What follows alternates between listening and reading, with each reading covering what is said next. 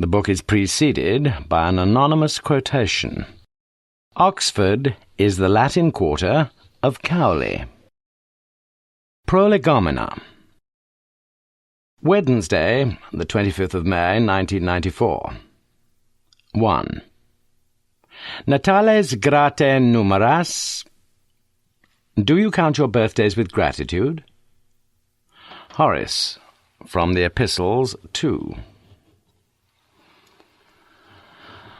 On Mondays to Fridays, it was 50-50 whether the postman called before Julia Stevens left for school. So, at 8:15 a.m. on 25th of May, she lingered a while at the dark blue front door of her two-bedroom terraced house in East Oxford. No sign of her postman yet, but he'd be bringing something a bit later. Occasionally she wondered whether she still felt just a little love for the ex-husband she'd sued for divorce 8 years previously, for reasons of manifold infidelity. Especially had she so wondered when, exactly a year ago now, he'd sent her that card, a large, tasteless, red-rosed affair, which in a sad sort of way had pleased her more than she'd wanted to admit, particularly those few words he'd written inside. Don't forget we had some good times, too. If anyone, perhaps, shouldn't she tell him? Then there was Brenda, dear, precious, indispensable Brenda. So there would certainly be one envelope lying on the welcome doormat when she returned from school that afternoon.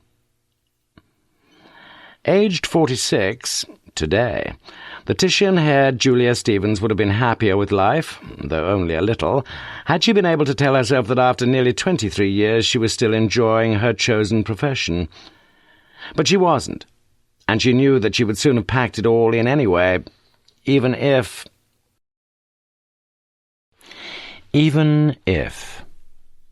But she put that thought to the back of her mind.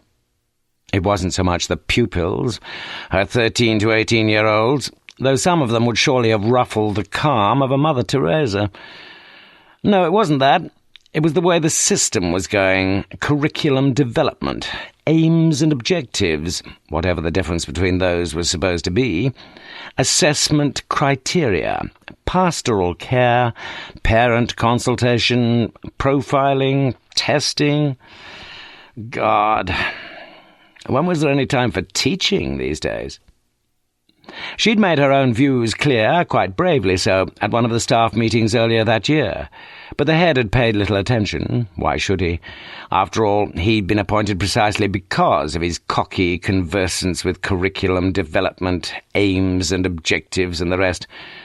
A young, shining ideas man who, during his brief spell of teaching, as rumour had it, would have experienced considerable difficulty in maintaining discipline even amongst the glorious company of the angels. There was a sad little smile on Julia's pale face as she fished her freedom ticket from her handbag and stepped onto the red Oxford City double-decker. Still, there was one good thing. No one at school knew of her birthday.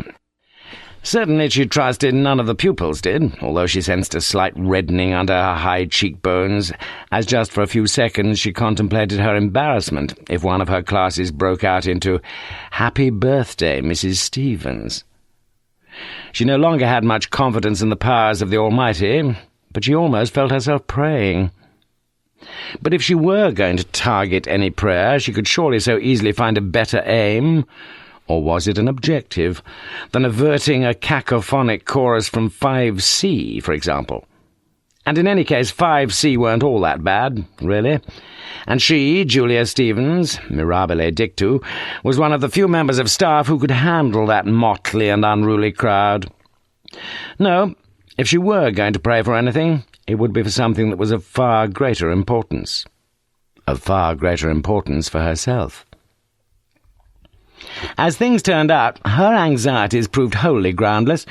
She received no birthday greetings from a single soul, either in the staff room or in any of the 6 classes she taught that day.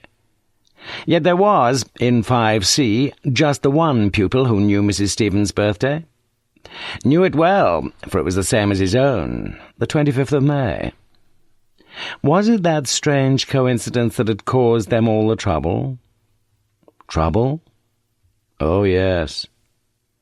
In the previous Sunday Mirror's horoscope column, Kevin Costin had scanned his personal key to destiny with considerable interest. Gemini. Now that the lone planet voyages across your next romance chart, you swap false hope for thrilling fact. Maximum mental energy helps you through to a hard-to-reach person who is always close to your heart. Play it cool. Maximum mental energy had never been Kevin's strong point, but if such mighty exertion were required to win his way through to such a person, well, for once he'd put his mind to things. At the very least, it would be an improvement on the brute force and ignorance approach he'd employed on that earlier occasion, when he'd tried to make amorous advances to one of his schoolmistresses, when he'd tried to rape Mrs. Julia Stevens. 2.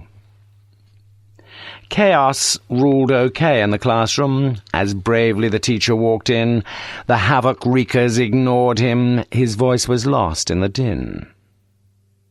Roger McGough, The Lesson.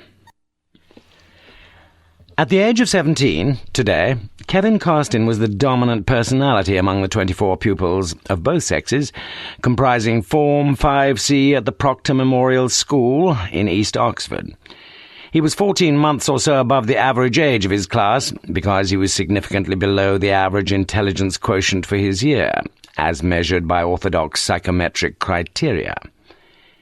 In earlier years, Kevin's end-of-term reports had semi-optimistically suggested a possible capacity for improvement, should he ever begin to activate his dormant brain. But any realistic hopes of academic achievement had been abandoned many terms ago. In spite of, or was it because of, such intellectual shortcomings, Kevin was an individual of considerable menace and power, and if any pupil was likely to drive his teacher to retirement, to resignation, even to suicide, that pupil was Kevin Costin. Both inside and outside school, this young man could be described only as crude and vicious. And during the current summer term, his sole interest in class activities had focused upon his candidature for the British National Party in the school's annual mock elections. Teachers were fearful of his presence in the classroom, and blessed their good fortune whenever he was, allegedly, ill, or playing hockey, or appearing before the courts, or cautioned, again, by the police, or being interviewed by probation officers, social workers, or psychiatrists. Only rarely was his conduct less than positively disruptive, and that when some overnight dissipation had sapped his wonted enthusiasm for selective subversion. Always he sat in the front row, immediately to the right of the central gangway. This for 3 reasons. First, because he was thus enabled to turn round and thereby the more easily to orchestrate whatever disruption he had in mind. Second, because, without ever admitting it, he was slightly deaf, and although he had little wish to listen to his teacher's lessons, his talent for verbal repartee was always going to be diminished by any slight mishearing. Third, because Eloise Dring, the sexiest girl in the 5th year, was so very short-sighted that she was compelled, refusing spectacles, to take a ringside view of each day's proceedings. And Kevin wanted to sit next to Eloise Dring. So there he sat, his long legs sticking way out beneath his undersized desk, his feet shod in a scuffed, cracked, decrepit pair of winkle-pickers, 2 pairs of which had been bequeathed by some erstwhile lover to his mother, the latter a blousy, frowsy single parent, who had casually conceived her only son, as far as she could recall the occasion, in a lay-by just off the Cowley Ring Road, and who now lived in one of a string of council properties known to the largely unsympathetic locals as Prostitutes' Row. Kevin was a lankily built, gangly-boned youth, with long, dark, unwashed hair, and a less than virile sprouting on upper lip and chin, dressed that day in a gaudily floral T-shirt and battered jeans. His sullen, dolichocephalic face would have been designed by some dyspeptic El Greco, and on his left forearm, covered this slightly chilly day by the sleeve of an off-white sweatshirt, was a tattoo. This tattoo was known to everyone of any status in the school, including the head, and indeed the latter, in a rare moment of comparative courage, had called Costin into his study the previous term and demanded to know exactly what the epidermal epigram might signify. And Kevin had been happy to tell him how the fairly unequivocal slogan, "Fuck 'em all," would normally be interpreted by anyone, even by someone without the benefit of a university education. Anyway, that was how Kevin reported the interview. Whatever the truth of the matter, though, his reputation was now approaching its apogee, and with 2 sentences in a young offenders' unit behind him, how could it have been otherwise? At the same time, his influence, both within the circle of his immediate contemporaries and within the wider confines of the whole school, was significantly increased by 2 further factors. First, he ever managed, in some curious manner, to exude a crude, yet apparently irresistible sexuality, which drew many a girl into his magnetic field. Second, he had been since the age of 12, a devotee of the martial arts, and under the tutelage of a diminutive Chinaman who, rumour had it, had once single-handedly left a gang of street muggers lying pleading for mercy on the pavement, Kevin would appear, often did appear, an intimidating figure.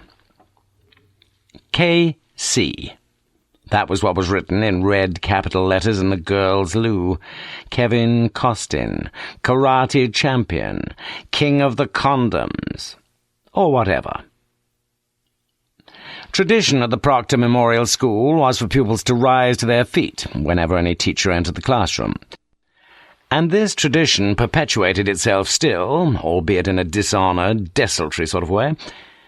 Yet when Mrs. Stevens walked into 5C for the first period on the afternoon of her birthday, the whole class, following a cue from Kevin Costin, rose to its feet in synchronized smartness, the hum of conversation cut off immediately, as if some maestro had tapped his baton on the podium.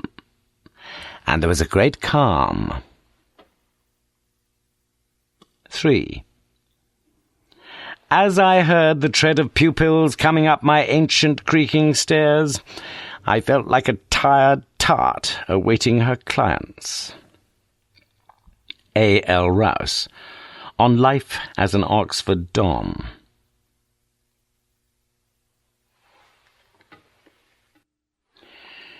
"It's only me," he'd spoken into the rusted, serrated entry phone beside the front door. He'd heard a brief, distant whirring, then a click, then her voice. "It's open." He walked up the 3 flights of shabbily carpeted stairs, his mind wholly on the young woman who lived on the top floor. The bone structure of her face looked gaunt below the pallid cheeks. Her eyes, for all McClure knew, might once have sparkled like those of Glaucopis Athenae, but now were dull, a sludgy shade of green like the waters of the Oxford Canal.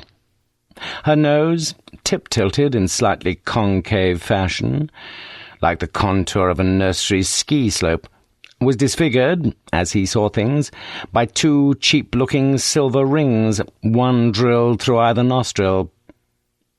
Her lips marginally on the thin side of the Aristotelian mean.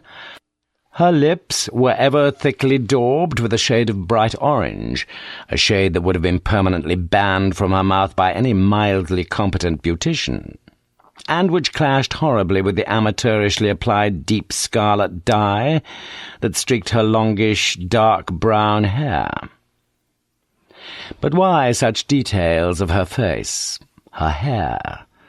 The mind of this young woman's second client that day, Wednesday, May the 25th, was firmly fixed on other things, as a little breathlessly he ascended the last few narrow, squeaking stairs that led to the top of the Victorian property. The young woman turned back the grubby top sheet on the narrow bed, kicked a pair of knickers out of sight behind the shabby settee, poured out 2 glasses of red wine, £2.99 from Odd Bins, and was sitting on the bed swallowing the last mouthful of a Mars bar, when the first knock sounded softly on the door. Bra-less, she was wearing a creased lime-green blouse, buttoned up completely down the front, black nylon stockings, whose tops came only to mid-thigh, held up by a white suspender belt, and red, high-heeled shoes. Nothing more. That's how he wanted her. That's how she was. Beggars were proverbially precluded from overmuch choice, and, perforce, beggar she had become, with a triple burden of liabilities. Negative equity on her studio flat, bought 5 years earlier at the height of the property boom. Redundancy, involuntary, from the sales office of a local engineering firm, and a steadily increasing consumption of alcohol. So she'd soon taken on a new job, really. To say that in the course of her new employment she was experiencing any degree of what her previous employer called job satisfaction would be an exaggeration. On the other hand, it was certainly the easiest work she'd ever undertaken, as well as being by far the best paid, and, as she knew, she was quite good at it. As soon as she'd settled her bigger debts, though, she'd pack it all in. She was quite definite about that. The sooner the quicker. The only thing that sometimes worried her was the possibility of her mother finding out that she was earning her living as a cheap tart. Well, no, that wasn't true. An expensive tart, as her current client would soon be discovering, yet again. Yes, fairly expensive. But that didn't stop her feeling very cheap. At the second knock, she rose from the bed, straightened her left stocking, and was now opening the door. Within only a couple of minutes, opening her legs, too, as she lay back on the constricted width of the bed, her mascaraed eyes focusing on a discoloured patch of damp almost immediately above her head. Almost immediately above his head, too. It was all pretty simple, really. The trouble was it had never been satisfying, for she had rarely felt more than a minimal physical attraction towards any of her clients. In a curious way, she wished she could so feel. But no, not so far. There was occasionally a sort of wayward fondness, yes, and in fact she was fonder of this particular fellow than any of the others. Indeed, she had once surprised herself by wondering if, when he died, well, he was nearly 67, she might manage to squeeze out a dutiful tear. It had not occurred to her at the time that there are other ways of departing this earthly life. Not occurred to her, for example, that her present client, Dr. Felix McClure, former ancient history don of Wolsey College, Oxford, might fairly soon be murdered. 4. A highly geological homemade cake. Charles Dickens, from Martin Chuzzlewit. Only one communication, it appeared, was awaiting Julia Stevens that same day when she returned home just after 5 p.m. A brown envelope containing a gas bill, propped up against the table lamp just inside her small entrance hall. The white envelope, unsealed, lay on the table in the living room, and beside it was a glacé iced cake, the legend, "Happy Birthday, Mrs. Stevens," piped in purple on a white background, with an iced floral arrangement in violet and green, the leaves intricately, painstakingly crafted, and clearly the work of an expert in the skill. Although Brenda Brooks had been Julia's cleaning lady for almost 4 years now, she had never addressed her employer as anything but Mrs. Stevens, addressed her so again now, just as on the cake, in the letter folded inside the NSPCC birthday card. Dear Mrs. S., just a short note to wish you a very happy birthday, and I hope you will enjoy your surprise. Don't look at it too closely, as I had a little accident, and the icing isn't perfect. When I'd made the flowers, and when they were drying, a basin fell out of the cupboard and smashed the lot. After saying something like, "Oh, bother," I had to start again. Never mind, I got there in the end. Regarding my accident, I will tell you what really happened. My husband decided to pick a fight a few weeks ago, and my doctor thinks he could have broken a bone in my hand, so I can't squeeze the bag very well. I was due to start another icing course next week, but he has saved me £38. Have a lovely day, and I'll see you in the morning. Can't wait. Love and best wishes, Brenda, .. (Brooks). After rereading the letter, Julia looked down lovingly at the cake again and suddenly felt very moved and very angry. Brenda, she knew, had hugely enjoyed the cake-decorating classes at the Tech and had become proudly proficient in the icer's art. All right, the injury was hardly of cosmic proportions, Julia realized that. Yet, in its own little world way, the whole thing was so terribly sad. And as she looked at the cake again, Julia could now see what Brenda had meant. On closer inspection, the missus was really a bit of a mess, and the loops in each of the Y's in Happy Birthday were rather uncertain, decidedly wobbly, in fact, as if formulated with tremulous fingers.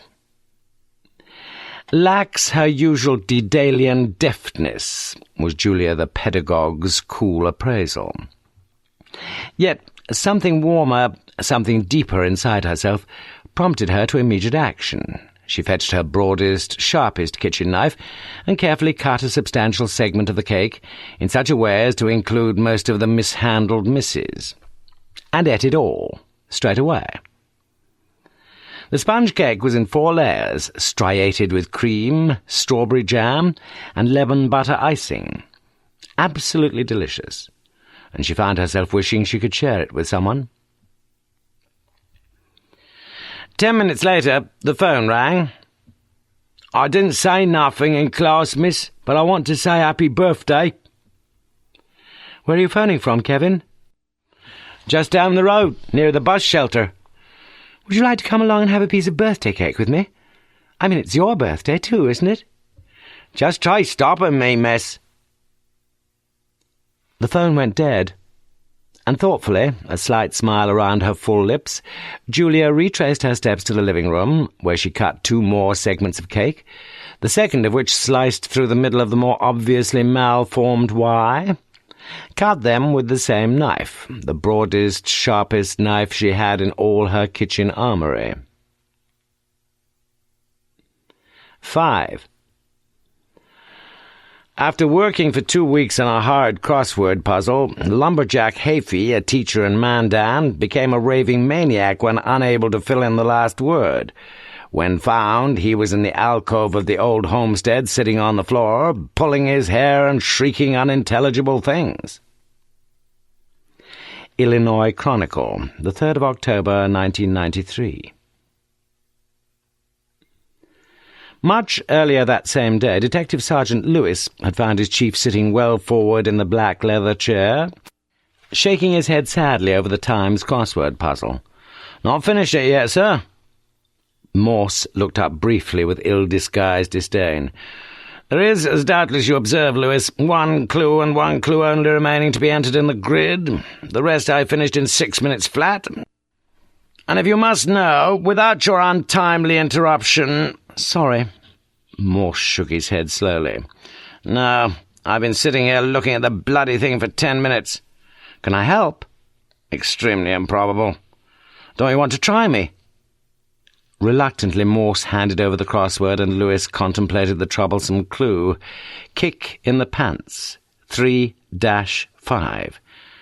3 of the 8 letters were entered. Blank I, blank blank, L blank S blank. A short while later, Lewis handed the crossword back across the desk. He tried so hard, so very hard, to make some intelligent suggestion, to score some brownie points, but nothing had come to mind. "If it's okay with you, sir, I'd like to spend some time down at St. Aldate's this morning, see if we can find some link between all these burglaries in North Oxford." "Why not? And good luck. Don't give 'em my address, though, will you?" After Lewis had gone, Morse stared down at the crossword again. Seldom was it that he failed to finish things off, and that within a pretty smartish time, too. All he needed was a large scotch, and the answer, he knew, would hit him straight between the eyes. But it was only 8:35 a.m., and then it hit him. Scotch! As he swiftly filled in the 5 remaining blank squares, he was smiling beatifically, wishing only that Lewis had been there to appreciate the coup de grace. But Lewis wasn't.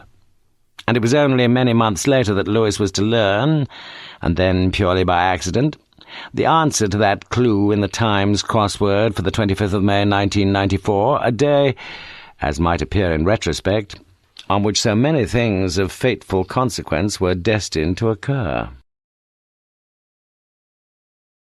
Part 1.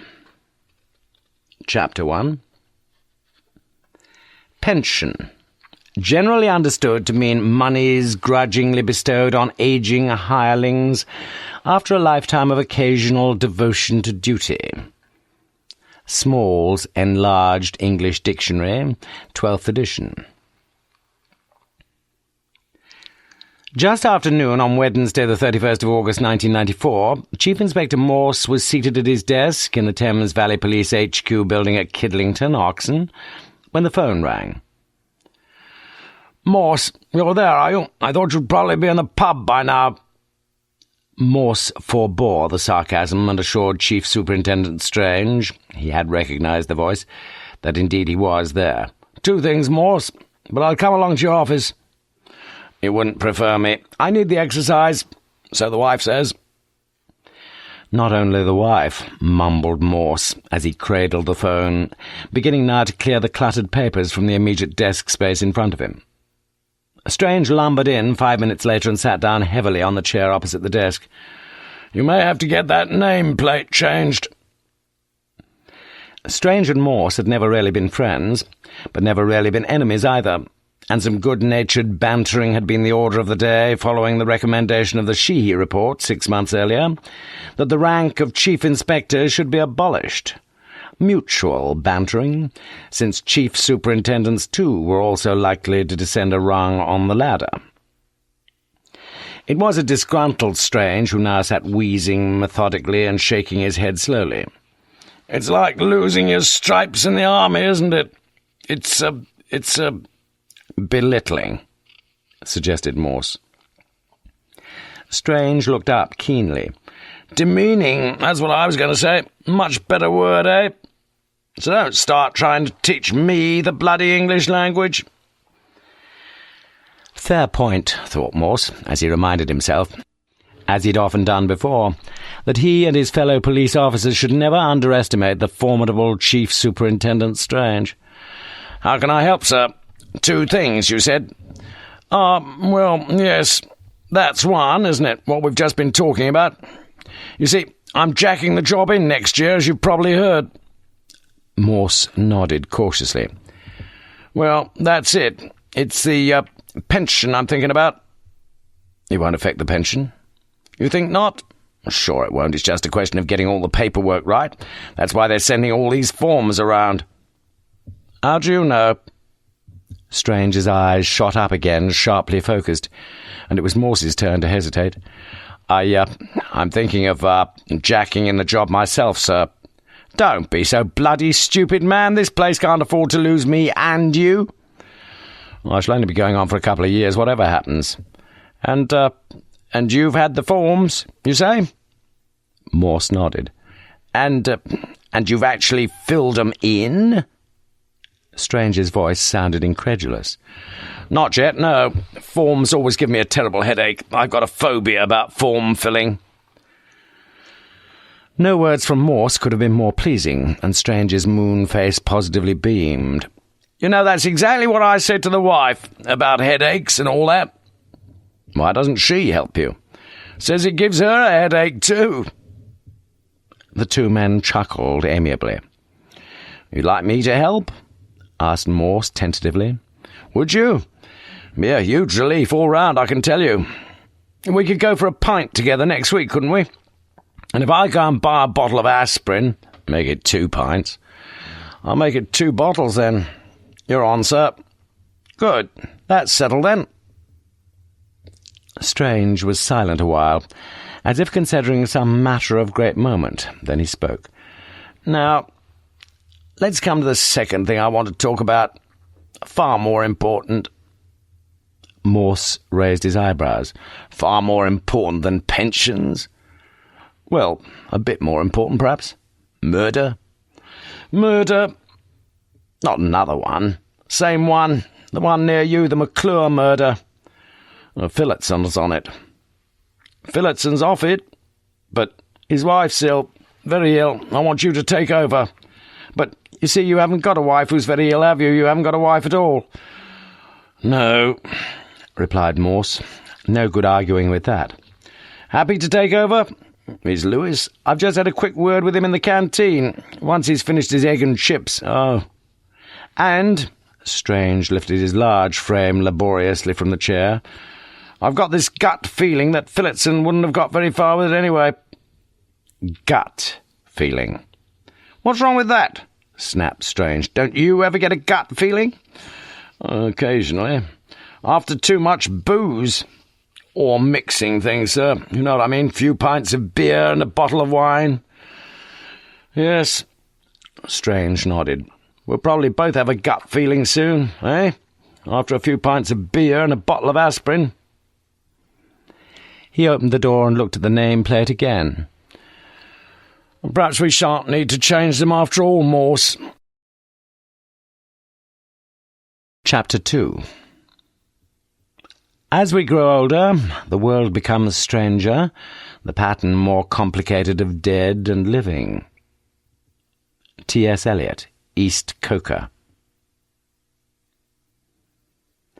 It was to be only the second time that Morse had ever taken over a murder inquiry after the preliminary, invariably dramatic, trappings were done with.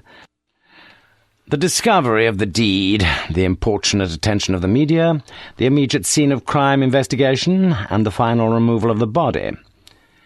Lewis, perceptively, had commented that it was all a bit like getting into a football match 25 minutes late, and asking a fellow spectator what the score was. But Morse had been unimpressed by the simile, since his life would not have been significantly impoverished had the game of football never been invented.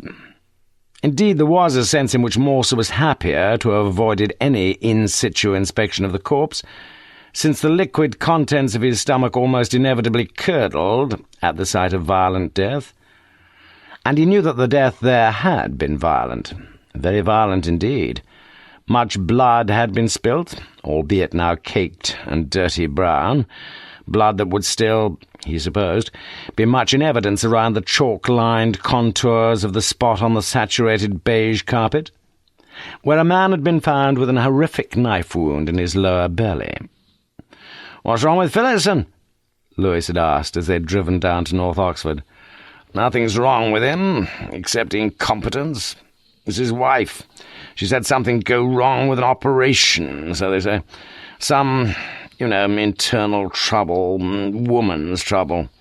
"The womb, you mean, sir?" "I don't know, do I, Lewis? I didn't ask. I'm not even quite sure exactly where the womb is. And come to think of it, I don't even like the word." "Well, I only asked." "And I only answered. His wife will be fine, you'll see. It's him. He's just chickening out." "And the super? Didn't think he could cope with the case?" "Well, he couldn't, could he? He's not exactly perched on the topmost twig of the Thames Valley intelligentsia, now is he?" Lewis had glanced across at the man seated beside him in the passenger seat, noting the supercilious, almost arrogant cast of the harsh blue eyes and the complacent-looking smile about the lips. It was the sort of conceit which Lewis found the least endearing quality of his chief, worse even than his meanness with money and his almost total lack of gratitude. And suddenly he felt a shudder of distaste. Yet only briefly, for Morse's face had become serious again as he'd pointed to the right, pointed to Daventry Avenue, and amplified his answer as the car braked to a halt outside a block of flats. "You see, we take a bit of beating, don't we, Lewis? Don't you reckon? Me and you, Morse and Lewis. Not too many twigs up there above us, are there?" But as Morse unfastened his safety belt, there now appeared a hint of diffidence upon his face. "Nous vieillissons, n'est-ce pas?" "Pardon, sir?" "We're all getting older, that's what I said, and that's the only thing that's worrying me about this case, old friend." But then the smile again.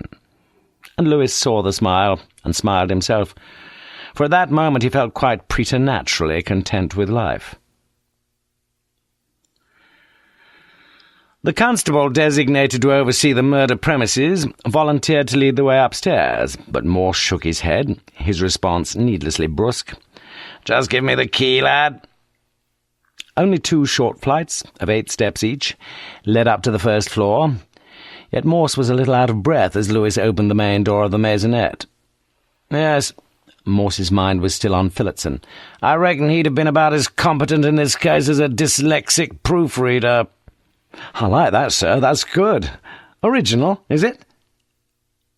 Morse grunted. In fact, it had been strange, his own appraisal of Phillotson's potential. But, as ever, Morse was perfectly happy to take full credit for the bon mots of others. Anyway, Strange himself had probably read it somewhere, hadn't he? Shrewd enough was Strange, but hardly perched atop the topmost twig. Smoothly the door swung open. The door swung open on another case, and as Lewis stepped through the small entrance hall and thence into the murder room, he found himself wondering how things would turn out here.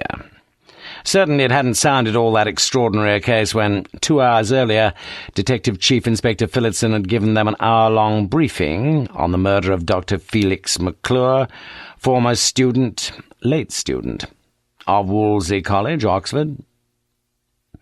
Bizarre and bewildering. That's what so many cases in the past had proved to be, and despite Phillotson's briefing, the present case would probably be no different. In this respect, at least, Lewis was correct in his thinking.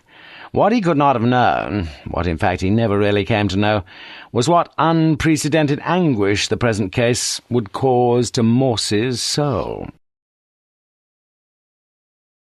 Chapter 3. Myself, when young, did eagerly frequent doctor and saint, and heard great argument about it and about, but evermore came out by the same door as in I went. Edward Fitzgerald, The Rubaiyat of Omar Khayyam. Daventry Court, Phillotson had begun, comprising 8 luxurious apartments built in Daventry Avenue in 1989, had been difficult to sell. House prices had tumbled during the ever-deepening recession of the early 90s, and McClure had bought in the spring of 1993, when he'd convinced himself, rightly, that even in the continuing buyer's market, Flat 6 was a bit of a snip at £99,500. McClure himself was almost 67 years old at the time of his murder, knifed, as Morse would be able to see for himself, in quite horrendous fashion. The knife, according to pathological findings, was unusually broad-bladed, and at least 5 inches in length. Of such a weapon, however, no trace whatsoever had been found. Blood, though? Oh, yes. Blood, almost everywhere. Blood on almost everything. Blood on the murderer, too? Surely so. Blood certainly on his shoes, trainers, with footprints, especially of the right foot, clearly traceable from the murder scene to the staircase, to the main entrance, but thence virtually lost, soon completely lost, on the gravelled forecourt outside. Successive scufflings by other residents had obviously obliterated all further traces of blood. Or had the murderer left by a car parked close to the main door, or left on a bicycle chained to the nearest drain pipe? Or taken his shoes off, Lewis thought. But intensive search of the forecourt area had revealed nothing. No clues from the sides of the block either. No clues from the rear. No clues at all outside. Or perhaps just the one clue, Morse had thought. The clue that there were no clues at all. Inside, well, again, Morse would be able to see for himself. Evidence of extraneous fingerprints. Virtually none. Hopeless. And certainly no indication that the assailant, murderer, had entered the premises through any first-floor window. Very rare means of ingress, Morse, as you know. Pretty certainly came in the same way as he went out. Reminds me a bit of Omar Khayyam, Morse had muttered. But Phillotson had merely looked puzzled, his own words clearly not reminding himself of anyone, or anything. No, entry from the main door, surely, via the entry phone system, with McClure himself admitting whomsoever, not Phillotson's word, be it man or woman, someone known to McClure then, most likely. Time? Well, certainly after 8:30 a.m. on the Sunday he was murdered, since McClure had purchased 2 newspapers at about 8 a.m. that morning from the newsagents in Summertown, where he was at least a well-known face, if not a well-known name, and where he, like Morse as it happened, usually catered for both the coarse and the cultured sides of his nature with the news of the world and the Sunday Times. No doubts here. No hypothesis required. Each of the 2 news sheets was found, unblooded, on the worktop in the all-mod-con kitchen. After 8:30 a.m. then. But before when?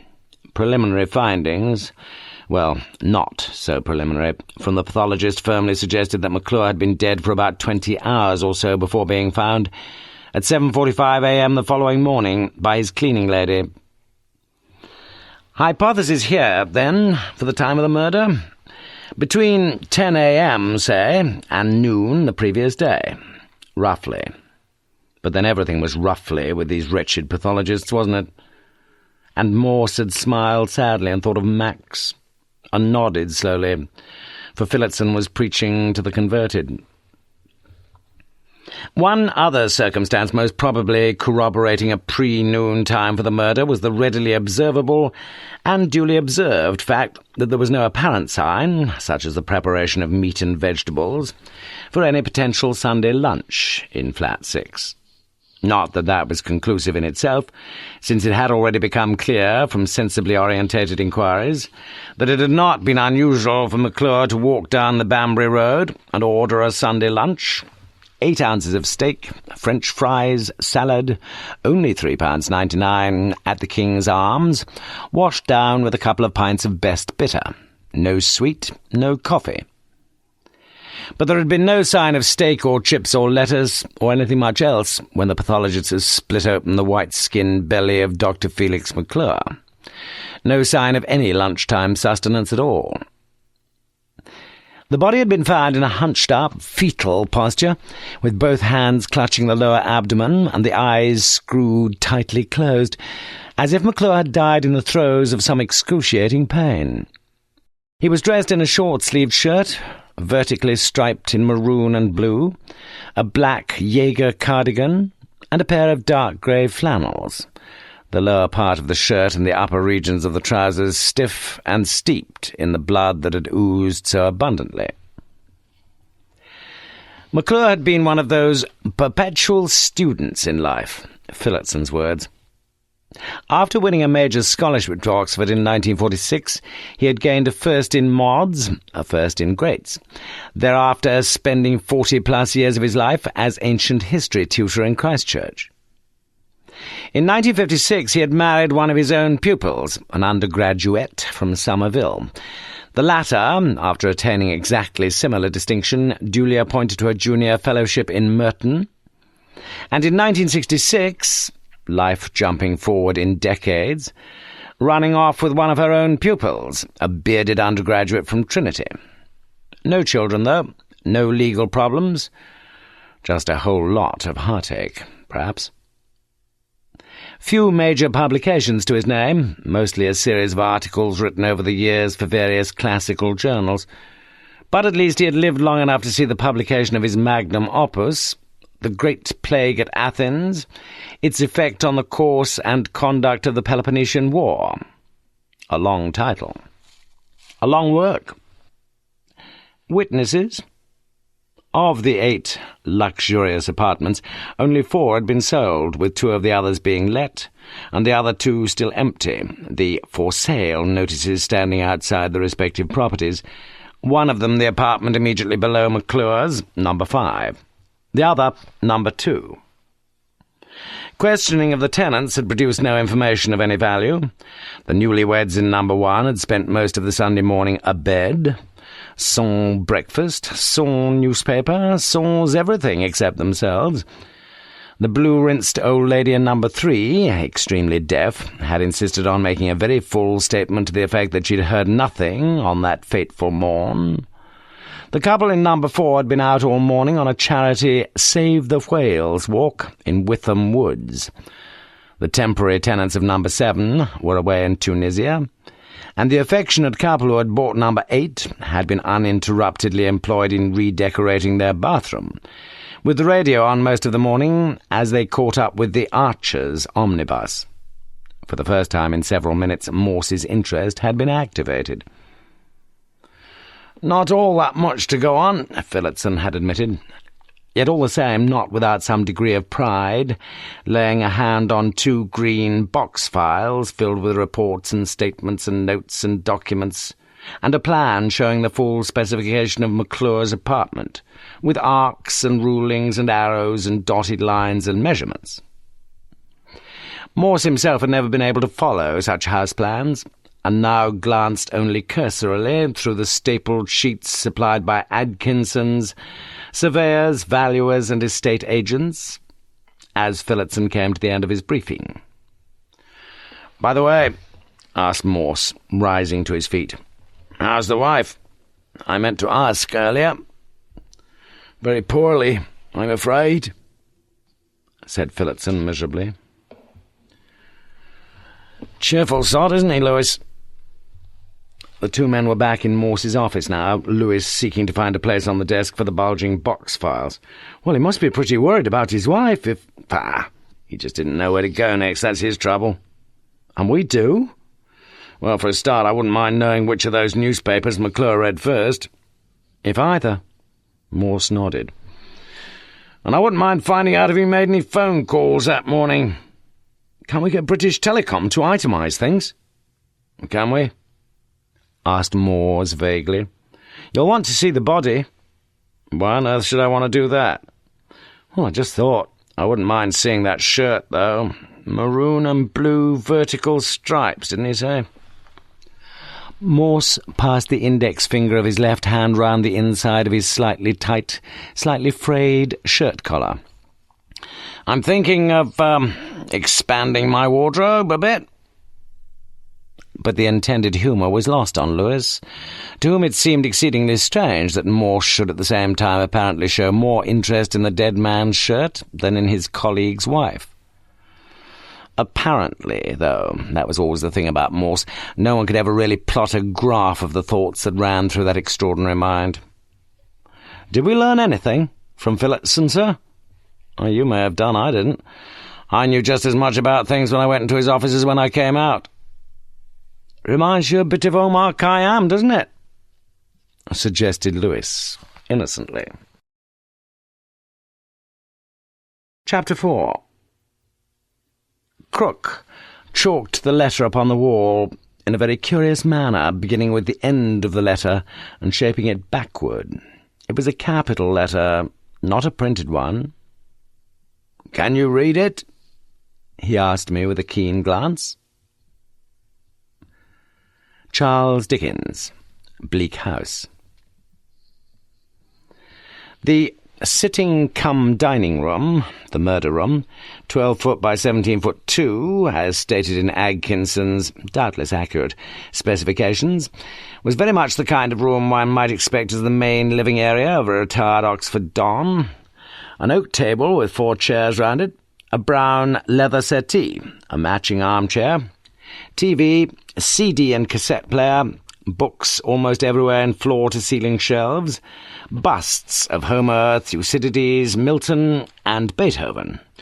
Not enough space, really, for the many pictures, including the head, in the Pittura Pompeiana series, of Theseus, slayer of the Minotaur. Those were the main things. Morse recognised 3 of the busts readily and easily, though he had to guess at the bronze head of Thucydides. As for Lewis, he recognised all 4 immediately, since his eyesight was now keener than Morse's, and the name of each of those immortals was inscribed in tiny capitals upon its plinth. For a while Morse stood by the armchair, looking all round him, saying nothing. Through the open door of the kitchen, 6'10" by 9'6", he could see the Oxford Almanac hanging from the wall facing him, and finally went through to admire St. Hilda's College from a watercolour by Sir Hugh Casson, R.A. Pity, perhaps, it was the previous year's, for Morse now read its date, MD CCCC LXXXX III, and for a few moments he found himself considering whether any other year in the 20th century, in any century, could command any lengthier designation. 14 characters required for 1993. Still, the Romans never knew much about numbers. "Do you know how many walking sticks plus umbrellas we've got in the hall stand here?" shouted Lewis from the tiny entrance area. 14, shouted Morse in return. How on earth... For me, Lewis, coincidence in life is wholly unexceptional. The readily predictable norm in life. You know that by now, surely. Lewis said nothing. He knew well where his duties lay in circumstances such as these. To do the donkey work, to look through everything, without much purpose, and often without much hope. But Morse was a stickler for sifting the evidence, always had been. The only trouble was that he never wanted to waste his own time in helping to sift it, for such work was excessively tedious, and frequently fruitless to boot. So Lewis did it all, and as Morse sat back in the settee and looked through McClure's magnum opus, Lewis started to go through all the drawers and all the letters and all the piles of papers and the detritus of the litter bins, just as earlier Phillotson and his team had done. Lewis didn't mind, though. Occasionally in the past he'd found some item unusual enough to Morse, that had set the great mind scurrying off into some subtly signposted avenue, or cul-de-sac, that had set the keenest-nosed hound in the pack onto some previously unsuspected scent. Two things only of interest here, Lewis finally informed Morse, and Phillotson himself had pointed out the potential importance of the first of these, anyway. A black plastic W.H. Smith telephone index, with 18 alphabetical divisions, the collocation of the less common letters, such as P, Q, and Y, Z, counting as 1. The brief introductory instructions, under A, suggested that the user might find it valuable to record therein, for speed of reference, the telephone numbers of such indispensable personages as decorator, dentist, doctor, electrician, plumber, police. Lewis opened the index at random. At the letter M, 6 names on the card there. 3 of the telephone numbers were prefixed with the inner London code, 071. The other 3 were Oxford numbers, 5 digits each, all beginning with 5. Lewis sighed audibly. 18 times 6. That was 108. Still, it might be worthwhile ringing round. Had Phillotson thought the same, provided there were no more than half a dozen or so per page. He pressed the index to a couple of other letters. P, 8 names and numbers. C, just 4. What about the twinned letters? He pressed KL, 7, with 6 of them L and just the one K, and that, interestingly enough, entered as a single capital letter K. Who was K when he was at home? Or she? What does K stand for, sir? Morse, a crossword fanatic from his early teens, knew some of the answers immediately. King, Kelvin, unit of temperature, Lewis, 1,000. Kilometre, of course. Kirkel, the man who catalogued Mozart, as you know, not much help. Initial of someone's name. Why just the initial? Girl's name. Perhaps he's trying to disguise his simmering passion for a married woman. What about that? Or perhaps all the girls at the local knocking shop are known by a letter of the alphabet.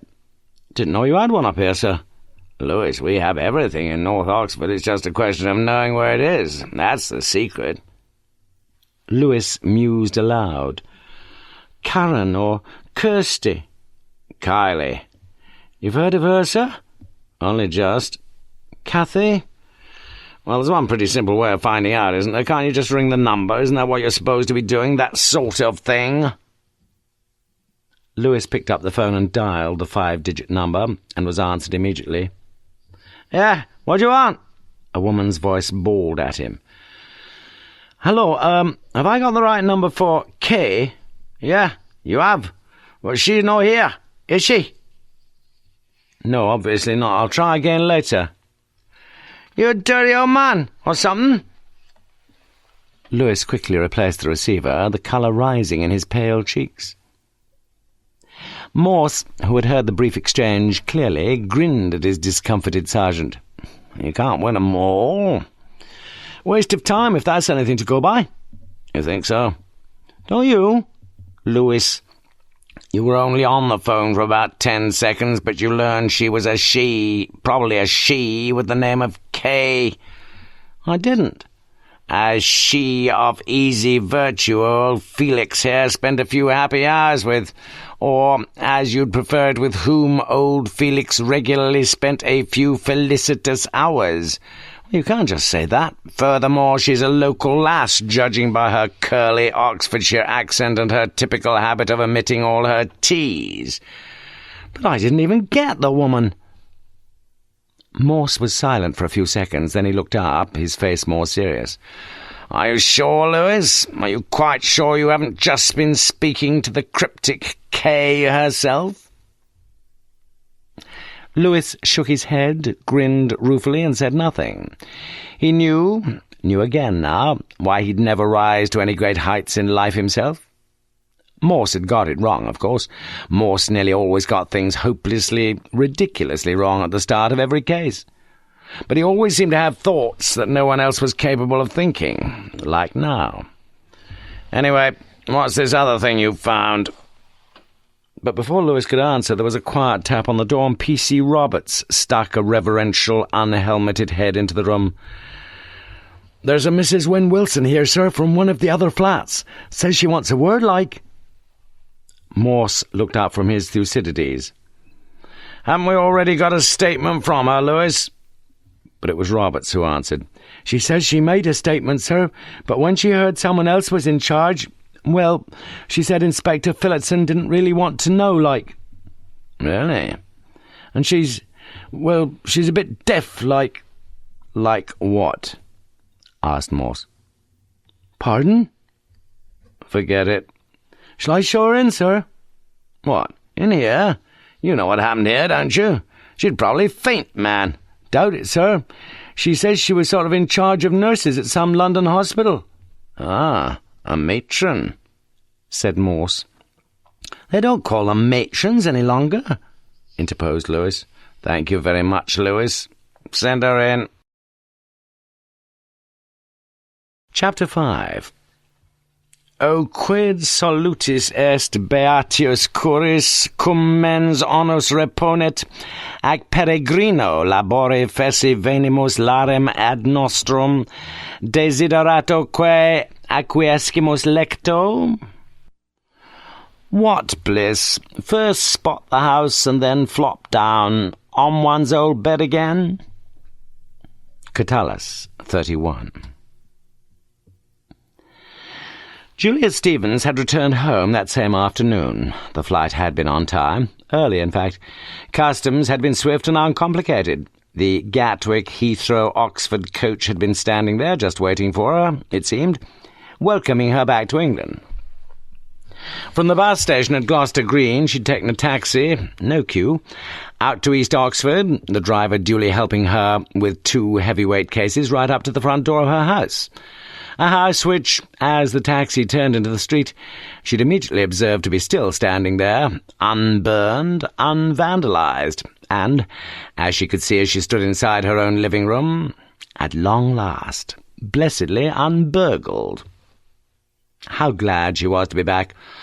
Almost always on the first 2 nights of any holiday away from home, she experienced a weepy nostalgia, but usually this proved to be only a readjustment.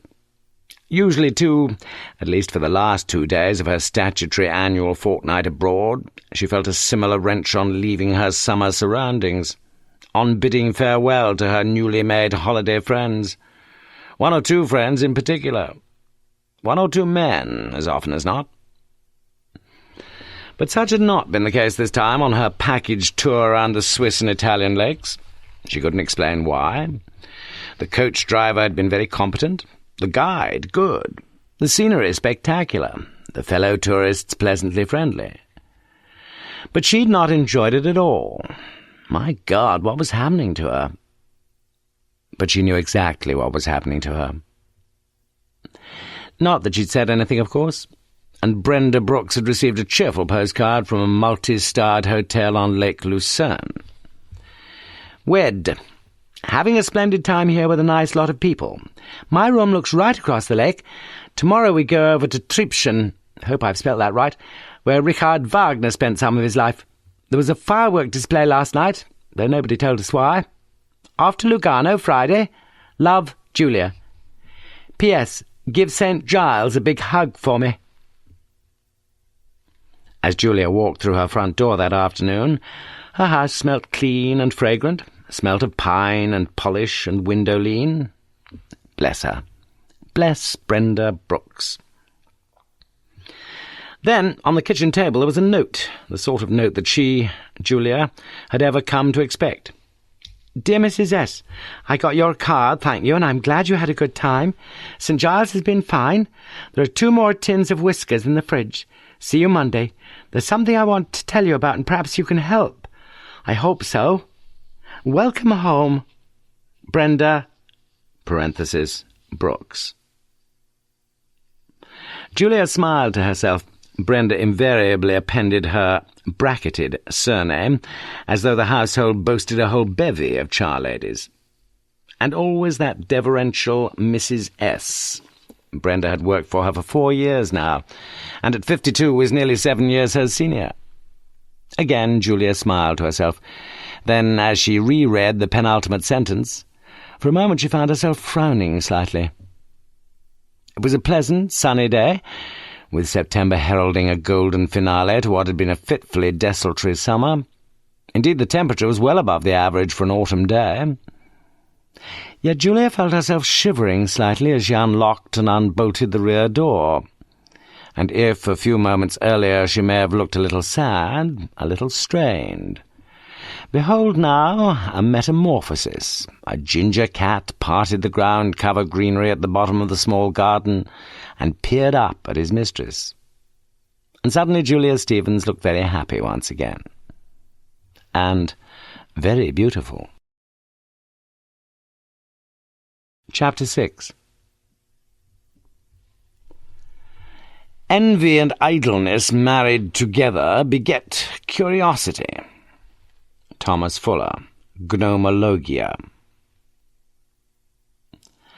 Morse decided to interview Laura Wynne Wilson, should that good lady allow it, in her own ground-floor apartment.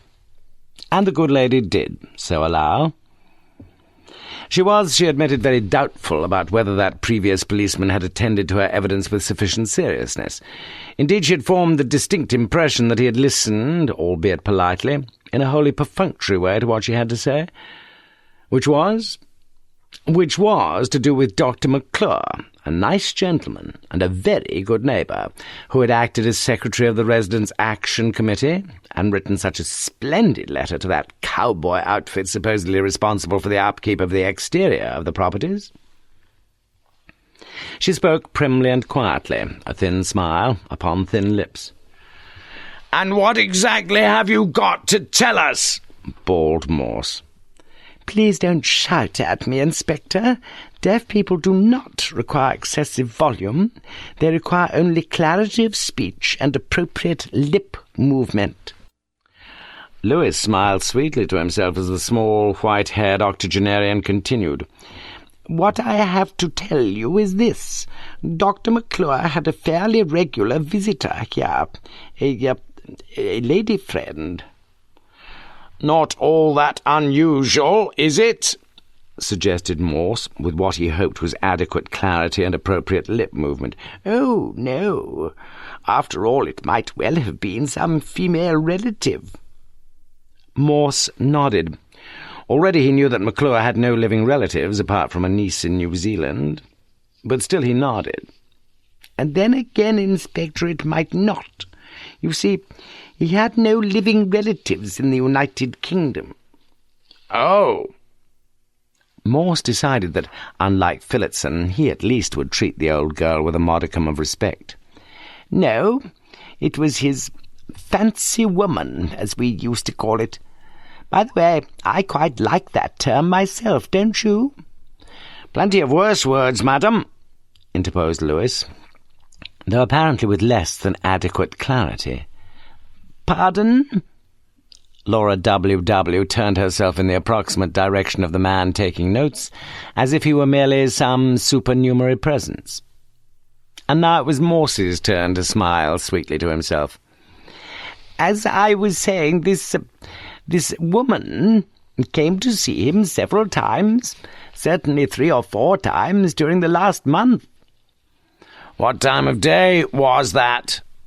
Always at about 7:30. And you actually saw her?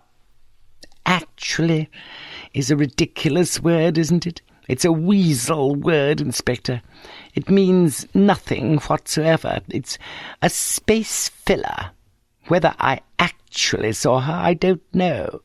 What I do know is that I saw her. All right? Touché. Morse's eyes wandered over to the wooden frame casement, where the thin white lace curtains were pulled back in tight arcs at each side, with potted geraniums at either end of the window ledge, and 3 tasteful pieces of dark blue and white porcelain positioned between them. But nothing there to clutter the clear view from where Morse was sitting over the whole front area of the apartments, especially of the 2 square yellow brick pillars, which stood at either side of the entrance drive, and through which, perforce, everyone coming into Daventry Court must surely pass. Everyone, except a burglar, perhaps, or a murderer. And this nosy old woman would delight in observing the visitors who called upon her fellow residents. Morse felt confident of that. This could be very helpful to our inquiries. You realize that, don't you? If you saw her clearly.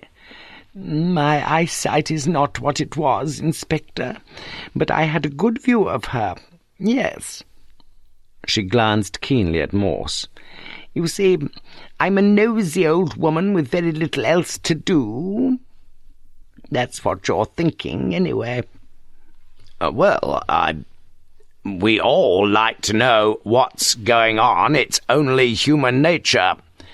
Oh, no, I know several people who aren't in the slightest bit interested in what's going on, as you put it. But I'm glad you're nosy, like me. That's good. Lewis was enjoying the interview immensely. Can you tell us something about this woman? Anything? Let's say I found her interesting. Why was that? Well, for a start, I envied her. She was less than half his age, you see. Good deal less, I shouldn't doubt. And he, mused Morse, was 66. 67, Inspector, if he'd lived to the end of the month. How? I looked him up in Distinguished People of Today. He's a Libra. Like me, thought Morse. And I wonder how old you are, you old biddy. And I'm 83 in December, she continued, just in case you're wondering. I was, yes, said Morse, smiling at her, and himself now beginning to enjoy the interview. The other thing that struck me was that she wasn't at all nice-looking. Quite the opposite, in fact.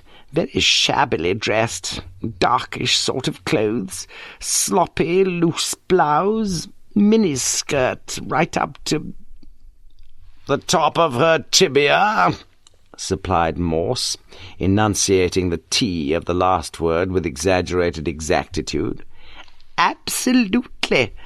And she had a big old shoulder bag, too. I wonder what was in that, thought Morse. Anything else you can remember? Longish, dark hair, earrings, great brassy-looking things about the size of hula hoops. And she had a ring in her nose. I could see that. For all I know, she could have had 2 rings in her nose. God helps us all, thought Morse. But I'm not sure about that. As I say, my eyesight isn't what it used to be. I wonder what it used to be like, thought Lewis. Did she come by car? Asked Morse. No. If she did, she left it somewhere else. Did she come in from... Morse gestured vaguely to his left towards the Banbury Road. Yes, she came from the Banbury Road, not the Woodstock Road. Would you recognise her again? For the first time the old lady hesitated, rubbing the thin, ringless fingers of her left hand with her right. Oh, dear. Do you think she may have murdered him? I only... No, I'm sure she didn't. Morse spoke with the bogus confidence of a man who was beginning to wonder if she had.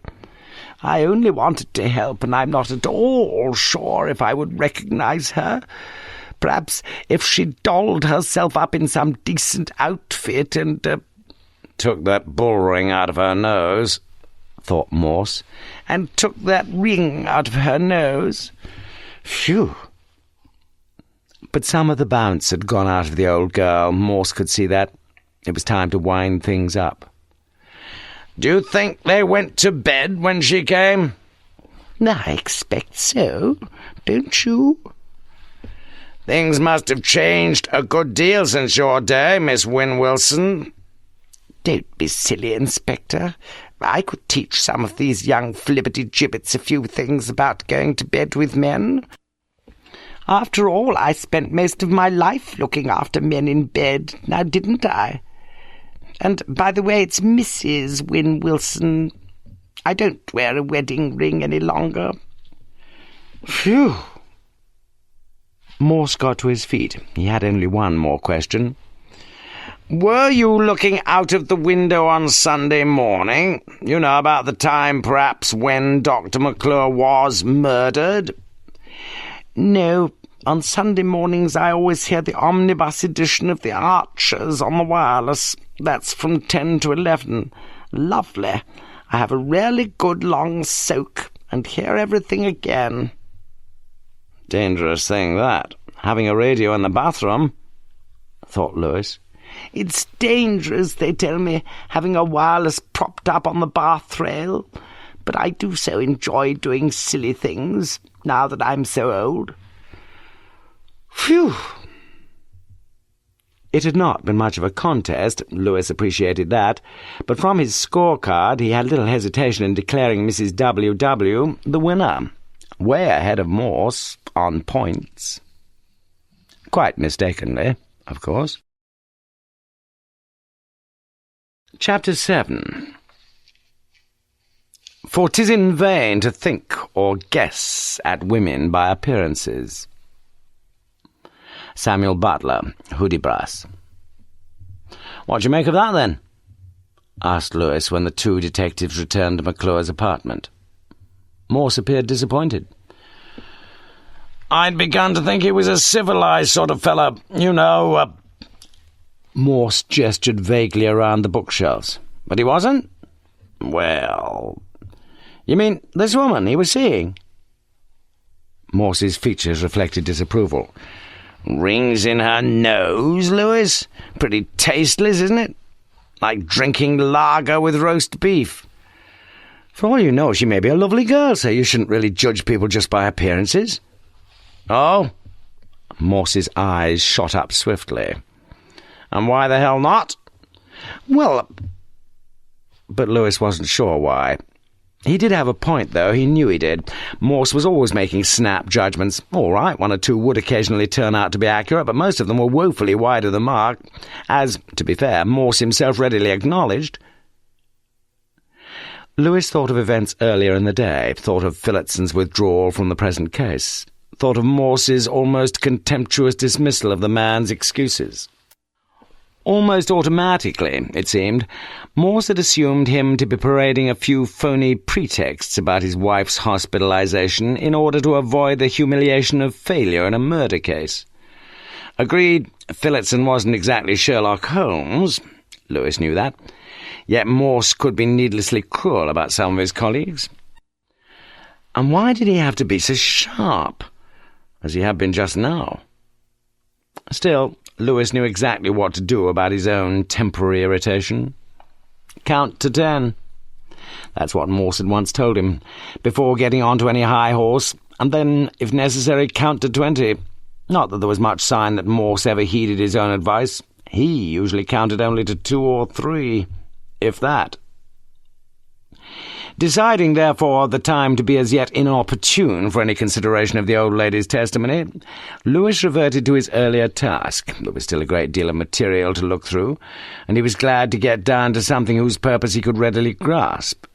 The papers there, all the papers in the drawers and those stacked along the shelves, had already been examined. Clearly that was the case. Not radically disturbed, though. Not taken away to be documented in some dubious filing system until sooner or later, as with almost everything in life, duly being labelled OBE, overtaken by events.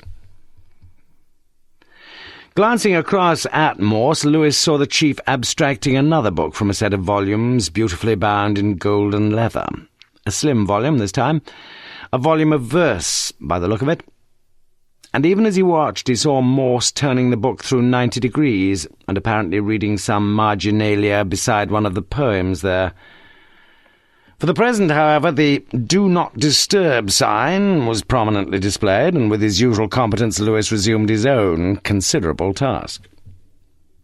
Thus it was that for the next half hour or so the two men sat reading their different texts, preparing, as it were, for their different examinations, each conscious of the other's presence, yet each, for the moment, and for different reasons, unwilling to speak his own immediate thoughts, especially Morse. Yet it was the latter who finally broke the silence. "What did you make of her, then? Our Mrs. Wynne Wilson?" "Mrs., sir?" asked Lewis slowly. Morse threw an interested, inquisitive look at his sergeant. "Go on." "Well, I'd noticed from the start she wasn't wearing a wedding ring, as you did, of course." "Of course. But I couldn't see any mark of any ring like you'd normally have, wouldn't you? A sort of, pale ring of skin sort of thing where the ring had been before she took it off."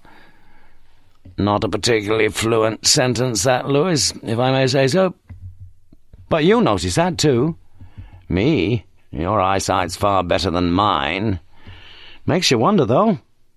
"You reckon she was making it up about her marriage?" "Wouldn't surprise me, sir." "And apart from that?" "Well, she seemed a pretty good witness. Her mind's pretty sharp. She got you weighed up all right." "Yes." "So you don't think she was making anything else up?" "No. Do you?" "Lewis, when will you learn?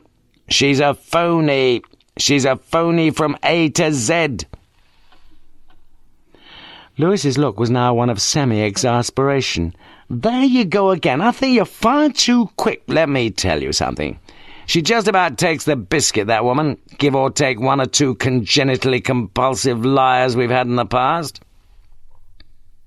Lewis shook his head sadly as Morse continued. "Wedding ring? You're right. Odds strongly against her having worn one recently. Not necessarily the same as not being married, though, is it? Suggestive to me.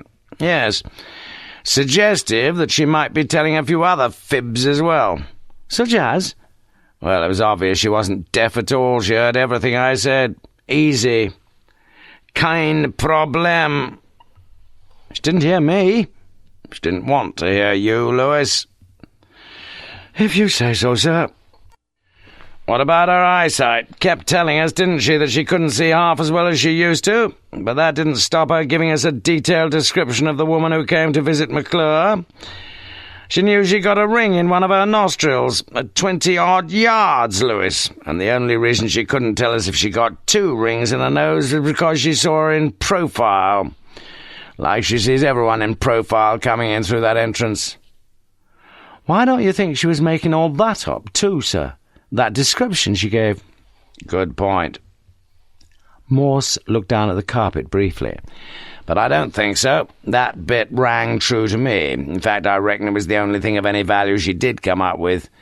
What about... Lewis, she's a phony. She's not even been a nurse, let alone a matron or whatever you call them. How can you say that? You heard her. We both heard her. Mini skirt up to mid-tibia. Remember me saying that? Mid-tibia? Your tibia's below your knee, Lewis. You know that. But she doesn't. Well, unless she's deaf. And Miss Hurt, she's not deaf, I told you that. She doesn't know her tibia from her fibula, that's all. Never been near a nursing manual in her life. And you deliberately tricked her about that? And, Lewis, most important of all, she claims she's an Archer's addict, but she doesn't even know when the omnibus edition comes on a Sunday morning, huh? Well, I wouldn't know. She's a Walter Mitty sort of woman. She lives in a world of fantasy. She tells herself things so many times, tells other people things so many times that she thinks they're true. And for her, they are true. But not for us. Not for us, no. Not even the time she was in the bath? If she was in the bath. Oh. Anyway, I don't somehow think it's going to be of much importance to us what time the murderer made his entrance. Morse was whining on a little wearily now, and like Miss, or Mrs. W.W., he seemed to be running out of steam. And both men became silent again. And soon Lewis was feeling pleased with himself, for he was beginning to realise that the second thing he'd found for Morse was looking far more promising. And Morse himself, with melancholy mien, sat ever motionless, his eyes staring intently at the page before him. That self-same page in the book of Latin poetry. Chapter 8. Caeli lesbia nostra, lesbia illa lesbia quam Catullus unam plus quam se atque suos amavit omnes, nunc in quadriviis et angiportis glubit magnanimi remi nepotes. Catullus. Poems 58. When he was a boy, when he was 15, Morse had fallen deeply in love with a girl a year his junior, who, like him, had won a scholarship to one of the two local grammar schools. One for boys, one for girls. The long relationship between the pair of them had been so formative, so crucial, so wonderful overall, that when 3 years later he had been called up for national service in the army, he had written, for the first 12 weeks, a daily letter to his girl, only to learn on his first weekend furlough, to learn quite accidentally that one of his friends, had been openly boasting about the sensually responsive lips of his beloved. Morse told himself that he'd finally grown up that weekend, and that was good. But he realised, too, at the same time, that his capacity for jealousy was pretty nearly boundless. It was only many years later that he'd seen those deeply wise words embroidered in multicoloured silks in a B&B establishment in Maidstone. If you love her, set her free. If she loves you, she will gladly return to you. If she doesn't, she never really loved you anyway. Such thoughts monopolized Morse's mind now, as he looked again at poem 58, a poem which his classics master at school had exhorted the class to ignore as being totally devoid of artistic merit. Such condemnation was almost invariably in direct proportion to the sexual content of the poem in question, and immediately after the lesson was over, Morse and his classmates had sought to find the meaning of that extraordinary word which Catullus had stuck at the beginning of the last line, glubit. In the smaller Latin dictionary, glubo glubere was given only as libidinously to excite emotions, but in the larger dictionary there was a more cryptic, potentially more interesting definition, and here, in the margin of the book he was holding, McClure had translated the same poem: two totters and toffs in a levelish ratio, my darling Kay offers her 5 quid fellatio. Near Carfax, perhaps, or at Cowley Road Palais, or just by the turf, up any old alley, preferring, just slightly, some curb-crawling gent, high in the ranks of Her Majesty's government. Morse gave a mental tick to Carfax for quadrivies, but thought Palais a bit adolescent, perhaps. Had his own translation been as good? Better? He couldn't remember. He doubted it. And it didn't matter anyway. Or did it? In the actual text of the poem, McClure had underlined in red baro the words lesbia nostra, lesbia illa, illa lesbia, my lesbia, that lesbia of mine, that self-same lesbia. Jealousy, that most corrosive of all the emotions, gnawing away at the heart with a greater pain than failure or hatred, or even despair. But it seemed that McClure, like Catullus, had had his full share of it, with an ever-flirting, ever-hurting woman with whom he'd fallen in love. A woman who appeared willing to prostitute, at the appropriate price, whatever she possessed. And suddenly, unexpectedly, Morse found himself thinking he'd rather like to meet the mysterious K. Then, just as suddenly, he knew he wouldn't, unless, of course, that ambivalent lady held the key to the murder of Felix McClure, a circumstance which, at the time, he suspected was extremely improbable. Chapter 9. And like a skylit water stood the bluebells in the azured wood. A. E. Houseman, a Shropshire lad, 41. Morse snapped Catullus too. "You didn't hear what I just said, did you, sir?" "Pardon? Sorry." Just pondering. Is it leading us anywhere, this, pondering?" "We're learning quite a bit about this girl of his, aren't we? Building up quite an interesting—" "The answer's no, then, is it?" Morse smiled weakly. "Probably. Not like you, that, sir. Giving up so quickly." "No, you're right. We shall have to check up on her. Find out where she lives." "What? Not much of a problem there," said Morse. "Really?" "She came on foot, we know that, from the Banbury Road side." "I thought you said Mrs. Thingamy was making everything up." But Morse ignored the interjection. "Where do you think she lives? Just round the corner, perhaps?" "Doubt it. Doubt he'd meet any local girl locally, if you see what I mean." "Well, if she did have a car, she couldn't park it in the Banbury Road, that's for certain." "So she hasn't got a car?" "Well, if she has, she doesn't use it." "She probably came by bus, then." "If you say so, sir." "Number 20-something, down the Cowley Road, through the High to Carfax, along Corn Market and St. Giles's, then up the Banbury Road." "Has she got a season ticket, sir?" "Such flippancy ill becomes you, Lewis." "I'm not being flippant, I'm just confused. You'll be telling me next what colour her eyes are." "Give me a chance." "Which street she lives in?" "Oh, I think I know that." Lewis grinned and shook his head. "Come on, sir, tell me." "Pater Street, Lewis, that's where she lives. Named after Walter Pater, you know, the fellow who described the Mona Lisa as a woman who'd learned the secrets of the grave." "Pater Street? That's out in Cowley, isn't it?" Morse nodded. "McClure mentions Cowley in something he wrote here." Morse tapped Catullus. "And then there's this." He handed across the postcard he'd found marking the relevant page of notes at the back of the volume, including a chicken-hearted comment on glubit, sensus obscanus. Lewis took the card, and after glancing at the coloured photograph, Bluebells in Witham Woods, turned to the back, where to the left of McClure's address he read the brief message, written boldly in black biro. "P. Street out this Saturday, either D.C. or wherever. K." The unsmudged postmark gave the date as 10th of August 1994. "Yes, I see what you mean, sir. They'd arranged to meet at her place, perhaps P. something Street, on the Saturday. Then on the Wednesday something cropped up. She may have had the decorators in. So it had to be D.C., Daventry Court, or wherever.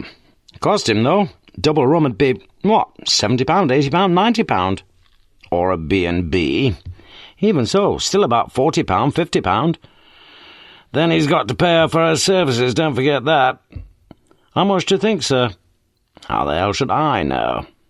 Maybe she was worth every penny of it, Lewis suggested quietly. Do you know, I very much doubted that, asserted Morse with surprising vehemence, now walking over to the phone, consulting the black index and dialling a number.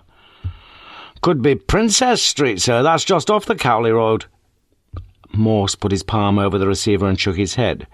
No, Lewis, it's Pater Street. Hello? Yeah, what do you want?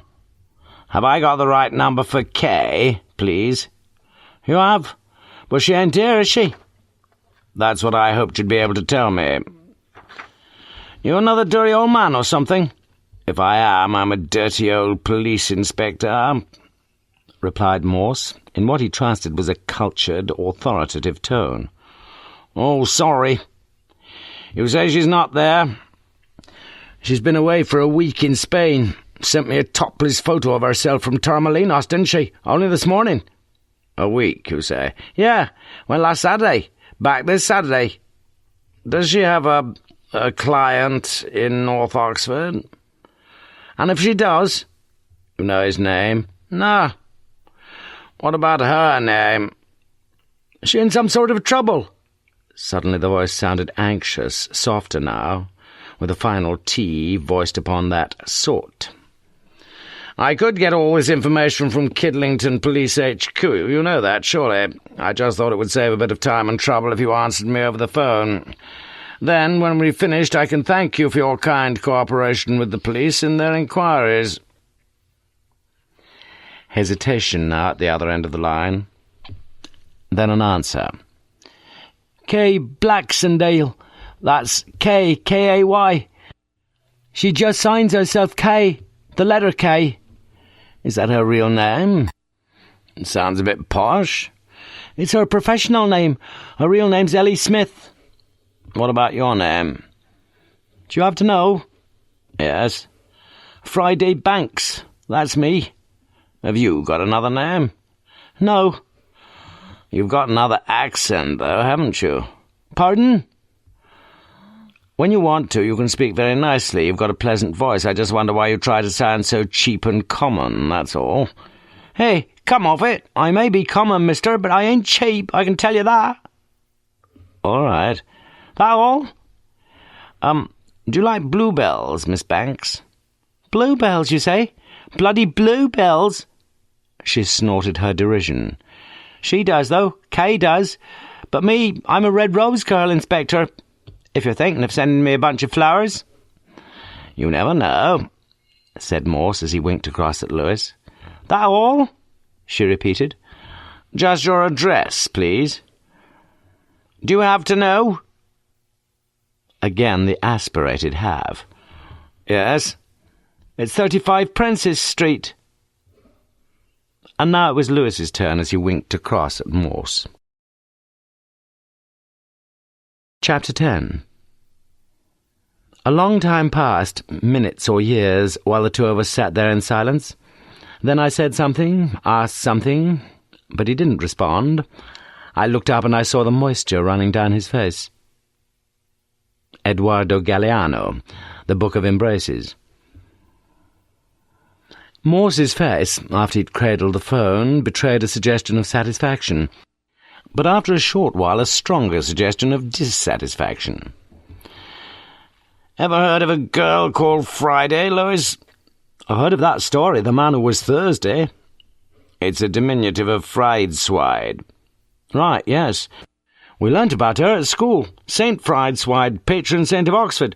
She cured somebody who was blind, I think. Somebody, Lewis. She'd already herself struck blind in the first place. Not a very nice girl, then. Just like our girl. Anyway, you can cross her off the list of suspects. How do you make that out, Lewis? Unless you still think that girl on the phone's a phony, too. No, I don't think that. Not now. Well, she said McClure's girlfriend was in Spain when he was murdered, didn't she? It's impolite to eavesdrop on telephone conversations. Lewis nodded. Interesting, too. I felt sure you were going to ask her to send you the photo. You know, the topless photo from Torremolinos. Do you know, said Morse quietly, I think looking back on it, I should have done exactly that. I must be getting senile. "You can still cross her off your list," maintained an unsympathetic Lewis. "Perhaps she was never on it in the first place. You see, I don't think it was a woman who murdered McClure." "We shall still have to see her, though." "Oh, yes. But the big thing we've got to do is learn more about McClure. The more we learn about the murdered man, the more we learn about the murderer." Music to Lewis's ears. "But no firm ideas yet, sir?" "What?" Morse walked over to the front window, but his eyes seemed not so much to be looking out as looking in. "I once went to hear a panel of writers, Lewis, and I remember they had to answer an interesting question about titles. You know, how important a title is for a book. 'The Wind in the Willows,' that's my favourite. Anyway, the other panellists said it was the most difficult thing of the lot, finding a good title. And then this last woman, she said it was no problem for her at all. Said she'd got half a dozen absolutely dazzling titles, but she just hadn't got any books to go with them. And it's the same with me, Lewis, that's all. I've got plenty of ideas already, but nothing to pin 'em to." "Not yet." "Not yet," echoed Morse. "Do you think Phillotson had any ideas? Ideas he didn't tell us about?"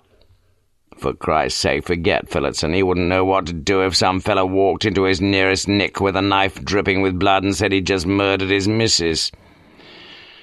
"At least that's something you're never likely to do," thought Lewis, but the thought was not translated into words. "Now," continued Morse, "just tell me about this second great discovery of yours." "Just give me 10 more minutes. Nearly ready." Morse ambled somewhat aimlessly around the room so splendidly sited by Mrs. Atkinson, sitting/dining room, fully fitted modern kitchen, cloaks/shower room, guest bedroom, master bedroom suite, luxury bathroom. But nothing, it appeared, was able to hold his attention for long, and soon he returned to the murder room. For Lewis, this brief period of time was profitable. His little dossier, well, 3 items held together by a paperclip, was now, he thought, complete. Interesting. He was pleased with himself, trusted that Morse would be pleased with him too. Not that Morse had looked particularly pleased with anything these last few minutes, and Lewis watched him taking a few more books from the shelves, seemingly in random manner, opening each briefly at the title page, then shaking it quite vigorously from the spine, as if expecting something to fall out. And even as Lewis watched, something did fall out from one of them, nothing less than the whole of its pages. But Lewis's cautious amusement was immediately stifled by a vicious scowl from Morse, and nothing was said. In fact, over only one of the title pages had Morse lingered for more than a few moments. "The Great Plague at Athens, Its Effect on the Course and Conduct of the Peloponnesian War, by Felix Fullerton McClure, M.A., D. Phil, student of Wolsey College, Oxford." Correction. Late student of Wolsey College, Oxford. At 5:45 p.m, P.C. Roberts knocked and entered in response to Morse's gruff behest. "Super just rung through, sir." "Rang through," muttered Morse, "and wanted me to tell you straight away it's Mrs. Phillotson, sir. She died early this afternoon. Seems she had another emergency op, and, well, she didn't pull through. He didn't tell me any more. He just wanted you to know, he said." Roberts left, and Lewis locked on as Morse slowly sat down in the brown leather armchair, staring, it seemed, at the design on the carpet. The eyes, usually so fierce and piercing, now dull and defeated. A look of such self-loathing on his face as Lewis had never seen before. It was 5 minutes later that Lewis made an offer which, as he knew, could hardly be refused. "Fancy a beer, sir? King's Arms down the road's open. Open all day, it says outside." But Morse shook his head, and sat there in continued silence. So for a while Lewis pretended to complete an already completed task. Perhaps he should have felt puzzled. But no, he wasn't puzzled at all. Tomorrow was Thursday, and the next day was Friday. Strange how they'd both cropped up already that day, the man who was Thursday and the girl who was Friday. Yet at this stage of the case, as they sat together in Daventry Court, neither Morse nor Lewis had the vaguest notion of how crucial one of the two was soon to become. Chapter 11. She turns and looks a moment in the glass, hardly aware of her departed lover. Her brain allows one half-formed thought to pass. Well, now that's done, and I'm glad it's over. T.S. Eliot, The Wasteland. When, for a second time, she had put down the phone, Eleanor Smith stared at her own carpet, in this case a threadbare, tastelessly floral affair that stopped, at each wall, about 18 inches short of the chipped skirting board. The calls hadn't been unexpected, no. Ever since she'd read of McClure's murder in the Oxford Mail, she'd half expected, half feared, that the police would be in touch. Twice, at least twice, she remembered sending him a postcard, and once a letter, a rambling adolescent letter written just after they had first met, when she'd felt positively lonely on a dark and cloudy day.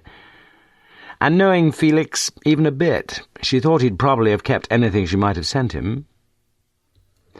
Their first meeting for a drink together had been in the chapter's bar of the Randolph. Good, that had been. No pretences then on either side.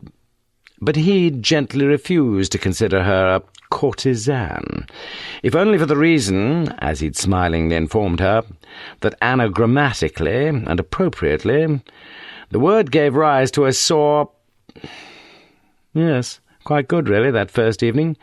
That first night, in fact, together. Above all, perhaps, from her point of view, it had marked a nascent interest in crossword puzzles, which Felix had later encouraged and patiently fostered. They'd found her telephone number in his flat. Of course they had. Not that it was any great secret. Not exactly an X-directory, exclusive series of digits. A number, rather, that in the early days had been slipped into half the BT phone boxes in East Oxford, on a card with an amateurishly drawn outline of a curvaceous brunette with bouncy boobs. Her. But it was there in that telephone thing of his on the desk. She knew that, for she'd seen it there. Odd, really. She'd have expected someone with such a fine brain as Felix to have committed her 5-figure number to a permanent place in his memory.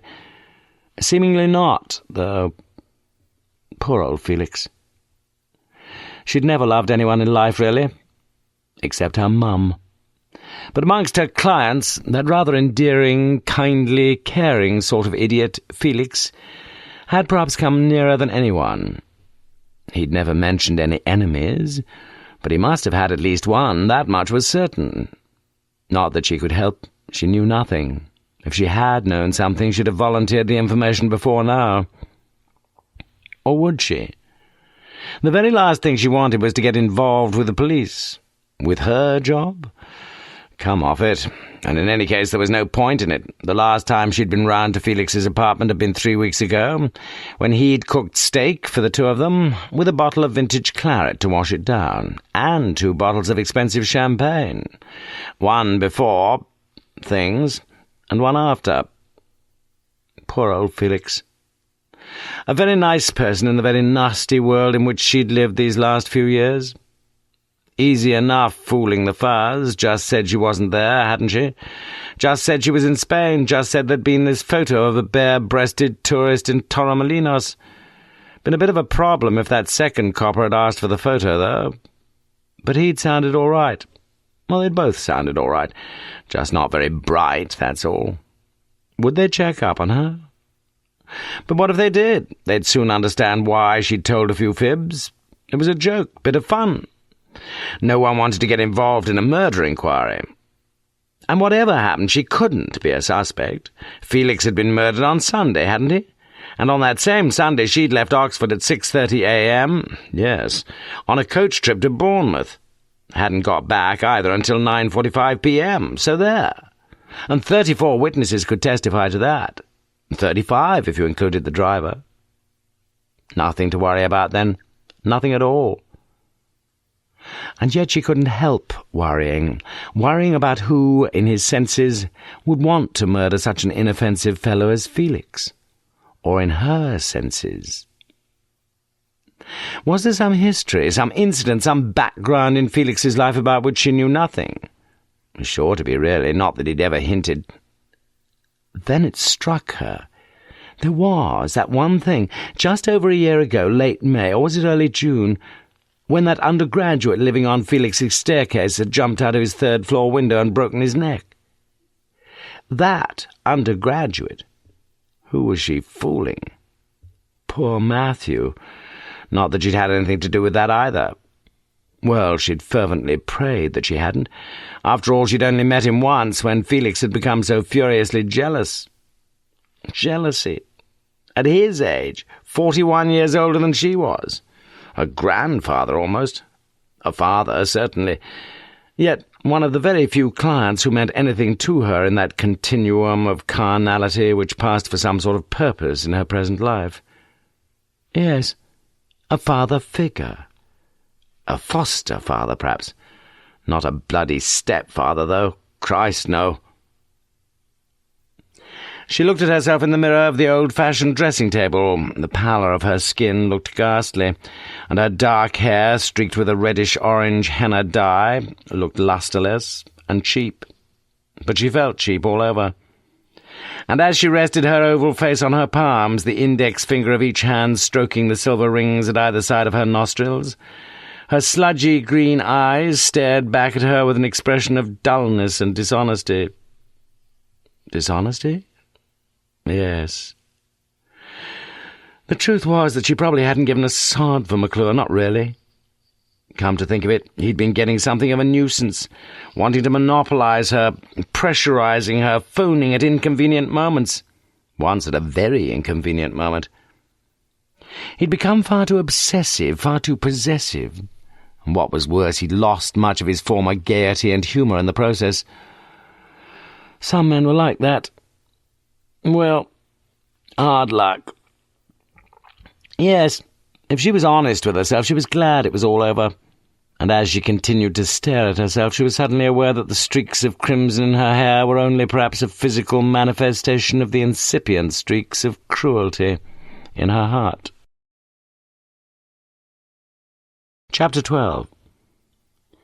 To run away from trouble is a form of cowardice, and while it is true that the suicide braves death, he does it not for some noble object, but to escape some ill.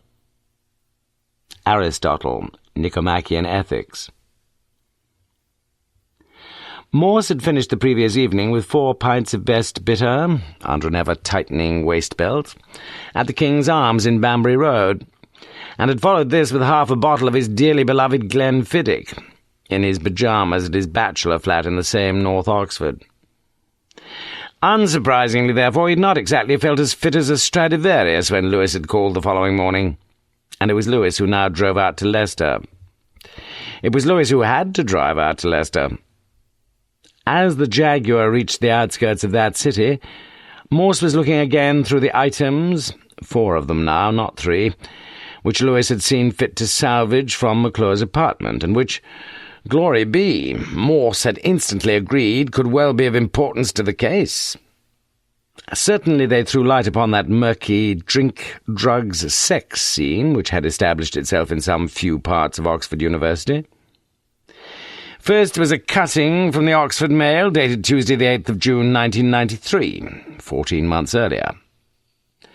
Drug link with Dream Son's suicide. At an inquest held yesterday, the coroner, Mr. Arnold Hoskins, recorded a verdict of suicide on the death of Mr. Matthew Rodway, a third-year undergraduate reading English at Oxford. Rodway's body had been discovered by one of the college scouts in the early hours of Friday, the 21st of May, at the foot of his third-floor window in the Drinkwater quad of Wolsey College. There was some discrepancy in the statements read out at the inquest, with suggestions made that Mr. Rodway may perhaps have fallen accidentally after a fairly heavy drinking party in his rooms on staircase G. There was also clear evidence, however, that Mr. Rodway had been deeply depressed during the previous weeks, apparently about his prospects in his forthcoming finals examination. What was not disputed was that Rodway had taken refuge amongst 1 or 2 groups where drugs were regularly taken in various forms. Dr. Felix McClure, one of Rodway's former tutors, was questioned about an obviously genuine but unfinished letter found in Rodway's rooms, containing the sentence, "I've had enough of all this." Whilst he stoutly maintained that the words themselves were ambivalent in their implication, Dr. McClure agreed with the coroner that the most likely explanation of events was that Rodway had been driven to take his own life. Pathological evidence substantiated the fact that Rodway had taken drugs on a regular basis, yet there appeared no evidence to suggest that he was a suicidal type, with some obsessive death wish. In his summing up, the coroner stressed the evil nature of trafficking in drugs and pointed to the ready availability of such drugs as a major contributory factor in Rodway's death. Taken in the first place to alleviate anxiety, they had in all probability merely served to aggravate it, with the tragic consequences of which the court had heard. Matthew's mother is reluctant to accept the coroner's verdict. Speaking from her home in Leicester, Mrs. Mary Rodway wished only to recall a bright, caring son who had every prospect of success before him. He was so talented in many ways. He was very good at hockey and tennis. He had a great love of music and played the viola in the National Youth Orchestra. I know I'm making him sound like a dream son. Well, that's what he was. See Leader, page 8. Morse turned to the second cutting taken from the same newspaper. A degree too far. A recently commissioned study highlights the increasing percentage of Oxford graduates who fail to find suitable employment. Dr. Clive Hornsby's senior reader in social sciences at Lonsdale College has endorsed the implications of these findings and suggests that many students, fully aware of employment prospects, strive for higher class degrees than they are competent to achieve. Others, as yet mercifully few, adopt the alternative course of abandoning hope, of seeking consolation in drink and drugs, and sometimes of concluding that life is not worth the living of it. It may well be that Oxford University, through its various advisory agencies and helplines, is fully aware of these and related problems, although we are not wholly convinced of this. The latest suicide in an Oxford college, see page 1, prompts renewed concern about the pressures on our undergraduate community here and the ways in which additional advice and help can be provided. Morse now turned again to the third cutting, taken from the Oxford Times of Friday, the 18th of June, 1993. A shorter article, flanked by a photograph of Dr. F. McClure, a clean-shaven, rather mournful-looking man pictured in full academic dress. Pastoral care defended. Following the latest in a disturbing sequence of suicides, considerable criticism has been levelled against the university's counselling arrangements. But Dr. Felix McClure, former senior lecturer in ancient history at Wolsey College, has expressed his disappointment that so many have rushed into the arena with allegations of indifference and neglect. In fact, according to Dr. McClure, the university has been instrumental over the past year in promoting several initiatives, including the formation of Oxford University Counselling and Help, ouch, of which he was a founder member. More should be done, he told our reporter. We all agree on that score. But there should also be some recognition of the university's present concern and commitment. You'll soon know those things off by heart, ventured a well-pleased Lewis, as he stopped in a leafy lane on the eastern side of the London road and briefly consulted his street map before setting off again. It's not that. It's just that I'm a slow reader. What have you been a quick reader, sir? Where would you be now? Probably been a proofreader in a newspaper office. They could certainly do with one, mumbled Morse, as he considered McClure, with an A, and McClure without an A, and McClure with an A and 2 C's, in the last cutting, with still no sign of the genuine article, a former senior lecturer. Interesting, that extra little piece of the jigsaw, that former. Lewis braked gently outside number 14 Evington Road South, then decided to continue into the drive where the low-profile tires of the Jaguar crunched into the deep gravel. Chapter 13. Whatever crazy sorrow saith, no life that breathes with human breath has ever truly longed for death. Alfred Lord Tennyson, The Two Voices. Mrs. Mary Rodway, a smartly dressed, slim-figured, pleasantly featured woman in her late 40s, seemed quite willing to talk about herself, at least for a start. 4 years previously, she told the detectives, her husband, a highly salaried constructional engineer, had run off with his personal assistant. The only contact between herself and her former marriage partners was now effected via the agency of solicitors and banks. She lived on her own happily enough, she supposed, if anyone could ever live happily again after the death of an only child, especially a child who had died in such dubious circumstances. She had seen McClure's murder reported in the Independent, and Morse wasted no time in telling her of the specific reason for his visit. The cuttings discovered among the murdered man's papers, which appeared firmly to underline his keen interest in her son, Matthew, and perhaps in the reasons for his suicide. "He was quite wrong, the coroner. You do realise that?" Mary Rodway lit another cigarette and inhaled deeply. "You don't believe it was suicide?" "I didn't say that. What I do say is that the coroner was wrong in making such a big thing about those hard drugs. That's what they call them, hard, as opposed to soft. It's just the same with pornography, I believe, Inspector." Whilst Morse nodded his head innocently, Mrs. Rodway shook her own in vague exasperation. "Life's a far more complicated thing than that. Matthew's was. And that coroner, he made it all sound so uncomplicated." Don't be too hard on him, Mrs. Rodway. A coroner's main job isn't dealing with right and wrong and making moral judgments and all that sort of thing. He's just there to put the bits and pieces into some sort of pattern and then to stick some verdict, as best he can, in one of the few slots he's got available to him. If Mrs. Rodway was at all impressed by this amalgam of metaphors, she gave no indication of it. Perhaps she hadn't even been listening, for she continued in her former vein. "There were two quite separate things, that they ought to have been considered separately. It's difficult to put it into words, Inspector, but you see there are causes of things and symptoms of things, and in Matthew's case this drugs business was a symptom of something. It wasn't a cause. I knew Matthew. I knew him better than anyone." "So you think?" "I've stopped thinking. What on earth's the good of churning things over and over again in your mind for the umpteenth time?" She stubbed out a half-smoked cigarette savagely, and immediately lit another. "You don't mind me smoking?" No, no. "Can I offer you gentlemen one?" She held out a packet of king-size Dunhill International, first to Lewis, who shook his head with a smile, then to Morse, who shook his head with stoical resolve, since only that same morning, when he'd woken up just before 6 with parched mouth and pounding head, he had decided to forego, forevermore, the spurious gratification not only of alcohol, but of nicotine also.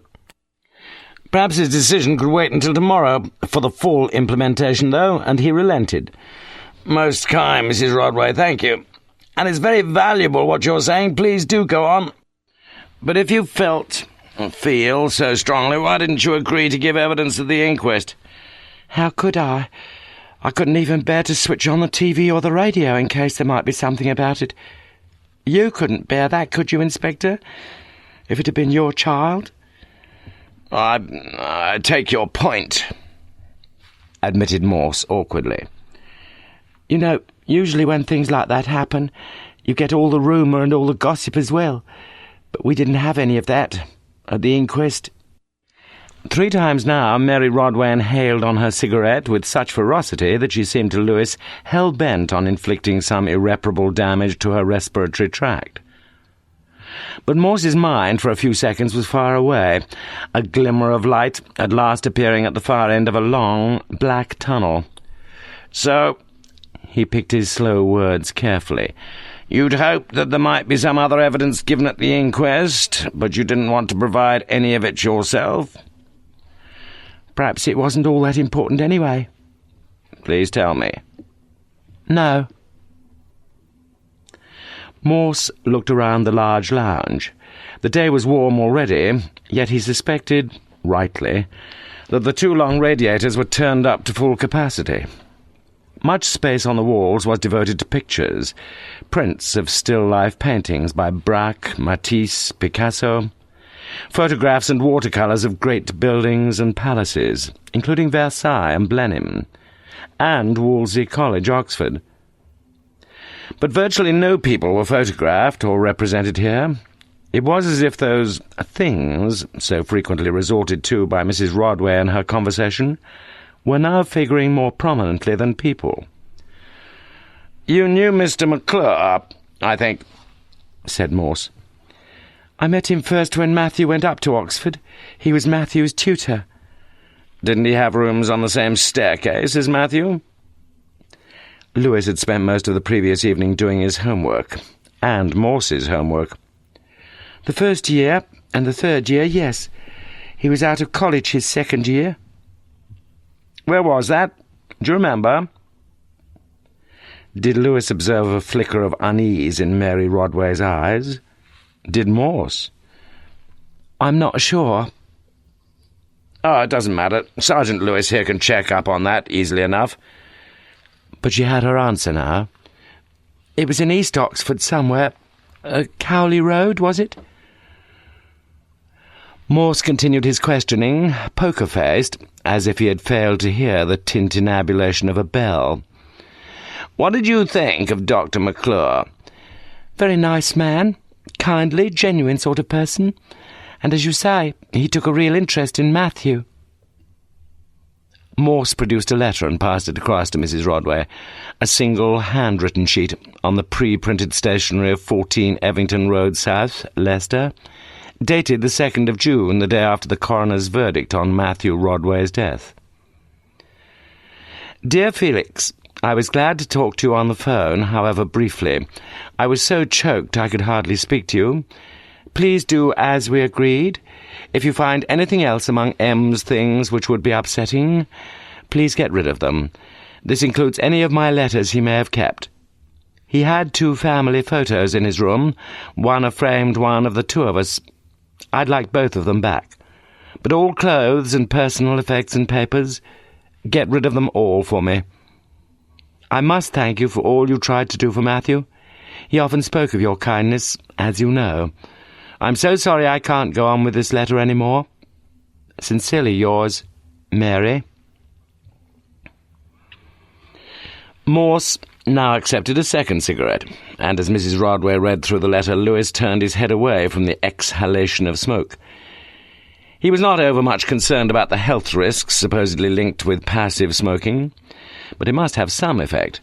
Had already had its effect on the room here, where a thin patina of nicotine could be seen on the emulsioned walls.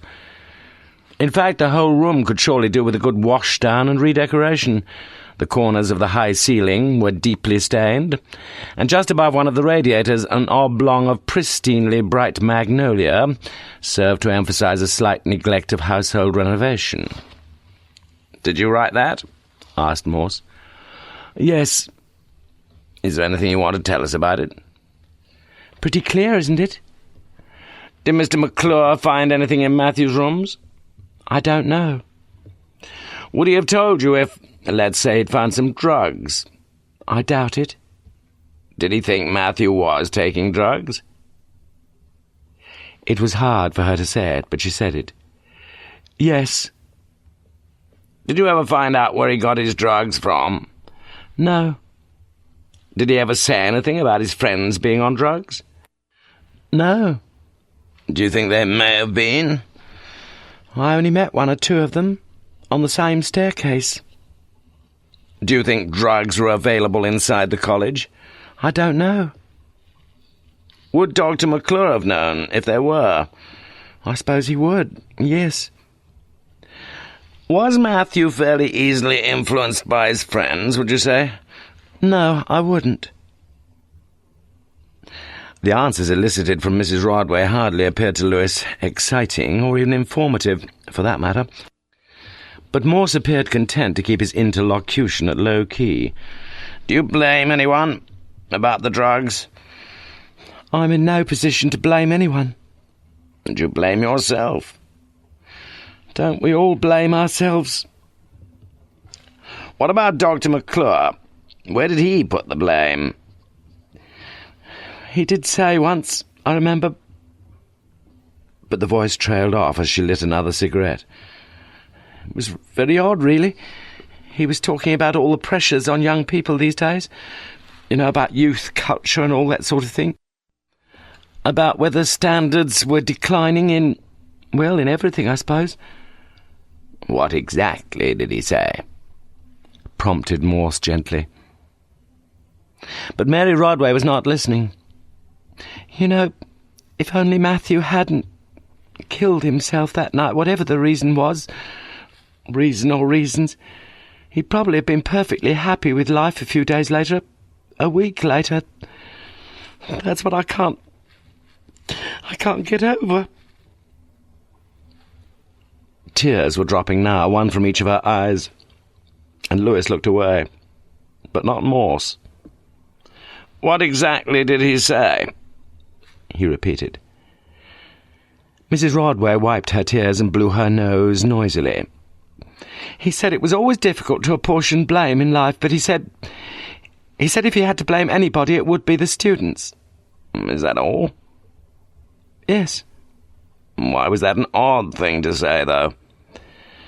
Because, you see, he was always on the student side. Always. So it was a bit like hearing a trade union boss suddenly siding with the Conservative Party.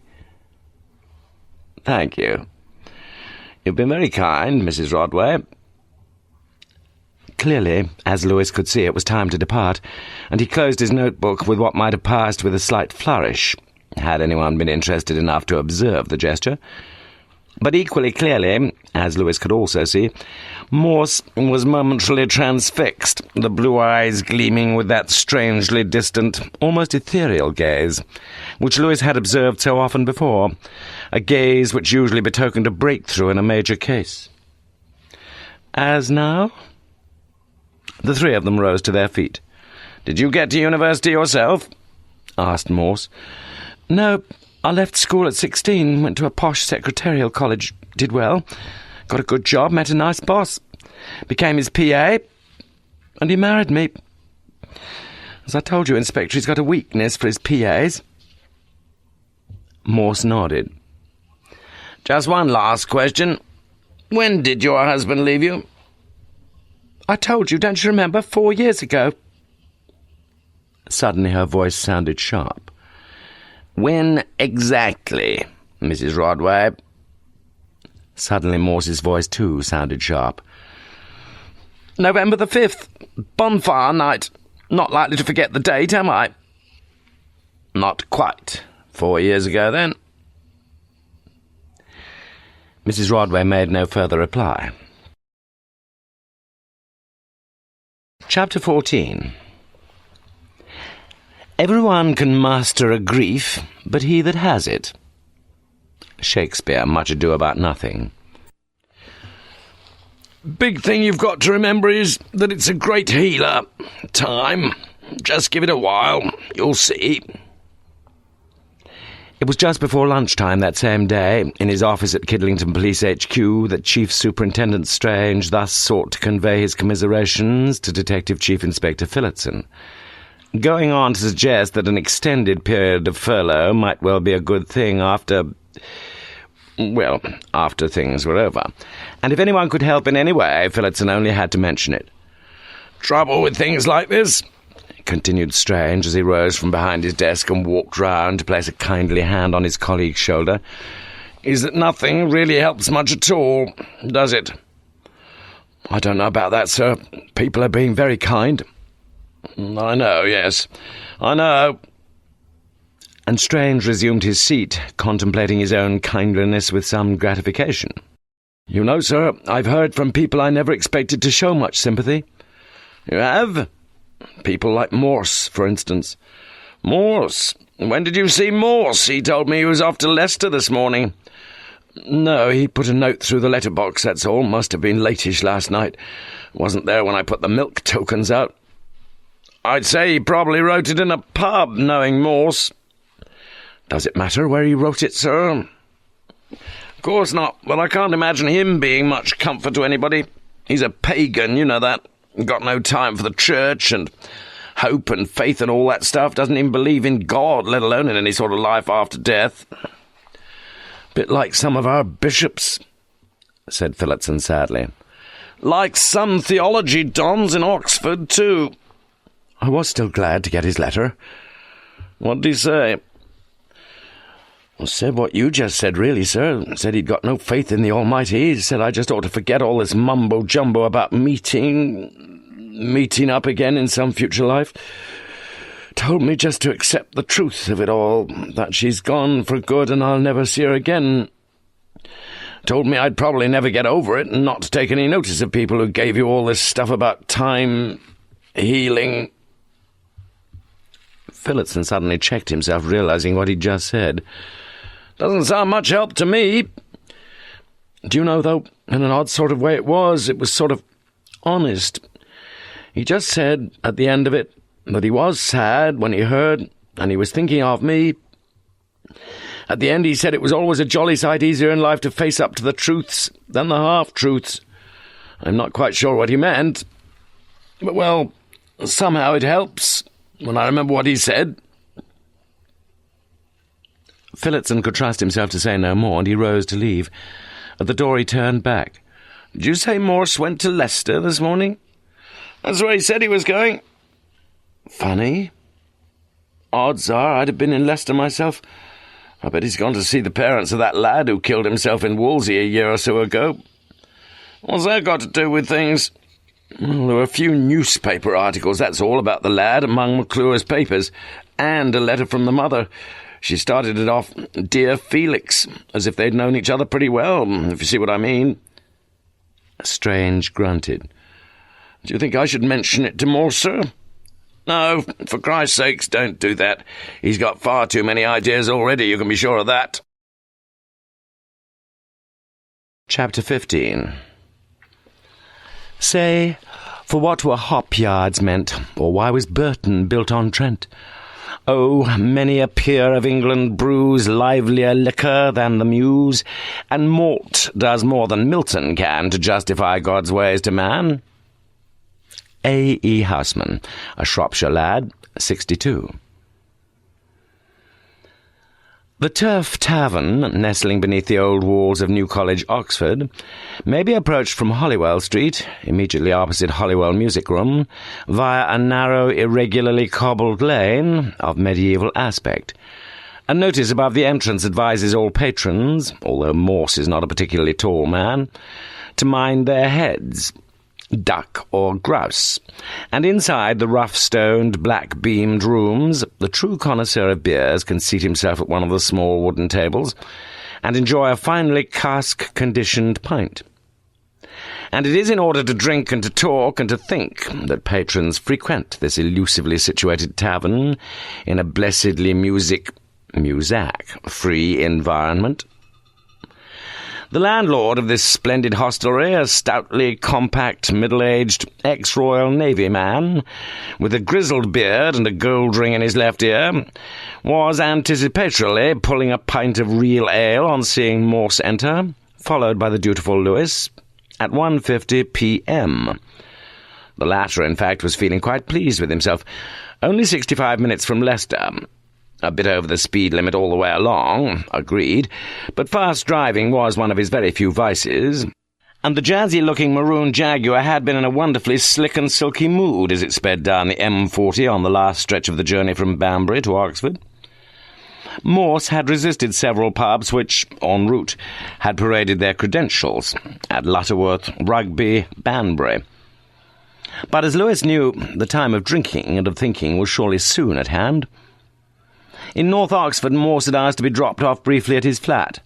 I ought to call in at the bank, Lewis.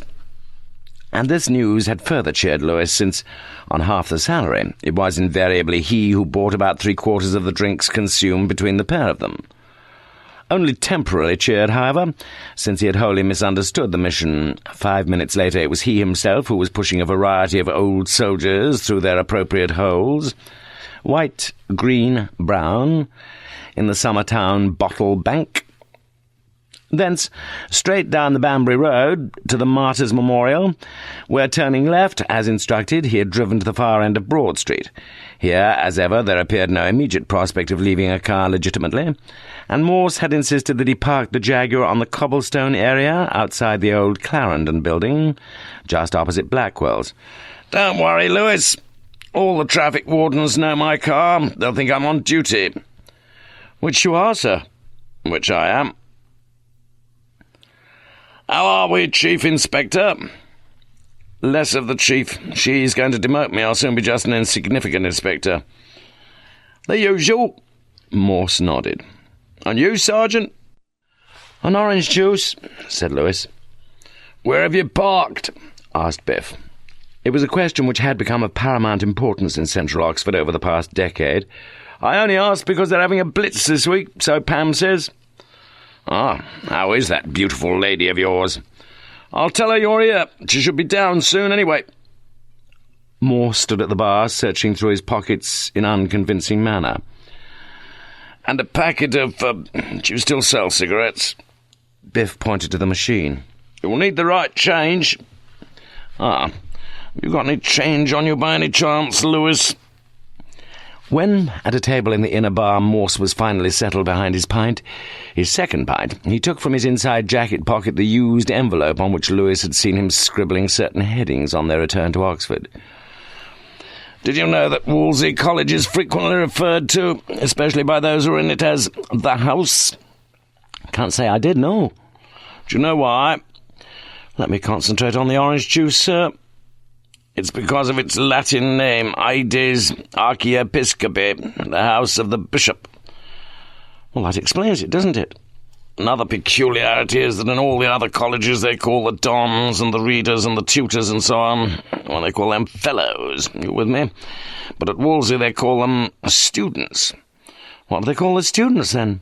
"Doesn't matter what they call them, does it? Look, let's just consider where we are. We've discovered a couple of possible links in this case so far.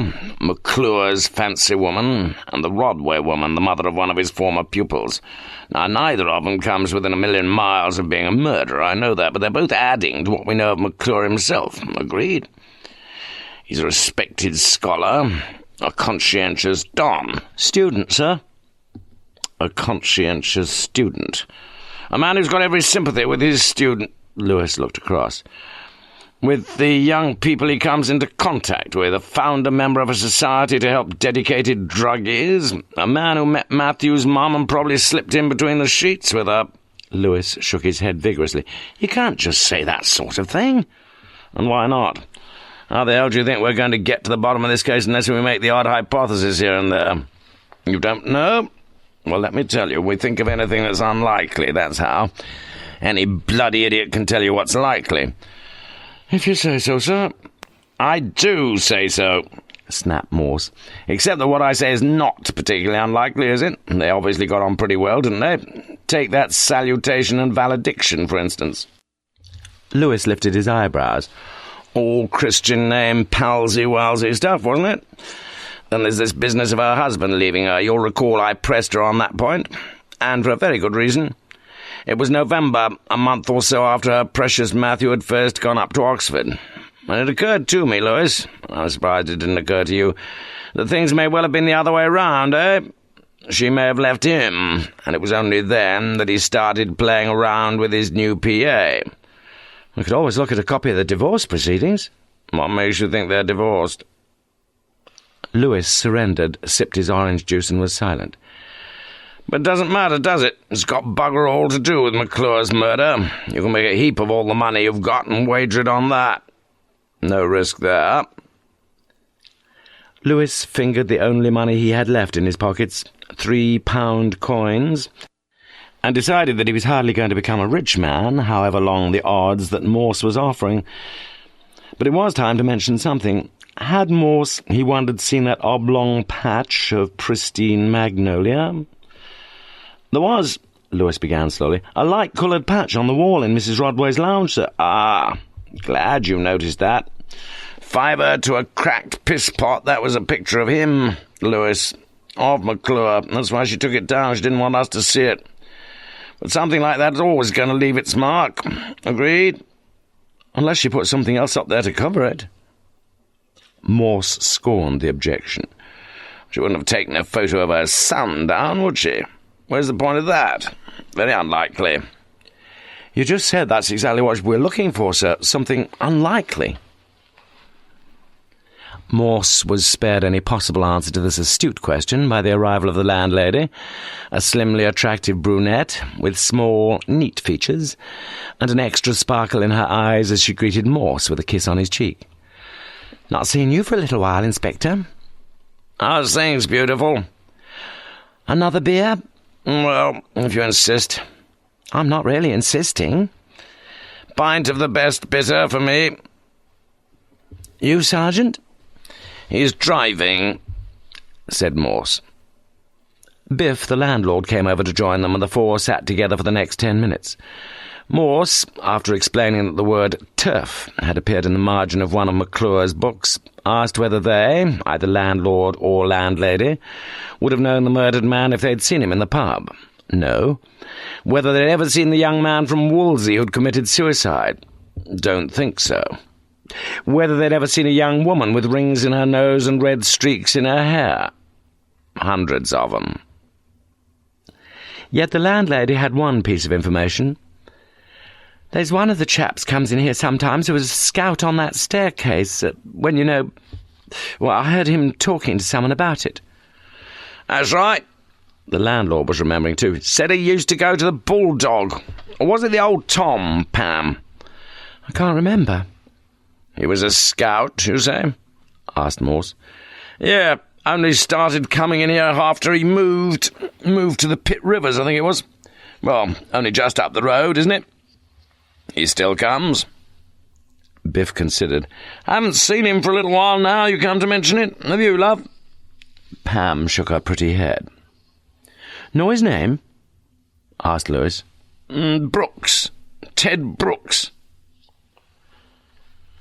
"Just let me get this clear," said Lewis, as he and Morse left the Turf Tavern, this time via St. Helens Passage, just off New College Lane. "You're saying that Mrs. Rodway misunderstood what McClure said to her about the students?" "You've got it right. What he meant was that he blamed the Dons as set up there, the authorities. He wasn't saying they were a load of crooks, just that they should have known what was going on there and should have done something about it." "If anything was going on, sir?" "Which will be one of our next jobs, Lewis, to find out exactly that." It was Lewis who spotted it first, the traffic warden's notice stuck beneath the near side windscreen wiper of the unmarked Jaguar. By 3 o'clock that afternoon, Mary Rodway had assembled a new passe-partout for the picture frame. Like most things in the room, she agreed, it had been getting very dingy, but it looked splendid now, as she carefully replaced the remounted photograph, standing back repeatedly and adjusting it to the millimetre. That photograph of herself and her son, which Felix had sent to her, as she'd requested. Nothing further of any great moment occurred that day, except for one thing, something which for Lewis was the most extraordinary, the most unlikely event for the past 6 months. "Come in a minute and let me pay you for those cigarettes," Morse had said as the Jaguar came to a stop outside the bachelor flat in North Oxford. Chapter 16. And sidelong glanced as to explore in meditated flight the door. Sir Walter Scott, Rokeby. What Morse had vaguely referred to as the authorities at Wolsey were immediately cooperative, and at 10 a.m. the following day he and Lewis were soon learning many things about the place, specifically in due course about Staircase G in Drinkwater Quad, on which Dr. McClure had spent 9 years of his university life, from 1984 until his retirement from Academe at the end of the Trinity term 1993. In his rooms overlooking the expansive quad, "Largest in Oxford, gentlemen, 264 by 261 feet," the deputy bursar had explained, rather too slowly and too pedantically for Morse's taste, the way things, worked in the, house. It clearly seeming to his former Air Vice-Marshal, often misspelt, you know, and more often mishyphenated, that these non-university people needed some elementary explanations. Scouts? Interested in scouts, were they? Well, each scout, interesting word, origin obscure, looked after one staircase and one staircase only, with that area guarded as jealously as any blackbird's territory in a garden, and considered almost as a sort of medieval fiefdom, if you know what I mean. Several of the scouts had been with them, 20, 30 years, 49 years, one of them. What exactly did they do? Well, it would be sensible to go and hear things from the horse's mouth, as it were. What?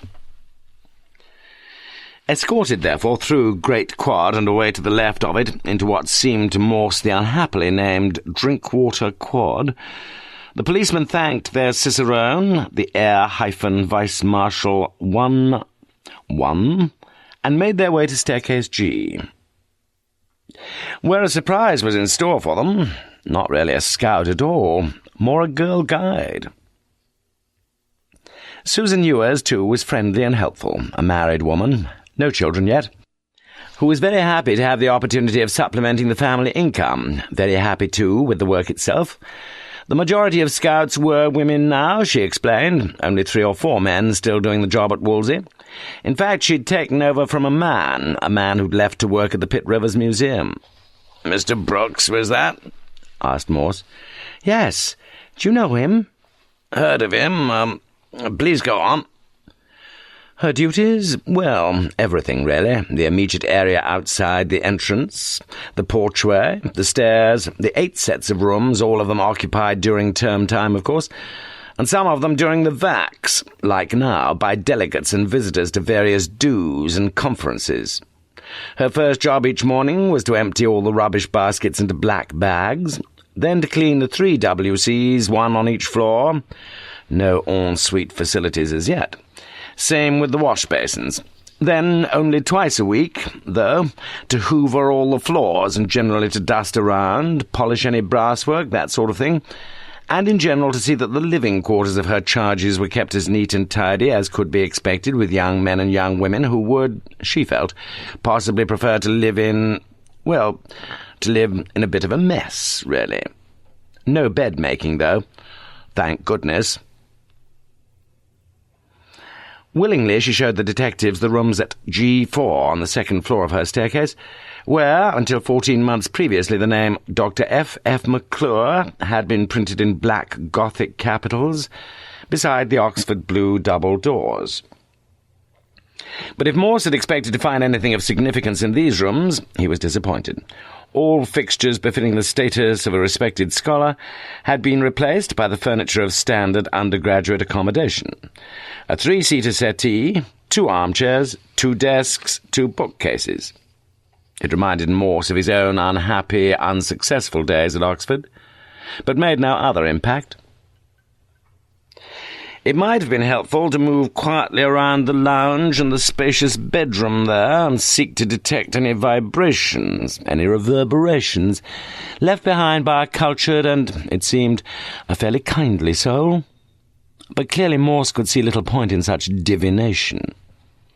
"Is G8 free?" he asked. "There is a gentleman there, but he's not in at the minute. If you want just a quick look inside." "It's where Matthew Rodway, the man who, "I know," said Susan Ewers quietly. But G8 proved to be equally disappointing. A 3-seater settee, 2 faded fabric armchairs, cloned and cleared of every reminder of the young man who had thrown himself down onto the paved area below the window there, the window at which Morse and Lewis now stood for a little while, silently. "You didn't know Mr. Rodway either?" asked Morse. "No, as I say, I didn't come till September last year." "Do people on the staircase still take drugs?" Mrs. Ewers was taken aback by the abruptness of Morse's question. "Well, they still have parties, like, you know, drink and so on." "But you've never seen any evidence of drugs? Any packets of drugs? Crack, speed, ecstasy, anything? Anything at all?" Had she? No, she said, almost truthfully. You've never smelled anything suspicious? Oh, I wouldn't know what they smell like. Drugs, she said, truthfully. As they walked down the stairs, Lewis pointed to a door marked with a little floral plaque. Susan's pantry. There where you keep all your things, madam? She nodded. Every scout has a pantry. Can we take a look inside? She unlocked the door and led the way into a fairly small, high-ceilinged room, cluttered, yet so neatly cluttered, with buckets, mops, bin liners, black plastic bags, transparent polythene bags, light bulbs, toilet rolls, towels, sheets, 2 hoovers.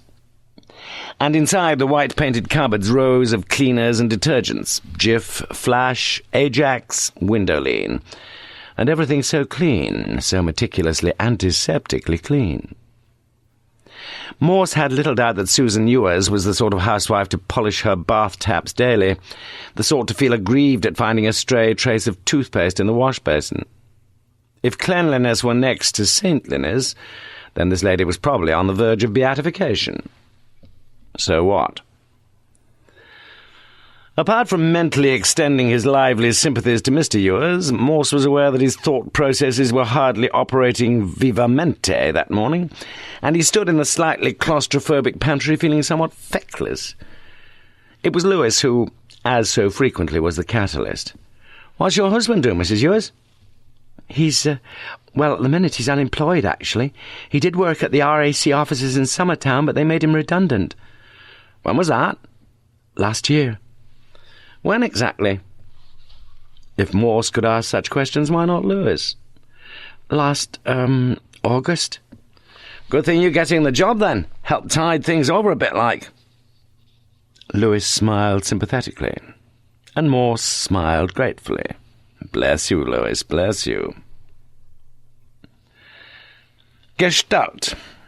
That's what the Germans call it. That flash of unified perception, that synoptic totality which is more than the sum of the parts into which it may be logically analysable. Parts, in this case, like drugs and scouts and a suicide and a murder and a staircase and changing jobs and not having a job and retirement and money and times and dates. Yes, especially times and dates. Most probably, in the circumstances, Matthew Rodway's rooms would not have been reoccupied for the few remaining weeks at the end of Trinity term the previous year, and if, as now, only some of the rooms were in use during the long vac, it might well be that Mrs. Ewers had been the very first person to look closely around the suicide's chambers. But no, that was wrong. McClure had already gone through things, hadn't he? Mrs. Rodway had asked him to. But would he have been half as thorough as this newly appointed woman? He'd questioned her on the point already, he knew that, but he hadn't asked the right questions, perhaps? Not quite. "Just going back a minute, Mrs. Ewers. When you got Mr. Rodway's old rooms ready for the beginning of the Michaelmas term, had anyone else been in there during the summer?" "I don't think so, no." "But you still didn't find anything?" "No, like I just said." "Oh, I believe you.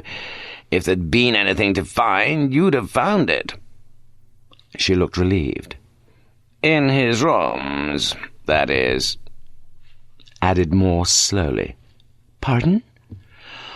"All I'm saying is that you've got a very tidy mind, haven't you? Let's put it this way. I bet I know the first thing you did when you took over here. I bet you gave this room the best spring clean, or best autumn clean it's ever had. Last September, when you moved in, and the previous scout moved out."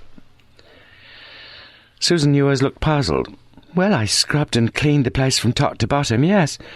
Filthy it was. 2 whole days it took me. But I never found anything. Any drugs. Honest to God, I didn't." Morse, who had been seated on the only chair the room could offer, got to his feet, moved over to the door, and put his penultimate question. "Do you have a mortgage?" "Yes." "Big one?" She nodded miserably. As they stood there, the three of them, outside Susan's pantry, Morse's eyes glanced back at the door, now closed again, fitting flush enough with the jambs on either side, but with a 2-centimetre gap of parallel regularity showing between the bottom of the turquoise blue door and the linoed floor of the landing. Morse asked his last question simply and quietly. "When did the envelopes first start coming, Susan?" And Susan's eyes jumped up at this, suddenly flashing the unmistakable sign of fear. Chapter 17. Examination. Trial, test of knowledge, and, as also may be hoped, capacity. Close inspection, especially med. Small's Enlarged English Dictionary, 1812 edition.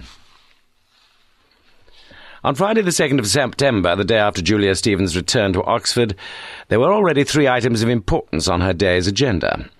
First, school.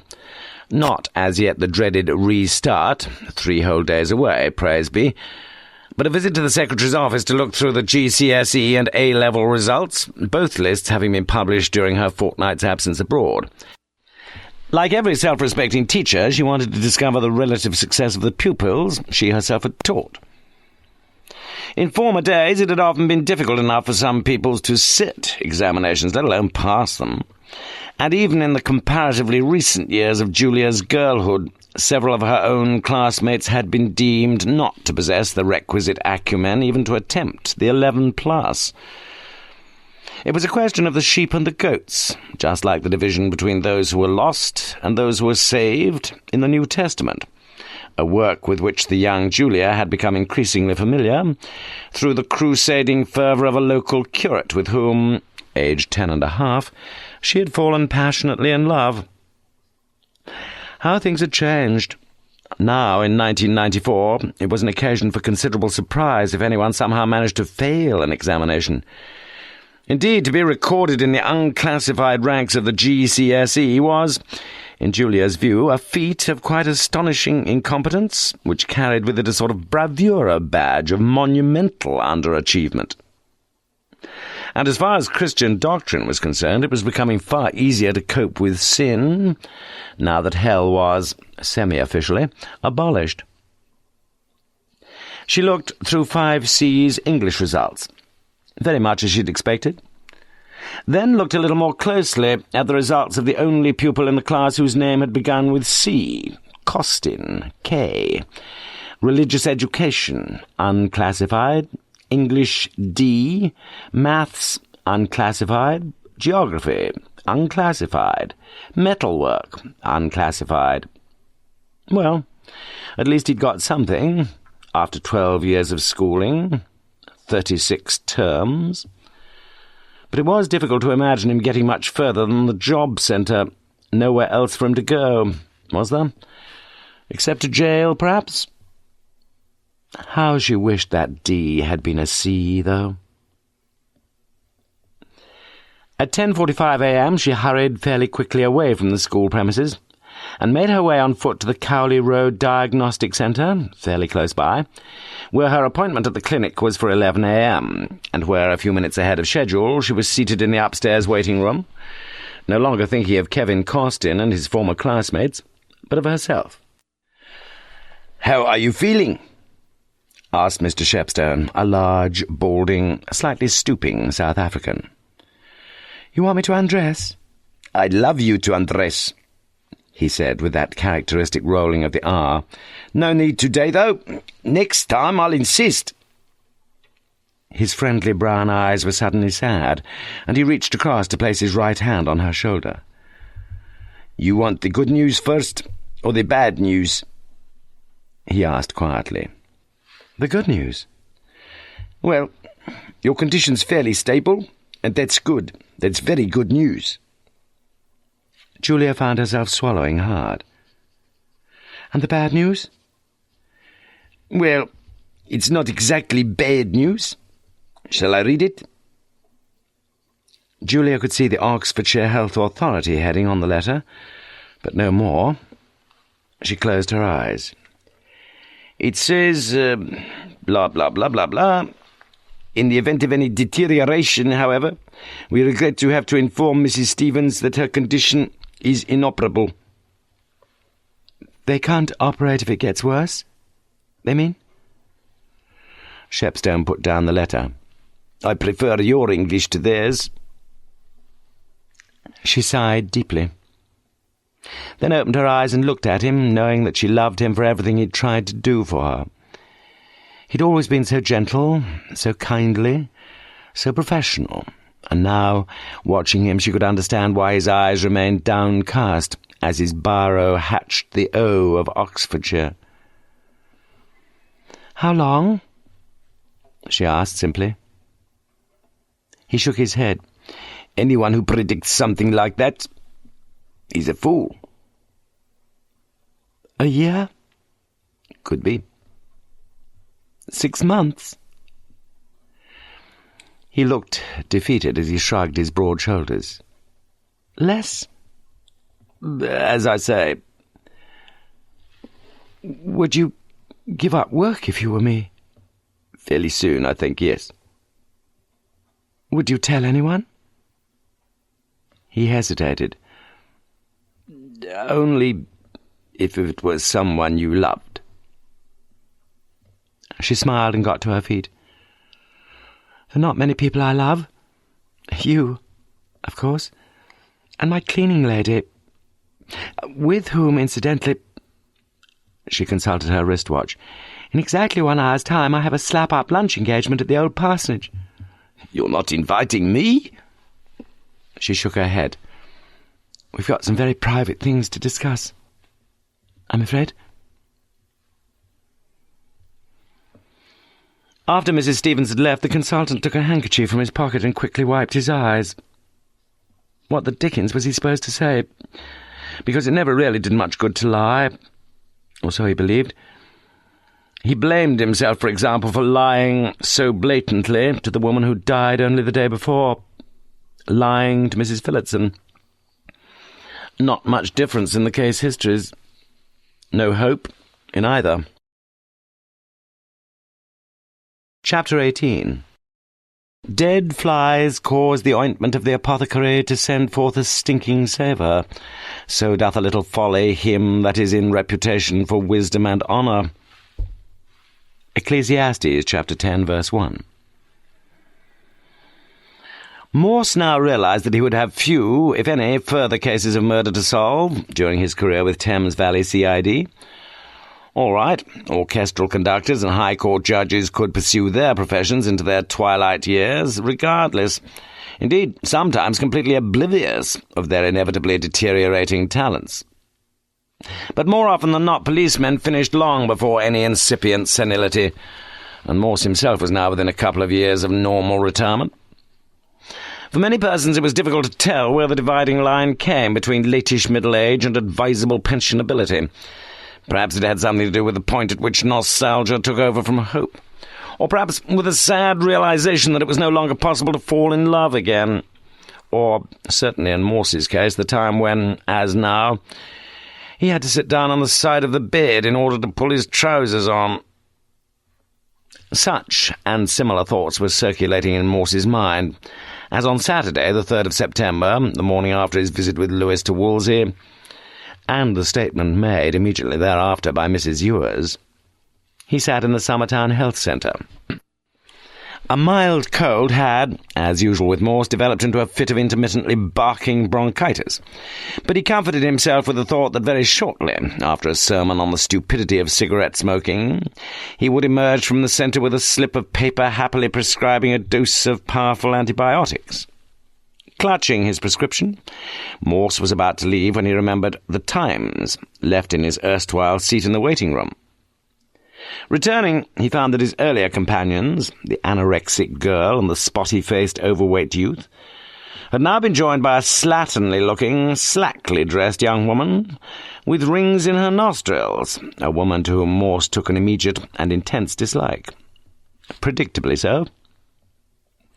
From the chair next to the newcomer he picked up his newspaper, without a word, though not without a hurried glance into the woman's dull green eyes, the colour of the Oxford Canal along by Wolvercote. And if Morse had waited there only a few seconds longer, he would have heard someone call her name. "Eleanor Smith!" but Morse had gone. She'd already got the address of an abortion clinic, but one of her friends, an authority in the field, had informed her that it was now closed. So she'd have to find some other place, and the quack ought to be able to point her somewhere not too far away, surely. That's exactly the sort of thing quacks were there for. In a marked police car standing on a strictly doctors-only lot in the centre's very restricted parking area, Lewis sat thinking, waiting, in fact, quite patiently, since the case appeared to be developing in a reasonably satisfactory way. When, the previous afternoon, Susan Ewers had made and signed her statement, many things already adumbrated by Morse had dawned at last on Lewis's understanding. Suspicion, prima facie, could and should now be levelled against Mr. Edward Brooks, the man who had been Mrs. Ewers' immediate predecessor as scout on Staircase G and Drinkwater Quad. Why? Morse's unusually simple and unspectacular hypothesis had been stated as follows. It should be assumed in all probability that Brooks had played a key role, albeit an intermediary one, in supplying a substantial quantity of drugs to the young people living on his staircase, including Matthew Rodway. That Rodway's suicide had necessarily resulted in some thorough investigation by the college authorities into the goings-on the staircase.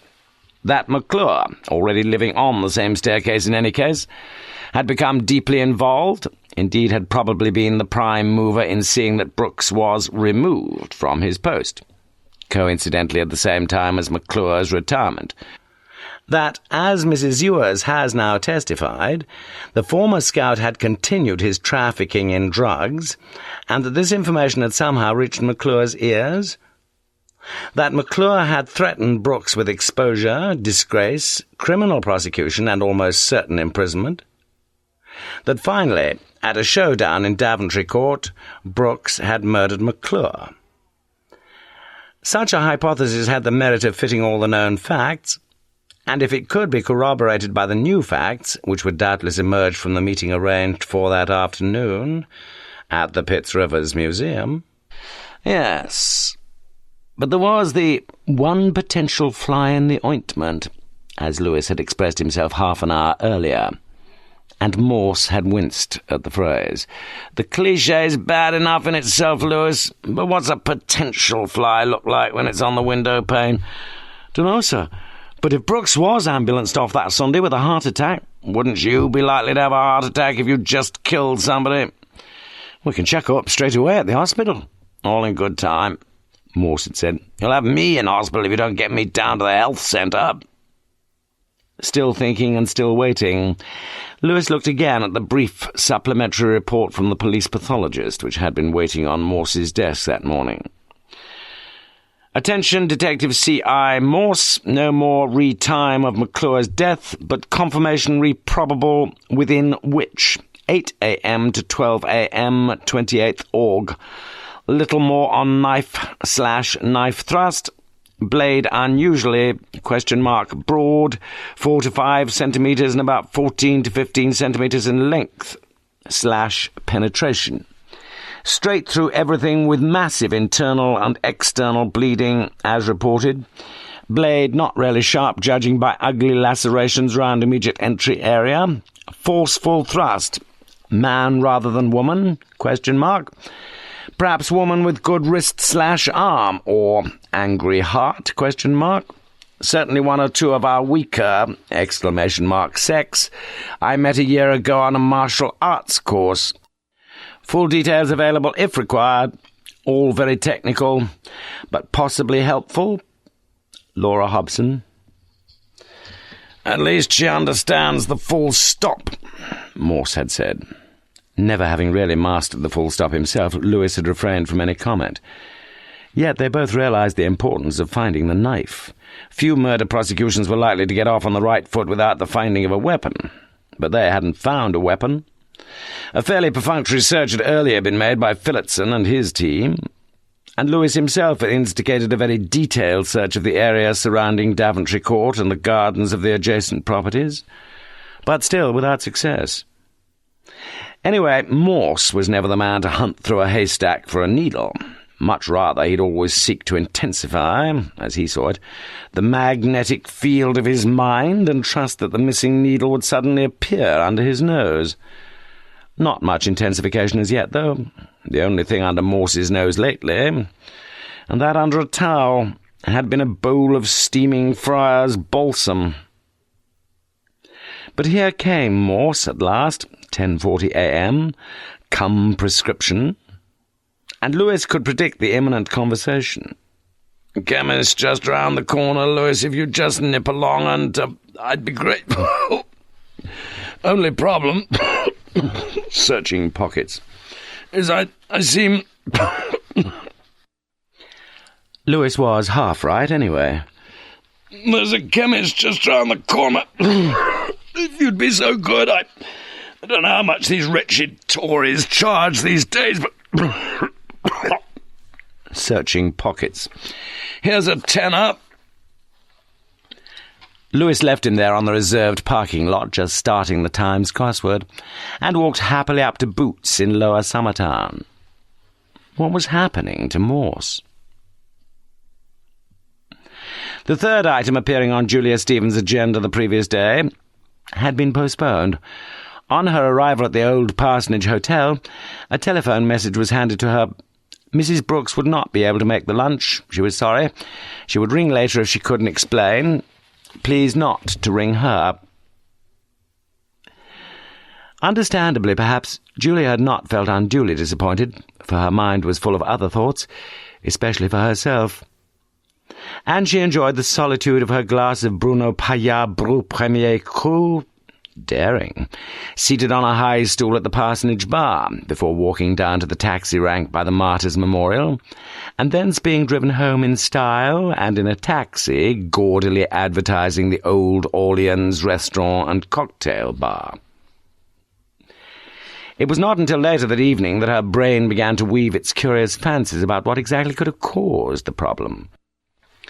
Brenda Brooks rang, in a hurry, she'd said, just before the 9 o'clock news on BBC One.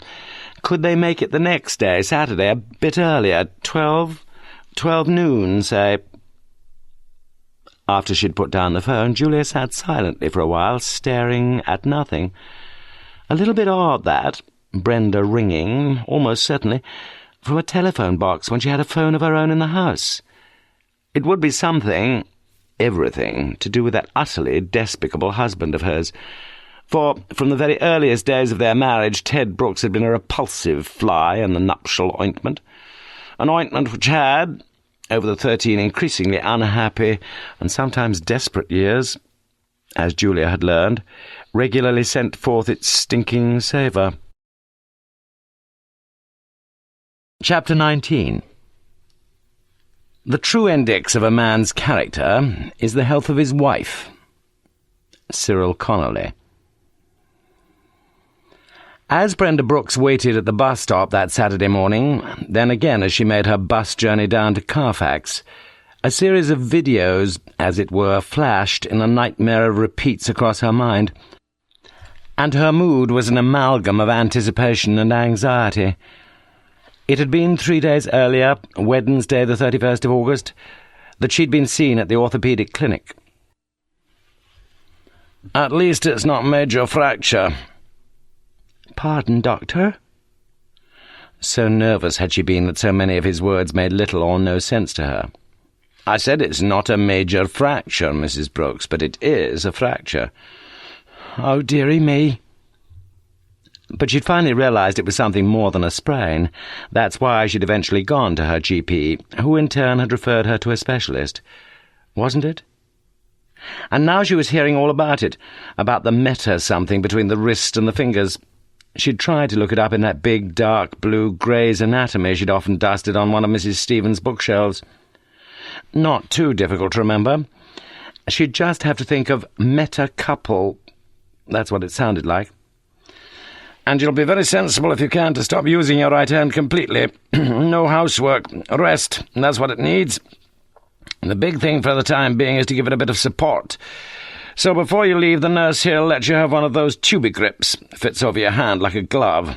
And, as I say, we'll get you in just as soon as, Are you a member of Bupa, by the way? Pardon? Oh, it doesn't matter. We'll get you in just as soon as we can. Only 24 hours, with a bit of luck. Just a little op to set the bone and plaster you up for a week or two. It's not quite so easy as that, Doctor. My husband's been in hospital for a few days. He's had a bit of a heart attack, and he's only just home this morning, so we can put you in touch with a home help. I can do a little bit of housework, can't I? Not if you're sensible. Can't you get a cleaning lady in for a couple of days a week? I am a cleaning lady, she replied, at last feeling that she'd rediscovered her bearings, re-established her identity in life. She'd hurried home that morning, inserting and turning the Yale key with her left hand, since it was becoming too painful to perform such an operation with her right. "I'm back, Ted." Walking straight through into the living room, she found her husband, fully dressed, lounging in front of the TV, his fingers on the black control panel. "Christ, where the hell you been, woman?" Brenda bit her lip. "There was an emergency just before my turn. It held everything up." "I thought you were the bloody emergency from all the fuss you've been making." "Baked beans all right for lunch?" "Baked beans?" "I've got something nice in for tea." A few minutes later she took a tin of baked beans from a pantry shelf, and holding it in her right hand beneath the tin opener fixed beside the kitchen door, she slowly turned the handle with her left. Slowly, yes, very slowly, like the worm that was finally turning. And why? If ever Brenda Brooks could begin to contemplate the murder of her husband, she would surely acknowledge as her primary, her abiding motive, the ways in which, mentally and verbally, he had so cruelly abused her for so long. But no. Belittlement had been her regular lot in life, and on that score he was, in reality, robbing her at most of a dignity that she had never known. Would the underlying motive, then, be found in the knowledge of her husband's sexual abuse of an adolescent and increasingly attractive stepdaughter? Perhaps. But it was also much simpler than that. One thing there had been in her life, just the one thing in which she could rejoice, in which until so very recently she had rejoiced, the skills she had acquired with her hands, and Edward Brooks had robbed her of them, had robbed her even of the little that she had, which was her all. And for that she could never forgive him. Brenda decided she needn't replay all that last bit to Mrs. Stevens, but she did need to explain what had gone wrong the day before. Not that there was much to say, really. What was it he'd said when she'd told him she'd been invited out to lunch with Mrs. S.? "Well, if you think you're going to leave me this lunchtime, you bloody ain't, see? Not while I'm feeling groggy like this." Why had she ever married the man? She'd known it was a mistake even before that ghastly wedding, as she'd prayed to God to boom down some unanswerable objection from the hammer-beam roof when the vicar had invited any just cause or impediment. But the voice had been silent, and the invited guests were seated quietly on each side of the nave, and the son of Brenda's only sister, a sub-postmistress in Inverness, a spotty but mellifluous young soprano, was all rehearsed to render the Pie Jesu from the Fauré Requiem. Often in life it was difficult enough to gird up one's loins and go through with one's commitments. On this occasion, though, it had been far more difficult not to do so. But at least Ted Brooks had relented somewhat that previous evening, and she knew why. He'd decided he was feeling a whole lot better. He thought he might would venture out, into the big wide world again. The big wide world, in this case being the East Oxford Conservative Club, well within gentle walking distance, where, he said, he'd be glad to meet the lads again, have a pint, even try a frame of snooker, perhaps. And he'd have a bite to eat in the club there, so she needn't bother herself about any more bloody baked beans. Brenda had almost been smiling to herself that evening when, on the pretext of getting another pint of milk from the corner shop, she'd given Mrs. S. a quick ring from her nearby BT kiosk just before 9 o'clock. But what What about those other 2 things?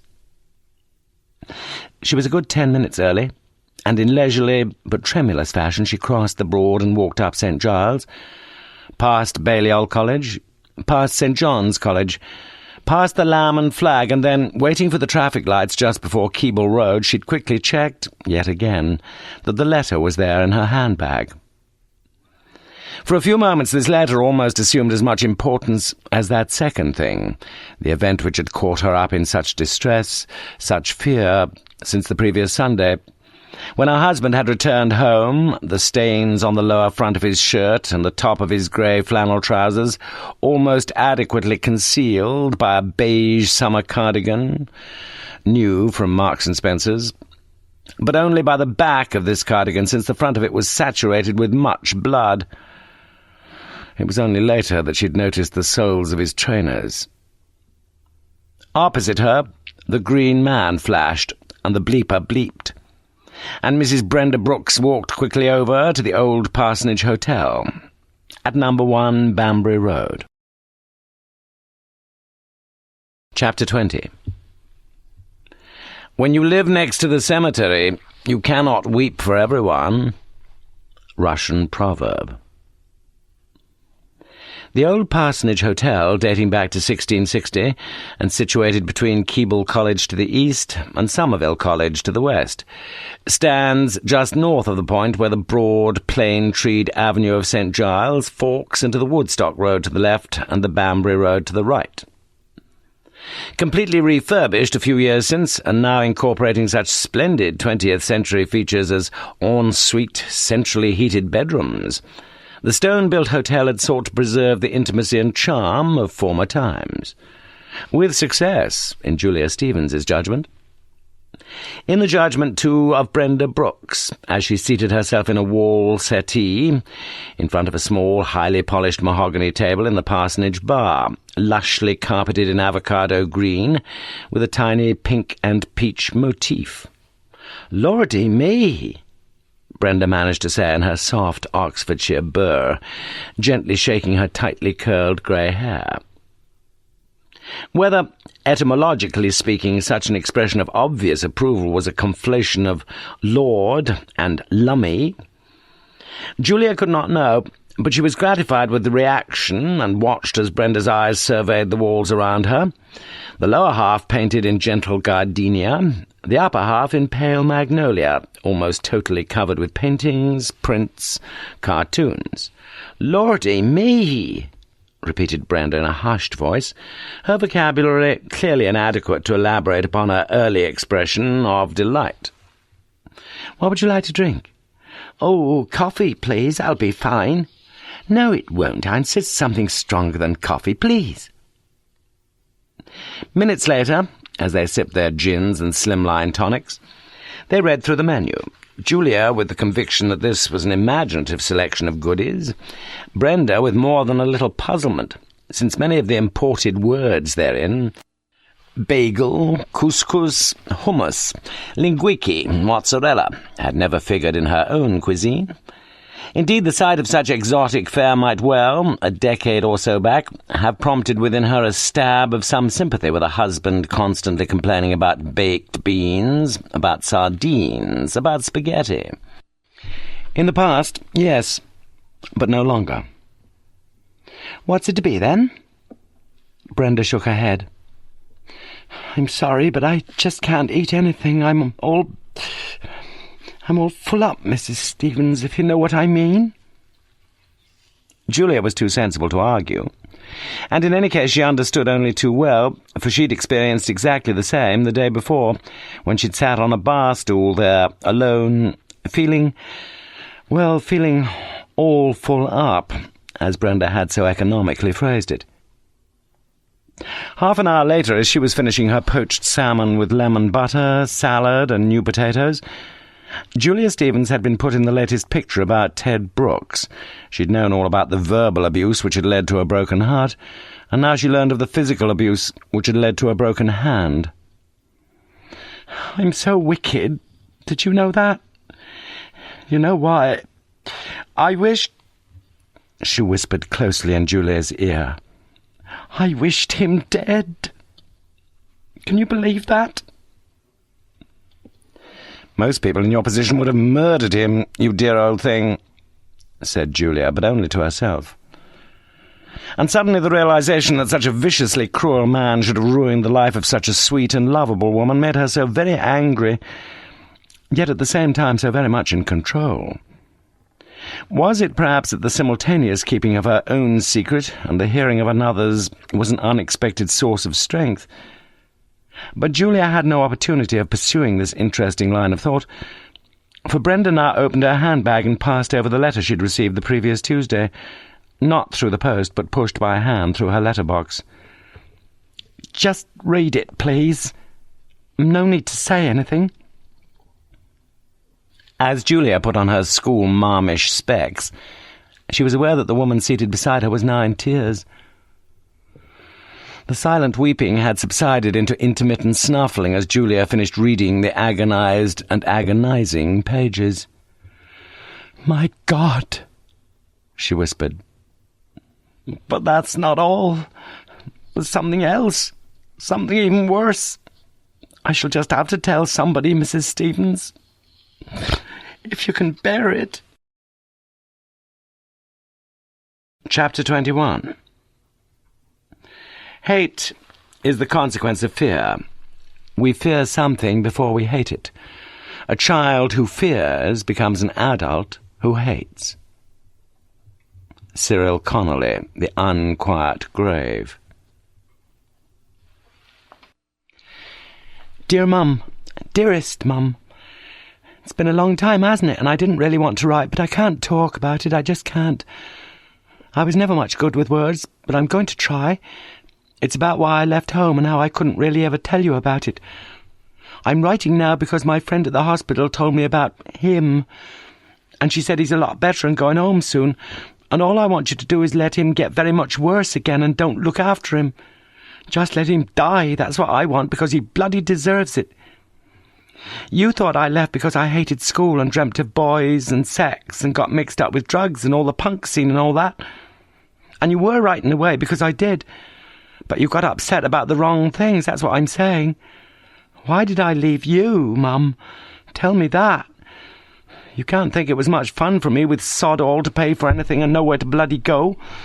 I'd just got one thing going for me, and that was what you and dear old Dad gave me, a good pair of thighs and a good pair of tits all the randy buggers wanted to get their hands on, and believe me, they paid good money for it. All I'm saying, Mum, is I never really had to slum it after those first few weeks in London anyway. I never had the guts to tell you why, but I've got to tell you now, so here goes. Don't get too upset about it all. Well, not about me anyway, just about that horny bastard you married 13 years ago. I was 13 when it started, and we had the flu together, him and me, and so you remember we were both in bed when you went off cleaning on Thursday morning. You see, I even remember the day of the week. And he came into my bedroom about 11 and brought me a cup of Bovril, and he said how nice looking I was getting and what a nice little figure I was getting and all that bullshit, and how proud he was to have a daughter like me. Well, a stepdaughter. Then he put his arm round me and started rubbing my neck and back a bit through my pyjamas and told me to relax, because that would do me good. And soon I was lying down again with my back to him. And then I'm not sure how it happened, but he was lying down and I could feel his hand inside my pyjama top and he was feeling me. And I didn't know what to do, because for a start I just thought he was being affectionate. And I didn't want to upset him, because we'd both be embarrassed if I tried to push him away. Please, Mum, try to understand. Perhaps it's difficult to know where the line comes between affection and sex, but I knew, because I felt something hard against me, and I knew what it was. I just felt scared then, like that first day in school when I was in a room I shouldn't have been in, and when I just got kept in for what wasn't my fault at all, but I thought it was my fault. Oh, Mum, I'm not explaining things well. And then he grabbed my hand and pulled it back behind him and pushed it inside his pyjamas and told me to rub him. And I just didn't know what I was doing. It was the first time I'd ever felt a man like that, and he was sort of silky and warm, and I felt afraid and fascinated at the same time. All I know is I'd done what he wanted before I had the chance of thinking about what I was doing. And suddenly there was all that sticky stuff all over my pyjama bottoms. And you won't remember, but when you came home I told you I'd put them in the washing machine because I'd been sweating. Afterwards he kept on saying that it was me who'd agreed to do it. Me who'd started it all, not him. Mum, he was a wicked liar. But even if it was just 1% me, you've got to forgive me. He made the most of everything. My God, he did. He said if I told you about what he'd done, he'd tell you about what I'd done. And I got scared stiff you'd find out. And it was like blackmail all the time those next 3 awful years. When he made me do everything he wanted. You could never believe how I loathed him. Even the sight of him, I hated him more than I've ever hated anybody since. Well, that's it, Mum. I wonder what you're thinking. He's a shit, and I never want to see him again unless it's to stick a bloody great big knife in his great fat gut and watch him squirm and hear him squeal like the great fat pig he is. And if you want any help with sticking the fucking pig, you let me know, because I'll be only too glad to help. There's only one other thing to tell you, and perhaps it's why I've written to you now. I've always kept in touch with Auntie Beryl. It's been a secret, but she's always let me know how you are, and she wrote a fortnight ago and told me how he's been treating you, Mum. You must have let her know. You're mad to stick it. You're a mutter, that's what you are. I've just read through all this, and I know one thing I said you can do, but you can't. And that's get in touch with me.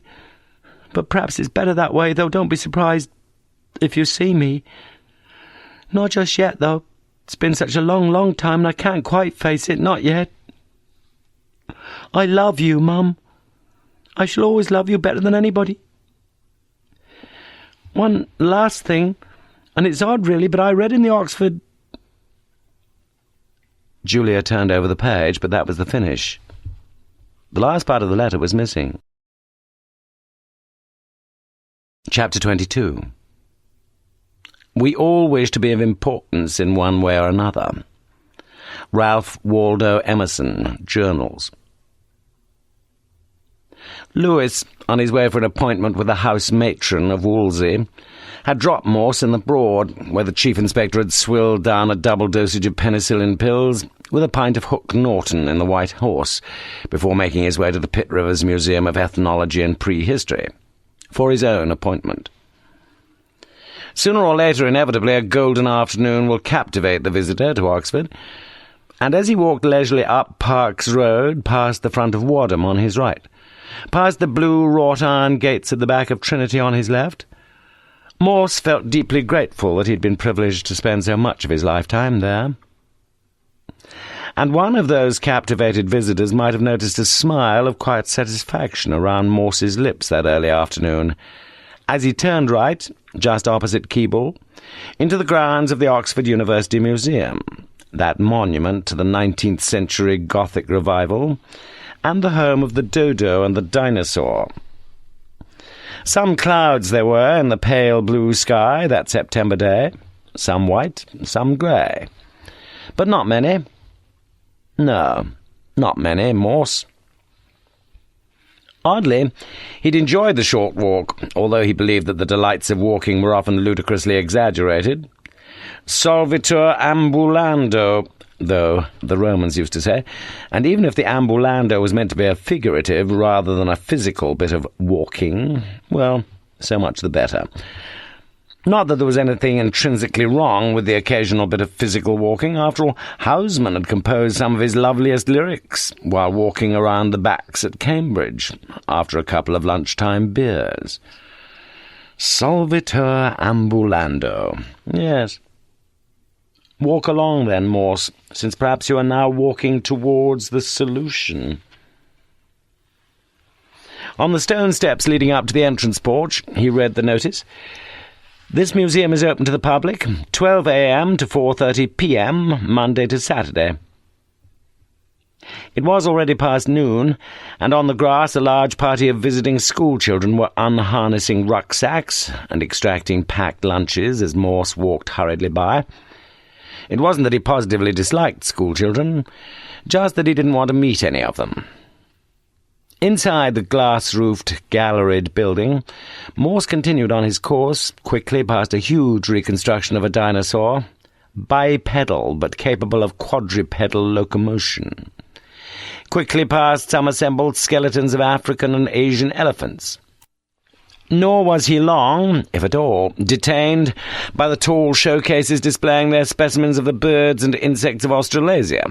Finally, after making his way between a statue of the Prince Consort and a well-stuffed ostrich, Morse emerged from the University Museum into the Pitt Rivers Museum, where he turned right and knocked on the door of the administrator, capital A.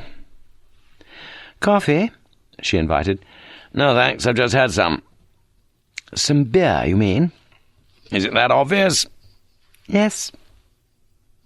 She was a tall, slim woman in her mid-40s, with prematurely white hair and an attractively diffident smile about her lips. "Some women," began Morse, "have an extraordinarily well-developed sense of smell." But then he stopped. For a second or two he'd anticipated a little mild flirtation with Jane Cotterell. Clearly it was not to be, though, for he felt her clear, intelligent eyes upon him, and the tone of her voice was unambiguously no-nonsense. "How can I help you?" For the next 10 minutes she answered his questions. Brooks had joined the 8-strong team of attendants at the Pitt Rivers Museum, quite separate from the University Museum, almost exactly a year ago. He worked a fairly regular 35-hour week, 8:30 a.m. to 4:30 p.m., with an hour off for lunch. The attendants had the job of cleaning and maintaining the premises, of keeping a watchful eye on all visitors, in particular on the many school parties regularly arriving by coach from near and far. Sometimes of performing specific tasks like manning the museum shop, of being helpful and courteous to the public at all times, more friendly than fierce, and above all, of course, of safeguarding the unrivalled collection of anthropological and ethnographic items housed in the museum. "A unique museum, Inspector." "Do you ever get anybody trying to steal things?" "Very rarely. Last summer we had something trying to get into the case with the shrunken heads in it, but, "Hope you caught him." "Her, actually." "I'd rather rob a bank myself." "I'd rather not rob at all." Morse was losing out, he realized that, and reverted to his questioning about Brooks. The man was, in the administrator's view, competent in his job, not frightened of work, punctual, reasonably pleasant with the public. Private sort of person, though, something of a loner. There were certainly some of his colleagues with slightly more endearing qualities. "If you'd known what you know now, would you have appointed him?" "No." "Mind if I smoke?" asked Morse. "I'd rather you didn't." "Did he smoke?" "Not in the museum. No one smokes in the museum." "In the common room, or whatever you have?" "I don't know." "You don't associate him with drugs at all?" She glanced at him keenly before replying. "There are no drugs here. Not on my staff." "You'd know, if there were." "As you say, some women have a particularly well-developed sense of smell, Inspector." Morse let it go. "Have you still got his references?" The administrator unlocked a filing cabinet beside her and produced a green folder marked Brooks E., and Morse looked through the half-dozen sheets it contained. Brooks' curriculum vitae, a carbon of the letter appointing him with effect from the 1st of September 1993, a photocopied page giving details of salary, national insurance, job specification, shift patterns, 2 open, blandly worded testimonials, and 1 handwritten reference, equally bland. Morse read this last item a second time, slowly. "To the Administrator, Pitt Rivers Museum. Dear Madam, I understand that Mr. Edward Brooks has applied to you for the post, as advertised in the University Gazette, June 93, of Assistant Attendant at the Museum. Brooks has worked as a scout at Wolsey College for almost 10 years, and I recommend to you his experience and diligence. Yours sincerely, Felix McClure, Doctor." "Well, well." "Did you know Dr. McClure?" asked Morse. "No, but I shan't have a chance of knowing him now, shall I?" "You heard?" "I read it in the Oxford Mail." I know all about Mr. Brooks's illness, too. His wife rang through early on Monday morning. But from what they say, he's on the mend. Morse changed tack once more. I know a lot of the exhibits here are invaluable, but are there things here that are just plain valuable, if you know what I mean? Commercially valuable, saleable? My goodness, yes, I wouldn't mind getting my fingers on some of the precious stones and rings here. Or do I mean in some of them? But Morse appeared to miss the administrator's gentle humour. Does Mr. Brooks have access to almost everything here, really? Yes, he does. Each of the attendants has a key to the wall safe where we keep the keys to all the cabinets and drawers, and so on. So if he took a fancy to one of your shrunken heads? No problem. He wouldn't have to use a crowbar. I see. Jane Cotterell smiled, and thereby melted a little more of Morse's heart. Do I gather you want me to show you a bit about the security system here? Well, not really, protested Morse. She rose to her feet. I better show you, then. 20 minutes later they returned to her office. Thank you, said Morse. Thank you for your patience and your time. You're a very important person, I can see that. Really? How? Well, you've got a capital A for a start. Then you've got a wall-to-wall carpet, and for all I know, you've not only got a parking space, you've probably got one with your name on it. No name on it, I'm afraid. Still. What about you? I've got my name on the door, at least for the present, but I've only got a little carpet with a great big threadbare patch where my megapodic sergeant stands. Is there such a word? Megapodic? I'll look it up when I get home. I've just treated myself to the shorter Oxford. Where is your home? Top of the Banbury Road. Anywhere near you? No, that's quite away from where I live.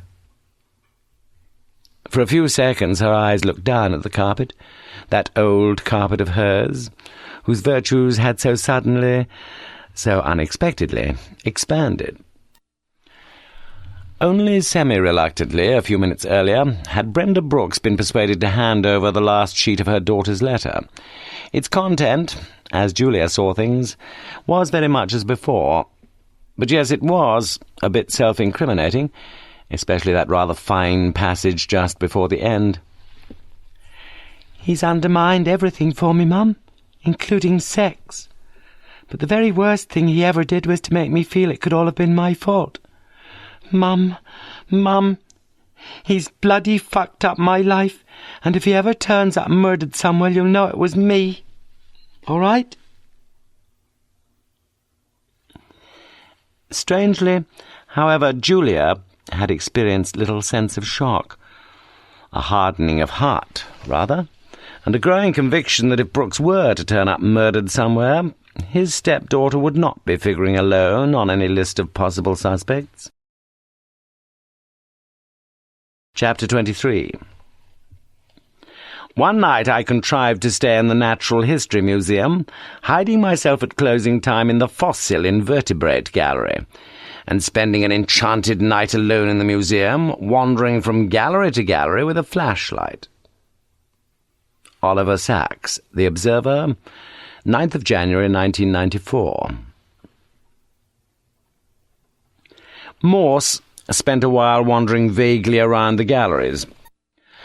On the ground floor he gave as much of his attention as he could muster to the tall glass showcases illustrating the evolution of firearms, Japanese no-masks, the history of looms and weaving, old musical instruments, shields, pots, models of boats, bull roarers, North American dress, and a myriad precious and semi-precious stones.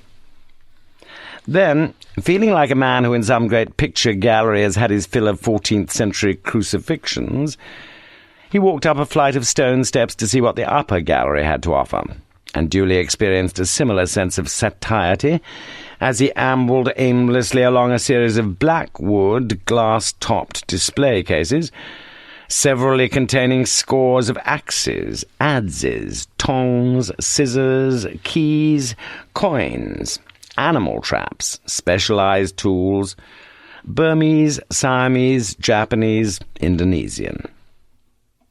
In one display case he counted 64 early medical instruments, each item labelled in a neat manuscript, in black ink on a white card, with documentation of provenance and purpose, where known. Among these many items, all laid out flat on biscuit-coloured backing material, clearly recently renovated, his attention was drawn to a pair of primitive tooth extractors from Tonga, and not for the first time he thanked the gods that he'd been born after the general availability of anaesthetics. But he had seen quite enough, he thought, wholly unaware at this point that he had made one extraordinarily interesting observation. So he decided it was time to leave. Very soon Louis would be at the front waiting for him. Louis would be on time. Louis was always on time. For the moment, however, he was conscious that there was no one else around in the upper gallery, and suddenly the place had grown a little forbidding, a little uncanny, and he felt a quick shiver down his spine as he made his way back into the main University Museum. But even here it was quieter now, more sombre, beneath the glass-roofed atrium, as if perhaps a cloud had passed across the sun outside. And Morse found himself wondering what it would be like to be in this place, be locked in this place, when everyone else had gone, when the school children were back on their coaches, when the rest of the public, when the attendants, when the administrator had all left. Then perhaps, in the silent, eerie atmosphere, might not the spirits of the dodo and the dinosaur, never suspecting their curious extinction, be calling for their mates again on some primeval shore? Jane Cotterell sat at her desk for several minutes after the door had closed behind Morse. She shouldn't really have said that about the beer. Silly of her. Why, she could just do with a drink herself, and it would have been nice if he'd asked her out for a lunchtime gin. She felt herself wishing that he'd forgotten something, a folding umbrella or a notebook or something. But as she'd observed, the inspector had taken no notes at all, and outside, the sun now seemed to be shining gloriously once more. Chapter 24. Cruelty is perhaps the worst kind of sin. Intellectual cruelty is certainly the worst kind of cruelty. G.K. Chesterton, All Things Considered. After reading the now complete letter, Julia Stevens rearranged the pages and read them again, whilst beside her, in a semi-distraught state, sat the original addressee, for whom, strangely enough, one of the most disturbing aspects of the letter was the revelation that her sister Beryl had told her niece the events of that terrible night. Had she, Brenda, made too much of everything when Ted had handled her so roughly? Had it been as much an accident as an incident? But no, it hadn't. And whether her account of it had been exaggerated or whether it had been understated, either to her sister over the phone or to her employer in person, certain it was that the recollection of that night in May would remain ever vivid in Brenda's memory.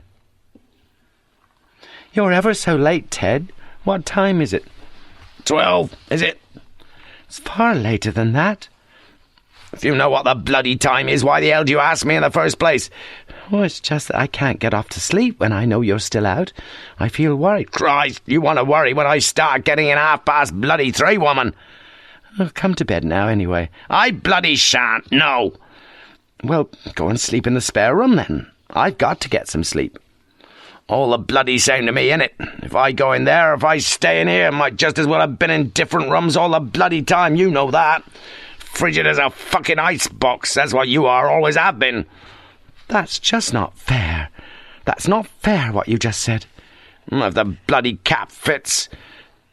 "It can't go on like this, Ted. It just can't. I can't stick it any more." "Well, bloody don't, then. Sling your hook and go if you can't stick it. But just stop moaning at me, d'ye hear? Stop fucking moaning, all right?" She was folding her candlewick dressing-gown round her small figure and edging past him at the foot of the double bed, when he stopped her, grabbing hold of her fiercely by the shoulders and glaring furiously into her face before pushing her back. "You stay where you are!" Twice previously he had physically maltreated her in a similar way, but on neither occasion had she suffered physical hurt. That night, though, she had to stumble, against the iron fireplace in the bedroom, and as she'd put out her right hand to cushion the fall, something had happened. Something had snapped. Not that it had been too painful, not then. As a young girl, Brenda had been alongside when her mother had slipped in the snow one February morning and landed on her wrist, broken her wrist. And passers-by had been so concerned, so helpful, that as she'd sat in the casualty department at the old Radcliffe Infirmary, she'd told her daughter that it had almost been worthwhile, the accident, to discover such unsuspected kindness. But that night Ted had just told her to get up, told her not to be such a bloody ninny.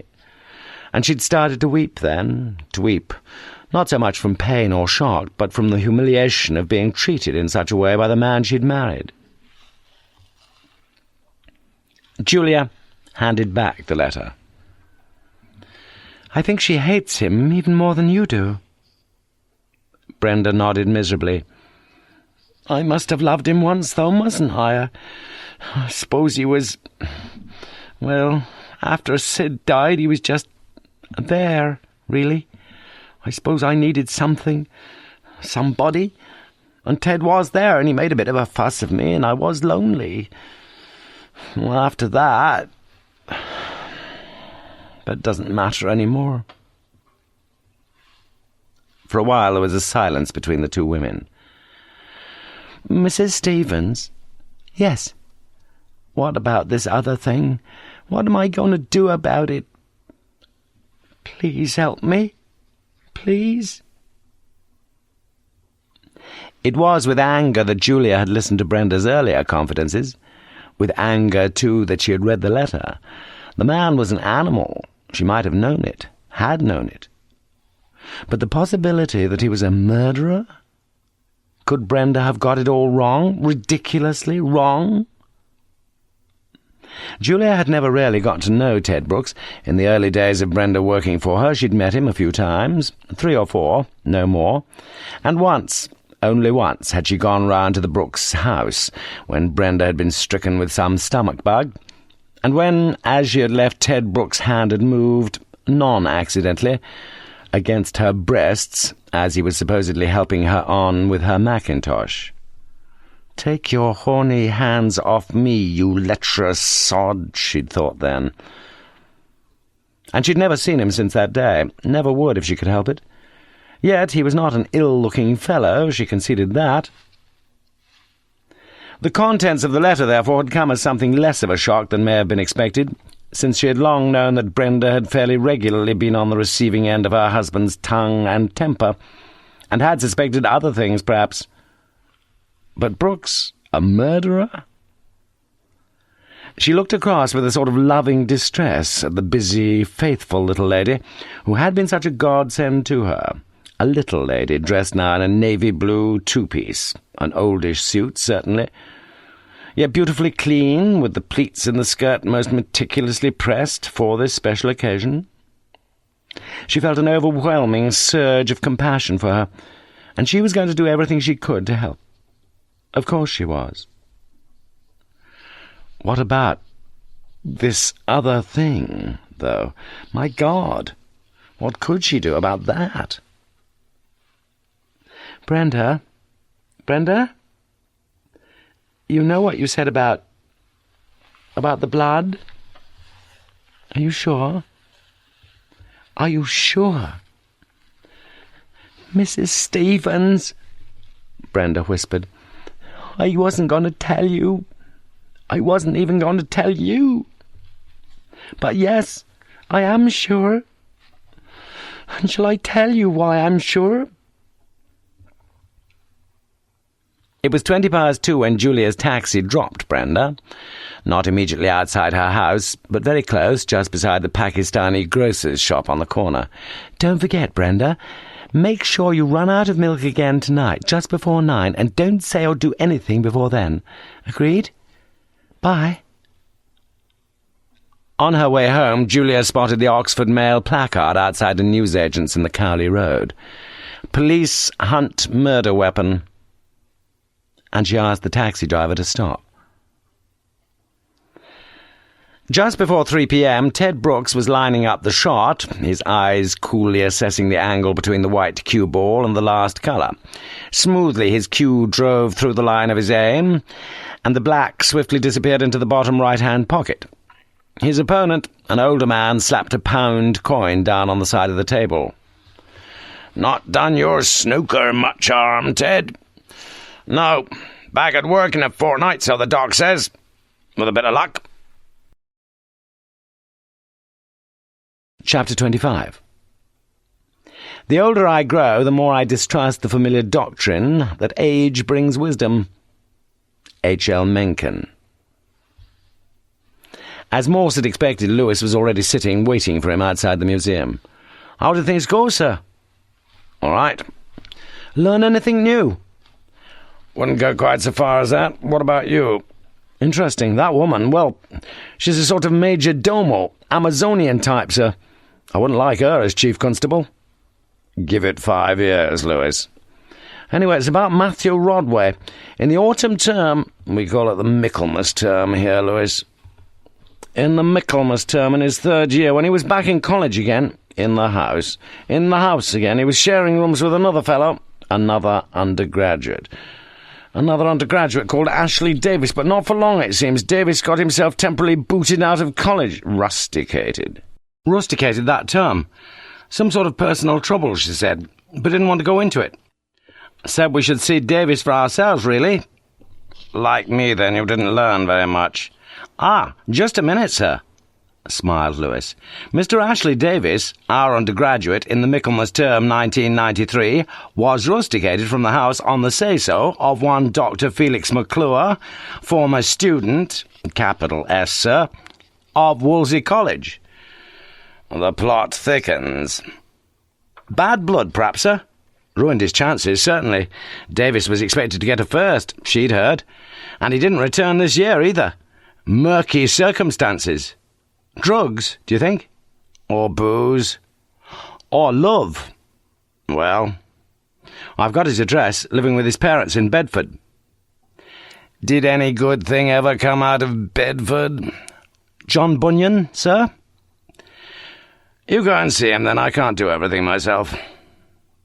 "What's wrong?" asked Lewis quietly.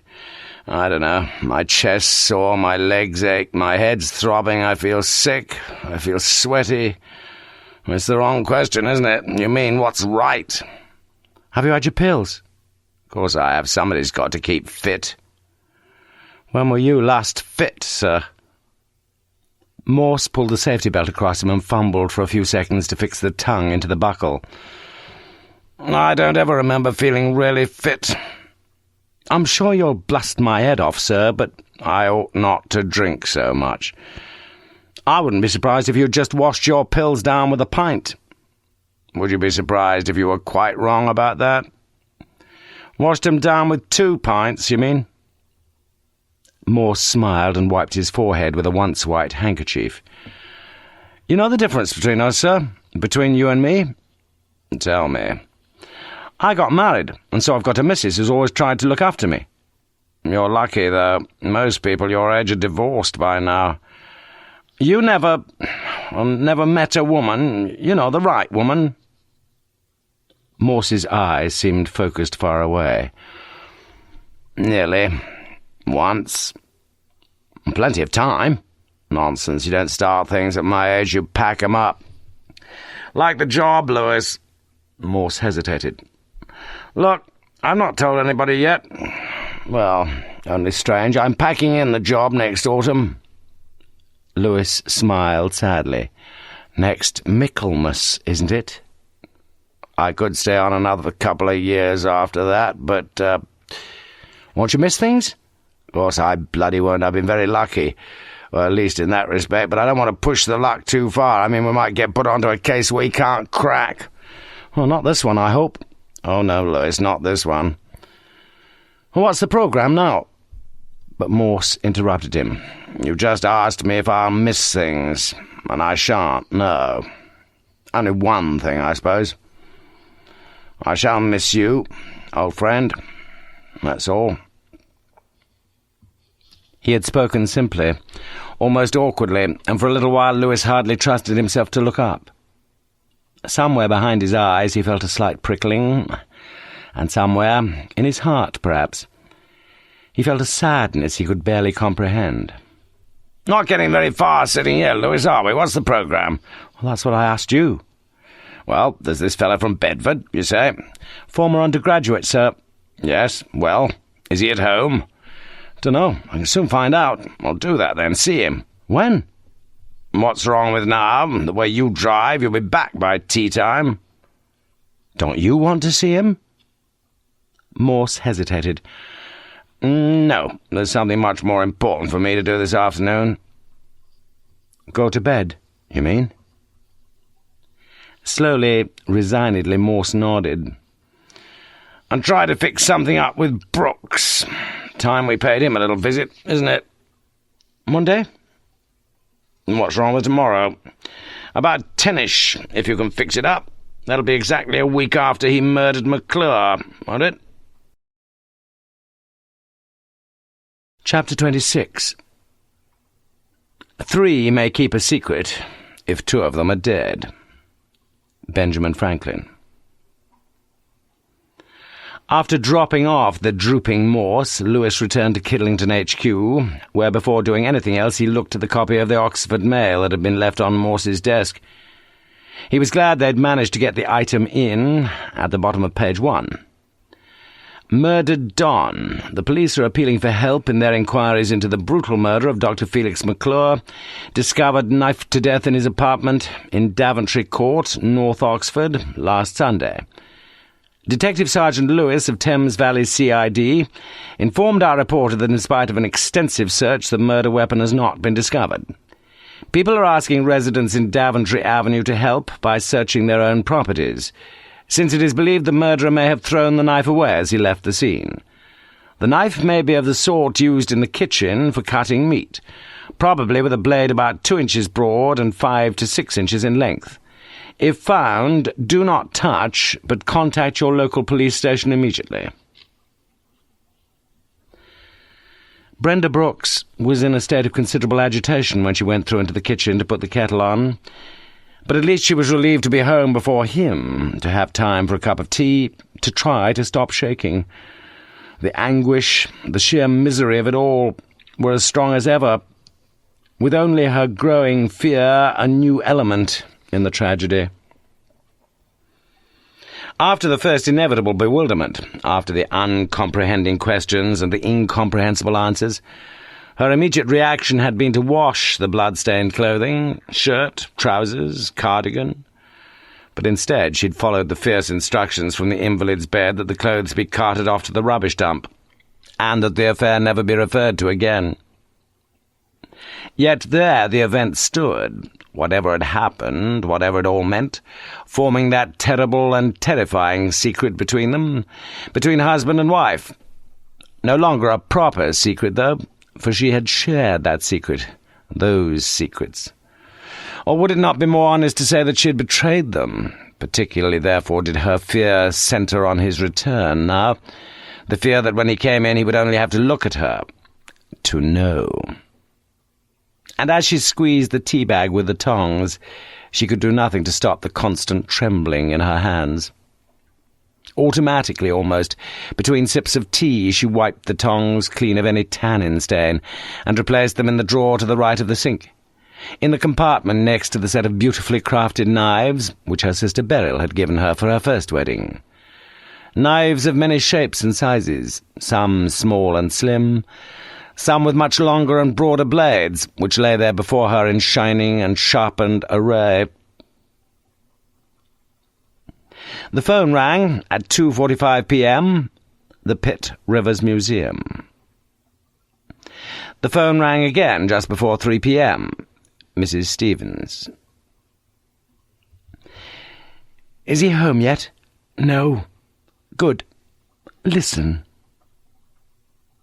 The front door slammed at 3:20 p.m., when, miraculously as it seemed to Brenda, the shaking in her hands had ceased. Almost invariably, whenever he came in, she would use those same 3 words. "That you, Ted?" That afternoon, however, there was a change. Subconscious, perhaps, yet still significant. "That you?" she asked in a firm voice, just the two words now, as if the query had become depersonalized, as if she could be asking the information of anyone, dehumanized, as if she could be speaking to a dog. As yet, still holding out on the battlefield, was a small fortress. It was likely to collapse very soon, of course, but there was the possibility that it might hold out for some little time, since it had been recently reinforced. And when the door had slammed shut, she'd been suddenly conscious, yes, of just a little power. "That you?" she repeated. "Who do you think it is?" "Cup of tea?" "You can get me a can of beer." "The museum just rang. The lady wanted to know how you were. Kind of her, wasn't it?" "Kind? Was it fuck? Only wanted to know when I'd be back, that's all. Must be short-staffed, that's the only reason she rung." "You'd have thought people would be glad of a job like that with all this unemployment." "Would be, wouldn't they, if they paid you decent bloody rates?" "Well, they pay you reasonably well, surely?" He glared at her viciously. "How'd you know that? You been looking at my things when I was in hospital? Christ, you better not have been, woman." "I don't know what they pay you. You've never told me." "Exactly. So you know fuck all about it, right? Look at you. You go out for that bloody teacher, and what's her rates, eh? Bloody slave labour, that's what you are. 4 quid an hour? Less? Christ, if you had out what she gets an hour, all those holidays and everything." Brenda made no answer, but the flag was still flying on the small fortress. And oddly enough, he was right. Mrs. Stevens did pay her less than £4 an hour. £10 for 3 hours, in fact, 2 mornings a week. But Brenda knew why that was, for unlike her husband, her employer had told her exactly where she stood on the financial ladder, 1 rung from the bottom. In fact, Mrs. Stevens had even been talking that lunchtime of having to get rid of her B registration Volvo, which stood in one of the run-down garages at the end of the road, rented at £15 per calendar month. Brenda knew the protection which that rusting, corrugated shack could afford to any vehicle was minimal, but it did mean that the car had a space, which was more than could be said for the length of road immediately outside Julia's own front door, where so often some other car or van was parked, with just as much right to do so as she had, so the council had informed her. It wasn't that the sale of the old Volvo, £340, madam, no, let's make it £350, would materially boost her current account at Lloyd's, but it would mean a huge saving on all those other wretched expenses: insurance, road tax, servicing, repairs, MOT, garaging. What, about £800 a year? So why keep it? That's what Julia had asked Brenda. She would have been more honest if she'd told Brenda why she was going to sell it. But that lunchtime, at least, the telling of secrets had been one-way traffic. Chapter 27. Men will pay large sums to whores for telling them they are not bores. W. H. Auden, New Year Letter. Later that afternoon it was to be the BBB route, Bicester, Buckingham, Bedford. Fortunately for Lewis, the detached Davis's residence was on the western outskirts of Bedford, and the door of 248 Northampton Road was answered immediately by Ashley Davis himself. After only a little skirmishing, Davis had come up with his own version of the events which had preceded the showdown between himself and Matthew Rodway and Dr. Felix McClure, an old carcass whose bones Lewis had been commissioned to pick over yet again. Davis had known Matthew Rodway in their first year together. They had met in the University Conservative Association. Lewis felt glad that Morse was abed. But apart from such political sympathy, the two young men had also found themselves fellow members of the East Oxford Martial Arts Club. Judo, karate, that sort of thing. Lewis, himself a former boxer, was interested. Well, not so much the physical side of things, that was part of it, of course, but it's a sort of two-way process, physical and mental, mind and body. Both of us were more interested in the yoga side than anything. You know, union. Well, that's what yoga means, isn't it? Lewis nodded sagely. Then you get into TM, of course. TM, sir? Transcendental meditation. You know, towards spiritual well-being. You sit and repeat this word to yourself, this mantra, and you find yourself feeling good, content, happy. Everything was okay between Matthew and me until this girl, well, this woman, joined. I just couldn't take my eyes off her. I just couldn't think of anything else. The TM wasn't working properly, suggested Lewis helpfully. It wasn't even as if she was attractive, really. Well, no, she was attractive, that's the whole point. Not beautiful or good-looking or anything like that, but, well, she just had to look at you, really, just look into your eyes, and your heart started melting away.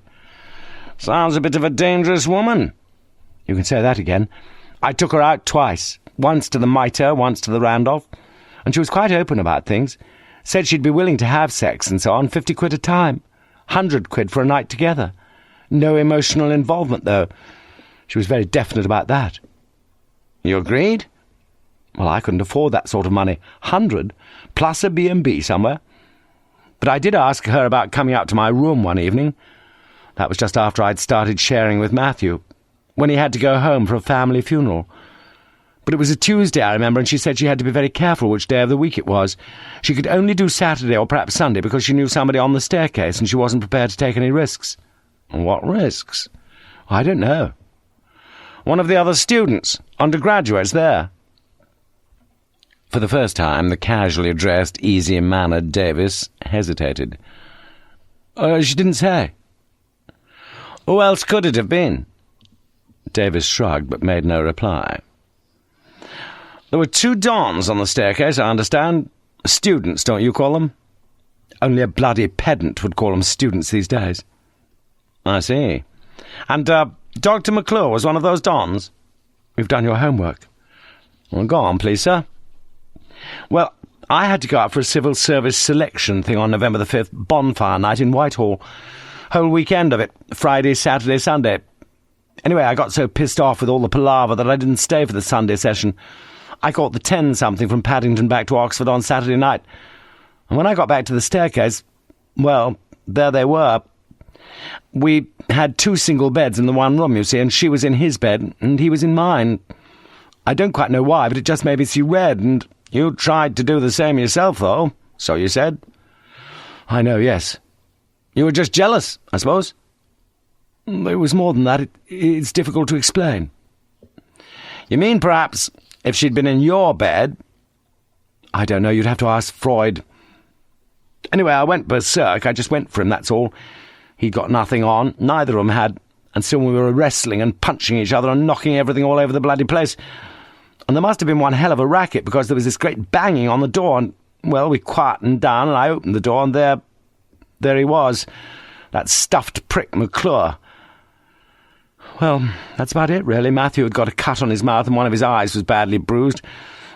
I'd got a gash on my left arm, but no great damage, not considering. McClure wanted to know about it all, of course, who the girl was. Who was she? Well, she called herself Ellie. Ellie Smith. Then? Well, they put me in one of the guest rooms in Great Quad, and Ellie went off. I think McClure put her in a taxi, and that was that. The senior tutor sent for me the next morning, and you know the rest. Why didn't Mr. Rodway get rusticated too? Well, I'd started it. My fault, wasn't it? Wasn't he disciplined at all? Well, warned, yes. You get a warning in things like that. Then, if it happens again... Lewis thought he was beginning to get the picture. And perhaps you'd already had a warning yourself, sir? He asked quietly. Unblinking, the thick-set Davis looked for several seconds into Lewis's eyes before nodding. I'd had a fight in a pub in my first year. Much damage done, then? He broke his jaw. Don't you mean you broke his jaw, sir? It was a pleasant little rejoinder, and perhaps Davis should have smiled. But Lewis saw no humour, only what he thought may have been a hint of cruelty in the young man's eyes. You've got it, Sergeant.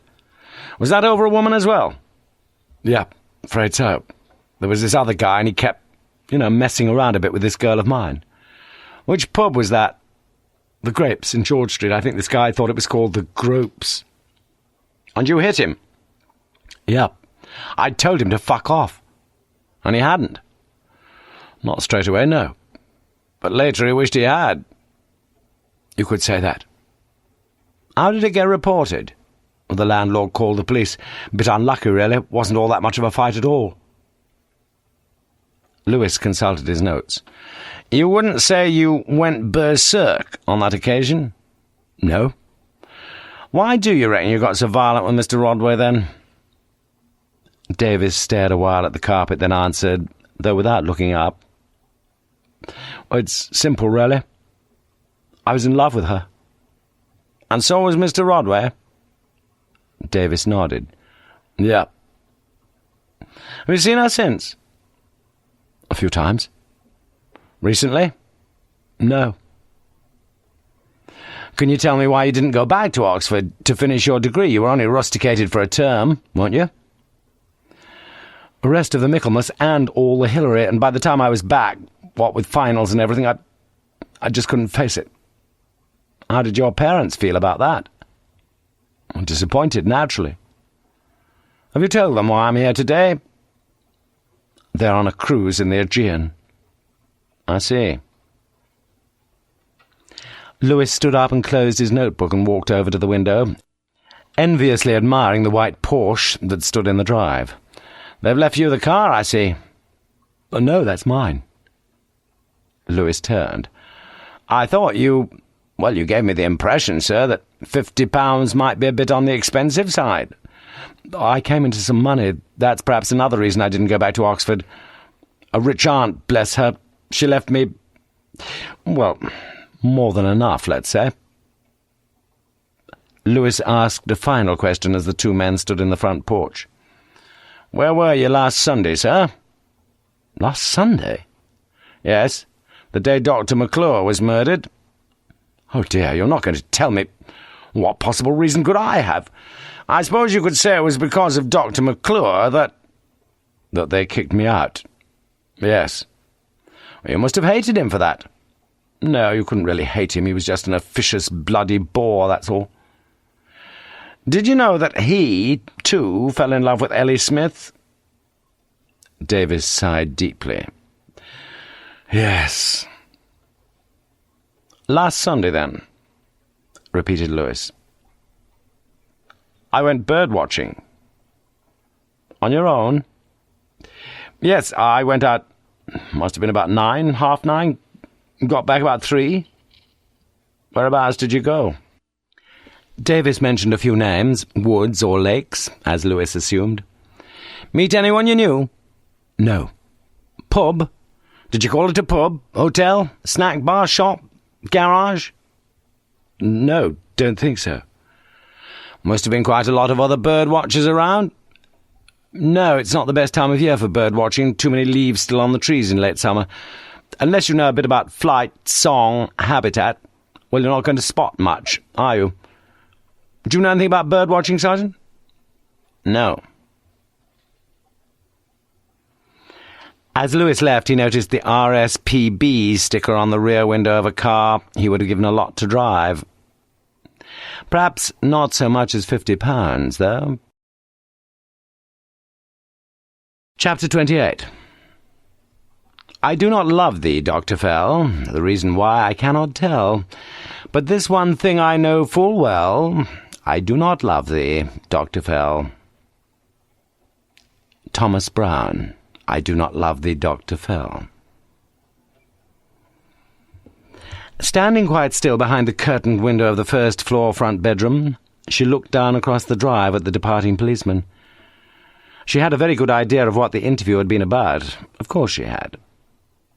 She was completely naked except for the dressing gown, his, draped around a figure which was beginning to wobble dangerously between the voluptuous and the overblown. The beginning of a pot belly, quite certainly calling for some fairly regular visits to the Temple Cowley Pool in East Oxford, to plough through some 30 or 40 lengths at a time, for she was an excellent swimmer. The smell of her was seductive, though, she knew that. How else, with that posh eau de toilette just squirted everywhere about her person? Mimosa pour moi. The last thing Felix had bought her. Felix. Always, above all perhaps, he'd adored the sight and the smell of her when she'd just finished drying herself after one of her frequent baths.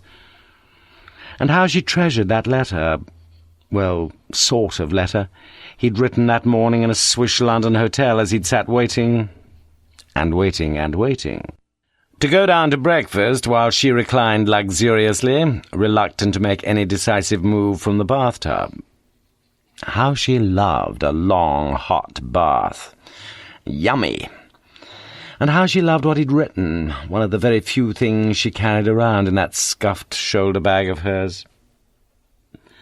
I ask my darling if she is ready for breakfast, and she stands in front of me, and with a synchronized circular swish of her deodorant can, she sprays first her left armpit, then her right. But she gives no answer. I ask my darling if she's been thinking of me during our night together, and she forms her lips into a moo and rocks her right hand to and fro, as if she was stretching it forward to steady a rickety table on the stone-flagged floor at the Trout. But she gives no answer. I ask my darling why she can't occasionally be more punctual for any rendezvous with me, and I would be so glad if she could speak and dip into a pool of unconvincing excuses. But she gives no answer. I ask my darling what she loves most of all in her life, and she smiles. At last a smile. And she points behind her to the deep scented water in which she has just been soaking and poaching, her full breasts seemingly floating on the surface. It is, I must suppose, the nearest I shall ever come to an answer. She'd read it many, many times. Above all, she enjoyed reading about herself in the third person. It was as if she were a key character in some roman à clef. Felix had told her about that sort of book, told her how to pronounce it. A character far more important on the page than in reality. Oh yes, because in real life she wasn't important at all, nor ever would be. After all, she wouldn't exactly be riding up to the abortion clinic that Wednesday in a roller, now would she? God, no, just standing on that perishing platform number 2, waiting for the early bloody train up to bloody Birmingham. Ashley Davis opened the bedroom door and walked up behind her, unloosening the belt of his dressing gown. God, am I ready? But she slipped away from him and slipped out of the dressing gown, fixing first her black suspender belt, then her black bra, then pulling a thin, dark blue dress over her ridiculously colourful head, before hooking a pair of laddered black stockings up her legs. Davis had watched her silently. He felt almost as sexually aroused by watching her dress as watching her undress. At last he spoke. "What's the matter? What have I done wrong?" She made no reply, but stood tip-tilting her chin towards the dressing-table mirror as she applied some transparent substance to her pouting lips. "Ellie, I'm off." "What do you mean you're off? I'm taking you out to lunch, remember? I'm off." "You can't do this to me. Just watch me." "Is it the police?" "Could be." "But he's gone. It's over. It's all right." She picked up a small overnight grip of faded pink canvas, inscribed with the names of pop groups and punk stars. "I'm off." "Well, when do I see you again?" "You don't." "Ellie, I don't want to see you any more." It seemed a long sentence. Davis sat down miserably on the side of the double bed in which he and Ellie had slept, or half slept, the previous night. "You don't love me at all, do you?" "No." "Have you ever loved me?" "No." "Did you love Matthew?" "No." "Don't tell me you love McClure. Don't tell me you love that prick." "But the only thing about him I did love." "Christ, you shouldn't say things like that." "Why ask, then?" "Have you ever loved anybody?" "Me mum, yeah." "Nobody else?" "Me dad, me real dad, I suppose, can't remember." With a series of upward brushes, she applied some black colouring to her eyelashes. "Where do you think you're going now?" "Oxford." Davis sighed miserably, stood up and reached inside his trouser pocket for his car keys. "Oh, come on, then." "I'm not going with you." "What's that supposed to mean?" "I'll hitch a lift." "You can't do that." "Of course I bloody can. That's all they're looking for, most of these lecturers' sods. All I got to do, Ellie. First car, like as not, you see." In fact, Ellie Smith's prediction was unduly optimistic, since the first car drove past her with little observable sign of interest, no detectable sign of deceleration. The second car did exactly the same, but not the third. Chapter 29. My predestinated lot in life, alas, has amounted to this: a mens not particularly sana, in a corpore not particularly sano.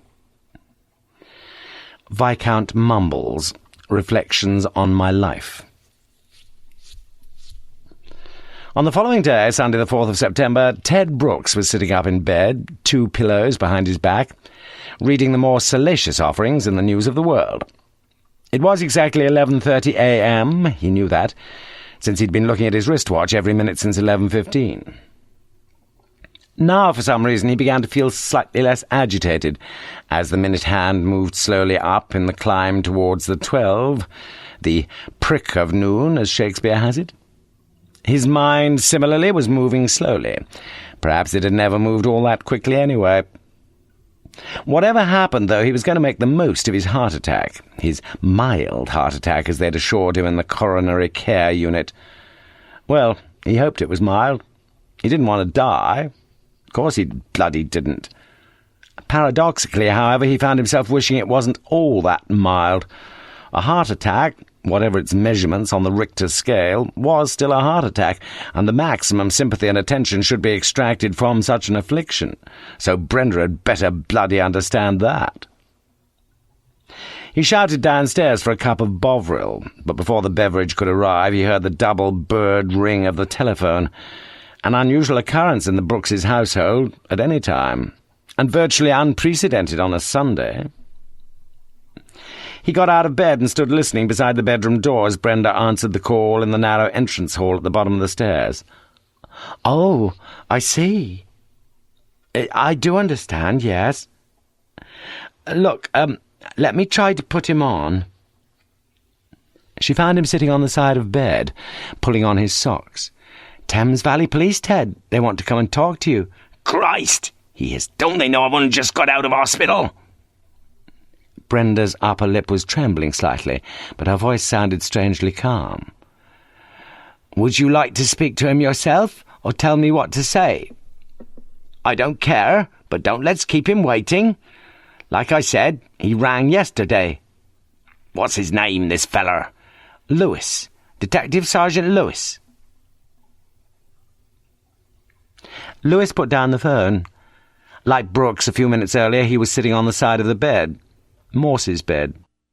"Let's fix that up then, sir. I still feel you'd be better off staying in bed, though." "Nonsense."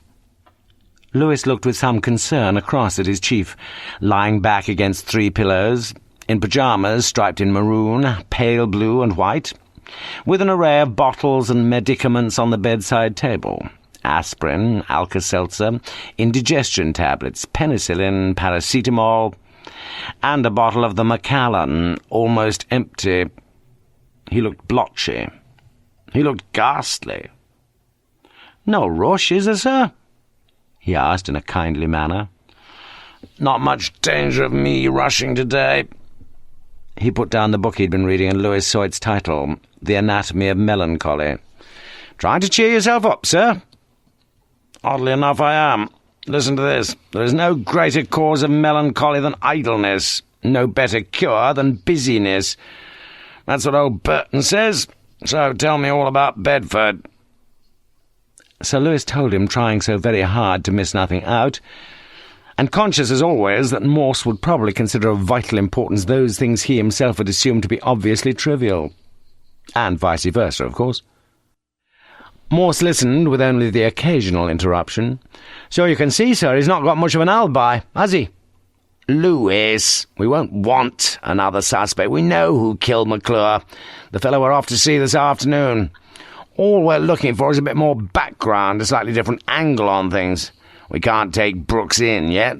Well, we can, but he's not going to run away. We ought to wait for a bit more evidence to accumulate. We certainly haven't got much, to be truthful, have we? You've still got people looking for the knife? Lewis nodded. 8 men on that, sir. Doing the houses Phillips' lads didn't. Along most of the road, both sides. Morse grunted. I don't like this fella Brooks. Well, you've not even seen him yet. I just don't like this drugs business. I doubt if Davis had any part in that. Didn't seem the type at all. Just in on the sex. Well, he fell for that woman in a pretty big way, no doubt about that. And you say there may have been somebody in the house while you were there? Well, as I say, I heard the loo flushing. Well, a trained detective like you would, wouldn't he? When the cat's away... Looks like it. I think he's the sort of fellow who just welcomes all the floozies with open arms. And open flies. You don't think? The thought struck Lewis for the first time. You don't think? The loo flusher was one and the same as our staircase Lulu? Nah, not a chance. Forget it. The really interesting thing is what Davis told you about her, about Ellie Smith, or whatever her name is. Morse broke off wearily, wiping the glittering perspiration from his forehead with a grubby white handkerchief taken from his pyjama top. Top number 3, in fact, for he'd already sweated his way through 2 pairs of pyjamas since taking to his bed the previous afternoon. "Did you take your dose this morning, sir?" Morse nodded. "Double dose, Lewis. That's always been the secret for me." "I meant the medicine, not the malt." Morse grinned weakly, his forehead immediately prickling with moisture once more, like a windscreen in persistent drizzle. He lit a cigarette, and coughed revoltingly, his chest feeling like a chunk of excoriated flesh, then spoke. "She said she couldn't see him on a weekday, right? Saturday okay, though, and perhaps Sunday. Why? Pretty clearly because she knew somebody there on the staircase, and you thought... Be honest now. You thought it must be somebody who buggered off to his cottage in the Cotswolds somewhere every weekend and left the coast clear. You thought it was one of the 2 students, didn't you? You thought it was McClure." "To be honest with you, I didn't know. I thought it was somebody who didn't work after Saturday lunchtime until starting up again on Monday morning. I thought it was the scout. I thought it was Brooks." "Oh. Wasn't I supposed to think that?" Morse wiped his brow yet again. "I'm not really up to things at the minute, am I?" "No, I don't think you are." "Oh." "I think Brooks wasn't just a pusher, I think he was a pimp as well. And it was probably too risky for him to let any of his girls get into the college, into the house, sir. So if this particular girl was going to get in, it was going to be at weekends when he wasn't there, when she could make her own arrangements, take her own risks and set her own fee, without cutting him in at all." Morse was coughing again. "Why don't I put you in charge of this case, Lewis?" "Because I couldn't handle it." "Don't you think you can handle Brooks?" "No." "You think we ought to wait a couple of days, don't you, before we see him?" "Yes." "And you think I'll agree to that?" "No." Morse closed Burton's immortal work and folded the duvet aside. "Will you do me a quick favour, Lewis, while I get dressed?" "Of course." "Just nip out and get me the news of the world, will you?" Chapter 30. McCavity, McCavity, there's no one like McCavity. There never was a cat of such deceitfulness and suavity. He always has an alibi and 1 or 2 to spare, at whatever time the deed took place. McCavity wasn't there. T.S. Eliot. McCavity, the Mystery Cat. At 1:15 p.m., on the way to the Brookses' residence in East Oxford, they'd called briefly at Daventry Avenue. Still no sign of any murder weapon. "Give 'em a chance." Lewis had said. Morse had insisted on taking the Jaguar, with Lewis driving. He thought the finale of Die Valkyrie might well refresh his drooping spirits, and the tape, he said, was already in position there. But strangely enough, he hadn't turned it on. Even more strangely, he appeared ready to engage in conversation in a car. Most unusual. "You ought to invest in a bit of Wagner, Lewis. Do you far more good than all that rubbish you play." "Not when you're there, I don't." "Thank God." "I don't get on to you for what you like." "What do you like best?" Lewis came up to the roundabout at the Plain and took the second exit, the one after St. Clement's, into the Cowley Road. "I'll tell you what I can't stand, sir, the bagpipes." Morse smiled. "Oh dear, somebody once said that was his favourite music, the sound of bagpipes slowly fading away into the distance." It was 1:45 when Ted and Brenda Brooks, side by side on the living-room settee, sat facing the two detectives. Morse in the only armchair there, Lewis on an upright chair imported for the occasion from the kitchen. Brooks himself, in his late 40s, dressed in a white short-sleeved shirt and well-pressed slacks, looked pale and strained. But soon he appeared to relax a little, and was confirming, with an occasional nod of his greying head, the background details which Morse now briefly rehearsed. His years as a scout at Wolsey, where he'd got to know Matthew Rodway. "Yup." And Dr. McClure. "Yup." His present employment at the Pitt Rivers Museum. "Yup." The skirmishing had been very civilised, and Mrs. Brooks asked them all if they'd like a cup of tea. But Morse declined, speaking, as it appeared, for all three of them, and turning back to Brooks and to the trickier part of the examination paper. "Do you want your wife to be here, sir, while I ask you, I'm sorry, some rather awkward questions?" "She stays. You stay, don't you, Bren? Nothing she shouldn't know about, Inspector?" Lewis watched the man carefully, but could see no greater signs of nervousness than was normal among witnesses being interviewed by the police. Wasn't she, Mrs. Brooks, the more obviously nervous of the two?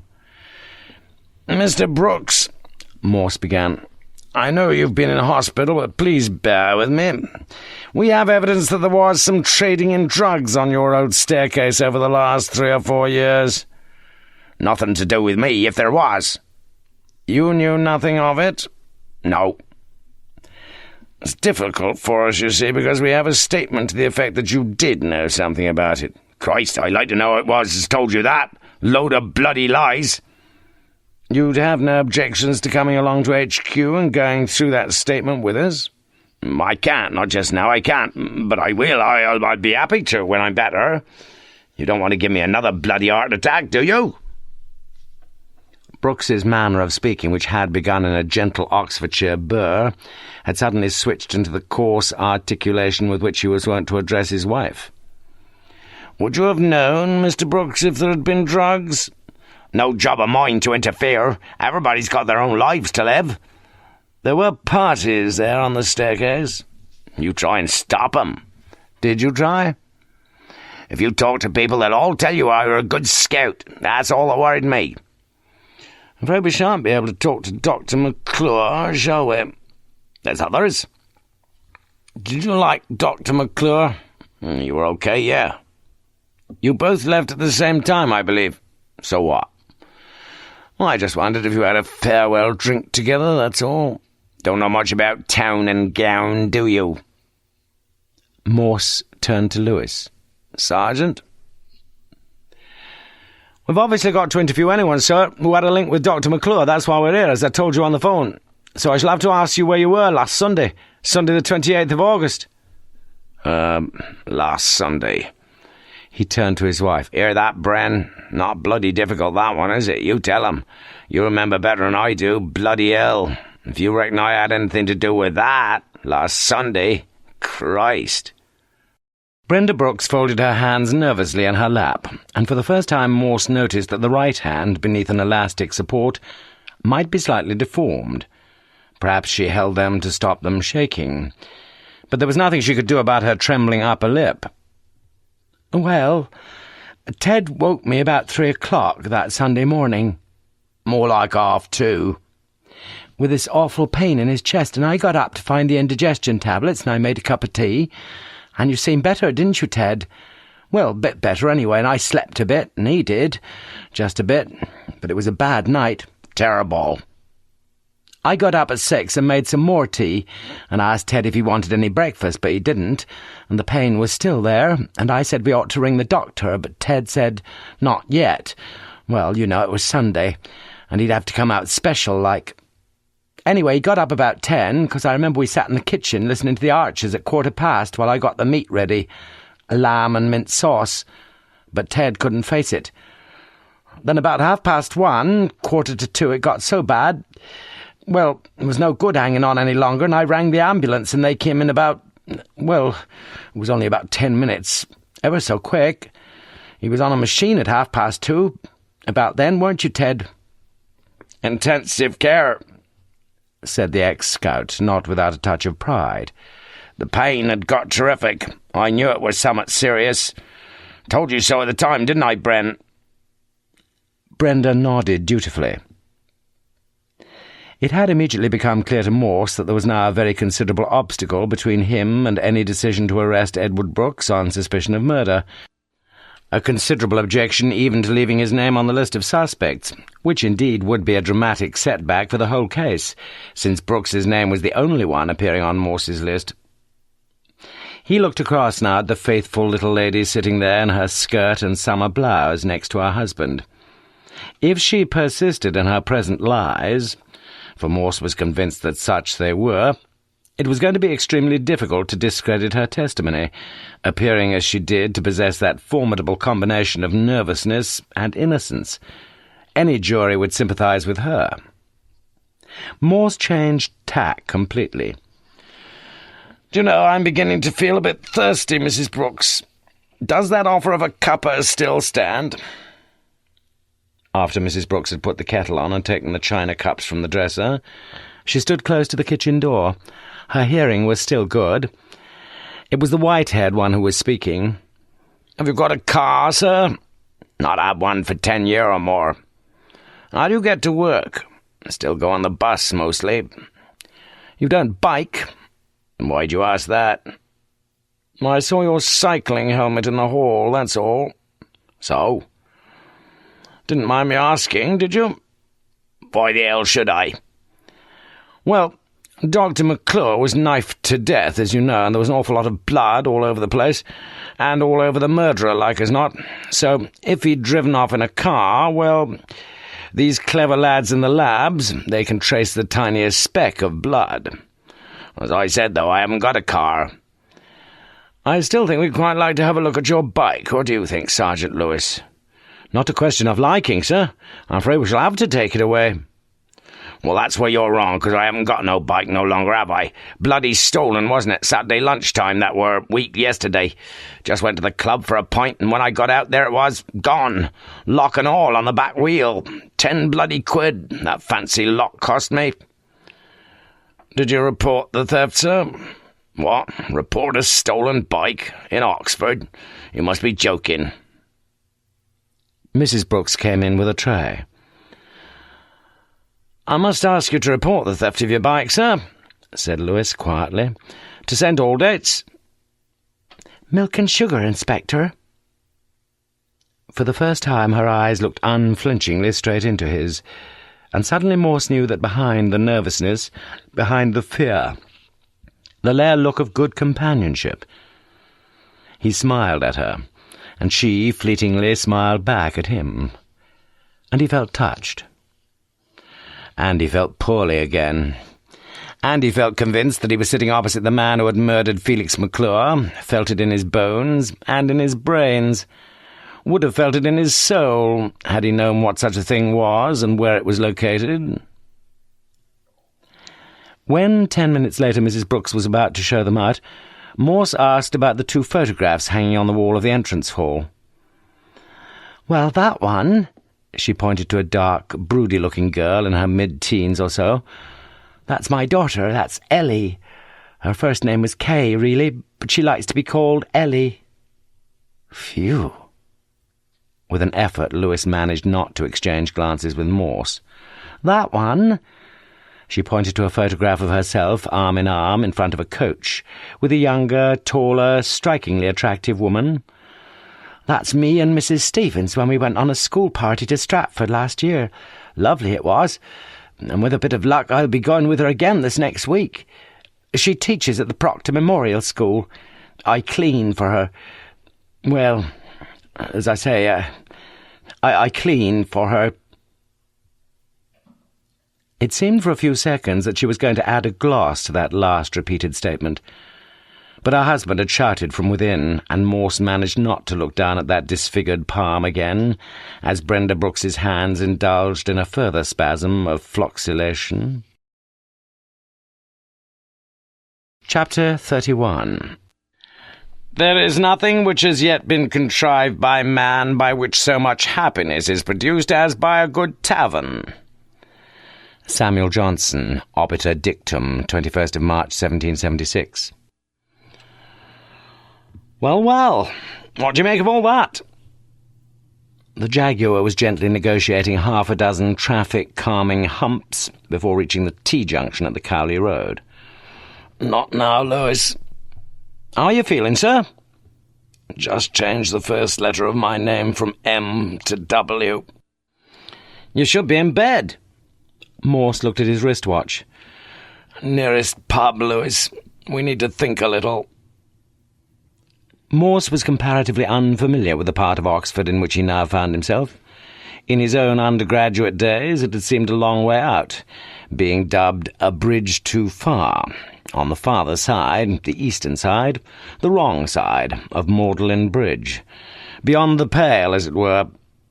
Yet, even then, 3 decades earlier, it had been, as it still was, a cosmopolitan commercial area of fascinating contrasts, of the drab and the delightful, of boarded-up premises and thriving small businesses, of decay and regeneration, a private sex shop at the city centre end, and a police station at the far Ring Road end, with almost everything in between, including, and particularly, a string of highly starred Indian restaurants. Including, too, as Morse now trusted, a local pub selling genuine real ale. Lewis himself knew the area well, and after turning right at the T-junction, he almost immediately turned left into Marsh Road, pulling up there beside the Marsh Harrier. Ashley Davis, he thought, would almost certainly have approved. The Good Pubs of Oxford guide always reserved its highest praise for those hostelries where conversation was not impeded, let alone wholly precluded, by stentorian jukeboxes. And certainly Morse was gratified to find no music here. Yet he appeared to Lewis clearly ill at ease as he started, well, almost finished, really, his first swift pint of Fuller's London Pride. "What's worrying you, sir?" "I don't know, I've just got a sort of premonition." "Didn't know you believed in them." "About this copycat crime business. You know, you get a crime reported in the press, somebody pinching a baby from outside a supermarket, say, and before you can say Anne Robinson, somebody else is having a go at the same thing." Lewis followed the drift of Morse's thought. "The article we placed in the Oxford Mail?" "Perhaps." "You mean we shouldn't, perhaps?" "Oh, no, it was our duty to print that, and for all we know it could still produce something, though I doubt it." Morse drained his beer before continuing. "You know, the knife's somewhere, isn't it? The knife that someone stuck into McClure. The knife that Brooks stuck into McClure. That's the infuriating thing for me, knowing that the bloody thing's somewhere, even if it's at the bottom of the canal. Or the Charwell. Or the Isis. Or the gravel pits." But the conversation was briefly interrupted whilst Lewis, on the landlord's announcement of last orders, was now dispatched to the bar for the second round. Perhaps it was Morse's bronchial affliction which was affecting his short-term memory, since he appeared to be suffering under the misapprehension that it was he who had purchased the first. Whatever the case, however, Morse quite certainly looked happier as he picked up his second pint, and picked up the earlier conversation. "Brooks wouldn't have been too near any water, would he?" "Not that far off, surely. And he'd have to go over Magdalen Bridge on his way home anyway." on his blood-saddled bike. All he'd need to do was drop his knife over the bridge there. Probably be safe till kingdom come, then. Morse shook his head. He'd have been worried about being seen. Lewis shrugged. We could have waited till it were dark. It was bloody morning, Lewis. We could have ditched it earlier in a garden or somewhere. No, we'd have found it by now, surely. We're still trying, said Lewis quietly. You know, Morse sounded weary. It's not quite so easy as you think, getting rid of things. You get a guilt complex about being seen. I remember a few weeks ago trying to get rid of an old soldier in a rubbish bin in Banbury Road, and just after I dropped it in, somebody I knew drove past in a car and waved. He'd seen you? What makes you think it was a he? You felt a bit guilty. Morse nodded. So it's vitally important that we find the knife. I just can't see how we're going to make a case out against Brooks unless we can find the murder weapon. Have you thought of the other possibility, sir? What's that?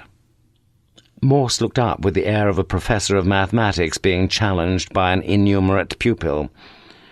He took the knife home with him. No chance. We're talking about instinctive behaviour here. You don't knife somebody and then just go back home and wash your knife up in co-op detergent with the rest of the cutlery and put it back in the kitchen drawer. There'd be a knife missing, though. From a set, perhaps. So what? Knives get lost, broken. So Mrs. Brooks would probably know. But she's not going to tell us, is she?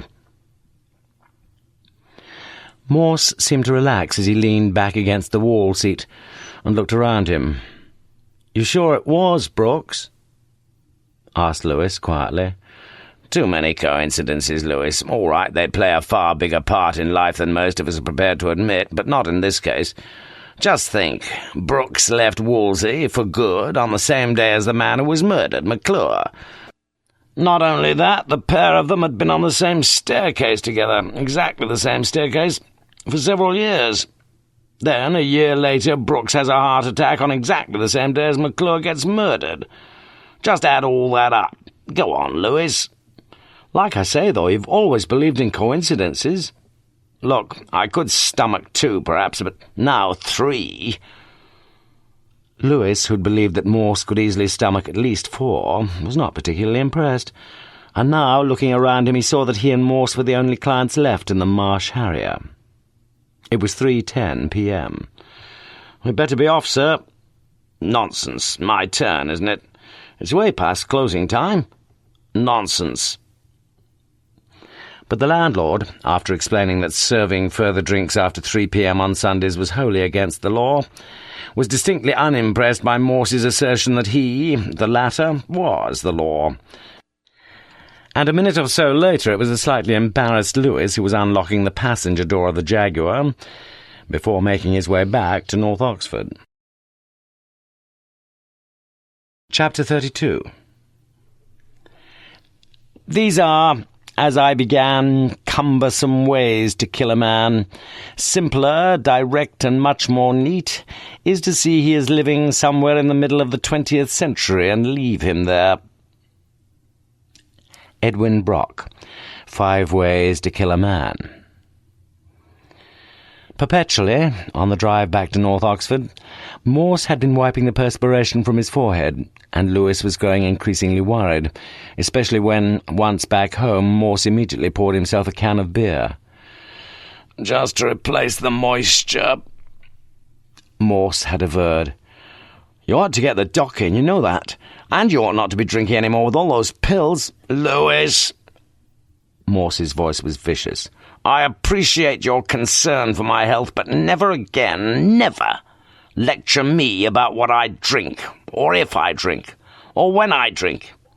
Is that clear?" In a flush of anger, Lewis rose to his feet. "I'll be getting back. Sit down." Morse took out a cigarette, and then looked up at the still-standing Lewis. "You don't think I ought to smoke, either?" "Well, it's your life, sir. If you're determined to dig yourself an early grave—" "I don't want to die. Not just yet," said Morse quietly. And suddenly, as if by some strange alchemy, Lewis felt his anger evaporating, and, as bidden, sat down. Morse put the cigarette back in its packet. "I'm sorry. Sorry I got so cross. Forgive me. It's just that I've always valued my independence so much. Too much, perhaps. I just don't like being told what to do. All right?" "All right." "Well, talk to me. Tell me what you thought about Brooks." "No, sir. You're the thinker. That's why you get a bigger pay packet than me. You tell me." "Well, I think exactly the same as I did before. After young Rodway's suicide, McClure found out about the availability of drugs on the staircase there. Cannabis, amphetamines, cocaine, crack, ecstasy, LSD, heroin, whatever. And he also found out that it was Brooks who was supplying them and making a pretty penny for himself in the process. Then at some point, McClure told Brooks he'd got two options.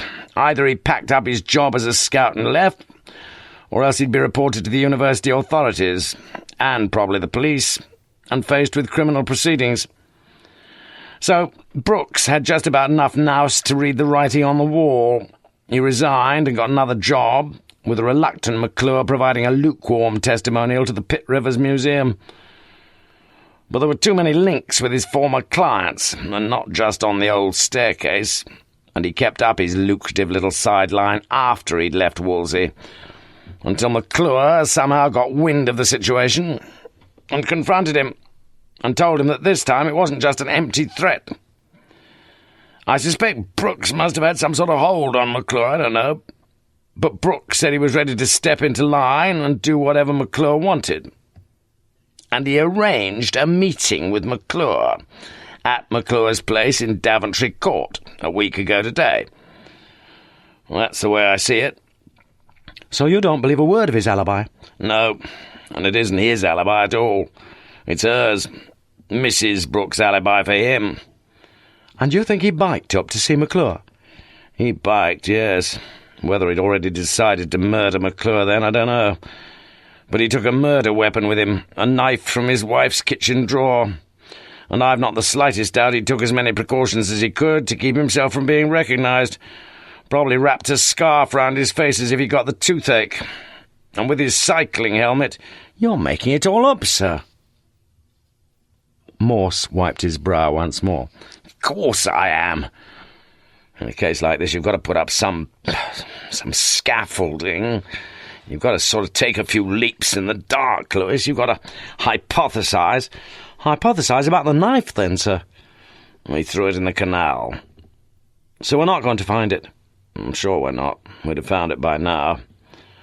Unless, as I say, he took it home with him and washed it up and wiped it dry and then put it back in the kitchen drawer. Yes. Probably he did mean to throw it in the canal or somewhere, but something could have stopped him, couldn't it? Such as? Such as a heart attack, suggested Lewis gently. Morse nodded. If he suddenly realised he hadn't got any time to... if he suddenly felt a terrible pain... Terrific. That's what he said. What about the bike, though? He must have ridden it up to Daventry Court, mustn't he? So if he'd felt the pain starting, he'd have thought he'd get back home as fast as he could. Morse shook his head. Doesn't add up, does it? He must have ditched his bike somewhere on the way back. Where, though? Morse pondered the problem a while. Then, remembering Brooks's contempt for anyone taking the trouble to report a bicycle theft in Oxford, he suddenly saw that it had ceased to be a problem at all. Do you know a poem called 5 Ways to Kill a Man? No. Wearily, Morse rose to his feet, fetched an anthology of modern verse from his shelves, looked up Brock in the index, turned to the poem, and read the last stanza aloud.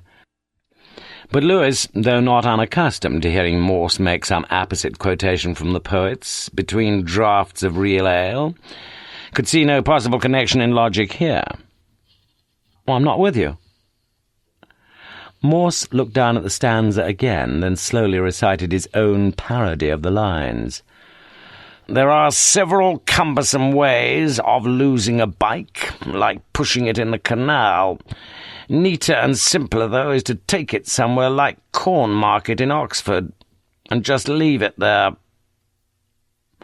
You ought to have been a poet, sir. I am a poet, Lewis. Morse now coughed violently, expectorating into a tissue a disgusting gobbet of yellowish-green phlegm streaked with bright blood. Lewis, although he saw it, said nothing. And Morse continued, First thing is to get Brooks in and go through Susan Ewer's statement with him. She's a good witness, that one. And he'll have to come up with something better than he gave us this afternoon. When shall we bring him in, though? He's got a point, hasn't it? We don't want to give him another heart attack. Don't we? A day or two? A day or 3. Morse finished his beer. It had taken that swift drinker an inordinately long time to do so, and if Morse had experienced a premonition earlier, Lewis himself now sensed that his chief was seriously ill. What about the photograph, sir? Mrs. Brooks's daughter? Interesting question. I wonder where that young lady fits into the picture. Pretty well everywhere, wouldn't you say, sir? Yes. K. Ellie. We've got to assume she's the same girl, I suppose. Mrs. B's daughter, Mr. B's stepdaughter. Staircase tart for Messrs. Rodway and Davis. Mistress for Dr. McClure. She must be quite a girl. But what about that other photograph, Lewis? The schoolmistress. Do you know, I've got a feeling she might be able to shed a little light. But Morse was coughing uncontrollably now, finally disappearing into the bathroom, whence was heard a series of revolting retches. Lewis walked out into the entrance hall, where he flicked open Morse's black plastic telephone indexed to the letter S. He was lucky. Under Summertown Health Centre he found an appointments number and an emergency number. He rang the latter. That same afternoon, just after 4 o'clock, Dr. Richard Rayson, Chaucerian scholar and fellow of Trinity College, Oxford, strolled round his garden in Daventry Avenue. For almost 3 weeks he'd been away with his family in the Dolomites. Gardening, in truth, had never been the greatest passion of his life, and as he stood surveying the state of his neglected front lawn, the epithet which sprang most readily to his literate mind was agrestal, somewhat overgrown, run to seed, wild, as the shorter Oxford might define it. Yet strangely, for such an unobservant man, he'd spotted the knife almost immediately, a couple of feet or so inside the property, between an untrimmed laurel bush and the vertical slats of a front fence sorely in need of some re-creosoting. There it was, lying next to a semi-squashed tin of Coca-Cola. Nina Rayson, a compensatingly practical sort of partner, had vaguely welcomed her husband's discovery, promptly washing it in Sainsbury's economy washing-up liquid, and forthwith adding it to her own canteen of cutlery. A good knife it was, a fairly new, sturdy, unusually broad-bladed instrument, in no immediate need of any further sharpening. That same evening, at 9:30, Brenda Brooks was aware that her jangled nerves could stand very little more that day. Paradoxically, though, she felt almost competent about coping with the loathsome man she'd just seen to bed, with a cup of tea, 2 digestive biscuits, and 1 sleeping tablet. At least she knew him, knew the worst about him, for there was nothing but the worst to know. It was now the unknown that the more deeply was worrying her. That strange technical jargon of the doctors and nurses at the hospital, the brusque, yet not wholly unsympathetic questions of the 2 policemen who had earlier called there. She found herself neurotically dreading any phone call, any ringing of the doorbell, anything. What was that? What was that? Was she imagining things? Imagining noises? There it was again, a muffled, insistent, insidious tapping. Fearfully she edged towards the front door. And there, behind the frosted glass, she saw a vaguely human silhouette, and she turned the Yale lock and opened the door, her heart fluttering nervously. "You," she whispered. Chapter 33. It is an inexorable sort of festivity. In September 1914 they tried to cancel it, but the Home Secretary himself admitted that he was powerless to do so. Jan Morris, Oxford.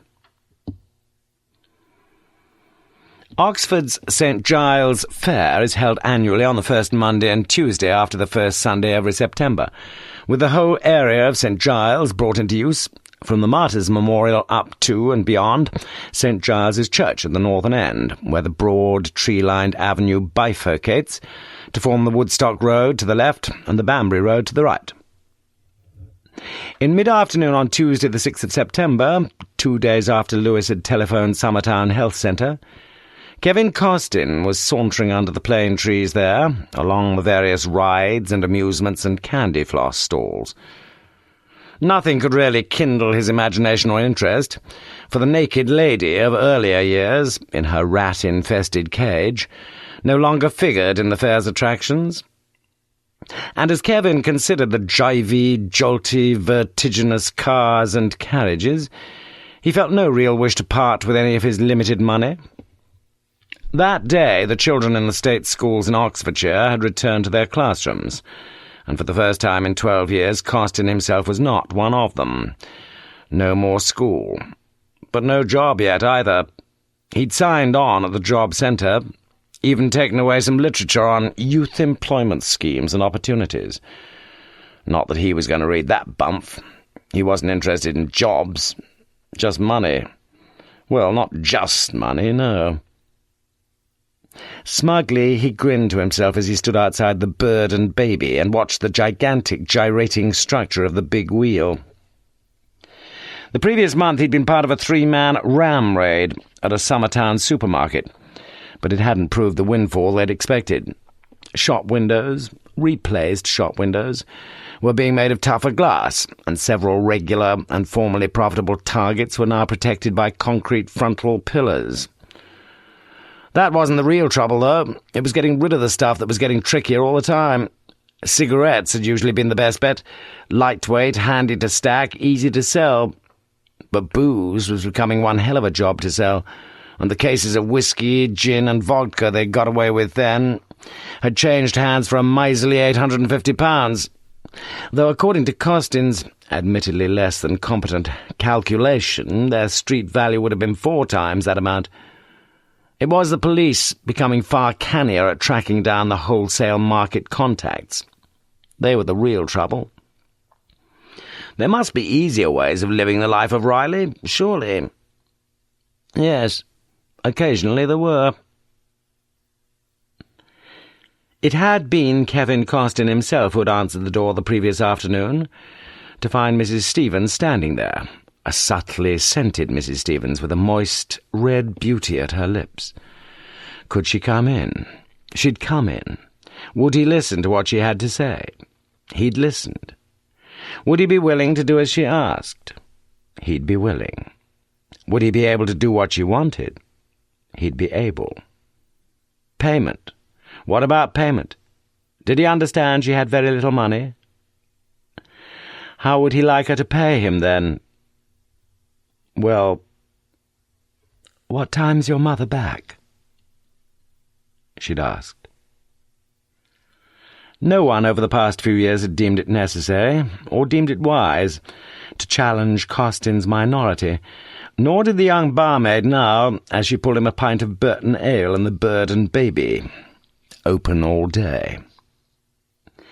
10 minutes later he made his way to the gents', where he spat a globule of phlegm onto the tiled floor, and where his left hand was assisting to direct his urination as his right hand was seeking, wholly ineffectually, to spell out "fuck" in red biro on the corrugated surface of the wall in front of him.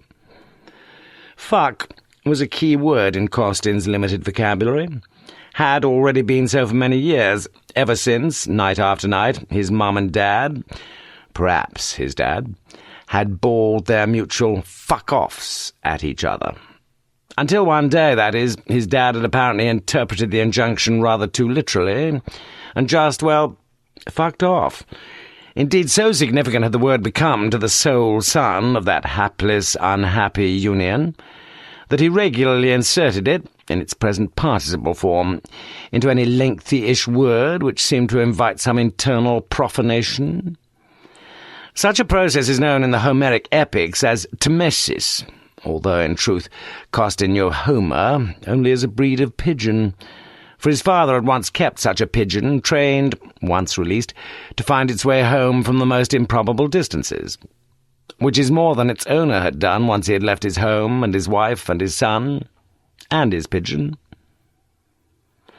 Before leaving the gents, Costin made a purchase. The condom machine looked, even to him, pretty theft-proof, and he decided for once to pay for his potential pleasures. For a few seconds, mentally, he debated the respective merits of lubrication, sensitivity, and silkiness, finally plumping for the latter as he thought, yet again, of the blouse that he'd slowly eased over the sun-tanned shoulders of Mrs. Julia Stevens. At 4 p.m., standing waiting for a Cowley Road bus outside Marks and Spencer in Queen Street, Costin recognised an ex-pupil of the Proctor Memorial immediately in front of him, and he put a hand on her untanned shoulder. "Been having a ride, darling?" She turned round. "What you want?" "What about a little ride with me, darling? I got the necessaries." "Fuck off." Few girls ever spoke to him in such a fashion, but Costin felt little resentment as he fingered the 2 packets of silken dalliance in his pocket. Payment for his services? Half now, half later. That's what Mrs. Stevens had promised, and as he sat upstairs on the Cowley Road bus, Costin savoured yet again that intoxicating cocktail of excitement and sensuality. Half later, when the job was done, when the jobs, plural, perhaps, were done. Was it terribly risky, what he'd so willingly agreed to do, especially since she wasn't exactly sure of when she'd be calling on him? So what? Much riskier for her than for him. Not that she'd ever need to worry about him. He'd never breathe a word of it all to a living soul. Never. And anyone who thought he would was suffering under a misapprehension. Chapter 34. The gaudy, blabbing, and remorseful day is crept into the bosom of the sea. Shakespeare, Henry IV, Part 2. 1.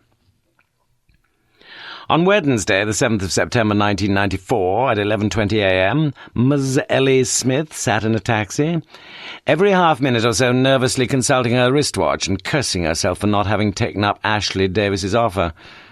Rightly or wrongly, before walking out on him the previous weekend, she'd informed him of her situation. She was 12 weeks pregnant. She was determined to have another abortion.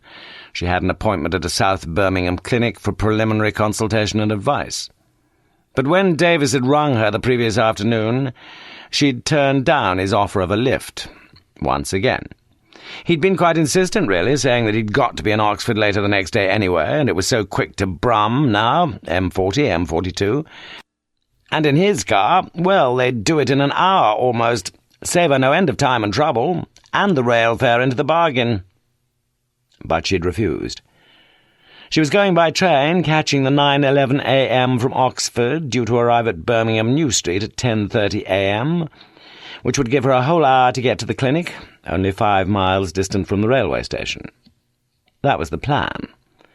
But with the combination of a signalling failure just before Leamington Spa and a security scare at Coventry, the train had finally rumbled into New Street 48 minutes late, and she'd had no option but to take a taxi.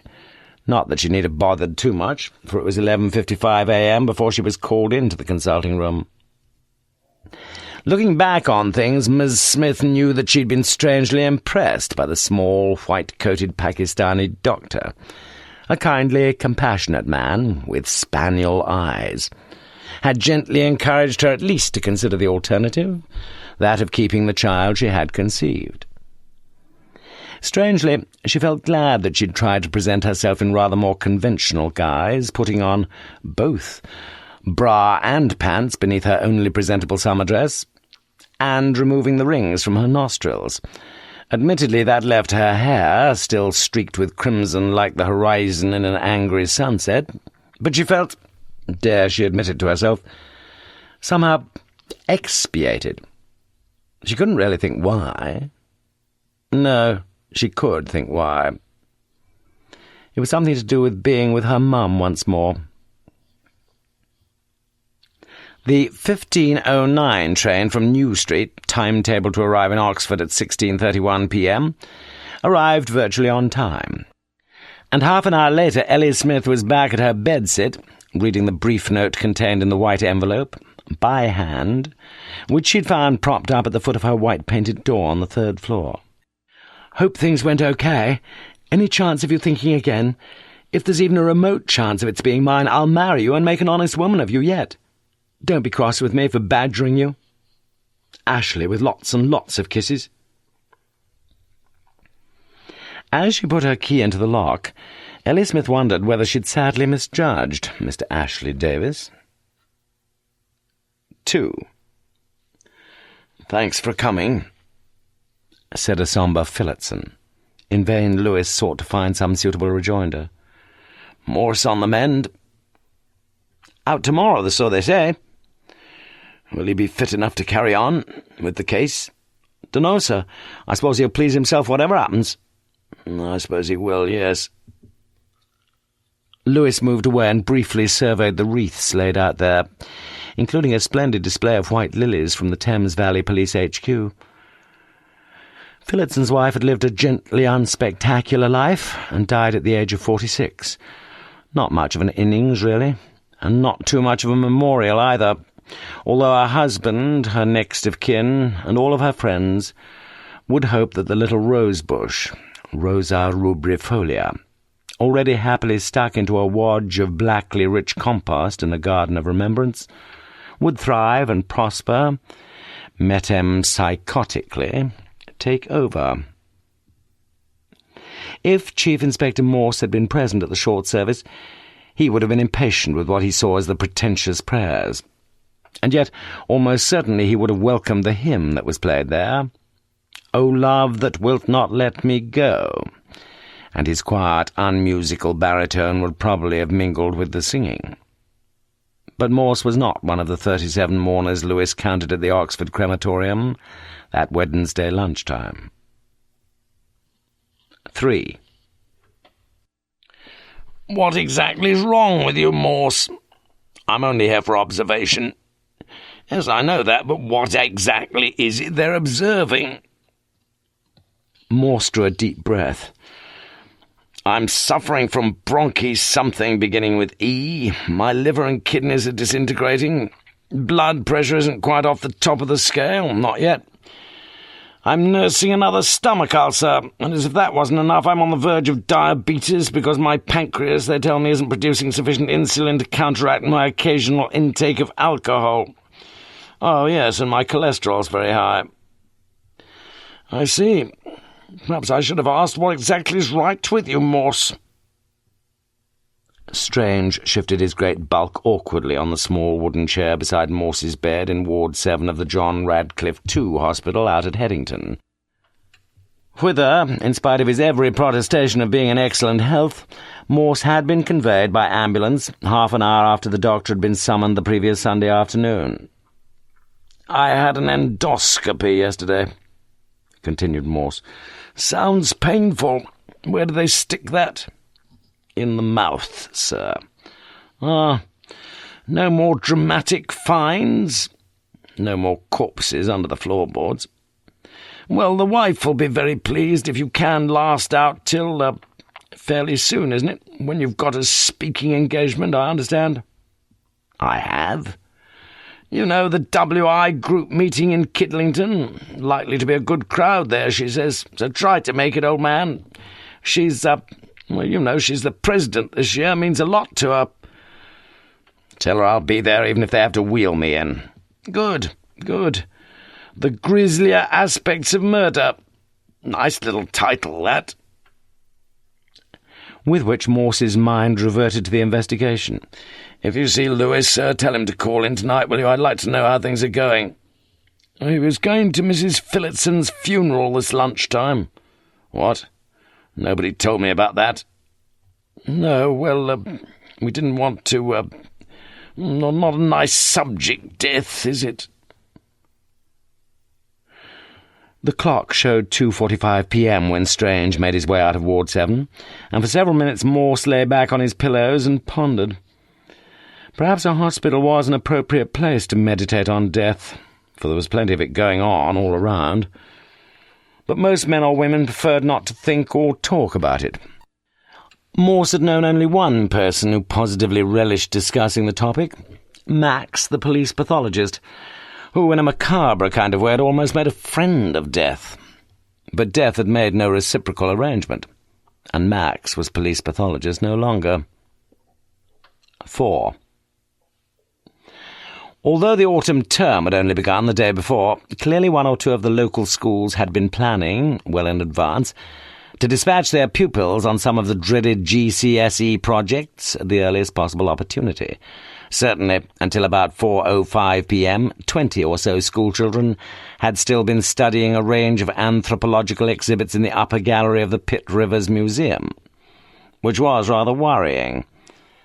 But by 4:15 p.m. the galleries were virtually, by 4:20 p.m., totally deserted.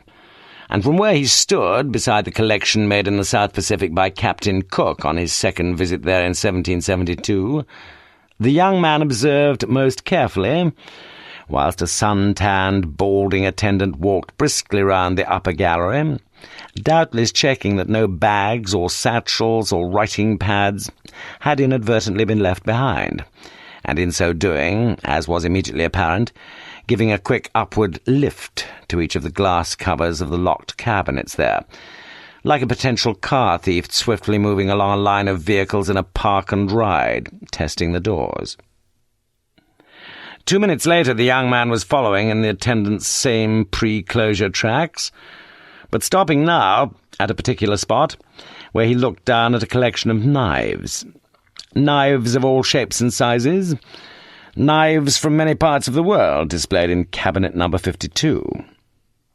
Quickly, his heart pounding, he took a chisel from his summer sweatshirt and inserted its recently sharpened edge between the metal rim of the display case top and the darkly stained wooden slat below it, into which the cabinet's lock was set. Easy. No great splintering of wood or moaning of metal. Just a single quick click.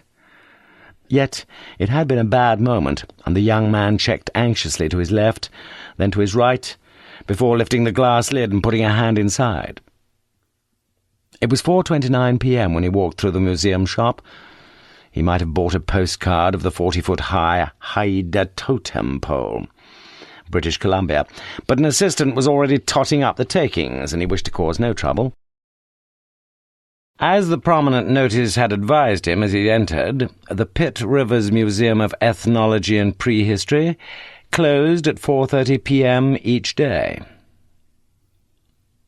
5.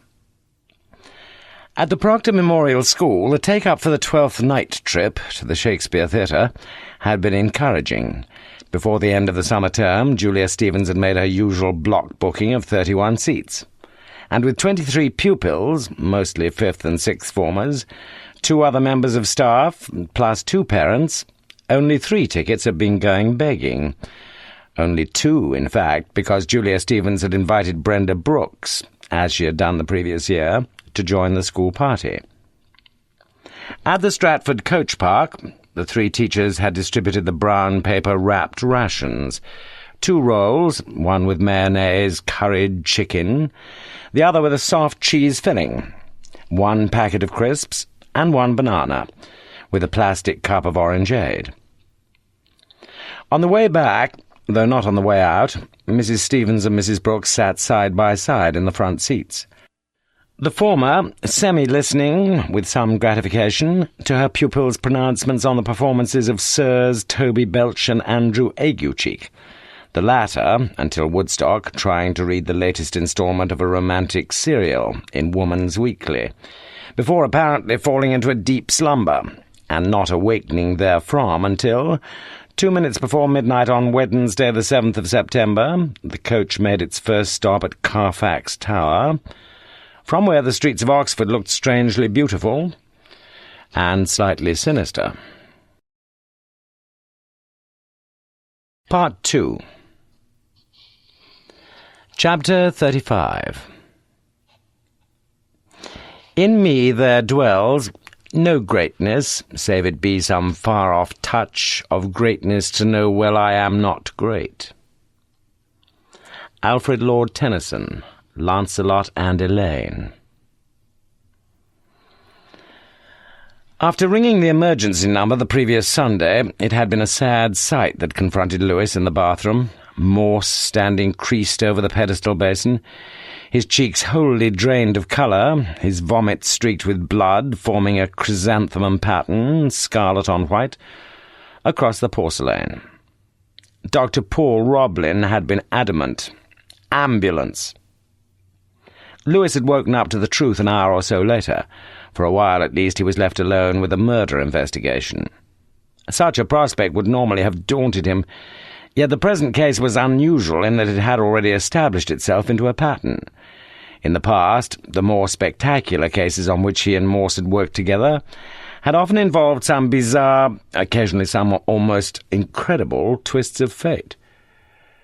But the murder of Dr. Felix McClure surely was, a comparatively straightforward affair. There could be little doubt, none in Morse's mind, about the identity of the murderer. It was just a question of timing now and patience, of the accumulation, the aggregation of evidence against a man who'd had the means, the motive, and the opportunity to murder McClure. Only concerning the actual commission of the crime was there lack of positive evidence, lack of any evidence. And what a feather in his cap it would be if he, Lewis, could come up with something on that during Morse's reluctant, yet enforced, immobility. For the present, then, it was he who was sole arbiter of the course of further inquiries, of the most productive deployment of police resources. He had not been born great, Lewis was aware of that, nor did the rank of detective sergeant mark him out as a man who had achieved any significant greatness. Yet for a few days now some measure of vicarious greatness was being thrust upon him, and he would have been encouraged by the Latin proverb, had he known it, that greatness is but many small littles, since it was upon a series of small littles that he embarked over the following 3 days, Monday, Tuesday, Wednesday, 5th, 6th, and 7th of September. Over these few days many statements were taken from people, both town and gown, some fairly closely, some only peripherally connected with the murdered man and with his putative murderer. And it was Lewis himself who had visited the JR2 on Tuesday afternoon for it to be confirmed, quite unequivocally, that Mr. Edward Brooks had been admitted, via casualty, to the coronary care unit at 2:32 p.m. on Sunday the 28th of August. That Brooks had spent 24 hours in intensive care before being transferred to Level 7, whence he had been discharged 3 days later. Whilst in the hospital, Lewis had called in to see Morse, his second visit, but had refused to be drawn into any discussion of new developments in the inquiry. This for 2 reasons. First, that there were no new developments, and second, that Superintendent Strange had strongly urged against such a course of action. Start talking about it and he'll start thinking about it, and once he starts thinking, he'll start thinking about drinking, whatever the state of his innards. So Lewis stayed only a few minutes that afternoon, taking a get-well card from Mrs. Lewis, and a small bunch of seedless white grapes from himself, the latter immediately confiscated by the hawk-eyed ward sister.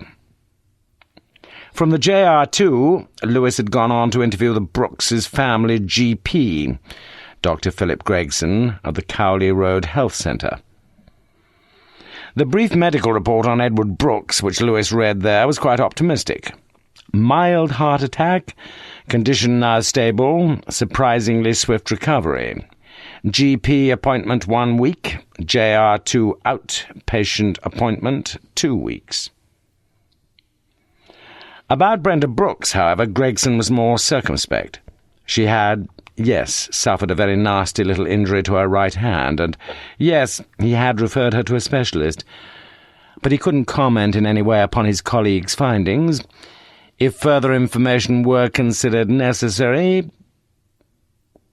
In such fashion was it that Lewis's queries were concluded late that Tuesday afternoon, with the telephone number of an orthopaedic surgeon, and with the knowledge that he was getting nowhere fairly slowly. Yet only 24 hours were to elapse before the first major breakthrough in the case was destined to occur.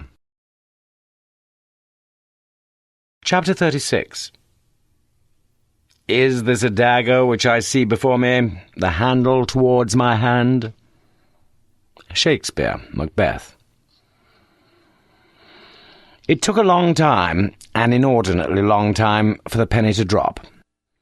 Dr. Richard Rayson had been wholly unaware of the great excitement which had been witnessed by the residents of Daventry Avenue over the previous week, yet his inability to establish any connection between the discovery of a knife and the death of a neighbour is readily explicable.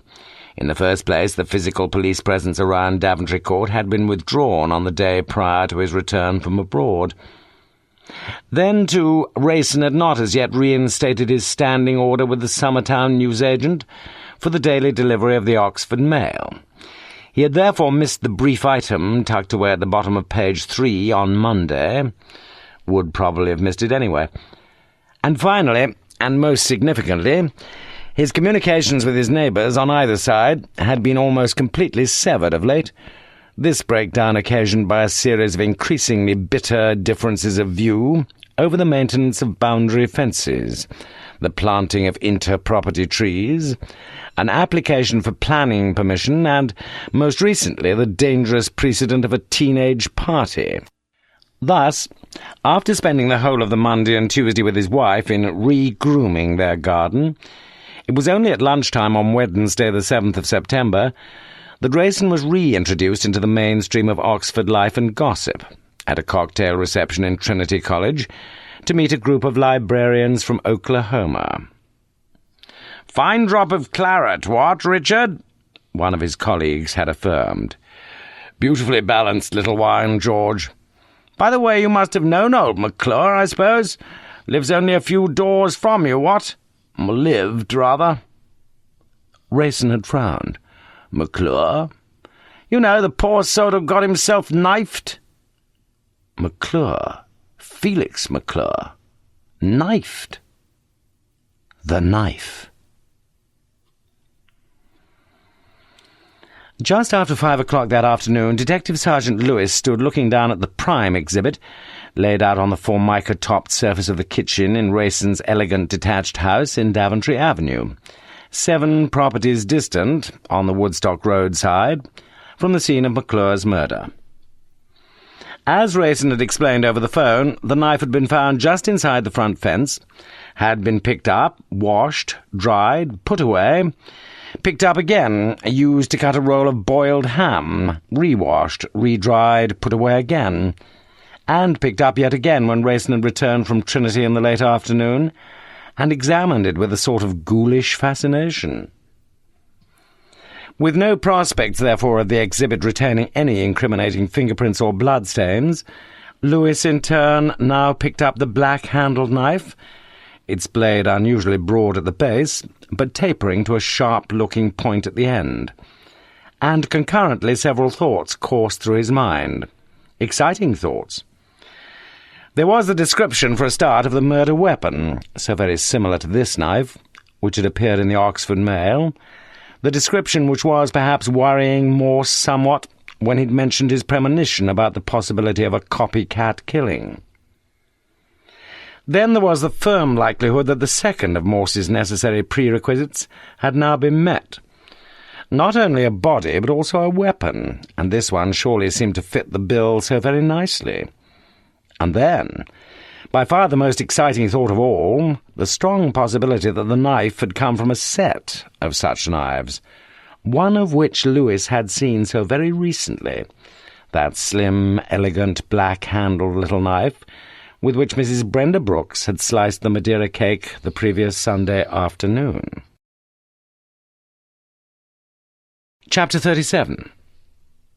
I enjoy convalescence.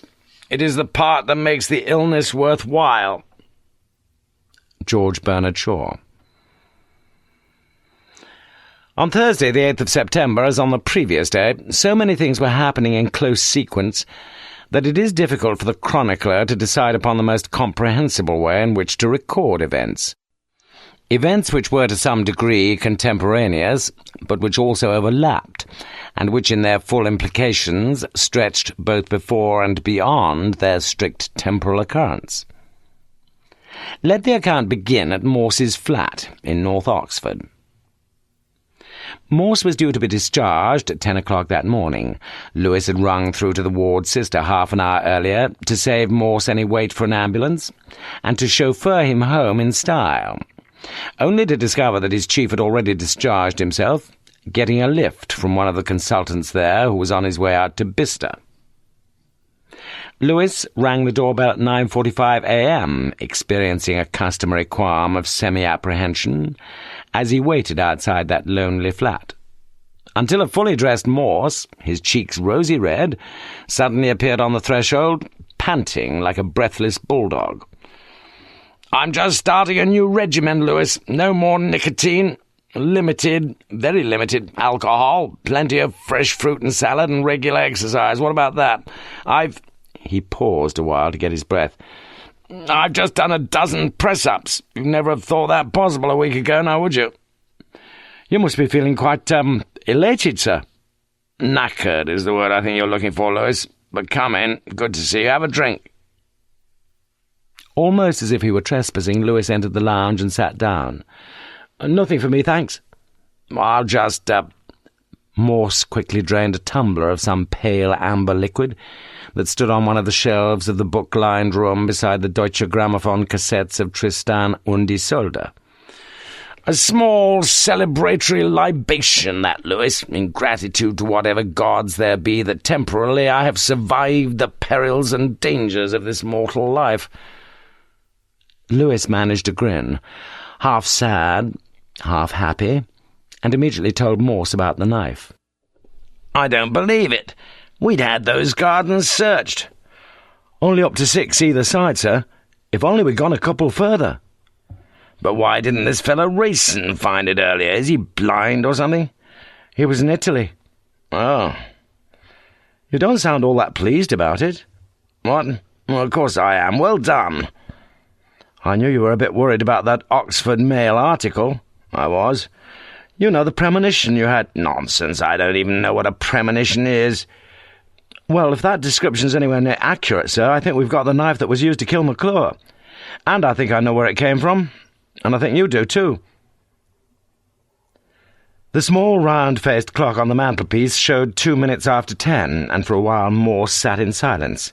Then, of a sudden, he jumped to his feet, and against all the medical advice he'd so meekly accepted over the previous few days, insisted on being driven immediately to Police HQ, stopping, as it happened, only briefly along the journey, in a slip road on the left, just opposite the Sainsbury's supermarket in Kidlington, to buy a packet of Dunhill king-size cigarettes.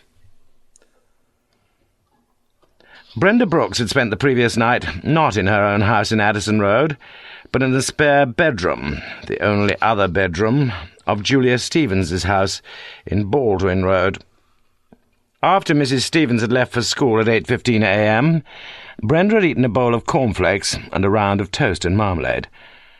Her appointment at the hairdresser's was for 9:15 a.m., and fairly soon after her breakfast she was closing the Oxford blue front door behind her, testing, as always, that the lock was firmly engaged, and walking down towards the Cowley Road for her special offer wash and perm. On her way home, well over an hour and a half later, she bought 2 salmon fillets, a pack of butter, and a carton of ecologically friendly washing-up liquid. The sun was shining. As she turned into Addison Road, she immediately spotted the marked police car, parked on the double yellow lines across the road from her house. Spotted a second car, too, the elegant-looking, lovingly polished maroon-coloured Jaguar, which she'd seen before, seen the previous Sunday afternoon. Even as she put her key into the Yale lock, she felt the hand on her shoulder, heard the man's voice, and heard, too, the ringing of the telephone just inside the hall. "Get a move on," said Morse quickly. "You may just catch it." But the ringing stopped just before she could reach the phone, and taking off her lightweight summer coat and gently patting the back of her blue-rinsed curls, she turned to the two men who stood just outside, the two men she'd seen the previous Sunday afternoon. "If it's Ted you want, you'll have to come back later, I'm afraid. He's up at the JR too. He's got an outpatient's appointment." "When do you expect him back?" asked Lewis. "I don't know, really. He'll be back for lunch, I should think, unless he calls in at the club for a game of snooker." "How did he get to the hospital?" Mrs. Brooks hesitated. I don't know." The fingers of her left hand were plucking their way along the invisible rosary she held in her right. "You'd better come in, hadn't you?" Haltingly, nervously, as they sat again in the lounge, in the same sedentary formation as before, Mrs. Brooks sought to explain the situation. She had been to Stratford the previous evening with a friend, and hadn't returned until late, about midnight, as she'd known she would anyway, and she'd stayed with this friend, at her house overnight. Ted knew all about the arrangement. He was due at outpatients the next morning, and she hadn't wanted to disturb his night's sleep. Hadn't disturbed his night's sleep. He was getting along quite nicely, and the doctors said how important it was to rest, to have regular rest and sleep. He hadn't shown her the little blue appointments card from the Oxfordshire Health Authority, but she thought he was due at the hospital somewhere between 9 and 10. "You haven't been here in this house since when?" asked Morse, rather brusquely. 4 o'clock yesterday afternoon, or just before. The coach left at 5. "You don't seem to have been too worried about Mr. Brooks coping with meals, that sort of thing." "Don't you think so, Inspector?" Her eyes, rather sad and weary now, looked into Morse's, and it was Morse who was the first to look away. Lewis sounded a kindlier note. "You've just come back from the hairdresser's?" She nodded the tightly permed hair. "The Golden Scissors in Cowley Road." What was the play, by the way?" "Twelfth Night." "Did you enjoy it?" She half smiled. "Well, I couldn't quite follow all the, what they were saying, but I loved it, yes, and I'd love to see it again." "And you went with a friend, you say?" "Yes, with a school party." "And this friend—" Lewis was noting her name and address when the telephone rang once more, and this time Mrs. Brooks reached the hall swiftly. As she did so, Morse immediately pointed in the opposite direction, and Lewis, equally swiftly, stepped quietly into the kitchen, where he opened a drawer by the side of the sink. Morse, meanwhile, listened keenly to one side of a telephone conversation. "Yes? Is he all right?" "Oh, I don't understand." "What's happened, do you think?" "No, I wasn't here, you see." "Oh, of course I will. Can you just give me the number again?" "All right." Brenda Brooks put down the phone slowly, her face anxious as she walked back into the lounge. Only a few seconds after Lewis, with a silent thumbs-up sign, had reappeared from the kitchen and quickly resumed his seat. "Anything important?" asked Morse. "It was the hospital. Ted's not been there. Not yet, so the lady at appointment says. He was due there at 9:20, it seems." "What do you think's happened to him?" asked Morse quietly. "Well, that's what she asked me. I don't know." "Well, I'm sure everything's fine," continued Morse. "He's probably just got the time wrong." "That's exactly what she said," whispered Brenda Brooks. "Oh, she'll ring you back when he gets there." That's exactly—" But the tears had started now. She opened her handbag and took out a handkerchief and said, "Sorry." Said "sorry" 5 times, and then, "Oh dear, where's my purse? I must have..."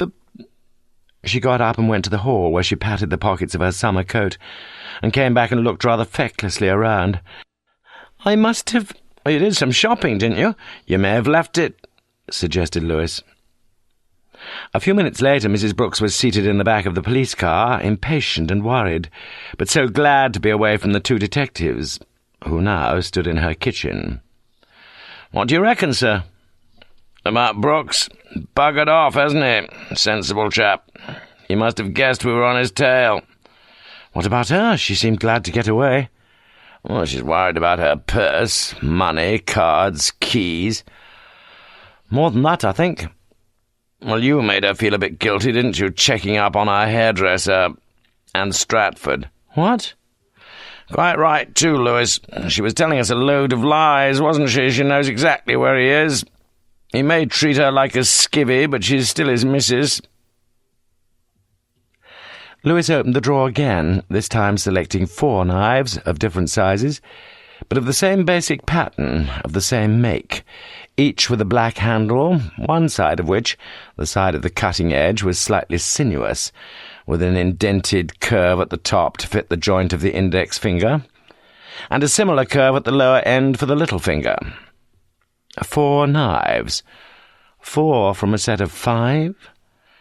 But if so, the 5th was missing, yet not really all that far away, neatly docketed and safely stored as it was, in an exhibits locker at Thames Valley Police HQ.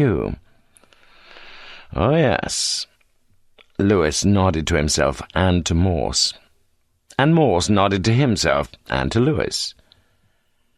It seemed to Morse no great surprise that Mr. Edward Brooks, ex-scout of Wolsey and current assistant custodian of the Pitt Rivers collection, had decided to make a bolt for it, once news of the discovery of that fatal 5th knife had leaked out, which it hadn't.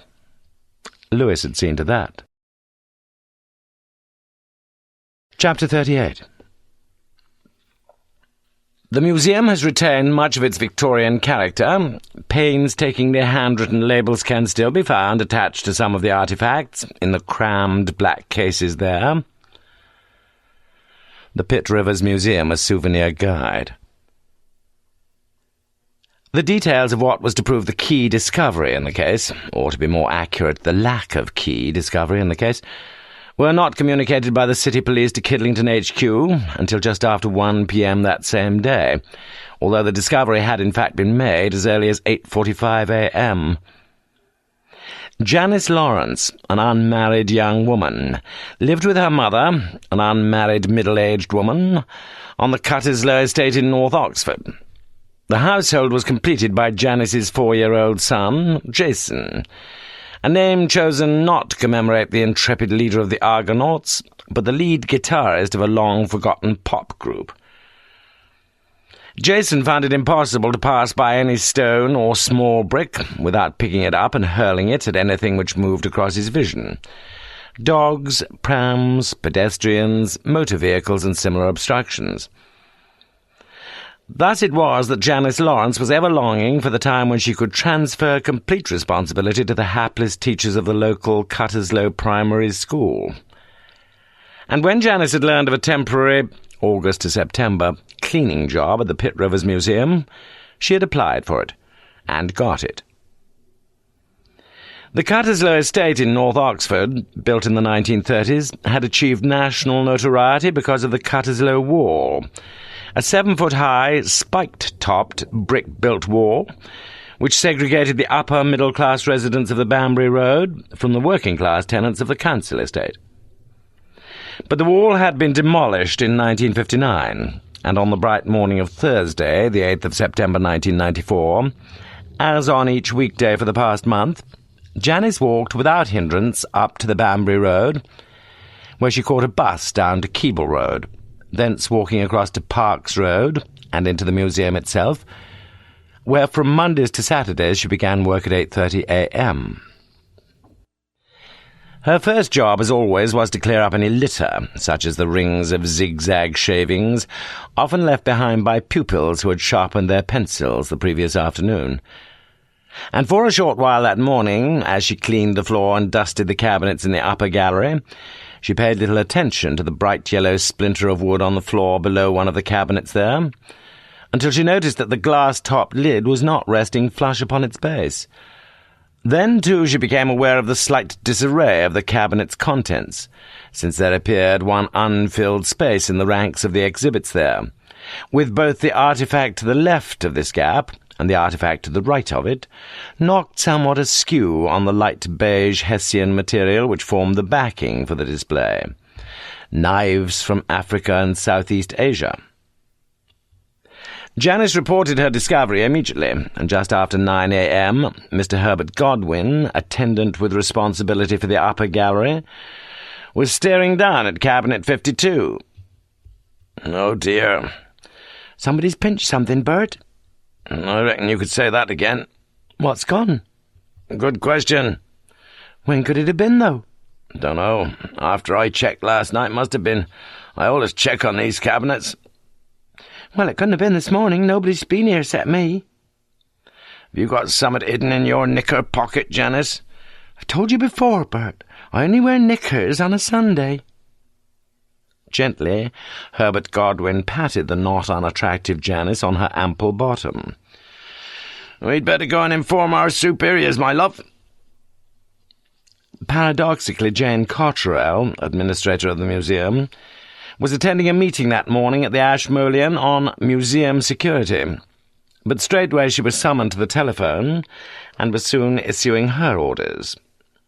The university marshal was to be informed immediately, as were the police. The lower steps to the upper gallery were to be roped across, with the temporarily closed sign positioned there. Dr. Cooper, the assistant curator, documentation, and only Dr. Cooper, should go along and, without touching anything, seek to ascertain from his inventory lists which object or objects had been stolen. She herself would be back in the Pitt Rivers as soon as she could possibly manage it. Which was 3/4 of an hour later, her return coinciding with the arrival of the police from St. Aldate's, and with the production of a sheet of paper on which she found a specific sketch. "That's it!" exclaimed a jubilant-looking Dr. Cooper, as if the museum had suddenly acquired a valuable new exhibit instead of losing one. 47 knives. 47 knives there were in that cabinet. And you know how many there are now, Jane?" 46, perhaps?" suggested the administrator, innocently. Chapter 39. "Yes, you have come upon the fabled lands where myths go when they die." James Fenton, The Pitt Rivers Museum. At 5 minutes to 2, parked in front of the Radcliffe Science Library, Morse switched off the Archers. Repeat. "Well, we better go and have a look at things, I suppose." In retrospect, the linkage, if there were one, appeared so very obvious, yet someone had to make it first, that someone being Jane Cotterell. The linkage between the earlier visit of the police, the museum's employment of Edward Brooks, the murder by knifing of Dr. McClure, and now the theft of another knife from one of the cabinets. Thus, it was Jane Cotterell herself who had insisted that the city police should link their inquiry into the theft with the Kidlington HQ inquiry into the murder of McClure, and Jane Cotterell herself who greeted Morse and Lewis in the Pitt Rivers Upper Gallery at 2 p.m. "It's what I was afraid of, though God knows why," mumbled Morse to himself as he looked down at cabinet 52, now dusted liberally with fine aluminium fingerprint powder. 10 minutes later, whilst Lewis was taking statements from Janice Lawrence and Herbert Godwin, Morse was seated opposite the administrator, quickly realizing that he was unlikely to learn, at least from her, more than 2 fairly simple facts. First, that almost certainly the cabinet had been forced between 4:15 and 4:30 p.m. the previous afternoon. Second, since the contents of the cabinet had been fully documented only 6 months earlier, when exhibits had been rearranged and cabinets relined. It could be stated quite authoritatively that one artifact, and one only, the Northern Rhodesian knife, had been abstracted. Yet Morse seemed uneasy. "Could one of your own staff have pinched it?" "Good Lord, no. Why should any of them want to do that? Most of them have access to the key cupboard anyway." "I see." Morse nodded vaguely and stood up. "By the way, what do you line your cabinets with? What material?" "It's some sort of new-style Hessian, supposed to keep its colour for yonks, so the advert said." Morse smiled, suddenly feeling close to her. "Can I say something? I'd never have expected you to say yonks." She smiled back at him shyly. "You wouldn't?" It seemed a good moment for one of them to say something more, to elaborate on this intimate turn of the conversation. But neither did so, and Morse reverted to his earlier line of inquiry. "You don't think anyone could have hidden himself after closing time and spent the night here in the museum?" "Or herself? No, I don't. Unless they stood pretty motionless all through the night. You see, the place is positively bristling with burglar alarms. And anyway, it'd be far too spooky, surely. I couldn't do it. Could you?" "No, I've always been frightened of the dark myself," admitted Morse. "It's a bit eerie, this place, even in broad daylight." "Yes," she said softly. "When you come in here, you enter a place where all the lovely myths go when they die." Suddenly Morse felt very moved. After he'd left her office, Jane felt guilty about not telling Morse that the myths bit was far from original, and indeed she'd looked around to try to find him to tell him so. But he had left. Chapter 40. Thursday is a bad day. Wednesday is quite a good day. Friday is an even better one. But Thursday, whatever the reason, is a day on which my spirit and my resolution are at their lowest ebb. Yet even worse is any day of the week upon which, after a period of blessed idleness, I come face to face with the prospect of a premature return to my labours. Diogenes Small, Autobiography. An hour later, Morse was seated in the black leather chair in his office, still considering the sketch of the knife, when Lewis came back from the canteen carrying 2 polystyrene cups of steaming coffee. "Northern Rhodesia, Lewis. Know where that is? Trouble is they keep changing all these place names in Africa." "Zimbabwe, sir, you know that." Morse looked up with genuine pain in his eyes. "I never did any geography at school." "Well, you get a newspaper every day, though." "Yes, but I never look at the international news. Just the crossword and the letters." "That's not true. I've often seen you reading the obituaries." Morse unwrapped the cellophane from his cigarettes, took one from the packet and lit it, inhaling deeply. "You'll be in the obituary columns if you don't soon pack up smoking. Anyway, you said you had packed it up." "Well, I have, Lewis. It's just that I need to make a sort of gesture, some sort of sacrifice." "Well, that's it, a sacrifice. All right. You see, I'm only going to smoke this one cigarette, only one, and the rest of them—" Morse appeared to have reached a fateful decision. He picked up the packet and flicked it, with surprising accuracy, into the metal waste bin. "Satisfied?" Lewis reached for the phone and rang the JR2 outpatients department. No news. Then he rang Brenda Brooks. No news. Edward Brooks was still missing. "You don't think somebody's murdered him, sir?" But Morse, as he studied yet again the details of the stolen knife, appeared not to hear. "Would you rather be a bishop or a paramount chief?" "I don't want to be either, really." I wouldn't have minded if they'd made me a paramount chief." "I thought they had, sir." "Where would a paramount chief go from here, Lewis?" "I just asked you, sir, whether you thought—" "I heard you. The answer's no. Brooks is alive and well." "No. He may not be well, of course, but he's alive. You can bet your granny bonds on that." "Where do we go from here, then?" "Well, I'm going to spend the rest of the afternoon in bed. I want to feel fresh for this evening. I've got a date with a beautiful lady." "Who's she?" "Mrs. Stevens, Julia Stevens." "When did you fix that up?" "While you were getting the coffee." "You want me to come along?" "Louis, I just told you it's a date." "Didn't you believe Mrs. Brooks about where she spent last night?" "I believed that, all right. It's just that I reckon she knows where her husband is, that's all. And it's on the cards that if she does know, she probably told her friend Mrs. Stevens." "What would you like me to do, sir?" "I'd like you to go and see Mrs. Brooks's daughter, Ellie Smith, or whatever she calls herself.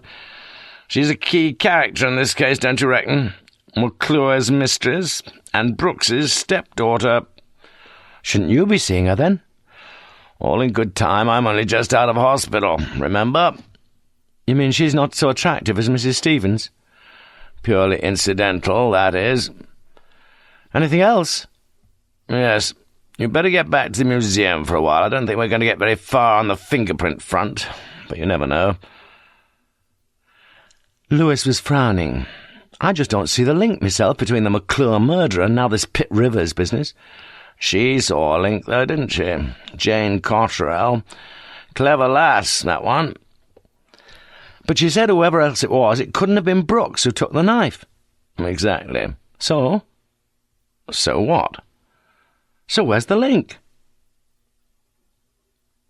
Morse's eyes remained unblinking for several seconds, staring at nothing, it seemed, and yet perhaps staring at everything. "I'm not at all sure now that there is a link," he said quietly. "To find some connection between one event and another ensuing event is often difficult, and especially difficult perhaps when they appear to have a connection." Morse was aware of feeling worried at the prospect, the actuality, really, of his return to work, for in truth he had little real idea of the correct answers to the questions Louis had just asked. He needed some assistance from somewhere, and as he drove down to North Oxford he patted his jacket pocket, where he felt the reassurance of the square packet he had retrieved from the waste bin immediately after Louis had left for the Pitt Rivers Museum. Chapter 41. His failing powers disconcerted him. For what he would do with women he was unsure to perform, and he could rarely accept the appearance of females who thought of topics other than coitus. Peter Champkin, The Sleeping Life of Asburn Williams. Now, Julia Stevens was very fair to behold, for there was a gentle beauty in the pallor of the skin beneath that Titian hair, and the softest invitation in the redness of her lips. And as he sat opposite her that evening, Morse was immediately made aware of an animal magnetism. "Care for a drink, Inspector?" No, thank you." "Does that mean yes?" Yes." "Scotch?" "Why not?" "Say when?" "When?"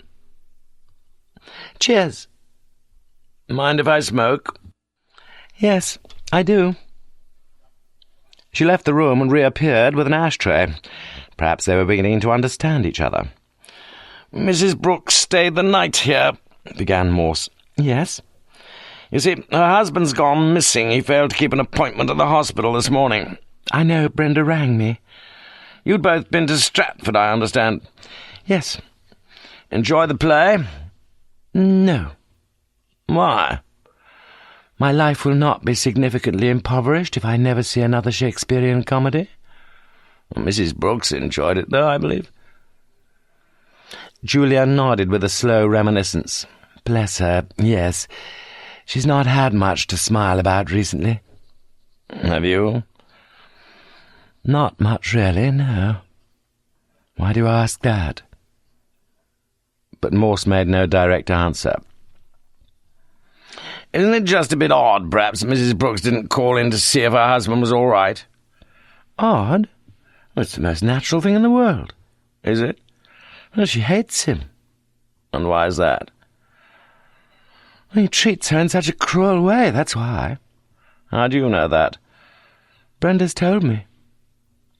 "You've no first-hand evidence?" "I've always tried to avoid him." "Aren't you being a bit unfair, then?" "I don't think so." Have you any idea where he might be? No, but I hope somebody's stuck a knife into him somewhere. As he looked across at the schoolmistress, Morse found himself wondering whether her pale complexion was due not so much to that inherited coloration so common with the auburn type, as to some illness, possibly. For he had observed, in a face almost completely devoid of any other cosmetic device, some skin-tinted application to the darkened rings beneath her eyes. Did Mrs. Brooks go out last night after you got back? Julia smiled tolerantly. You mean, did she just nip out for a few minutes and bump him off? Could she have gone out? That's all I'm asking. Technically, I suppose, yes. She'd have a key to get back in here with. I just wonder what you'd think she did with the body, that's all. She didn't go out, is that what you're telling me? Look, the only thing I know for certain is that she was fast asleep when I took her a cup of tea just before 7 this morning. So she'd been with you the whole time since yesterday afternoon? Since about 3:45, yes. I would have picked her up in the car, but the wretched thing wanted to stay at home in the garage, suffering from electrical trouble. Morse, who didn't know the difference between brake fluid and antifreeze, nodded wisely. You should get a car like mine. I've got a pre-electric model. Julia smiled politely. We took a bus up to school, and, well, that's about it, really. Did you actually go into the Brookses' house? Well, I suppose I did, yes. Only into the hallway, though. Was Mr. Brooks there? Only just. He was getting ready to go out, but he was still there when we left. Did you speak to him?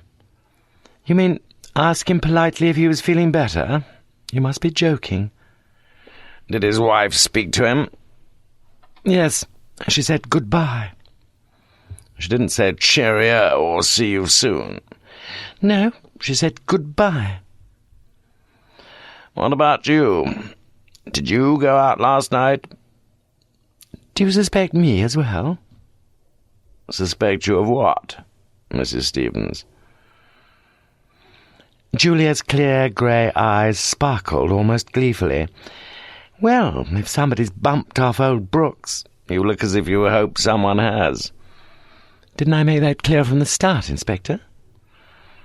Have you actually seen Mrs. Brooks since you left home this morning? No, I've been in school all day. Bad day, Thursday. No free periods. Then we had a staff meeting after school to try to decide whether we're all satisfying the criteria for the national curriculum. Oh. It was a dampener, and for a little while each was silent, with Morse looking around the neatly cluttered room. He saw on the settee beside Julia a copy of Ernest Dowson's poems. He pointed to it. You enjoy Dowson? You've heard of him? They are not long, the weeping and the laughter, love and desire and hate. I'm impressed. Can you go on? Oh, yes, said Morse quietly. For some reason, and for the first time that evening, Julia Stevens betrayed some sign of discomfiture, and Morse saw, or perhaps he saw, a film of tears across her eyes. Anything else I can do for you, Inspector? Yes, you can take me to bed with you. I may feel no love for you, perhaps, but I perceive the beauty and the readiness of this moment. And soon there will be no beauty and no readiness. No, I think that's all, he said. The phone rang as they walked into the narrow hallway, and Julia quickly picked up the receiver. Hello? Oh, hello. Look, I'll ring you back in 5 minutes, all right? Now, just give me the number, will you? She wrote down 5 digits on a small yellow pad beside the phone and said, Bye, as did a male voice at the other end of the line, if Morse had heard aright. As they took leave of each other at the doorway, it seemed for a moment that they might have embraced, however perfunctorily, but they did not do so. It might have been possible, too, for Morse to have spotted the true importance of what Julia Stevens had told him, but he did not do so. Chapter 42. You can lead a whore to culture, but you can't make her think. Attributed to Dorothy Parker. Haven't you got any decent music in this car? She asked, as Lewis drove down the Iffley Road towards Magdalen Bridge. Don't you like it? That's your Mozart, that is. That's your slow movement of the clarinet concerto. I keep getting told I ought to educate my musical tastes a bit. Bit miserable, ain't it? Don't you go and say that to my boss. Who's he when he's at home? Chief Inspector Morse, chap you're going to see. You're getting the VIP treatment this morning. Don't you think I'm used to that, Sergeant? Lewis glanced across briefly at the young woman seated beside him in the front seat, but he made no reply. Don't believe me, do you? She asked, a curious smile on her lips. Shall I? Lewis's left hand hovered over the cassette on-off switch. Nah, leave it. She leaned back languorously, and even to the staid Lewis, as he made his way up to Kidlington, she seemed to exude a powerful sensuality. When he had rung her late the previous afternoon, Lewis had been unable to get an answer. Also been unable to get an answer in the early evening, when he had called at the house in Princess Street, off the Iffley Road, where she had a bed-sitter-cum-bathroom, and where he'd left a note for her to call him back as soon as possible, which was not very soon at all, in fact, since it had been only at 9:45 that morning, when she'd rung expressing the preference to be interviewed at Kidlington, and when Morse, sounding from his home in splendid fettle, had stated his intention to be present at the interview.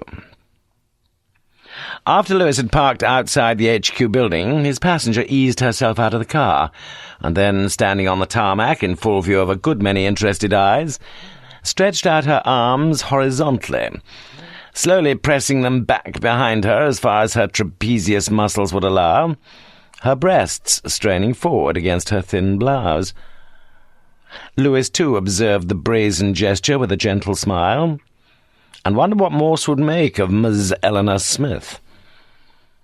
In fact, the answer would appear to be not very much, for the interview was strangely low-key, with Morse himself clearly deciding to leave everything to Lewis.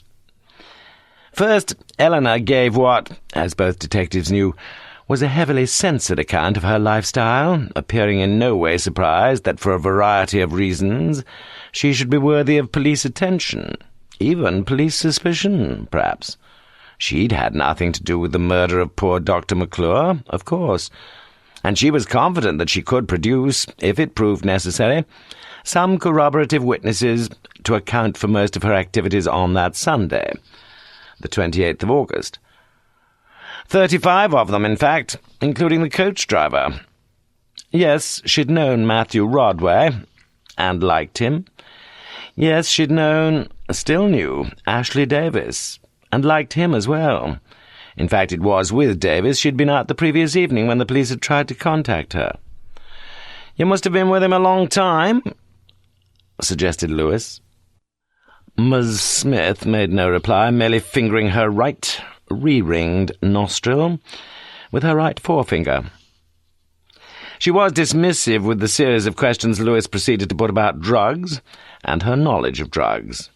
Surely the police didn't need her to tell them about what was going on, the easy availability of drugs, their widespread use. What century were the police living in, for God's sake? And Morse found himself quietly amused as Lewis, just a little disconcerted now, persisted with this line of inquiry like some sheltered, middle-aged father, learning all about sex parties and the like from some cruelly knowing daughter of 10. Last Wednesday? Where'd she been then? Well, if they must know, she'd been in Birmingham for most of that day, on a personal matter. She'd got back to Oxford Station at about 4:30. The train, surprise, surprise, had been on time. And then? Lewis had persisted. Then she'd invited one of her friends, one of her girlfriends, up to her flat, her bed sit, where they'd drunk a bottle of far-from-vintage champers, and this muted celebration, the occasion for which Eleanor failed to specify, was followed by a somewhat louder merrymaking at the local pub, whence she had gone home, whence she'd been escorted home at closing time, and if they wanted to know whether she'd woken up with a bad head, the answer was yes, a bloody dreadful head. Why all this interest in Wednesday, though? Wednesday afternoon, Wednesday evening, that's what she wanted to know. Morse and Lewis had exchanged glances then. If she were telling the truth, it was not this woman, not McClure's former mistress, not Brooks's stepdaughter, who had stolen the knife from Cabinet 52, or done anything with it afterwards. Not at least on the Wednesday evening, for Lewis had been making a careful note of times and places and names, and if Eleanor Smith had been fabricating so much detail, she was doing it at some considerable peril. And after another glance from Morse and a nod, Lewis told her of the theft from the Pitt Rivers, which had now pretty certainly been pinpointed between 4:20 p.m. and 4:30 p.m. on Wednesday the 7th. Told her, too, of the disappearance of her stepfather. Ah, her stepfather. Well, she could tell them something about him, all right. He was a pig. She'd buggered off from home because of him. And the miracle was that her mother hadn't buggered off from home because of him, too. She'd no idea, she claimed, that he was missing, but that wasn't going to cause her too much grief, was it? She just hoped that he'd remain missing, that's all. Hoped they'd find him lying in a gutter somewhere with a knife, that knife, stuck firmly in his bloody guts. The Chief Inspector had not spoken a single word to the woman he'd so recently heralded as his key witness in the case, and the truth was that, like some maverick magnet, he had felt half repelled, half attracted by the strange creature seated there, with her offhand, deliberately common, perhaps, manner of speech, with her lack of any respect for the dignity of police procedure, and with her contemptuous indifference concerning the well-being of her stepfather, Mr. Edward Brooks. A note had been brought into the room a few minutes earlier and handed to Morse, and now, with the interview apparently nearing its end, Morse jerked his head towards the door and led the way into the corridor. The press, he told Lewis, had got wind of the Pitt Rivers business, and questions were being asked about a possible linkage with the murder inquiry. Clearly some of the brighter news editors were putting two and two together, and coming up with an aggregate considerably higher than the sum of the component parts. Lewis had better go and mollify the media, and not worry too much about concealing any confidential information, which shouldn't be terribly difficult, since there was no confidential information. He himself, Morse, would see that Ms. Smith was escorted safely home. Chapter 43. The scenery in the play was beautiful, but the actors got in front of it. Alexander Woolcott. She spoke as Morse came up to the first roundabout on his way towards Oxford. Haven't you got any decent music in this car? Such as what? Well, your nice sergeant played me some Mozart, fella playing the clarinet. Jack Brymer, was it? Dunno, he was great, though. It'd pay him to join a jazz group. You think so? Well, if he's looking to the future. He's about 80. Really? Oh, well, you're no chicken yourself, are you? Morse, unsmiling, kept his eyes on the road. Your sergeant said you was trying to educate his musical tastes. Did he? You don't think I need a bit of educating? I doubt it. I'd guess you're a whole lot better educated than you pretend to be. For all I know, you're probably quite a sensitive and appreciative lass. Underneath. Yeah, Christ. What the hell's that supposed to mean? Morse hesitated before answering her. I'll tell you what your trouble is, shall I? You're suffering from a form of inverted snobbery, that's all. Not unusual, you know, in girls, in young ladies in young ladies like you. If that's supposed to be a bloody insult, mister, you couldn't have done much bleeding better, could you? No, I'm only guessing. Don't be cross. I don't know you at all, do I? We've never even spoken. Except on the phone, remember? Morse almost managed a weak smile as he waited at the busy Cutterslow roundabout. I remember. Great, that was. You know, pretending to be somebody else. I sometimes think I should have been an actress. I think you are an actress. That's exactly what I was saying. Well, I'll tell you something. Right at this minute, there's one thing I'd swap even for winning an Oscar. What's that? Plate of steak and chips. I'm starving. Do you know how much steak costs these days? Yeah, £3.99 at the King's Arms just down the road here. Salad and chips chucked in. I saw it on the way up. It says French fries, though, on the sign outside. You see, that's exactly what I meant about... Yeah, you tell me I'm suffering something chronic for inverted snobbery. Don't you ever eat? Demanded Ellie, wiping her mouth on the sleeve of her blouse and draining her third glass of red wine. Well, not very often at meal times, no. A fella needs his calories, though. Got to keep his strength up. If you know what I mean. I usually take most of my calories in liquid form at lunch times. Funny, isn't it? You've been a copper and all that, and then drinking all the beer you do. Don't worry, I'm the only person in Oxford who gets more sober the more he drinks. How'd you manage that? Years of practice. I don't recommend it, though. Wouldn't help you much with a bleeding breathalyzer, would it? No, admitted Morse quietly. Do you know when you've had enough? Not always. You had enough now? Nearly. Can I buy you something? 19 times out of 20... but I've got to drive you home and then get back to give Sergeant Lewis his next music lesson. What's all them weasel words supposed to mean? Pint of best bitter, said Morse, if you insist. Would you ever think of giving me a music lesson? She asked, as after a wait at the lights at Longwall Street the Jaguar made its way over Magdalen Bridge. No. Why not? You want me to be honest? Why not? I just couldn't stick looking at those rings in your nose.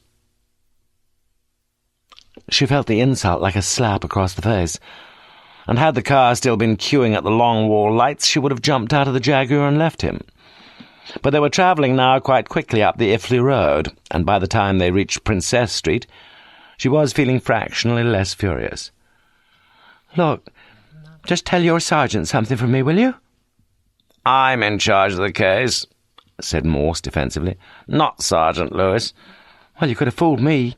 You never asked me nothing. Not at the station, did you? You hadn't said a single word till we got in this car. Except on the phone, remember? Said Morse quietly.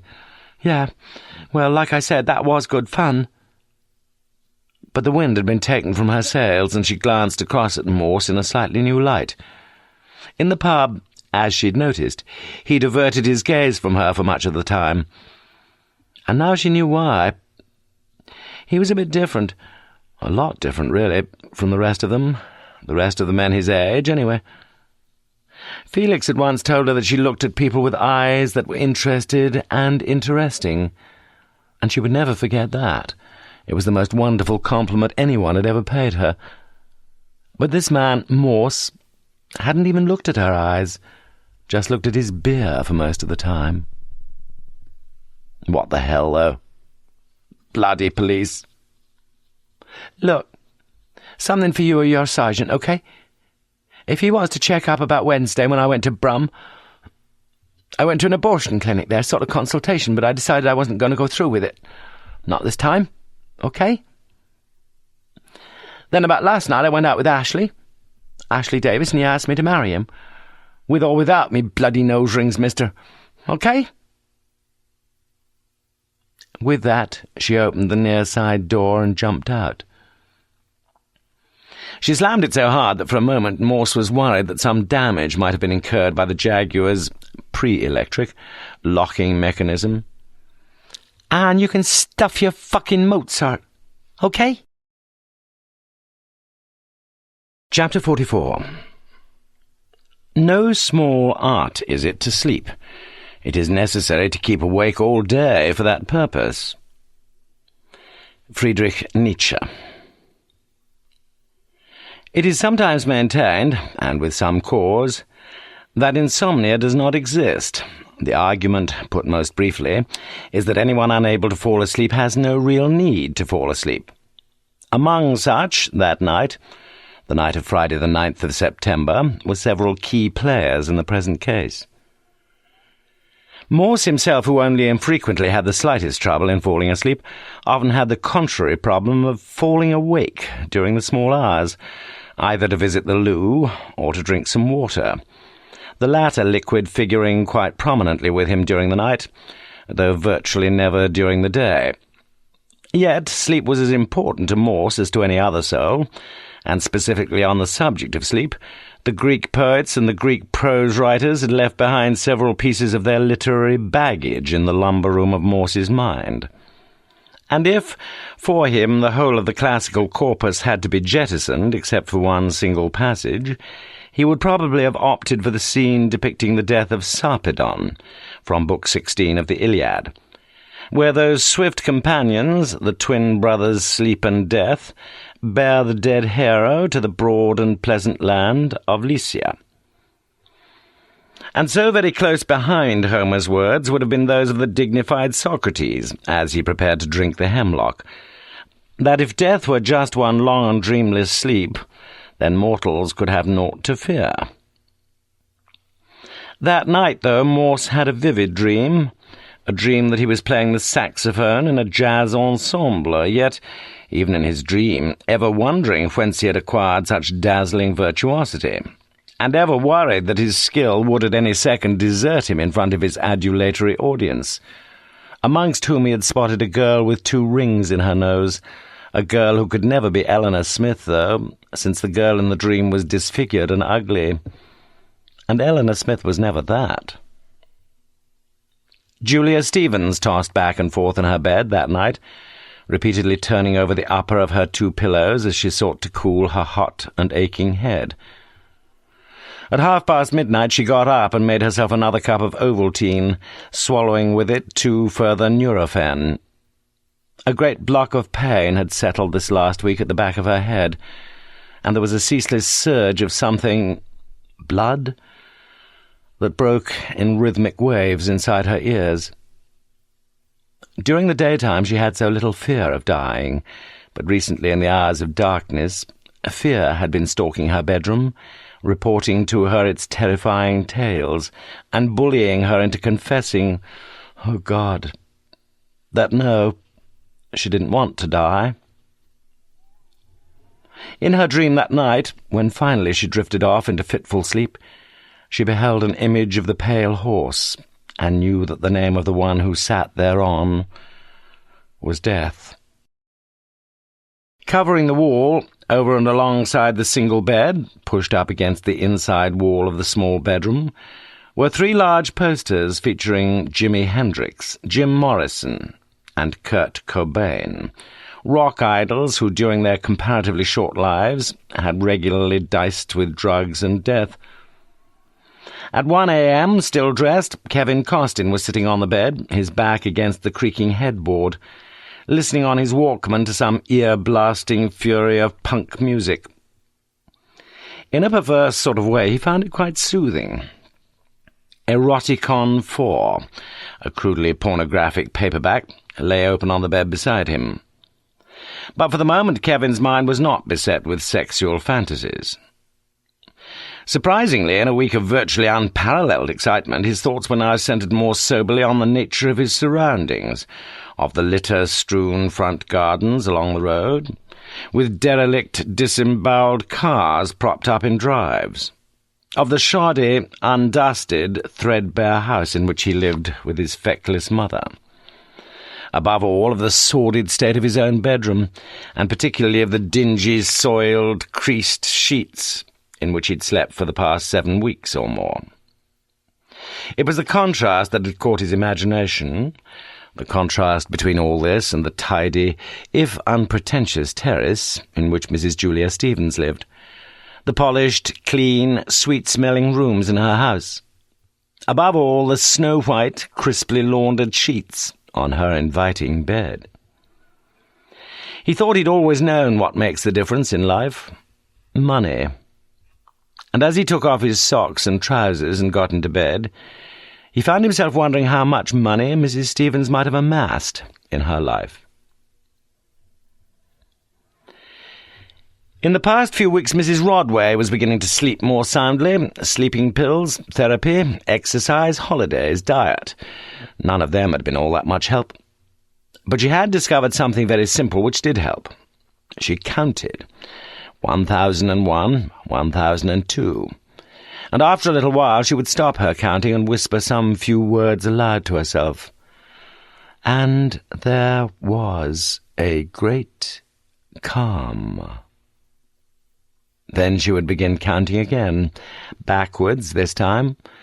1005, 1004. Sometimes, as she counted, she almost managed not to think of Matthew. Once or twice recently she didn't have to count at all. And this particular night, blessedly, was one of them.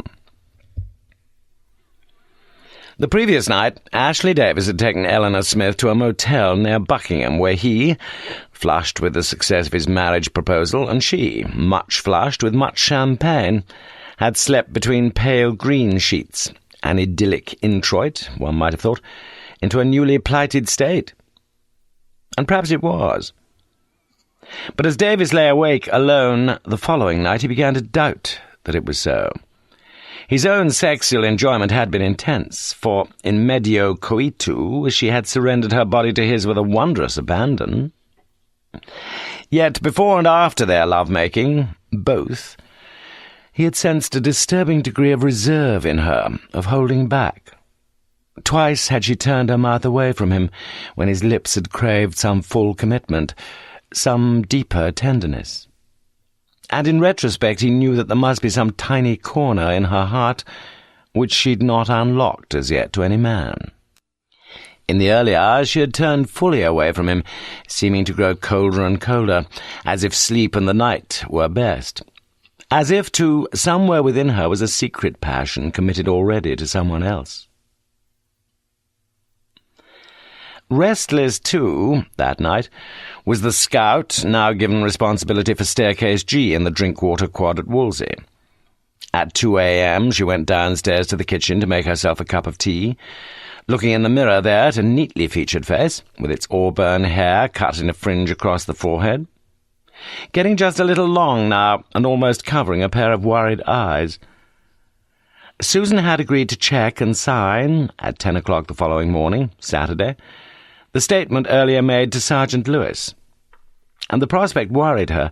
It was like reporting some local vandals to the police, when there was always the fear that those same vandals would return to wreak an ever greater havoc, precisely for having been reported. In her own case, though, as Susan was too intelligent not to appreciate, the risk was considerably greater. This was not a case of vandalism, but of murder. As such, she'd had little option but to make a full, if guarded, statement. Yet she feared she would now be open to some sort of retaliation, threats of physical violence, perhaps, from a man who, by an almost unanimous verdict, was seen as a very nasty piece of work indeed. Back in bed, Susan tried a cure, she'd once been told, to close one's eyes gently, yes, gently, and then to look, yes, look, at a point about 4 or 5 inches in front of one's nose. Such a strategy, it was claimed, would ensure that the eyeballs remained fairly still, being focused as they were upon some specific point, however notional that point might be. And since it had been demonstrated that the rapid revolving of the eyeballs in their sockets was a major cause of sleeplessness, insomniacs most certainly should experiment along such lines. That night, therefore, Mrs. Susan Ewers had so experimented, though with only limited success. As it happened, however, her apprehension was largely groundless, for Edward Brooks was never destined to be a threat to Susan, or to any other living person. One of those twins from Morse's school days, the one whose name was Sleep, had already claimed him for his own, and together with his brother Death had borne him off, though not perhaps to the broad and pleasant land of Lycia, where Sarpedon lies. Chapter 45. Keep careful watch, too, on the moral faults of your patients, which may cause them to tell untruths about things prescribed and things proscribed. Corpus Hippocraticum. A week in a murder inquiry, especially one in which there is virtually no development, can be a wearisome time, and so it was for Sergeant Lewis in the days between Friday the 9th and Friday the 16th of September. The whereabouts and movements of key characters in the Pitt Rivers inquiry, most particularly on the evening and night of Wednesday the 7th, immediately after the knife had been stolen, had been checked, and in every case confirmed, with appropriate statements made, and, with the more obvious misspellings corrected, duly signed and filed. Nothing else, though. Nothing else either on the murder scene. House-to-house inquiries in Daventry Avenue had come to an end, and come to nothing.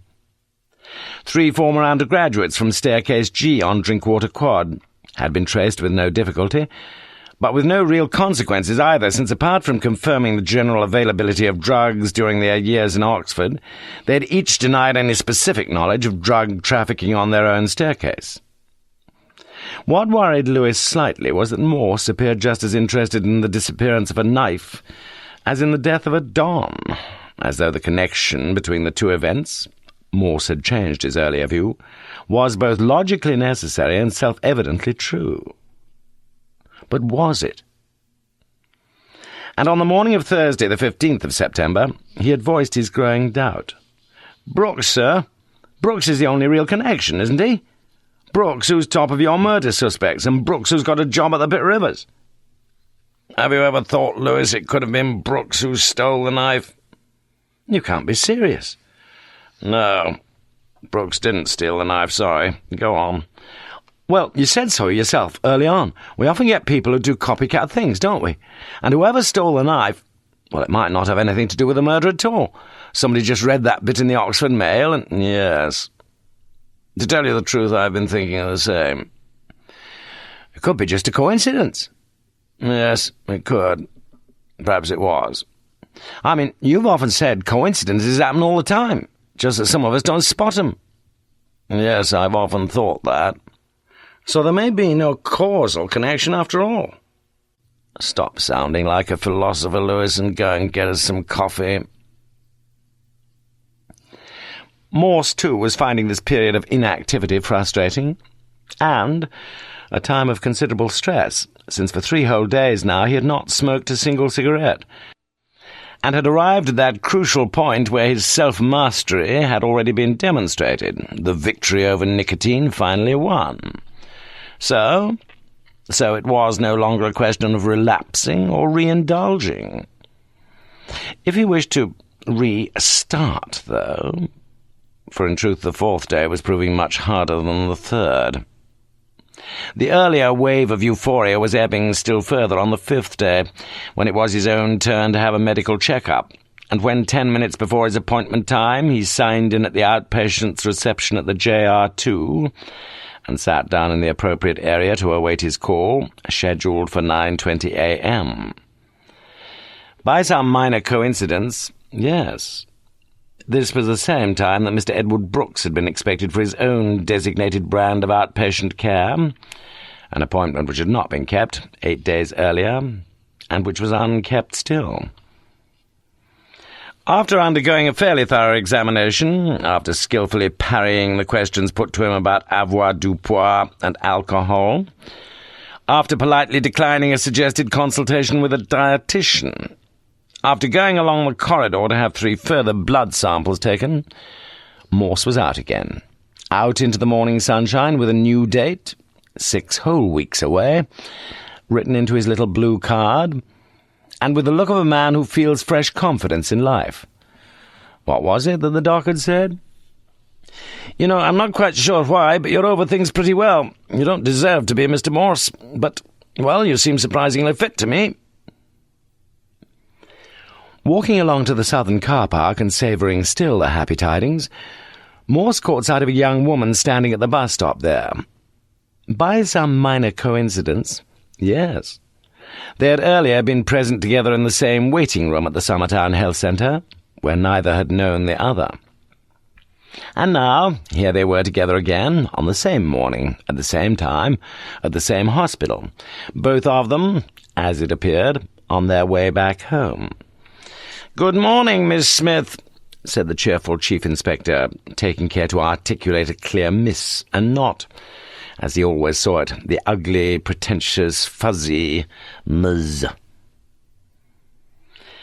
Little that morning could have dampened Morse's spirits, for the gods were surely smiling on him. Even had she ignored his greeting and would have walked serenely past, with little sense of personal slight.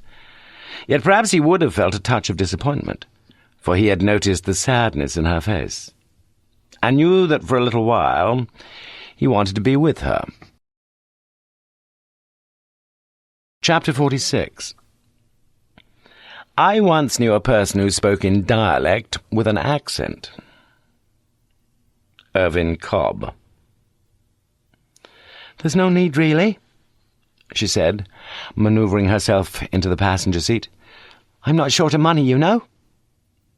"How long have you been waiting?" "Long enough. Mind if I smoke?" she asked, as Morse turned left into Headley Way. "Go ahead." "You want one?" No, thanks. Not for me." "You do smoke, though. Else your wife does. Ashtray's full, isn't it?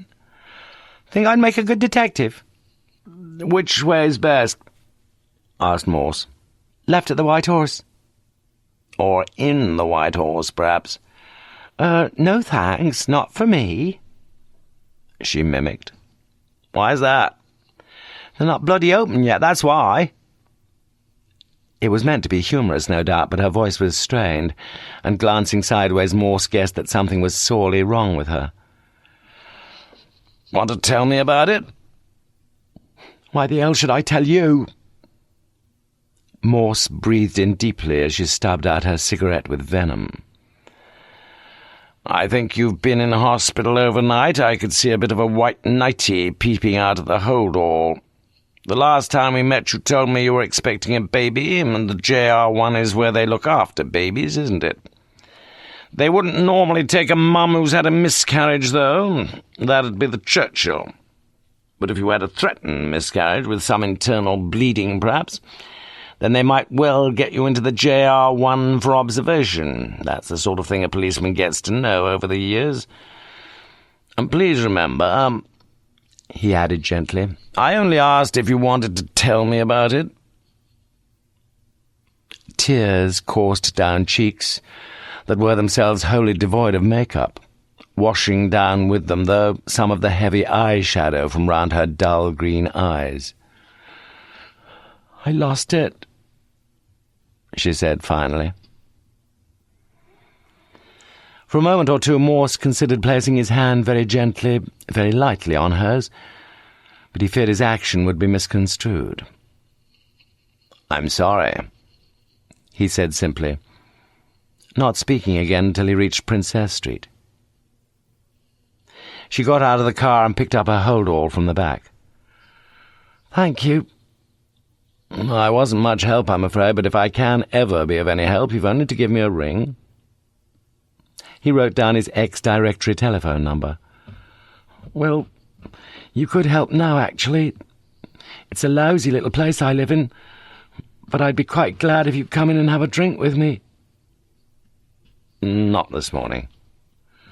"Why the hell not? For Christ's sake, you just said to give you a ring if I needed any help. And I bloody do. Okay? Now." "All right. I'll come in and have one quick drink. On one condition, though." "What's that?" "You don't slam the car door. Agreed?" "Doesn't seem too lousy a little place," suggested Morse, as, whisky in hand, he leaned back in the only armchair, in the only room, the fairly large room, though, which was Eleanor Smith's bed-sitter-cum-bathroom. "I can assure you it is, crawling with all those microscopic creatures. You've seen photographs of them?" Morse looked at her. Was he imagining things? Hadn't she just spoken to him with a degree of verbal and grammatical fluency that was puzzlingly at odds with her habitual mode of speech? crawling with all them little bugs and things. Wasn't that how she'd normally have expressed herself? I think I know why you're looking at me like that, she said. Pardon? In answer, she placed an index finger on each nostril, on each ringless nostril, and Morse nodded. Yes, I prefer you as you are now. So you said. You know your stepfather's still missing. So what? You want me to break out into goose pimples or something? Why do you hate him so much? Next question. All right. You said you were going to get married. Does all this, the loss of your baby, does it make any difference? Getting deep, ain't we? Cigarette? Ellie held out the packet, and stupidly, inevitably, Morse capitulated. You're still going ahead with getting married? Why not? It's about time I settled down, don't you think? I suppose so. What else can I tell you? Well, if she was inviting questions, Morse decided, it was a good opportunity to probe a little more deeply into the heart of the mystery, since he was convinced that the key to the case, the key to both cases, lay somewhere in those late afternoon hours of Wednesday the 7th of September, when someone had stolen the knife from the Pitt Rivers Museum. After your trip to Birmingham, you could have caught an earlier train. She shrugged. Dunno. I didn't, though. Do you remember exactly what time you asked your friend up here, when you got back that afternoon? Exactly?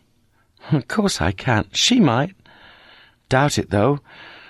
We were both tight as ticks later that night. Was she lying? Wondered Morse. And if she was, why so? On that Wednesday... But she let him go no further. Christ, give it a rest about Wednesday, will you? What's wrong with Tuesday or Monday? I haven't a bleeding clue what I was doing them days, so why Wednesday? Like I say, I know where I was all the bloody time that day. It's just that we're fairly sure there's a close connection between Dr. McClure's murder and the theft of the knife. She seemed unimpressed, but mollified again. Drop more? No, I must be off. Please yourself. She poured herself another scotch and lit another cigarette. Beginning to taste better. I hadn't smoked a fag for 3 days. 3 days before that one in your car. Tasted terrible, that first one. Morse rose to his feet and put his empty glass down on the cluttered mantelpiece, above which, on the white chimney breast, 4 6-inch squares in different shades of yellow had been painted, with the name of each shade written in thick pencil inside each square. Wild primrose, sunbeam, buttermilk, daffodil white. Which do you like best? She asked. I'm considering some redecoration. There it was again in that last sentence, the gear shift from casual slang to elegance of speech. Interesting. But won't you be leaving here after you're married? Christ, you can't leave it alone, can you? All these bloody questions. Morse turned towards her now, looking down at her as she sat on the side of the bed. Why did you invite me here? I only ask because you're making me feel I'm unwelcome, an intruder, a nosy Parker. Do you realise that? She looked down into her glass. I felt lonely, that's all. I wanted a bit of company. Haven't you told Mr. Davis about your miscarriage? No. Well, don't you think... Oh, shut up! You wouldn't know what it feels like, would you? To be on your own in life. I'm on my own all the time, said Morse. That's what they all say, do you know that? All them middle-aged fellas like you. Morse nodded and half-smiled, and as he walked to the door he looked at the chimney breast again. Yellow's a difficult colour to live with, but I'd go for the daffodil white, if I were you. Leaving her still seated on the bed, he trod down the narrow, squeaking stairs to the Jaguar. For a few minutes he sat motionless, with the old familiar sensation tingling across his shoulders. Why hadn't he thought of it before? Chapter 47. Given a number which is a square, when can we write it as the sum of two other squares? Diophantus, arithmetic. Lewis was eager to pass on his news, appeals on Radio Oxford and Fox FM, an article in the Oxford Mail, local inquiries into the purchase, description and condition of Brooks's comparatively new bicycle, had proved, it appeared, successful. An anonymous phone call, woman's voice, had hurriedly informed St. Aldit's City Police that if they were interested there was a green bike chained to the railings outside St. Mary Mag's in Cornmarket. No other details. "Phone plonked down pronto," the duty sergeant had said. "Sure it wasn't a green dyke chained to the railings?" Lewis had asked, in a rare excursion into humour. Quite sure, since the City Police were now in possession of one bicycle, bright green, awaiting instructions. The call had come through just after midday, and Lewis felt excitement and gratification. Somebody, some mother or wife or girlfriend, had clearly decided to push the hot property back into public circulation. Once in a while, procedure and patience paid dividends, like now. If it was Brooks's bike, of course. Morse, however, on his rather late return from lunch, was to give Lewis no immediate opportunity of reporting his potentially glad tidings. "Get on all right at the hospital, sir?" "Fine, no problem. I've got some news. Just a minute. I saw Miss Smith this morning. She'd been in the JR1 overnight." "All right, is she?" "Don't know about that, but she's a mixed-up young girl, is our Eleanor," confided Morse. "Not really a girl, sir." "Yes, she is. Half my age, Lewis, makes me feel old." "Well, perhaps—" "She gave me an idea, though. A beautiful idea." Morse stripped the cellophane from a packet of cigarettes, took one out and lit it from a box of matches, on which his eyes lingered as he inhaled deeply. "You know the problem we're faced with in this case? We've got to square the first case, the murder of McClure. No argument there. Then we've got to square the second case, the theft of a Northern Rhodesian knife.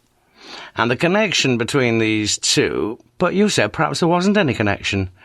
"Well, there is, and now I know what it is." "I see," said Lewis, unseeing.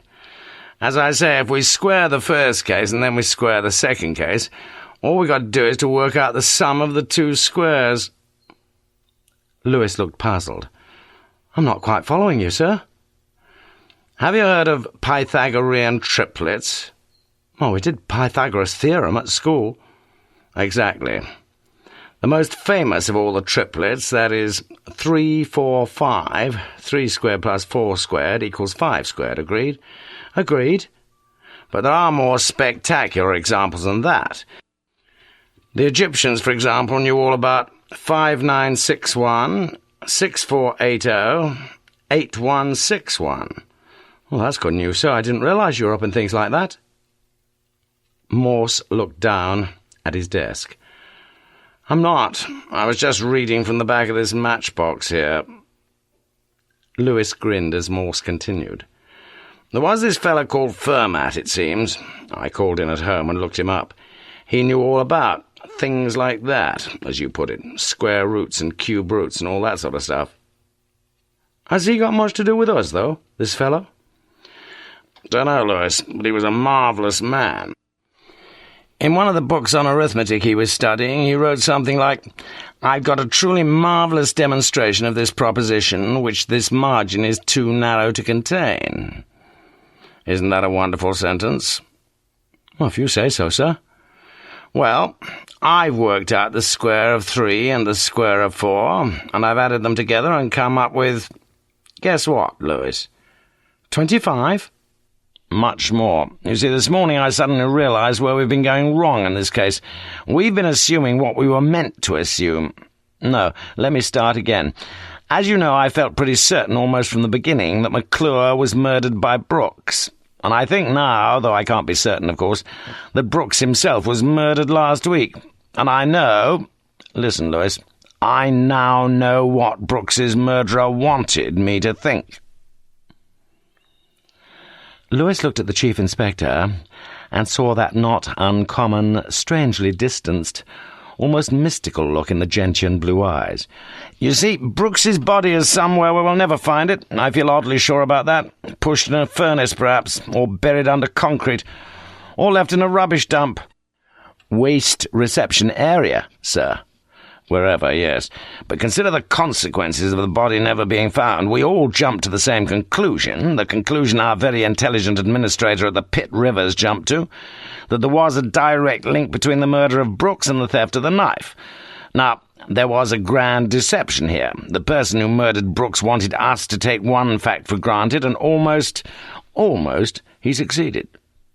"Or she." "Oh, yes, or she. But as I say, the key question is this: why was the knife stolen? So let me tell you. That theft was a great big false bluff. For what purpose? To convince us that Brooks was murdered after 4:30 p.m. on that Wednesday the 7th. But he wasn't," asserted Morse slowly. "He was murdered the day before. He was murdered on Tuesday the 6th.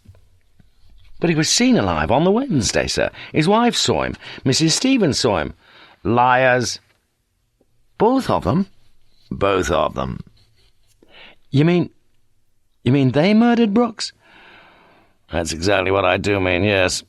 As I see things, it must have been Julia Stevens who supplied the brains, who somehow arranged the business with the knife. But what, Lewis, if Brooks was murdered by another knife? A household knife, let's say. A knife just like the one McClure was murdered with. The knife that was found in Daventry Avenue. The knife that was missing from the Brooks' kitchen."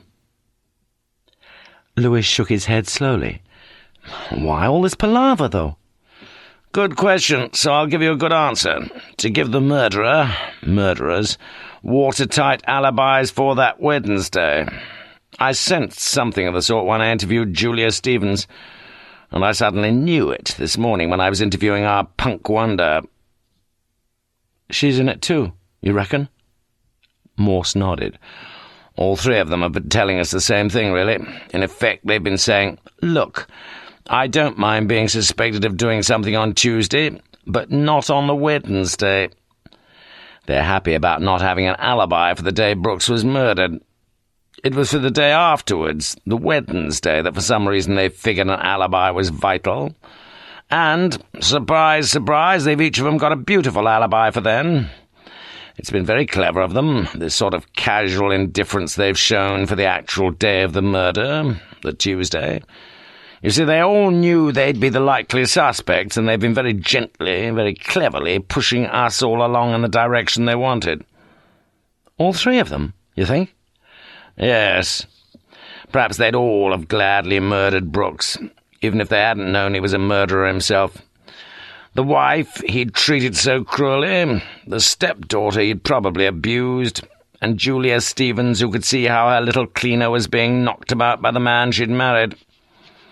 So they hatch a plot. They arrange for the knife to be stolen, having made sure that none of them could have stolen it." "Eleanor Smith could have stolen it," interposed Lewis quietly. "Yes, perhaps she could, yes, but I don't think so.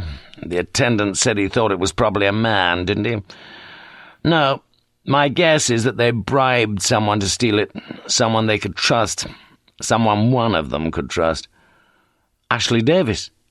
"Why not? He's got his reward, hasn't he?" "You think that's a reward, sir? Marrying her?" Morse was silent a while. "Do you know, Lewis, it might be. It might be." "What'd they do with the knife?" "That's the whole point. That's what I'm telling you. They didn't use the stolen knife at all. They just got rid of it." "But you can't just get rid of things like that." "Why not? Stick it in a black bag and leave it for the dustmen. You could leave a dismembered corpse in one of those and get away with it. Kein Problem.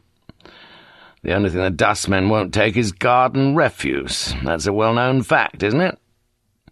"You seem to be assuming an awful lot of brains somewhere." "Look, Lewis, there seems to be a myth going round these days that criminals are a load of morons and that CID personnel are all members of Mensa." "Perhaps I should apply, then." said Lewis slowly. "Pardon?" "Well, I've been very clever, sir, while you were away. I think I've found Brooks's bike." "You have? Why the hell didn't you tell me before?" Chapter 48. "It'll do him good to lie there unconscious for a bit. Give his brain a rest." N.F. Simpson, One-Way Pendulum.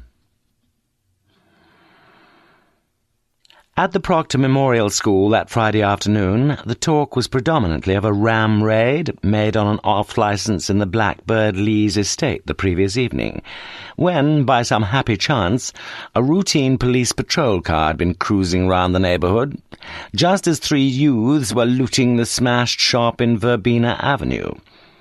When, too, a little later, the same police car had been only 50 or so yards behind, when the stolen getaway car had crashed at full speed into a juggernaut lorry near the horsepath roundabout on the Eastern Ring Road. When the chase was over, one of the 3 was seated dead in the driving seat, his chest crushed by the collapsed steering wheel. Another, the one in the front passenger seat, had his right foot mangled and trapped beneath the engine mounting. The third, the one seated in the back, had severe lacerations and contusions around the head and face, and was still unconscious after the fireman had finally cut free his colleagues in crime from the concertinaed escort. The considerable interest in this accident, is readily explicable, since 2 of the youths, the 2 who survived the crash, had spent 5 years at the Proctor Memorial School, had spent 15 terms mocking the attempts of their teachers to instill a little knowledge and a few of the more civilized values into their lives. Had they received their education at one of the nation's more prestigious establishments, an Eton, say, or a Harrow, or a Winchester, the youths would probably have been designated old boys instead of the former pupils printed in the late afternoon edition of the Oxford Mail. And the former pupil, who had been seated in the back of the car, had left his alma mater only the previous term. His name was Kevin Costin. Julia Stevens walked round to her former pupil's house during the lunch break that Friday, wishing, if she could, to speak to Kevin's mother. But the doorbell, like most of the other fixtures there, by the look of things, was out of order, and no one answered her repeated knockings. As she slowly turned and walked back through the neglected, litter-strewn front garden, a young woman, with 2 small children in a pushchair, stopped for a moment by the broken gate and spoke to her. "The people in there are usually out." That was all.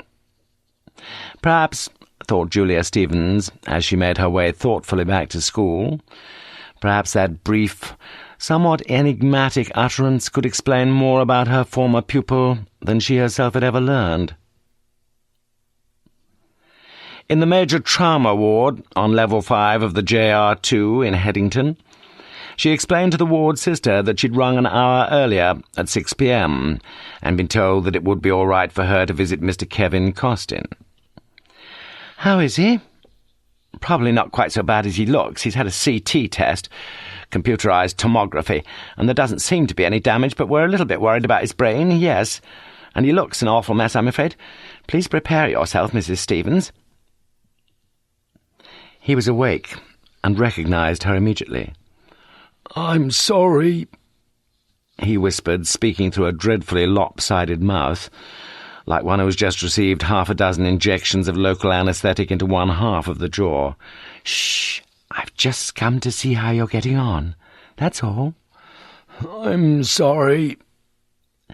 "Listen, I'm the teacher, remember? Just let me do the talking." "That were the worst thing I ever done in my life." "Don't talk about it now. You weren't driving." He turned his face towards her, revealing the left cheek, so terribly bloodied and stitched and torn. "It's not that, Mrs. Stevens. It's when I asked you for the money." His eyes pleaded with her. "I should never have done that. You're the only person that was ever good to me, really. And then I go and—" His words were faltering further, and there was a film of tears across his eyes. "Don't worry about that, Kevin. Will you promise me something? Please." "If I can, of course I will." "You won't worry if I don't worry?" "I promise." "There's no need, you see. I won't ever tell anybody what I done for you. Honest to God, I won't." A few minutes later, Julia was aware of movement behind her and turned to see the nurse standing there with the uniformed policeman, the latter clutching his flat hat rather awkwardly to his rib cage. It was time to go, and laying her hand for a few seconds on Kevin's right arm, an arm swathed in bandages and ribbed with tubes, she took her leave. As she waited for the lift down to the ground floor, she smiled sadly to herself as she recalled the nurse's words, but were a little bit worried about his brain. Just like almost all the staff at the Proctor Memorial School had been for 5 years. For 15 terms. And then, as she tried to remember exactly where she'd parked the Volvo, she found herself, for some reason, thinking of Chief Inspector Morse. Chapter 49. I sometimes wonder which would be nicer, an opera without an interval, or an interval without an opera. Ernest Newman, Berlioz, Romantic and Classic. Of the 4 separate operas which comprised Der Ring der Nibelungen, an achievement which in his view ranked as one of the 7 great wonders of the modern world, Siegfried had always been Morse's least favourite, and on the evening of Saturday the 17th of September he decided he would seek again to discover whether the fault lay with himself or with Wagner. But the evening was destined not to pass without its interruptions. At 7:35 p.m. Lewis had rung through with the dramatic news that the handlebars and the saddle on the bicycle recovered from the railings outside the parish church of St. Mary Magdalene still bore traces of blood, and that preliminary tests pointed strongly to its being McClure's blood. Such findings, if confirmed, would provide the police with their first physical link between Felix McClure and Edward Brooks, since the latter's wife, Brenda, had now identified the bike as her husband's, as had one of the assistants at Halford Cycles on the Cowley Road, where Brooks had purchased the bike 4 months previously. A warrant, therefore, should be made out ASAP for the arrest of Mr. Edward Brooks, with Morse's say-so. And Morse now said so. The fact that the person against whom the warrant would be issued was nowhere to be found had clearly taken some of the cream from Lewis's eclair, but Morse seemed oddly content. He maintained that Lewis was doing a wonderful job, but forbade him to disturb him again that evening, barring some quite prodigious event, such as the birth of another Richard Wagner. So Morse sat back again, poured himself another scotch, lit another cigarette, and turned Siegfried back on. Paradise and Now. Very few people knew Morse's personal ex-directory telephone number, and in fact he had changed it yet again a few months earlier. When, therefore, 40 minutes further into Siegfried, the telephone rang once more, Morse knew that it must be Lewis again, and banging down his libretto with an ill grace, he answered tetchily, "What do you want this time?" "Hello, Chief Inspector Morse?" It was a woman's voice, and Morse knew whose. Why had he been such a numbskull as to give his private number to the pink-haired punk wonder? "Yes?" "Hi. You told me if ever I wanted any help, all I got to do was pick up the phone. Remember?" "How can I help?" asked Morse wearily, a hint of exasperation in his voice. "You don't sound overjoyed to hear from me." Just a bit tired, that's all." "Too tired for me to treat you to a pint?" Morse wasn't quite sure at that moment whether his spirits were rising or falling. "Sometime next week, perhaps," he suggested. "No, I want to see you tonight. Now. Right now. I'm sorry, I can't see you tonight. Why not? Well, to tell you the truth, I'm in the bath. Wiggle the water a bit so I can hear. Well, I can't do that. I'd get the phone wet. So, you didn't really mean what you said at all? Yes, I did. I'll be only too glad to help. What's the trouble? It's no good. Over the phone. Why on earth not? You'll see. I don't follow you. I'm just going out to catch a bus to the city centre. With a bit of luck, I'll be there in 20 minutes. Outside Marks and Sparks. That's where it stops. Then I'm going to walk up St. Giles, and I'm going in the old parsonage for a drink. I'll stay there half an hour, and if you've not turned up by then, I'll just take a taxi up to your place. Okay with you? No, it's not. You don't know where I live, anyway. Nice fella, Sergeant Lewis. I could fall for him. He's never told you my address. Why don't you ring and ask him?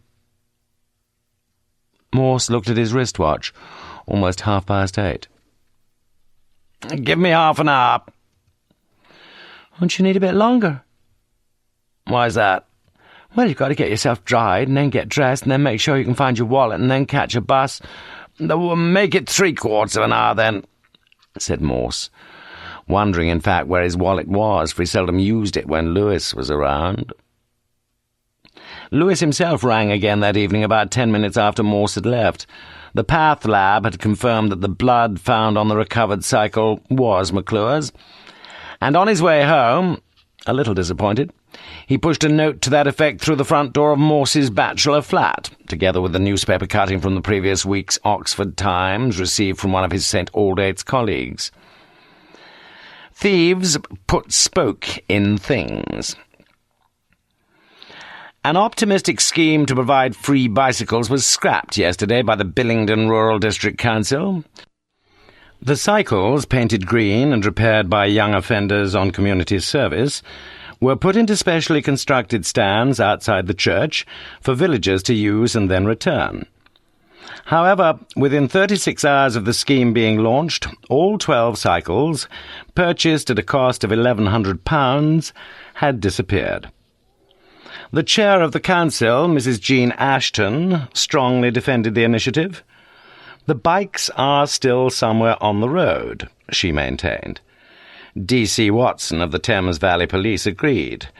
Most of them, probably in Oxford or Banbury, resprayed a bright red. Ashley Davis had also repeatedly rung an Oxford number that Saturday evening, but with similar lack of success, and he, like Sergeant Lewis, felt some disappointment. Ellie had told him that she would be out all day, but suggested that he gave her a ring in the evening. His news could wait. Well, it wasn't really news at all. Yet he wanted her to know how efficient he had been. He'd visited the plush, recently opened register office in New Road, where he'd been treated with courtesy and competence. In the circumstances, notice by certificate, he'd been informed, would be the best procedure, with Saturday, the 15th of October, a probable marriage date, giving ample time for the requisite notices to be posted both at Bedford and at Oxford. He'd agreed to ring the registrar the following Monday with final confirmation. A few family to witness the ceremony would have been nice, but as Ashley was sadly aware, his own mother and father had long since distanced themselves from that tart. And although Ellie's mum could definitely be counted upon, no invitation would ever be sent to her stepfather, and that not just because he had left no forwarding address, but because Ellie would never allow even the mention of his name. Only one wedding guest so far, then, but it would be easy to find a few others, and anyway, the legal requirement, Ellie, oddly enough, had known all about this, was only for 2. Chapter 50. There is not so variable a thing in nature as a lady's headdress. Within my own memory I have known it rise and fall above 30 degrees. Joseph Addison, The Spectator. She was nowhere to be seen in the area known as the Parsonage Bar, which, as we know, served as a combined bar and restaurant. There were, however, two temporarily unescorted young women there, one blonde, the other brunette. The former, immaculately coiffured and dressed in a white suit, would attract interest wherever she went. The latter, her hair cut stylishly short and dressed in a fold-over Oxford blue creation, would perhaps attract her own fair share of attention too, but her face was turned away from Morse, and it was difficult for him to be certain. With no real ale on offer, he ordered a glass of claret, and stood at the bar for a couple of minutes watching the main door, then sat on one of the green bar stools for a further few minutes, still watching the main door. But Miss Smith made no entrance. "Are you on your own?" The exaggeratedly seductive voice had come from directly behind him, and Morse swiveled to find one of the two women, the brunette, climbing somewhat inelegantly onto the adjoining stool. For the moment I am, yes. Can I buy a—" He'd been looking at her hair, a rich dark brown, with bottled auburn highlights. But it was not her hair that had caused the mid-sentence hiatus, for now he was looking into her eyes that were sludgy green like the waters of the Oxford Canal. "Ye gods!" he exclaimed. "Didn't recognize me, did you? I've been sitting waiting. Good job I've got a bit of initiative." "What will you have to drink?" "Champagne. I fancy some champagne." "Oh." Morse looked down at the selection of wines available by the glass. "Can't we stretch to a bottle?" she asked. Morse turned over the price list and surveyed a selection of vintage champagnes, noting with at least partial relief that most of them were available in half bottles. He pointed to the cheapest of these, a Brut Premier Cru, £18.80. "Well, that should be all right, perhaps." She smiled at him slyly. "You look a little shell-shocked, Inspector." In fact, Morse was beginning to feel annoyed at the way she was mocking him, manipulating him. He'd show her. "Bottle of number 19, waiter." Her eyebrows lifted and the green eyes glowed as if the sun was shining on the waters. She had crossed her legs as she sat on the bar stool, and Morse now contemplated a long expanse of thigh. "Barely Black, they're called.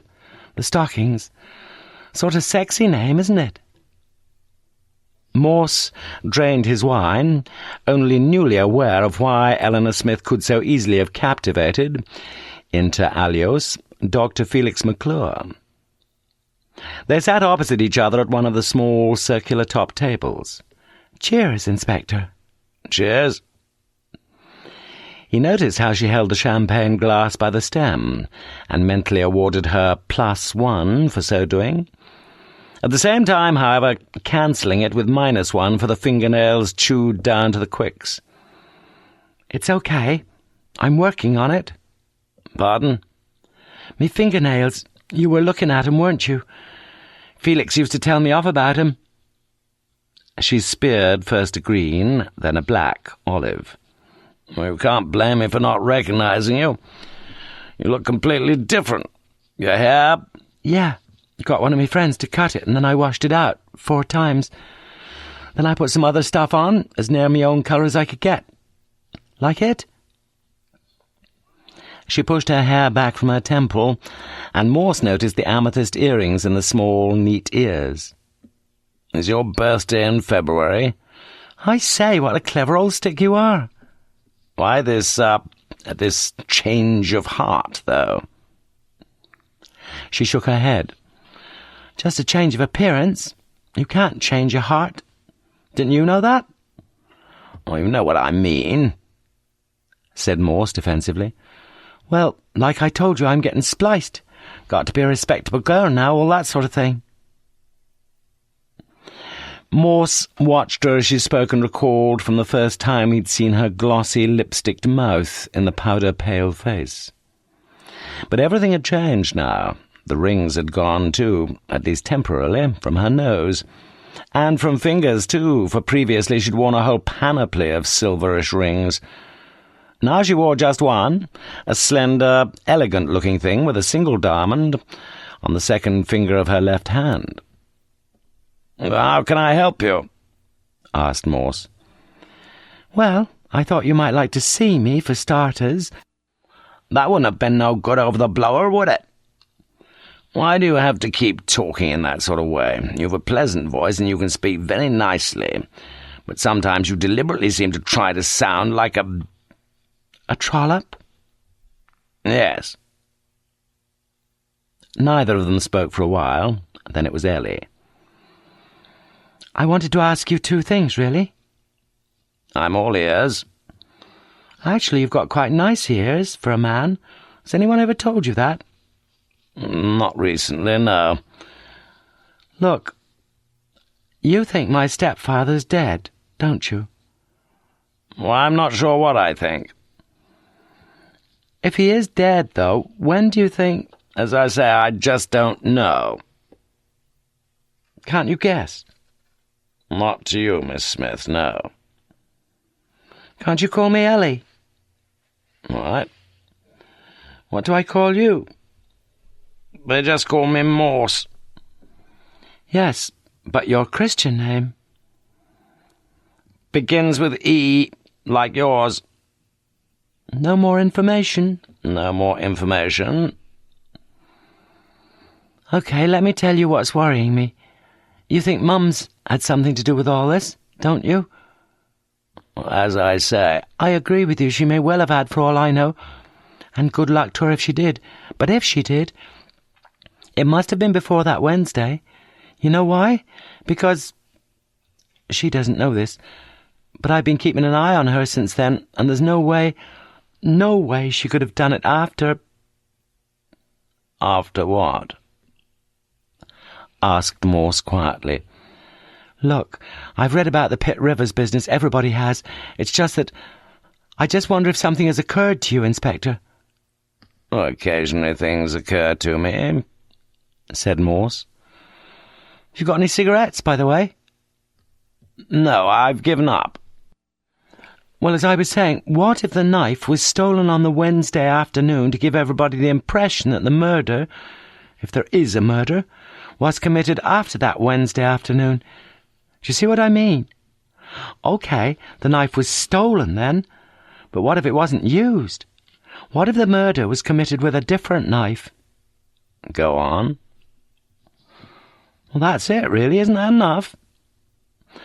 "You realise what you're saying, don't you? If your stepfather's been murdered, if he was murdered before the theft of the knife, then your mother is under far more suspicion, not less.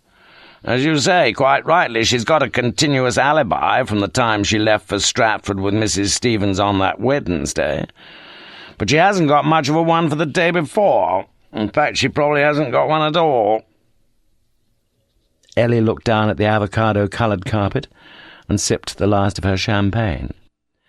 "Would you like me to go and get a packet of cigarettes, Inspector?" Morse drained his own glass. "Yes."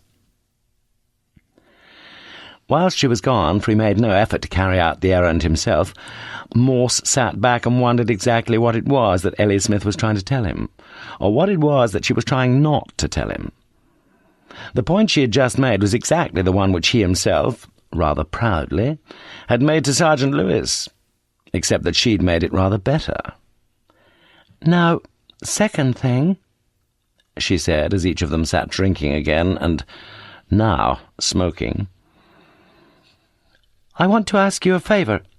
I said, didn't I, that me and Ashley—" "Ashley and I."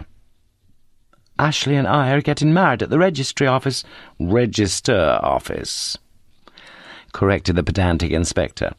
"And we wondered, well, I wondered, if you'd be willing to come along and be a witness." "Why me?" "Because, well, no reason really, perhaps, except I'd like you to be there with me mum. It'd make me— I'd be pleased, that's all." "When is it? The wedding?" "Wedding? Sounds a bit posh, doesn't it? We're just getting married, no bridesmaids, no bouquets, and not too much bloody confetti, I hope." An avuncular Morse nodded, like an understanding senior citizen. "Not like all the razzmatazz you probably had at your wedding," she said. Morse looked down at the carpet as she had done earlier, then looked up again. For a second or two it was as though an electric current had shot across his forehead, and for some strange reason he found himself wanting to reach out across the table and just for a moment touch the hand of the young woman seated opposite. "How are you getting home, Ellie?" "In the taxi. Iffley Road, then the top of the Banbury Road," Morse had said.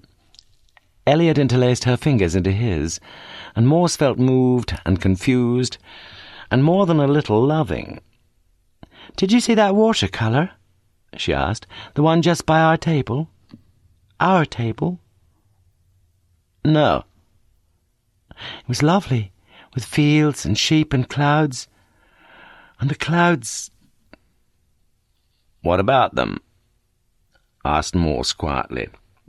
"Well, they were white at the top, and then a sort of middling, muddy grey, and then a darker grey at the bottom. Clouds are like that, aren't they?" "Are they?" Morse, the non-nephologist, had never consciously contemplated a cloud in his life, and felt unable to comment further. "It's just that... Well, all I'm trying to say is that I enjoyed being with you, that's all. For a little while I felt I was on the top of one of them clouds. Okay?" After the taxi had dropped her off and was making its way from East Oxford to North Oxford, Morse realised that he too had almost been on top of one of them clouds that evening. Back in his flat, he looked with some care at the only watercolour he had. The clouds there had been painted exactly as Ellie Smith had said, and he nodded to himself, just a little sadly. Chapter 51. Needles and pins, needles and pins. When a man marries, his trouble begins.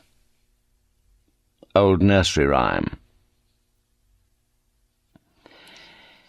In the waiting area of the Churchill Hospital, immediately Mrs. Stevens had been called in to see her specialist, at 10:35 a.m. on Tuesday the 20th of September, Brenda Brooks picked up a surprisingly recent issue of Good Housekeeping and flicked through its glossy pages. But she found it difficult to concentrate on any particular article. Brenda was a person who took much pleasure in the simple things of life. Others, she knew, had their yearnings for power or wealth or knowledge, but two of her greatest delights were cleanliness and tidiness. What a joy she felt each week, for example, when she watched the dustmen casually hurl her black bags into the back of the yellow rubbish cart, then seeing them no more. It seemed like Pilgrim finally ridding himself of his burden of sin. For her own part, she had seldom made any mess at all in her own life, but there was always an accumulation of things to be thrown away, bits of cabbage leaves and empty tins, and cigarette stubs from her husband's ashtrays. Yes, it was always good to see the black bags, well, disappear, really. You could put almost anything in them, really. Blood-stained shirts, shoes, trousers, anything. There were the green bags, too, the bags labelled garden waste, issued by Oxford City Council at 50p each. Householders were permitted to put out 2 such bags every week, but the Brookses' garden was small, and Brenda seldom made use of more than one a fortnight. Then there were those strong, transparent bags which Ted had brought home a couple of years ago, a heavy stack of them piled in the garden shed, just to the left of the lawnmower. Precisely what purpose her husband had envisaged for such receptacles had been unclear, but they had occasionally proved useful for twigs and small branches, because the material from which they were manufactured was stout, heavy-duty stuff, not easily torn.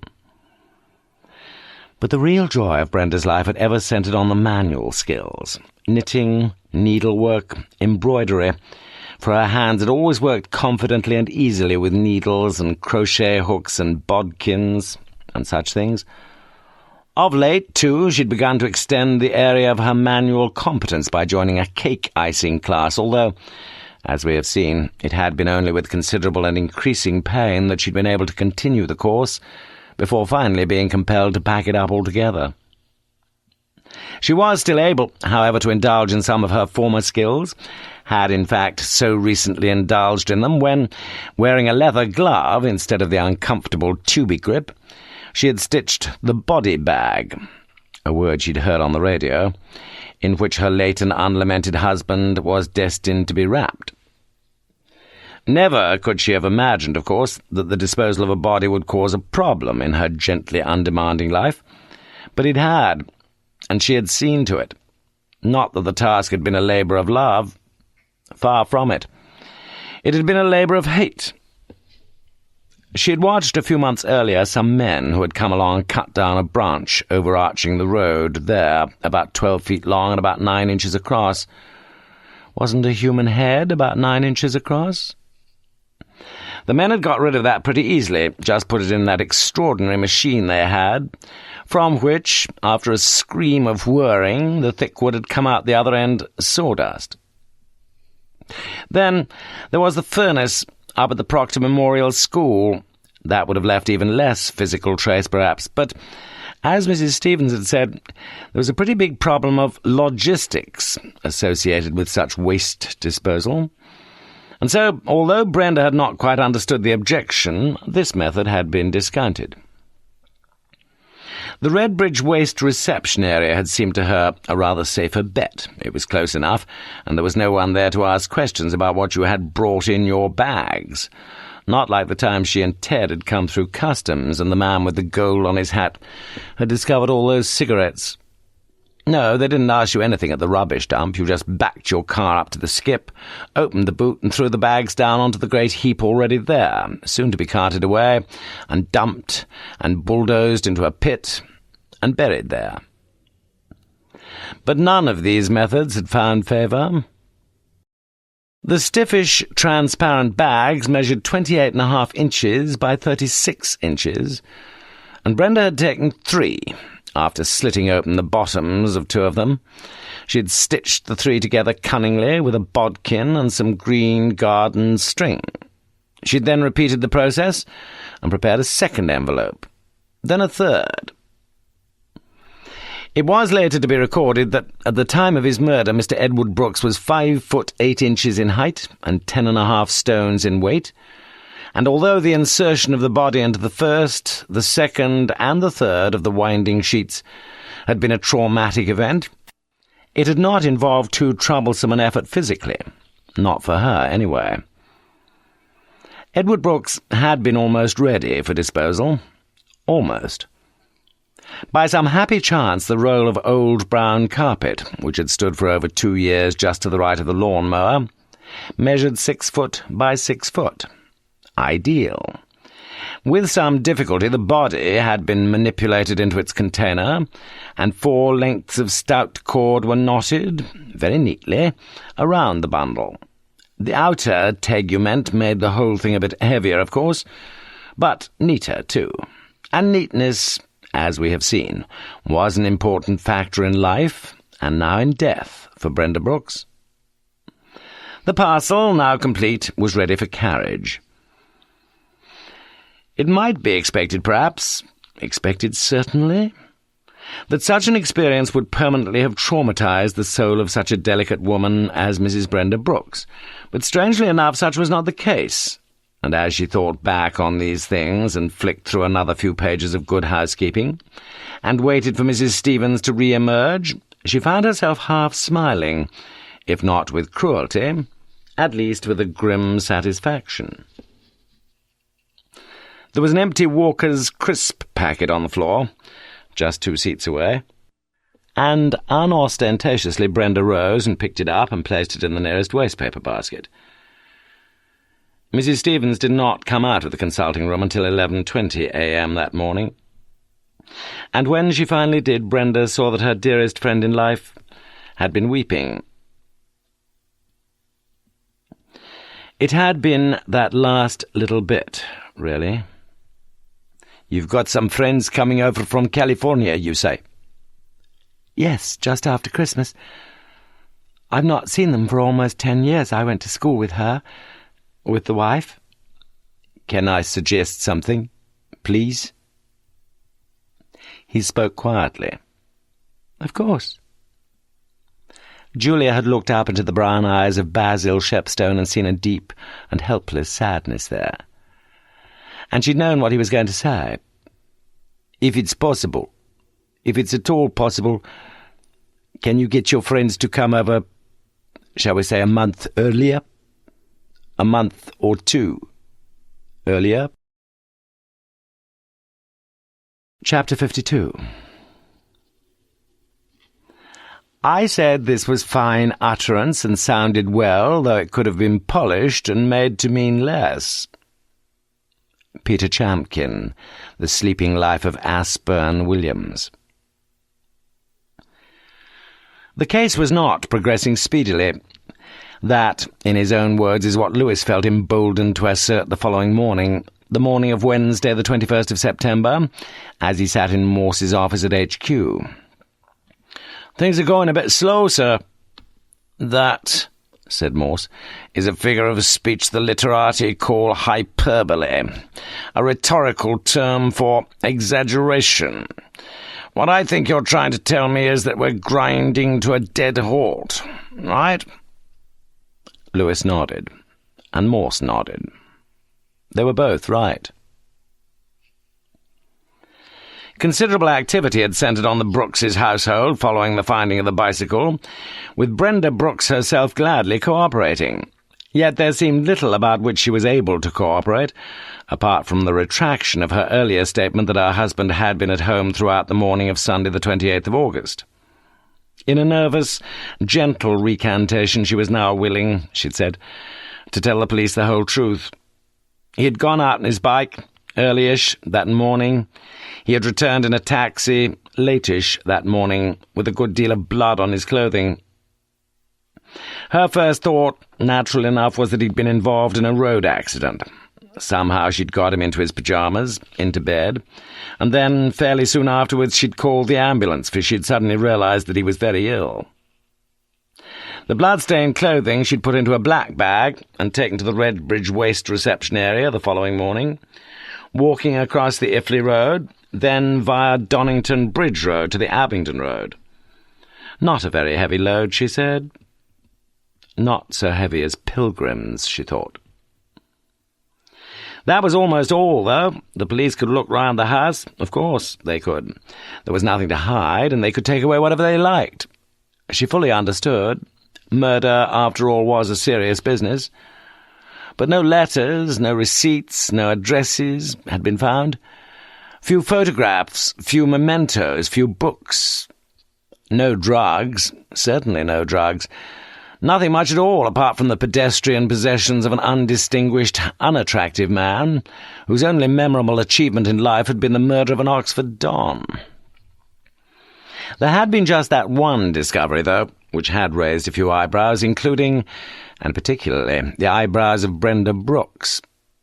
Although only £217 was in Brooks' current account at Lloyd's Bank, Carfax branch, a building society book found in a box beside Brooks's bed showed a very healthy balance stashed away in the Halifax, a balance of £19,500. The box had been locked, but Brenda Brooks had not demurred when Lewis had asked her permission to force the lid, a task which he had accomplished with far more permanent damage than had been effected by the still unidentified thief at the Pitt Rivers Museum. "You think he's dead?" asked Lewis. "Every day that goes by makes it more likely." "We need a body, though." "We do. At least, with McClure we had a body. And a weapon." "And a weapon." "But with Brooks we've still not got a body." "And still not got a weapon," added Morse rather miserably. 10 minutes later, without knocking, Strange lumbered into the office. He'd been on a week's furlough to the west coast of Scotland, and had returned 3 days earlier, but this was his first day back at HQ, having attended a 2-day superintendent's conference at Eastbourne. He looked less than happy with life. "How are things going, Morse?" "Progressing, sir," said Morse uneasily. Strange looked at him sourly. "You mean they're not progressing, is that it?" "We're hoping for some developments." "Oh, don't give me that bullshit. Just tell me where we are and don't take all bloody day over it." So Morse told him. He knew, he said, was 99% certain, that Brooks murdered McClure. They'd got the knife from Brooks's kitchen, without any blood on it, agreed. But now they'd got his bike with blood on it, McClure's blood on it. The only thing missing was Brooks himself. No news of him. No trace of him. Not yet. He'd last been seen by his wife, Brenda Brooks, and by Mrs. Stevens, by the two of them together, on the afternoon of Wednesday the 7th of September, the afternoon that the knife was stolen from the Pitt Rivers. "Where does that leave us, then?" asked Strange. "Sounds as if you might just as well have taken a week's holiday yourself." "For what it's worth, sir, I think the two women are lying to us. I don't think they did see him that Wednesday afternoon. I think that one of them, or both of them, murdered Brooks. But not on that Wednesday, and not on the Thursday either. I think that Brooks was murdered the day before, on the Tuesday, and I think that all this Pitt Rivers thingamy is a blind, arranged so that we should think there was a link-up between the two things. I think that they got somebody, some accomplice, to pinch the African knife, any knife, from one of the cabinets there." "All right, you think, and you seem to be doing one hell of a lot of thinking, Morse, that the knife was stolen the day after Brooks was murdered?" "Yes, sir." "Well, go on." Morse was very conscious that he'd scarcely thought through his conclusions with any definitive clarity, but he ploughed on. "It's all to do with their alibis. They couldn't have stolen the knife themselves. They were on a school bus going to Stratford. And so if we all make the obvious link, which we do, between the murder of Brooks and the theft, then they're in the clear pretty well. You see, if Brooks's body is ever found, which I strongly doubt." "What makes you say that?" "Because if he's found, he won't have the Pitt Rivers knife stuck in him at all. It'll be another knife. Like as not another kitchen knife. But they're certainly never going to let us find the body. That would mean the alibis they've fixed up for themselves have gone for a Burton." "What's the origin of that phrase?" Morse shook his head. "Something to do with beer, is it?" Strange looked at his watch, just after midday. "You know, I was a bit surprised to find you here, Morse. I thought you'd probably gone for a Burton yourself." Morse smiled dutifully, and Lewis grinned hugely, as Strange continued, "It's all too fanciful, mate. Stop thinking so much and do something. Let's have a bit of action." "There's one other thing, sir. Lewis here got on to it." Morse gestured to his sergeant, the latter now taking up the narrative. "Fellow called Davis, Ashley Davis. He's got quite a few connections with things, sir. He was on Staircase G in Drinkwater Quad when Matthew Rodway was there. Had a fight with him, in fact, and got himself kicked out." He looked at Morse. "Rusticated. The fight was about a girl called Eleanor Smith, and she was the girl who was McClure's mistress.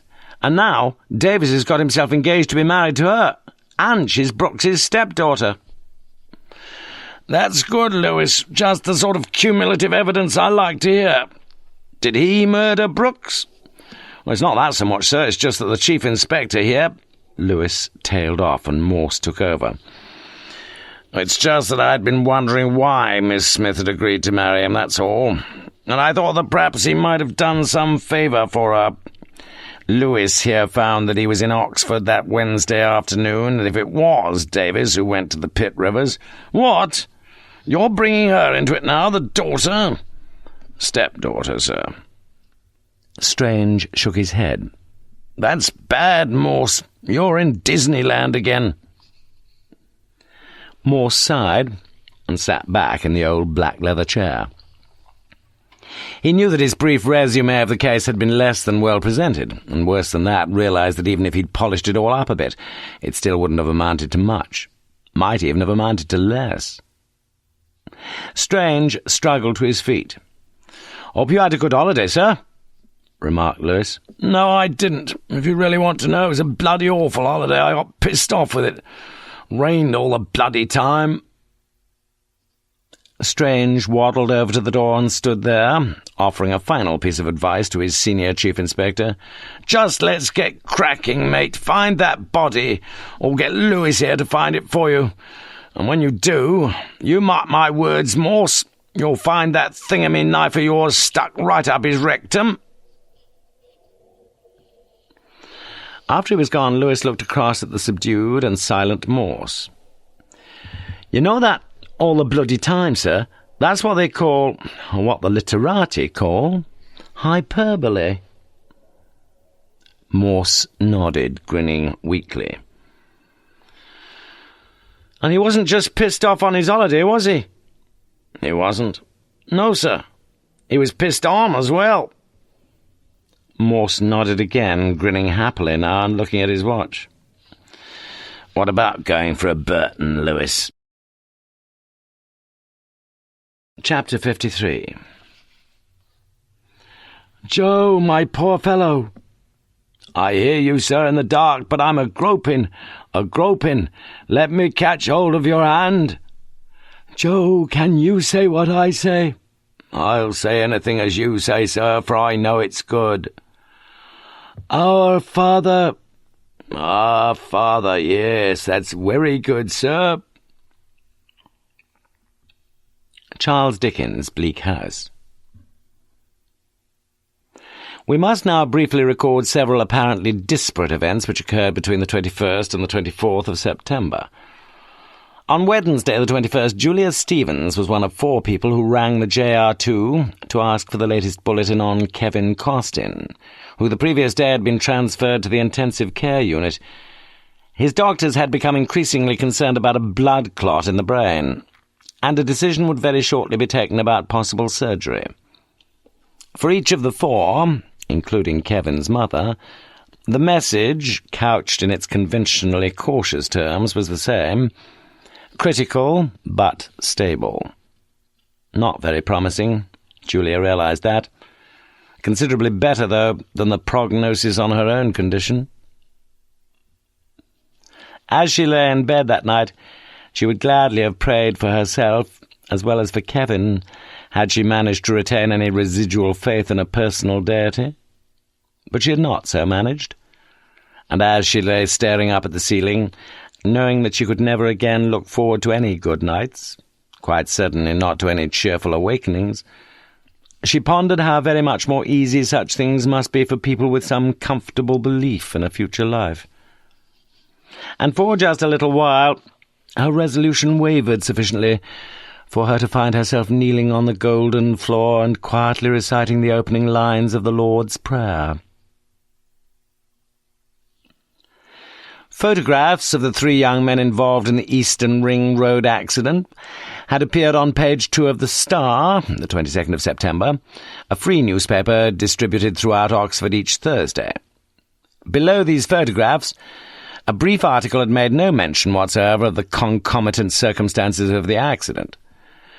But it was the dolichocephalic face of Kevin Costin, appropriately positioned between his dead partner in crime to the left and his amputee partner in crime to the right, that had caught the attention of one of the attendants of the Pitt Rivers Museum. In particular, it had been the sight of the small crucifix earring that had jerked his jaded memory into sudden overdrive. Earlier, the police had questioned all of them about whether they could remember anything unusual, or anyone unusual on that Wednesday afternoon when Cabinet 52 had been forced. Like each of his colleagues, he'd had to admit that he couldn't. But now he could. Just before the museum closed, on Thursday the 22nd of September, he walked along the passage up to the stone steps and diffidently knocked on the door of the administrator, capital A. Late that same afternoon, Morse asked Lewis an unusual question. "If you had to get a wedding present, what sort of thing would you have in mind? For the bride? Well, you don't do it that way, sir. You buy a present for both of them. They'll have a list, like as not, dinner service, saucepans, set of knives. Very funny. Well, if you don't want to lash out too much, you can always get her a tin opener or an orange squeezer. Not exactly much help in times of trouble, are you? Ellie Smith, is it? Yes. Morse hesitated. It's just that I'd like to buy her something for herself. Well, there's nothing to stop you giving her a personal present. Just forget the wedding bit. Perfume, say, scarf, gloves, jewellery, perhaps, brooch, pendant. Yes, a nice little pendant, perhaps. So long as her husband's not going to mind somebody else's present hanging round her neck all the time. Do people still get jealous these days, Lewis? Oh, I don't think the world will get rid of jealousy in a hurry, sir. No, I suppose not, said Morse slowly. 5 minutes later, the phone rang. It was the administrator. In the Vaults Bar at the Randolph at lunchtime on Friday the 23rd of September, Ellie Smith pushed her half-finished plate of lasagna away from her and lit a cigarette. Like I say, though, it's nice of him to agree, isn't it? Oh, give it a rest, Ellie. Don't start talking about him again. You jealous or something? Ashley Davis smiled a little sadly. Yeah, I suppose I am. She leaned towards him, put her hand on his arm and gently kissed his left cheek. Don't be silly. Well, perhaps everybody feels a bit jealous sometimes. Yeah. You mean you do? Ellie nodded. Awful thing. Sort of corrosive. Yuck. There was a silence between them. What are you thinking about? He asked. Ellie stubbed out her cigarette and pushed her chair back from the table. Do you really want to know? Please, tell me. I was just wondering what she's like, that's all. Who are you talking about? Mrs. Morse. The sun had drifted behind the clouds, and Ashley got up and paid the bill. A few minutes later, her arm through his, they walked along Corn Market, over Carfax, and then through St. Aldate's to Folly Bridge, where they stood and looked down at the waters of the Thames. Would you like to go on a boat trip? He asked. What, this afternoon? Why not? Up to Iffley Lock and back won't take long.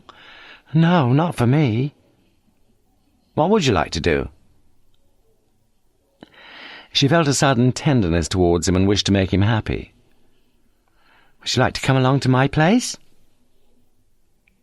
The sun had slipped out from behind the clouds and was shining brightly once more. Chapter 54.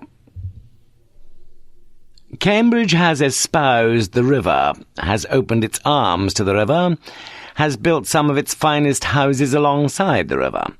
Oxford has turned its back on the river, for only at some points downstream from Folly Bridge does the Isis glitter so gloriously as does the Cam. J.J. Smithfield Waterstone, Oxford and Cambridge, a comparison. The two rivers, the Thames, or Isis, and the Cherwell, making their confluence just to the south of the city centre, have long provided enjoyable amenities for Oxford folk, both town and gown, punting, rowing, sculling, canoeing, and pleasure boating. For the less athletic, and for the more arthritic, the river cruise down from Folly Bridge via the Iffley and Sandford locks to Abingdon has always been a favourite. For such a trip, Mr. Anthony Hughes, a prosperous accountant now living out on Boar's Hill, had booked 2 tickets on a 50-passenger steamer at the Iffley Princess, timetabled to sail from Folly Bridge at 9:15 a.m. on Sunday the 25th of September. The previous evening he had slowly traced the course of the river on the Ordnance Survey map, pointing out to his son such landmarks as the Green Bank, the Gut, the concrete bridge at Donington, Haystack's Corner, and the rest, which they would pass before arriving at Iffley Lock. For young James, the morrow's prospects were magical. He was in several ways an attractive little chap, earnest, bespectacled, bright. with his name down for the Dragon School in North Oxford, a preparatory school geared, indeed fifth geared, to high academic and athletic excellence. The lad was already exhibiting an intelligent and apparently insatiable interest both in his own locality and in the universe in general. Such Aristotelian curiosity was quite naturally a great delight to his parents, and the 4.5-year-old young James was picking and mentally storing items of knowledge with much the same sort of regularity that young Jason was picking up and physically hurling bits of brick and stone around the Cutteslowe estate. Spanning the 50-yard-wide Isis, and thus linking the Iffley Road with the Abingdon Road, the bridge was a flattish arc of concrete, surmounted by railings painted, slightly incongruously, a light Cambridge blue. And as the Iffley princess rounded the gut, young James pointed to the large lettered Somerville, followed by 2 crossed oars, painted in black on a red background, across the upper part of the bridge, just below the parapet railings. "What's that, Dad?" But before the proud father could respond, this question was followed by another. "What's that, Dad?" Young James pointed to an in-cut on the left, where a concrete slipway had been constructed to allow owners of cars to back the boats they were towing directly down into the river. There, trapped at the side of the slipway, was what appeared to be an elongated bundle, a foot or so below the surface of the nacre green water, and several of the passengers on the starboard side now spotted the same thing. Something potentially sinister, something wrapped up, but something no longer wholly concealed. Fred Andrews, skipper of the Iffley Princess, pulled over into Salter's boatyard, only some 20 yards below the bridge. He was an experienced waterman, and decided to dial 999 immediately. It was only after he had briefly explained his purpose to his passengers that an extraordinarily ancient man, seated in the bow of the boat, and dressed in a faded striped blazer, off-white flannels, and a straw boater, produced a mobile telephone from somewhere about his person and volunteered to dial the 3 9s himself. Chapter 55. Phlebas the Phoenician, a fortnight dead, forgot the cry of gulls and the deep sea swell, and the profit and loss. T.S. Eliot, The Wasteland. From Donington Bridge Road, Lewis turned right into Meadow Lane, then almost immediately left, along a broad track, where wooden structures on the right housed the Sea Cadet Corps and the Riverside Centre. Ahead of him, painted in alternate bands of red and white, was a barrier, open now and upright. And beyond the barrier, 4 cars, 1 Land Rover and 1 black van, and a group of some 15 persons standing around something covered with greyish canvas. 40 or 50 other persons were standing on the bridge, just to the left, leaning over the railings and surveying the scene some 50 feet below them, like members of the public watching the boat race on one of the bridges between Mortlake and Putney. And seated silently beside Lewis, Morse himself would willingly have allowed any one of these ghoulish gawpers to look in his stead beneath the canvas, at the body just taken from the Thames. Events had moved swiftly after the first emergency call to St. Aldate's.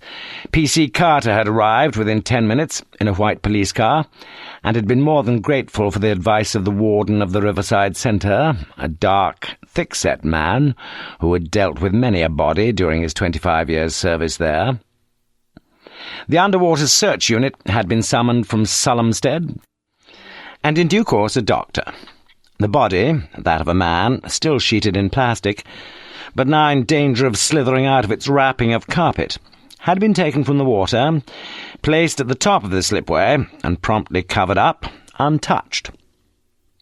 St. Aldate's CID had been contacted immediately, and Inspector Morrison had arrived to join a scene of crimes officer and a police photographer. With the arrival of a cheerful young undertaker just before noon, the cast was almost complete, apart from Morse and Lewis. The reasons for such a sequence of events were clear enough to those directly and closely involved, clear even to a few of the twitchers with their powerful binoculars who had swelled the ranks of the bridge spectators. For this was clearly not a run-of-the-mill drowning. Even through the triple layers of plastic sheeting in which the body was wrapped, one thing stood out clearly, literally stood out clearly, the broad handle of a knife which appeared to be wedged firmly into the dead man's back. And when, under Morrison's careful directions, after many photographic flashings from many angles, the stitching at the top of the improvised body bag had been painstakingly unpicked, and one pocket of the corpse had been painstakingly picked, as it were, the identity of the man was quickly established. On the notice board in the foyer of St. Aldate's Station was pinned a photograph of a missing person, whom the police were most anxious to trace, and beneath the photograph there appeared a name, together with a few physical details. But it was not the corpse's blackening features which Morrison had recognized. It was the name he found in the sodden wallet, the name of Edward Brooks. Thus was a further relay of telephone calls initiated. Thus was Morse himself now summoned to the scene. Sometimes procedures worked well, and sometimes, as now, there was every reason for the police to be congratulated on the way situations were handled.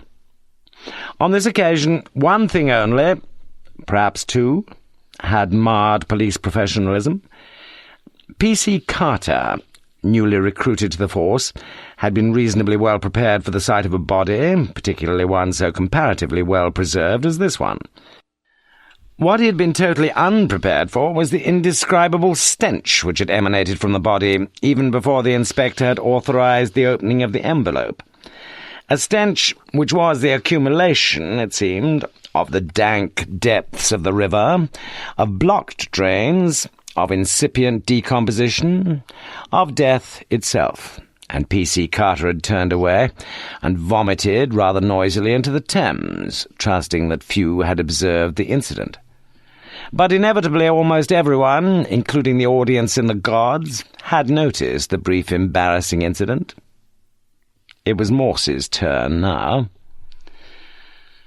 Phobias are common enough. Some persons suffer from arachnophobia, or hypsophobia, or myophobia, or pterophobia. Well nigh everyone suffers occasionally from thanatophobia, many from necrophobia, although Morse was not really afraid of dead bodies at all, or so he told himself.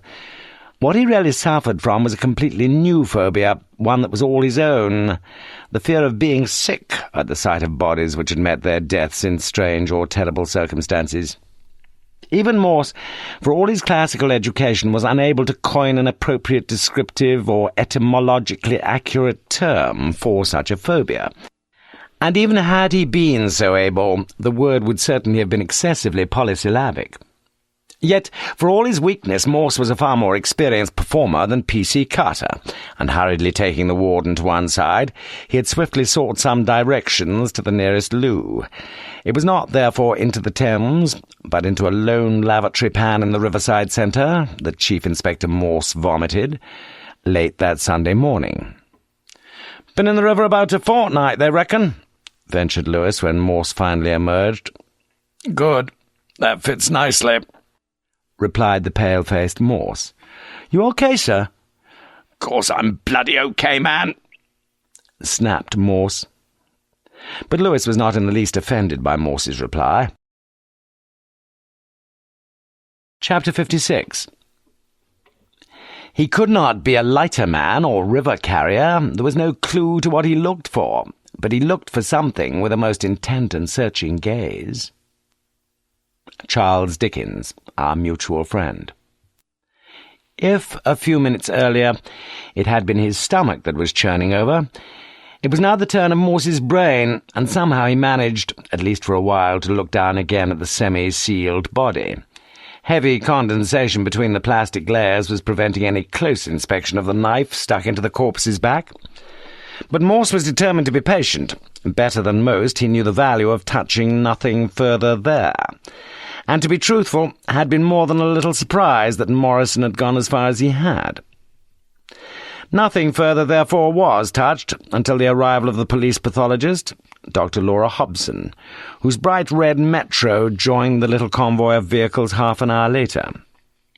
Briefly, she and Morse conversed, after which, with delicate hands, she performed a few delicate tasks, whilst Morse walked slowly from the scene, along a track between a line of trees and the riverbank, up to a building housing the Falcon Rowing Club, some 70 yards upstream to his right.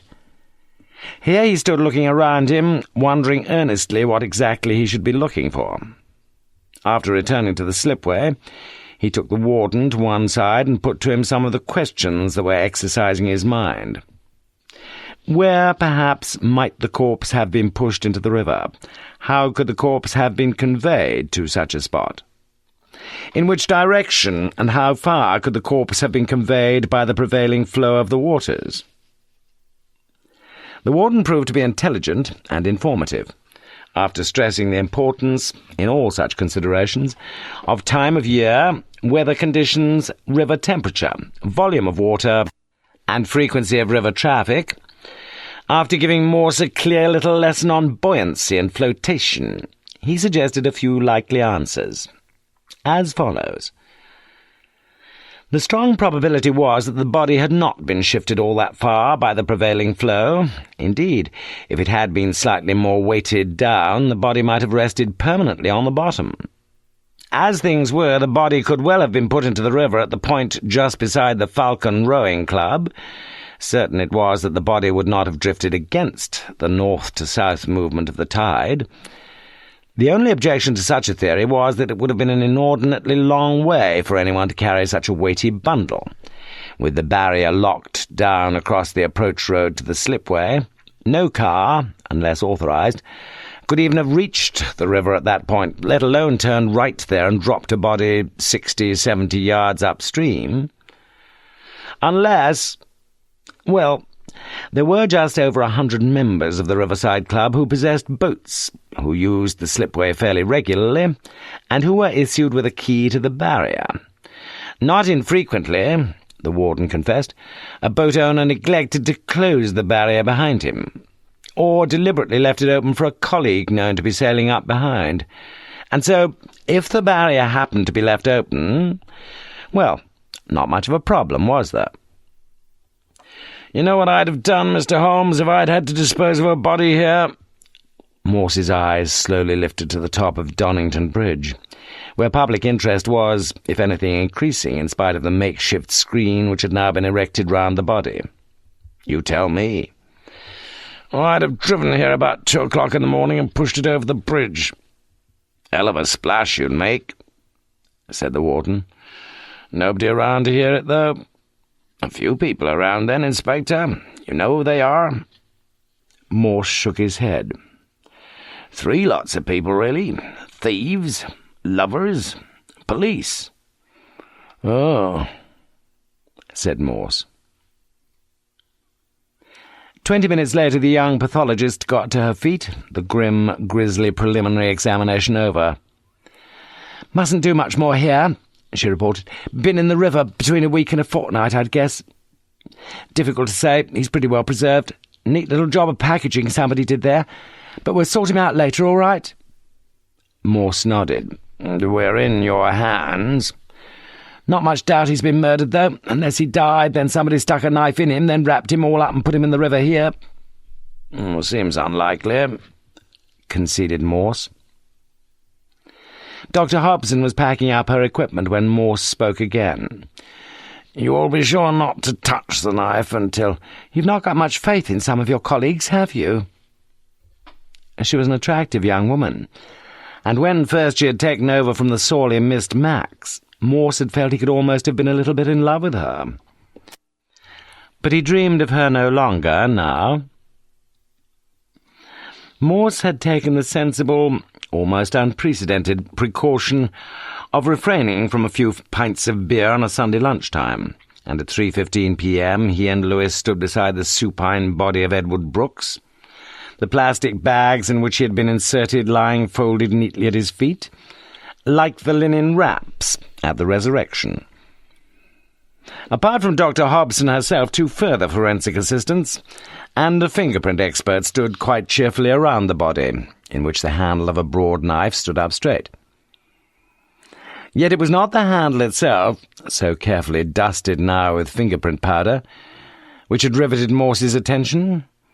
It was the label attached to the side of the handle, a label whose lettering was smudged and washed by the waters of the Thames, but the right-hand side of which was still clearly legible. On the right-hand side of the first line, Orthern. On the second line, To Bishop May. On the third line, Ramount Chief. On the fourth line, Anika. On the fifth line, V. Miss Toussaint, Africa. Cabinet 52.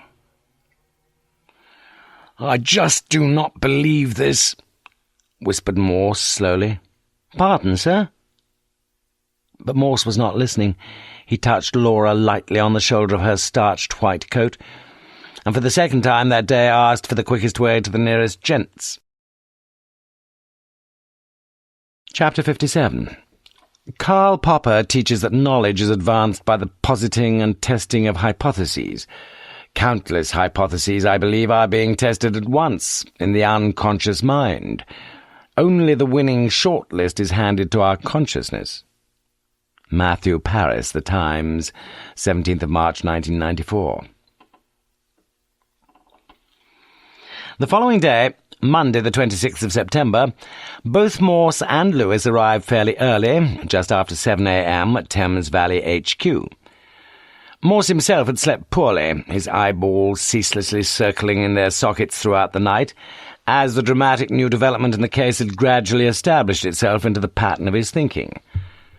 For in truth he had been astonished at the discovery that Brooks had been murdered after the theft of the Rhodesian knife, and murdered, in fact, by the Rhodesian knife.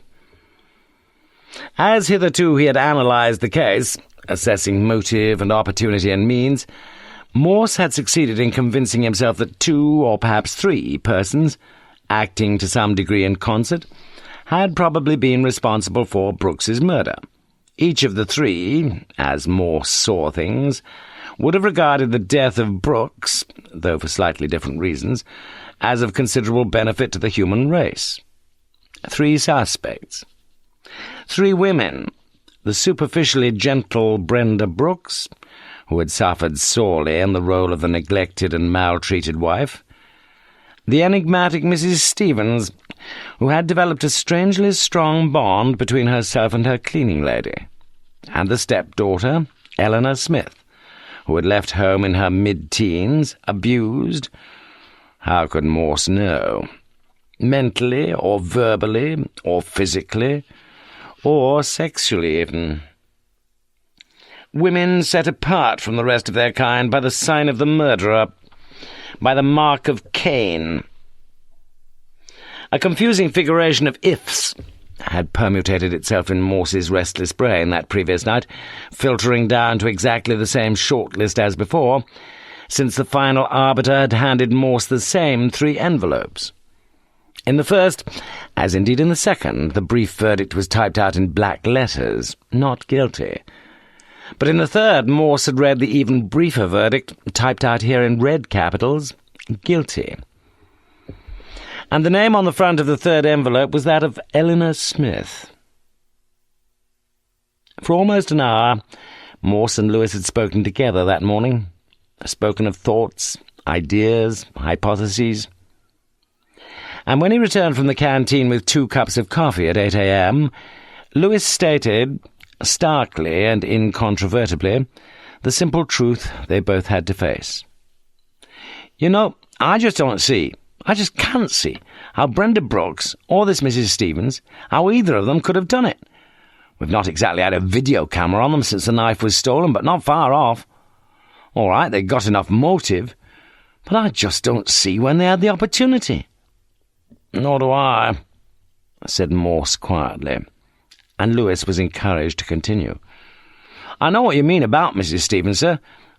And I agree, there's somebody pretty clever behind all this, and she's the only one of the three who's got the brains to have thought it all out. But as I say—" Morse appeared a little pained as Lewis continued. "She couldn't have done it. And Mrs. Brooks couldn't have done it either, could she? She's got the best motive of any of them, and she'd probably have the nerve as well. But she couldn't have planned it all, surely, even if somehow she had the opportunity. That night, say, after she got back from Stratford. I just don't see it." "Nor do I," repeated Morse, grimacing as he sipped another mouthful of weak, lukewarm coffee. "So, unless we're looking in completely the wrong direction, sir, that only leaves—" But Morse was only half listening. "Unless," Lewis had just said. The same word the warden had used the previous day when he'd been talking of the red and white striped barrier. In Morse's mind, there'd earlier been a metaphorical barrier to his hypothesis that Brooks's body must have been taken to the Thames in some sort of vehicle, as well as that literal barrier. But the warden had just lifted that second barrier, hadn't he? Just physically lifted it out of the way. So now, what if he, Morse, were to lift that first barrier too? "Lewis, get the car and nip along and have a word with the headmaster of the Proctor Memorial. Tell him we'd like to see Mrs. Stevens again. We can either go round to her house, or, if she prefers, she can come here." "Important, is it, sir?" "Oh, yes," said Morse. "And while you're at it, you can drop me off at the Path Lab. I want a quick word with the lovely Laura." Chapter 58. Now faith is the substance of things hoped for, the evidence of things not seen. Hebrews chapter 11, verse 1. Coming out of her lab to greet Morse, Dr. Laura Hobson appeared incongruously contented with her work. She pointed to the door behind her. "You'd better not go in there, Chief Inspector, not for the minute. We've nearly finished, though, the main bits anyway." "Anything interesting?" "What do you call stomach contents interesting?" "No. Looks as though they've got some vague prints all right, though, on the knife. I'll keep my fingers crossed for you. We're all hoping, you know that." "Thank you." Morse hesitated. "It may sound a bit far-fetched, I know, but, Yes?" "Well, the knife. I'm doing a little bit of hoping myself. The knife used to murder McClure was very similar to—" Morse nodded towards the main lab. "To the knife that was stolen from the Pitt Rivers." "Yes, I knew that." "What I was wondering is this. Is there any possibility at all, that Brooks was murdered with another knife, one of the same type, one with the same sort of blade? Then, for the knife you've got in there, the one with the possible prints on it, to be stuck in him afterwards?" Laura Hobson looked at him curiously. "Have two knives, you mean? Stick one in him, take it out, and stick the other in?" Morse looked uneasy, yet there was still some flicker of hope in his face. "When I said afterwards, I meant, well, a few hours later, a day even." With a sad smile, she shook her head. "No chance, unless your murderer's got the luck of the devil and the skill of a brain surgeon. Or a boy with a model aeroplane kit. You'd have some clear external evidence of the two incisions, and don't forget he was stabbed through his clothes. And there aren't— No signs at all. Besides that, though, you'd have all the internal evidence, the two separate termini of the knife points, two distinct sets of lacerations on either side of— "I see, yes," mumbled Morse. "I don't know whether you do, though. Look, let me explain. Whenever you have a knife wound—" "Please not," said Morse. "I believe all you say. It's just that I've never been able to follow all these physiological labellings. They didn't teach us any of that stuff at school." "I know," Laura said quietly. "You did Greek instead. You told me once, remember, in our earlier days, Chief Inspector?" Feeling more than a little embarrassed, Morse avoided her eyes. "How would it have helped, anyway?" continued Laura in a more businesslike tone. "Well, I've been assuming all along that the theft of the knife from the Pit Rivers was a blind to establish an alibi or alibis, to try to establish the fact that Brooks wasn't murdered until after the knife was stolen." She nodded, appreciating the point immediately. "You mean, if he'd been murdered on a particular day with one knife, and then the day after a second knife was stolen, and if the first knife was subsequently removed from the body and the second knife inserted into the wound, people like the police, like you, could well have been misled about the time of death."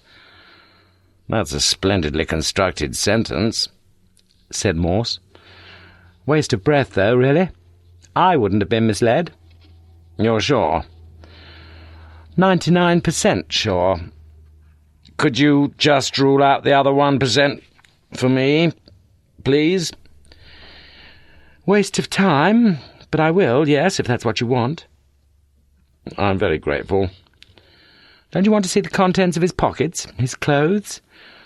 "I suppose I ought to, yes." Again she looked at him curiously. "It's as if you've been putting your faith in something, isn't it? And I feel I've let you down." "I lost all my faith a long time ago, I'm afraid." "Much better to have evidence in our job." Morse nodded, and followed Laura Hobson's shapely legs into a side room, where she gestured to a table by the window. "I'll leave you to it, Chief Inspector." Morse sat down and first looked through the official in-possession property form, listing the items found on Brooks's person. The wallet, which had been removed at the riverside to establish identity, and which Morse had already looked through anyway, was among the items, and he quickly examined the few, now dry, contents once more: one £10 note, one £5 note, a Lloyd's Bank plastic card, an ID card for the Pitt Rivers Museum, a card showing official membership of the East Oxford Conservative Club. Nothing else. No photographs, no letters. Nor were the other items listed and laid out there in small transparent bags of any obvious interest. A black comb, a white handkerchief, £2.74 in assorted coinage, what had once been a half packet of now melted indigestion tablets, and a bunch of 7 keys. It was this latter item only which appeared to Morse worthy of some brief consideration. The biggest key, some 3 inches in length, was grimy dark brown in colour, and looked like a door key, as perhaps did the 2 Yale keys, one a khaki colour, the other shinily metallic. The other 4 keys were, possibly, for things like a garden shed, or a bicycle lock, or a briefcase, or a box, or... But Morse's brain was suddenly engaged now. The 4th small key, a sturdy silvery key, had the number X10 stamped upon it, and Morse gazed through the window and wondered. Was it one of a set of keys? A key to what? A key to where? Would it help to spend a few hours sorting out these 7 keys and matching them to their locks? Probably not. Probably a waste of time. But he ought to do it, he knew that. So he would do it. Or rather, he'd get Lewis to do it. From the dead man's clothing, Morse quickly decided that nothing could be gleaned which could further the investigation one whit, and he was standing up now, preparing to leave, when Laura came back into the small room. A phone call for Morse, Sergeant Lewis, in her office. Lewis was ringing from the head's office of the Proctor Memorial School. Mrs. Julia Stevens had been granted temporary leave from her duties. Well, indefinite leave, really. But the terminological inexactitude had avoided any difficult embarrassment all round. She would not be returning to school, ever. She had only a few months to live, and a supply teacher had already taken over her classes. Soon everyone would have to know, of course, but not yet. She wasn't at home, though. She'd gone away on a brief holiday, abroad. The head had known that, too. Gone off with a friend, destination unknown. "Do we know who the friend is?" asked Morse. "Well, you do, don't you?" "I could make a guess. Makes you wonder if they're guilty after all, doesn't it? Or innocent," suggested Morse slowly. The condition of Kevin Costin was markedly improved. With no surgery now deemed necessary, he had been removed from the ICU the previous lunchtime, and already the police had been given permission to interview him, at least about the accident. Very soon he would be interviewed about other matters, too. But although he was reluctantly willing to talk about ram raiding and stolen vehicles, he would say nothing whatsoever about the murder of Edward Brooks. He may have lied and cheated his way through life, but there was one promise, now, that he was never going to break. Seated in the sunshine outside a small but fairly expensive hotel overlooking La Place de la Concorde, Julia reached out and clinked her friend's glass with her own, and both women smiled. "How would you like to live here, Brenda?" "Lordy me, lovely. Lovely, isn't it, Mrs. Stevens? Anywhere you'd rather be?" "Oh, no. This is the very best place in the whole world. Well, apart from Oxford, of course." Since she'd arrived, Julia had felt so very tired, but so very happy, too. Chapter 59.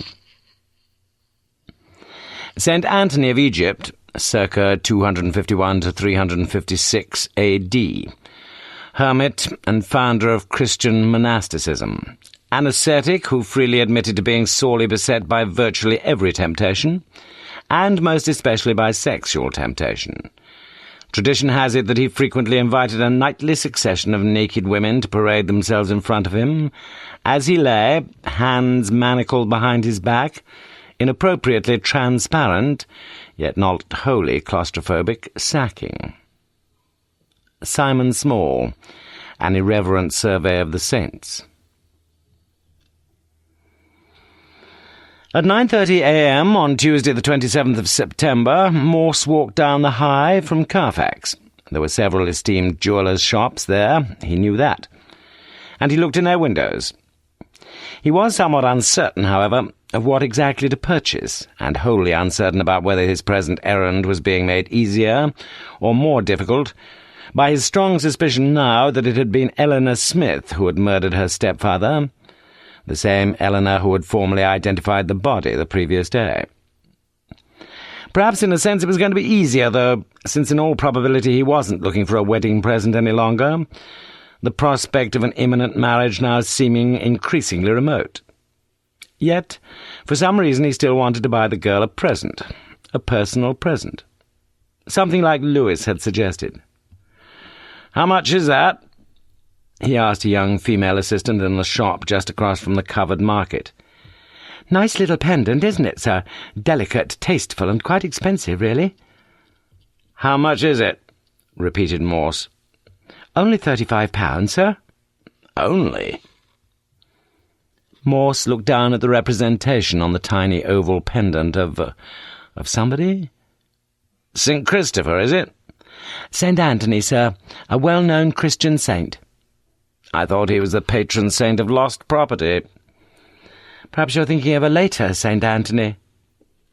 But Morse wasn't. He thought there'd only been one St. Anthony. If I bought this, I'd need a chain as well, wouldn't I?" "Well, it would be difficult to wear without a chain, yes." She was laughing at him, Morse knew that, but it hadn't been a very bright question. And very soon he was surveying a large selection of chains with varied silver or gold content, chains of slightly larger or slightly smaller links, chains of different lengths, chains of differing prices. So Morse made his purchase, pendant plus chain, the cheapest. Then, after only a few steps outside the jeweller's up towards Carfax Tower, he performed a sudden U-turn, returning to the shop, and asking if he could please exchange the chain, not the pendant, for something a little more expensive. The assistant, still smiling at him, was happily cooperative, and 5 minutes later Morse started walking once again up towards Carfax, with a different chain, with the most expensive chain there. He was ready for the interview. When earlier he had rung Eleanor Smith, she had sounded in no way surprised that the police should wish to take her fingerprints, for elimination purposes, as Morse had emphasized. And when he'd explained that it was against the rule book for anyone who had been at the scene of the Riverside discovery, as he had been, to go anywhere near the homes of those who might possibly be involved with the investigation, she'd agreed to go along to Thames Valley HQ. A car would pick her up at 11:15 a.m. Morse just had time to call in at Sainsbury's supermarket on the Kidlington roundabout, where he made his few purchases swiftly and found himself the only person at the small basket checkout. Just the 4 items, in fact. 2 small tins of baked beans, 1 small brown loaf, and a bottle of Glenfiddich.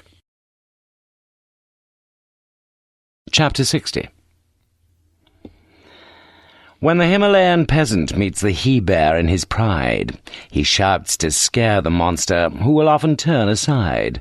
But the she-bear thus accosted rends the peasant tooth and nail, for the female of the species is more deadly than the male.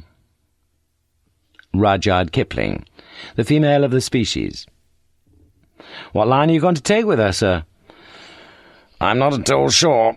All I know is that if any of our 3 ladies actually murdered Brooks, I'm pretty certain one of them did, we can forget the other 2, wherever they're sunning themselves at the minute.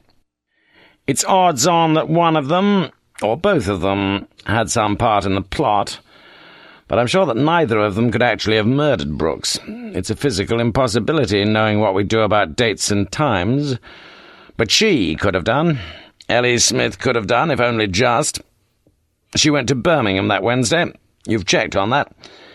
But we can't be sure when she came back, can we? You see, if she'd come back an hour, even half an hour earlier... She could have stolen the knife, you mean? Or she could have got someone to steal it for her. Ashley Davis? Yes, could well have been. Then he gets his reward. He gets the hand of the increasingly desirable Miss Smith. A young woman he's had his lecherous eyes on even when she was asleep around with anybody girl. What about the attendant at the Pitt Rivers, though? He says he probably saw this young fella crossed in there. It's always dodgy, though, this identification business. We can't rely on that. Lewis nodded. He doesn't seem to have any real link with the case anyway. Well, except with Mrs. Stevens. She taught him, remember? And I suppose if he's on drugs or something, got a regular habit to feed, short of cash, and if she was prepared to pay... You mean she got him to steal a knife? For somebody else? For Ellie Smith, say? Who else? But you've always thought... Give it a bloody rest, Lewis, will you? Snarled Morse. Do you think I get any pleasure from all this? Do you think I want to get Ellie Smith in here this morning and take her prince and tell her that she's a bloody liar and that she knifed her sod of a stepfather? He got up and walked to the window. No, I don't think that, said the ill-used Lewis quietly. It's just that I'm getting confused, that's all. And you think I'm not? No, Lewis didn't think that, and he wondered whether his next little item of news was likely to clarify or further to befuddle the irascible Chief Inspector's brain. While you were shopping, I went down to Wolsey and had another look in Mrs. Ewer's pantry. And... well, something rang a bit of a bell when we found Brooks's body. Those plastic bags. Do you remember when we first went to the staircase? The pile of them there in the pantry, yes. Lewis sought to hide his disappointment. You never said anything. There's no end of those around. Well, I just thought that if Brooks used to take a few things home occasionally, unofficially, toilet rolls, cartons of detergent, that sort of thing, we could have a look in Brooks's place, yes. Where do you reckon he'd keep them? Garden shed? We'd need a search warrant. Unless, Lewis... Oh, no, I'm not forcing any more locks, sir. Look what a mess I made of the box in his bedroom. Perhaps you won't need to. Morse opened a drawer of his desk and took out the bunch of keys. I'd like to bet one of these fits the garden shed, but I doubt we're going to find any bags there. They'll have been too careful for that. What are you thinking of, exactly? Well, you'd have expected a few prints on the plastic bags, don't you think? But there aren't any, it seems. The water wouldn't have washed them off completely, I'm told. So they wore gloves all the time. And then they took good care to make sure the body wouldn't float. Agreed?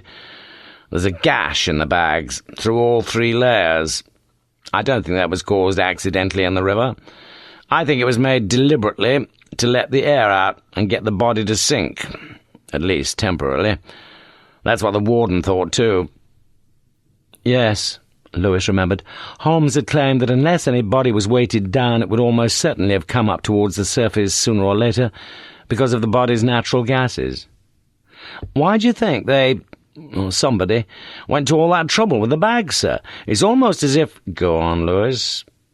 As if somebody wanted the body to be found. Yes. Morse was gazing across the yard once more. You know what's buggering us up the whole time, don't you? It's simply that we're going to have one hell of a job making out a case against anybody. If somebody like Helena Kennedy, QC, was hired for the defence, she'd make mincemeat of us. We've got all the motive in the world, and all the means, but we just can't find any bloody opportunity, except at about tea time on that Wednesday afternoon. They've been too clever for us. But it's not just cleverness, it's ruthlessness too. Not a blatant ruthlessness, but certainly a latent ruthlessness. Latent in all three of them. Something that suddenly hardened into a cold-blooded resolve to get rid of Brooks. Not just because he knew, must have known, that he was a murderer himself, but for an even better reason. There was a knock at the door, and a WPC announced that Miss Smith was now seated in reception. "Bring her up, please," said Morse, quickly opening a small, square black box, lined with white satin, and passing it across to Lewis. "What do you think?" Lewis, like Dr. Hobson the previous day, looked across at Morse most curiously. "But if what you say is right, sir, she's going to have to postpone the happy day indefinitely. For quite a few years, perhaps." "She can still sit in a cell and twiddle it in her fingers. No law against that, is there?" But before Lewis could remind Morse of the very strict and very sensible prison regulations regarding necklaces and the like, there was another knock at the door, and Morse swiftly took back the pendant of St. Anthony, plus his golden chain. Chapter 61. The total of undesired sex endured by women is probably greater in marriage than in prostitution. Bertrand Russell, Marriage and Morals. After rolling the little finger of her left hand across the pad, after pressing it firmly onto the fingerprint form, Eleanor Smith had finished, and Lewis now asked her to add her signature to the form. "That didn't take very long, did it?"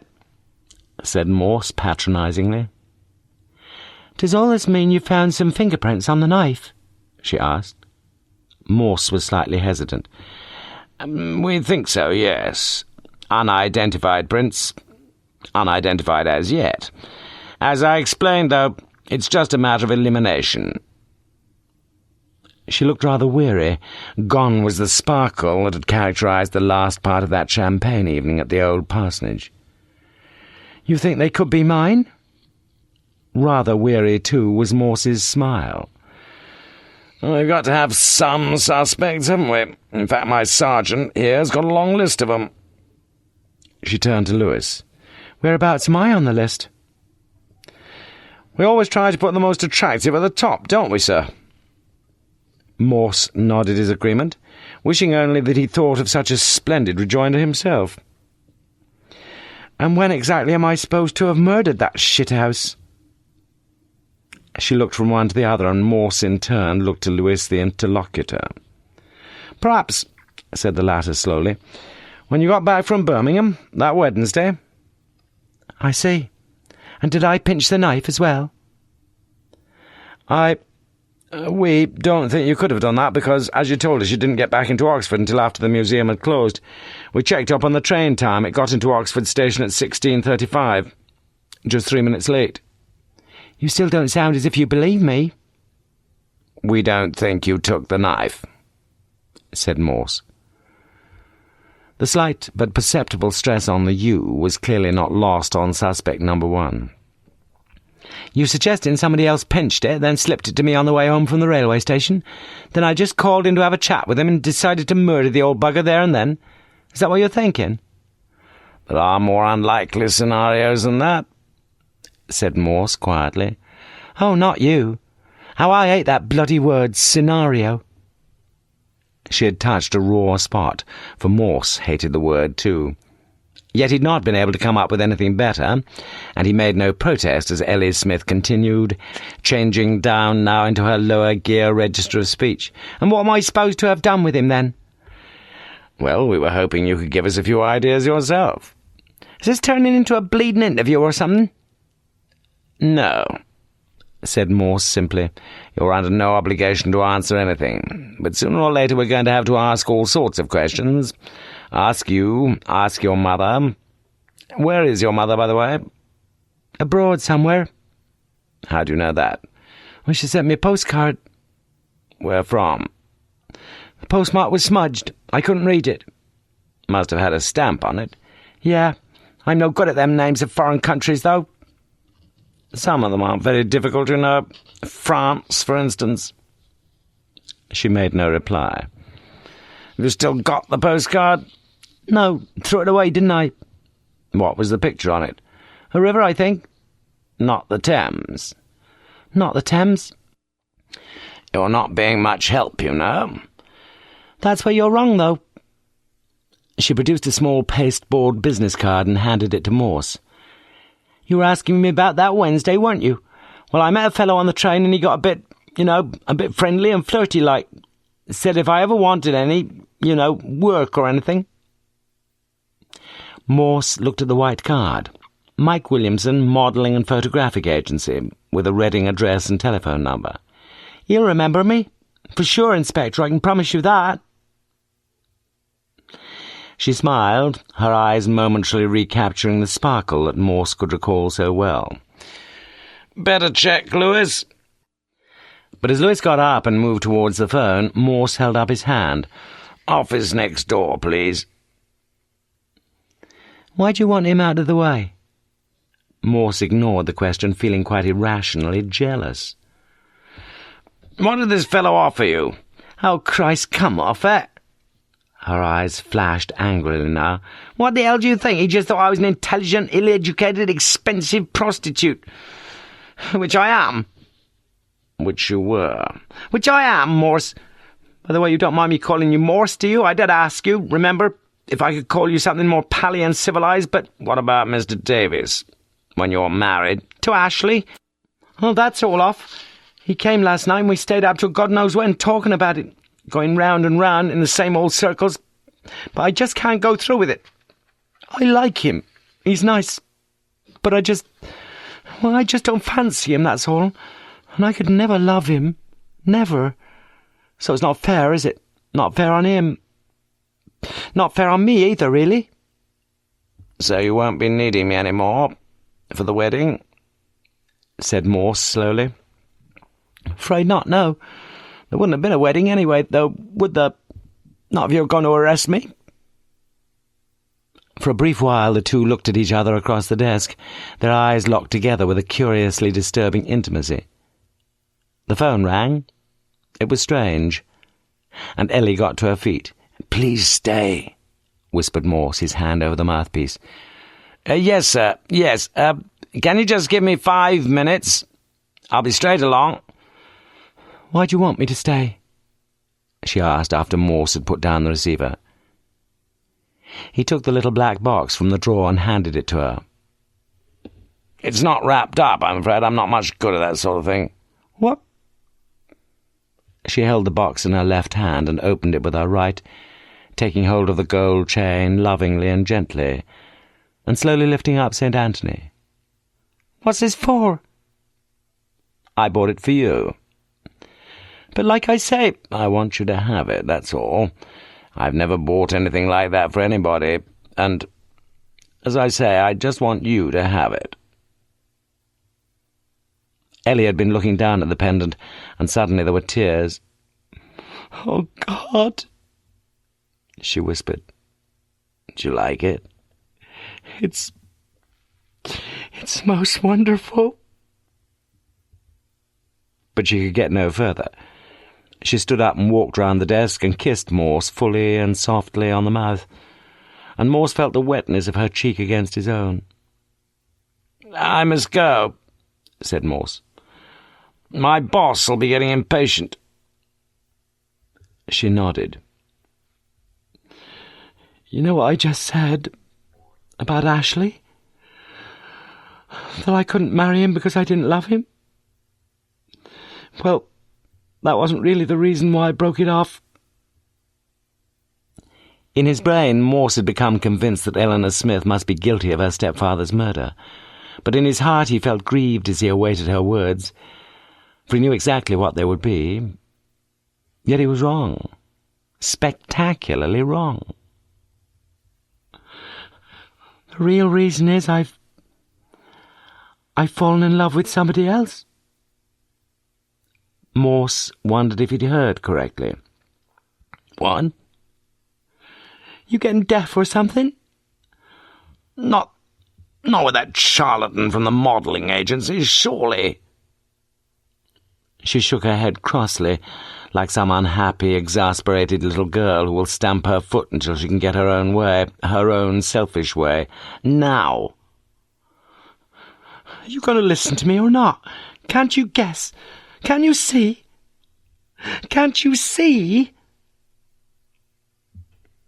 She was standing beside the door, her head held high, her sludgy green eyes closed, trying so hard to hold back the brimming tears.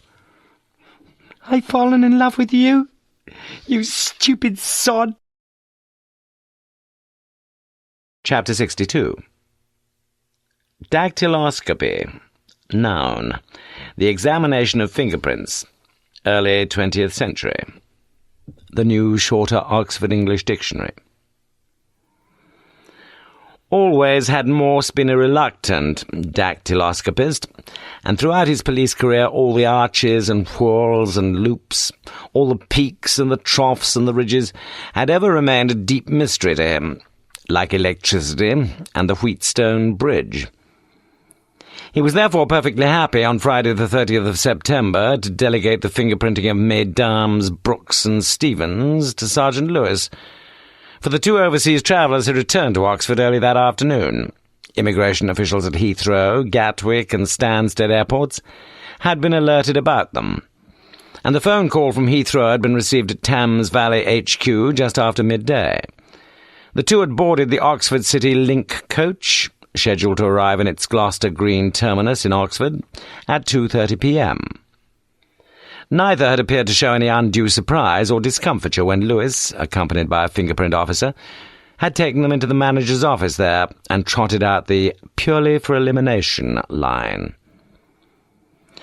After his colleague had left for the fingerprint bureau at St Aldate's, where there was now a computerised search facility, Lewis had returned to Kidlington HQ to find Morse dispiritedly scanning some of the documents in the case. But the Chief Inspector perked up with the return of his sergeant. "No problems?" "No problems, sir." "You're a betting man, Lewis." "Only very occasionally. Derby, Grand National." "Will you have a bet with me?" 50p. "Can't we be devils and make it a quid?"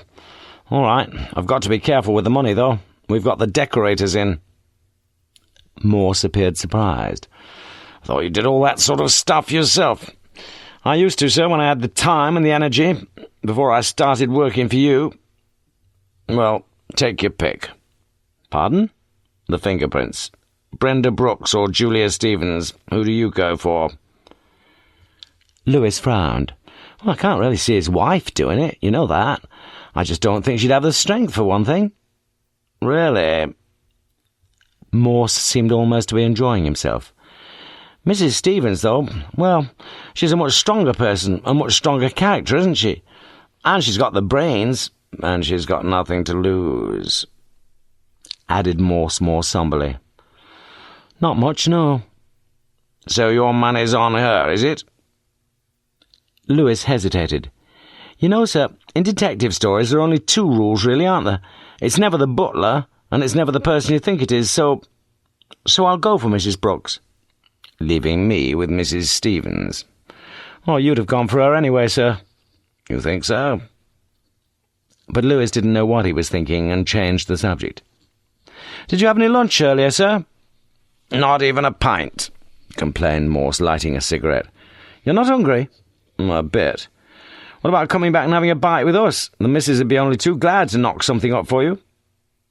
Morse considered the proposition. What do you normally have on Fridays, fish? No, it's egg and chips on Fridays. I thought that was on Wednesdays. Lewis nodded. And Mondays? You're on, decided Morse. Give her a ring and tell her to peel another few spuds. Only one thing, sir. As I said, we're in a bit of a pickle at home, I'm afraid, with the decorators in. Have you got the beer in, though? That's more to the point, surely. It was Lewis himself who took the call from the Fingerprint Bureau half an hour later. No match. No match anywhere. Whoever it was who had left some fingerprints on the Rhodesian knife, it had not been Mrs. Brenda Brooks or Mrs. Julia Stevens, nor, as they'd already learned, Miss Eleanor Smith. One other piece of information: classifying and identifying fingerprints was an immensely complicated job, and they couldn't be absolutely sure yet. But it was looking almost certain now that the fingerprints on the knife handle didn't match those of any known criminals either. Well over 2 million of them in the Scotland Yard Library. So you see what it means, Sarge. Whoever murdered your fella doesn't look as if he had any previous conviction. Or she, added Lewis after putting down the phone. There was no need to relay the message, since a glum-looking Morse had heard it all anyway, in silence. A silence that persisted. The report that Lewis had written on the visit to Matthew Rodway's mother was on the top of Morse's pile. "Hope I didn't make too many spelling mistakes, sir," ventured Lewis finally. "What? No, you're improving. Slowly. I don't suppose she gives twopence, really. Mrs. Rodway, I mean. About who killed Brooks. So long as somebody did." Morse grunted inarticulately. His thoughts drifted back to their meeting with Mrs. Rodway. It seemed an age ago now. But as his eyes skimmed through the report once again, he could clearly visualize that interview, and the room, and the slim and still embittered Mrs. Rodway. "I know it's probably nonsense, sir, but you don't think that she could have murdered Brooks, do you?" "Well, she had as good a motive as anybody," admitted Morse. "Perhaps we ought to have another little ride out there and take her fingerprints." "Not today, Lewis. I'm out for a meal, if you remember." "I'll see you there, sir, if you don't mind. About 6, is that all right?" "What are you going to do?" "Lots of little things. Make a bit more progress with the keys, for a start. I'm expected at the Pitt Rivers in 20 minutes. After Lewis had left, Morse lit yet another cigarette and leaned back in the black leather chair, looking purposelessly around his office. He noticed the thin patina of nicotine on the emulsioned walls. Yes, the place could do with a good wash-down and redecoration. The corners of the ceiling especially were deeply stained. Suddenly, he felt a brief frisson of excitement, as if there was something of vital importance in what he'd just read, or what he'd just thought, or what he'd just seen. But try as he might, he was unable to isolate the elusive clue, and soon he knew it was of no use trying any more. It had gone. Chapter 63. Fingerprints do get left at crime scenes. Even the craftiest of perpetrators sometimes forget to wipe up everywhere. Murder, Inc. Incriminating evidence. Her first sentence, spoken with an attractive Welsh lilt, was a perfect anapaestic pentameter.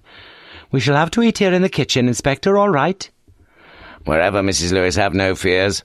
"We've got the decorators in, see, but just go and sit down in the lounge where I've put out some beer and a glass." Anapaestic hexameter. As he passed the dining room, Morse stopped to look inside. The decorators had finished for the day. Almost finished altogether, it seemed, for only around the main window were some paint-stained white sheets still laid across the salmon-pink carpet, with all of the furniture now pushed back into place, except for a bookcase, which stood awkwardly in mid-room, a wooden step-ladder propped up against it. Clearly, though, there would be no problem about its own relocation either, for the site of its former habitation was marked by an oblong of strawberry-red carpet to the left of the window. Mrs. Lewis was suddenly behind him. "You like the colour?" "Very professionally painted." said Morse, a man with no knowledge whatsoever of professionalism in painting and decorating. "You were looking at the carpet, though, weren't you now?" she said shrewdly. "Only had it 5 years, and they told us the colours in all of their carpets would last till eternity." "Anapaests everywhere." "I suppose everything fades," said Morse. It hardly seemed a profound observation, not at the time. "It's the sun, really, see? That's why you get most of your discoloration. In the cupboards, on the lining for the cupboards, you hardly get fading at all." Morse moved on into the lounge, where he opened a can of cask flow beamish, sat contentedly back in an armchair, and was watching the 6 o'clock news when Lewis came in. "You look pleased with yourself," said Morse. "Well, that's 2 more of the keys accounted for. That second Yale opens the staff entrance door at the back of the Pitt Rivers, just off South Parks Road. And that little X10 key, remember? That's a Pitt Rivers key, too. It's a key to a wall safe there that's got rows and rows of little hooks in it with a key on each of them. Keys to all the display cabinets." Morse grunted a perfunctory, "Well done," as he reverted his attention to the news. Mrs. Lewis produced a slightly unladylike whistle a few minutes later. "On the table, boys." Morse himself had acquired one culinary skill only, that of boiling an egg, and he was not infrequently heard to boast that such a skill was not nearly so common as was generally assumed. But granted that Morse, in his own estimation, was an exemplary boiler of eggs, Mrs. Lewis, omnium consensu, was a first-class fryer, and the milkily opaque eggs, 2 on each plate, set beside their mountains of thick golden chips, were a wonderful sight to behold. As Morse jolted out some tomato sauce, Lewis picked up his knife and fork. "You know, sir, if they ever find a body with an empty plate of egg and chips beside it—" "I think you mean a plate empty of egg and chips, Lewis." "Well, I reckon if the fingerprints on the knife don't match any of those in our criminal library, the odds are they'll probably be mine." Morse nodded, picked up his own knife and fork, found, blessedly, that the plate itself was hot. And then he froze, as if the frame on the family video had suddenly been switched to pause. "Everything all right, sir?" Morse made no reply. You're feeling all right, sir?" persisted a slightly anxious Lewis. "Bloody hell!" whispered Morse tremulously to himself in a voice just below audial range, then louder. "Bloody hell, you've done it again, Lewis! You've done it again!" Unprecedentedly, Lewis was moved to lay down both knife and fork. "You know we had a little bet." Morse's voice was vibrant now. "When we both lost?" "No. When to be more accurate, neither of us won. Well, I'd like to bet you something else, Lewis. I'd like to bet you that I know whose fingerprints they are on that knife in Brooks's back." "Well, that's more than the fingerprint boys do." Morse snorted. "I'm very tempted to report them for professional incompetence." Then his voice softened. "But I can forgive them. Yes, I can understand them." "I'm lost, sir, I'm afraid." "Shall I tell you," asked Morse, "whose fingerprints we found on that knife?" His blue eyes looked so fiercely across the kitchen table that for a few moments Lewis wondered whether he was suffering from some stroke or seizure. "Shall I tell you?" repeated Morse. "You see, there's a regular procedure which you know all about, which every CID man knows all about, a procedure that couldn't have been, followed in this case. Then, when you take fingerprints from the scene of any murder, you take everybody's, including the corpse's." Lewis felt the blood in his veins growing cold, like the plate in front of him. "You can't mean—" "But I do, Lewis. That's exactly what I mean. The prints are those of Edward Brooks himself." Chapter 64. Gestalt. Noun. Chiefly psychol. An integrated perceptual structure or unity conceived as functionally more than the sum of its parts. The New Shorter Oxford Dictionary. As Morse well knew, it was difficult enough to describe to someone else such a comparatively simple physical action as walking, say, let alone something considerably more complicated such as serving a ball in a game of tennis. How much more difficult, then, later that same evening, for him to answer Lewis's direct question about the cerebral equivalent of such a process. "What put you on to it, sir?" What indeed? It was perhaps perfectly possible to describe the mental gymnastics involved in the solving of a cryptic crossword clue. But how did one explain those virtually inexplicable convolutions of the mind, which occasionally led to some dramatic, some penny-dropping moment, when the answers to a whole series of cryptic clues, and those not of the cruciverbalist but of the criminologist variety, combined to cast some completely new illumination on the scene? How did one begin to explain such a sudden, almost irrational psychological process? With difficulty, was the obvious answer. But Morse was trying much harder than that, as he now sought to identify the main constituents which had led him to his quite extraordinary conclusion, of which he had just informed Lewis. It was all to do with the fortuitous collocation of several memories, several recollections, which, although occurring at disparate points in the case, and before, had suddenly come together in his mind and coalesced. There had been the report, Lewis's own, on the interview with Mrs. Rodway, when so easily he had been able to re-visualize some of the smallest details of the room in which they had spoken with her, and particularly that oblong patch above the radiator, where a picture had been hanging. Then there had been, only that very evening, a second oblong, prompting memory further, when he had looked down at the pristine strawberry red in the lounge there, and when Mrs. Lewis had spoken of the unfading linings in her cupboards. And then, working backwards, or was it forwards, there'd been the visit to the Pitt Rivers Museum, when the administrator had pointed with pride to the fine quality of the Hessian lining for her cabinet exhibits, with its optimistic guarantee of Tithonian immortality.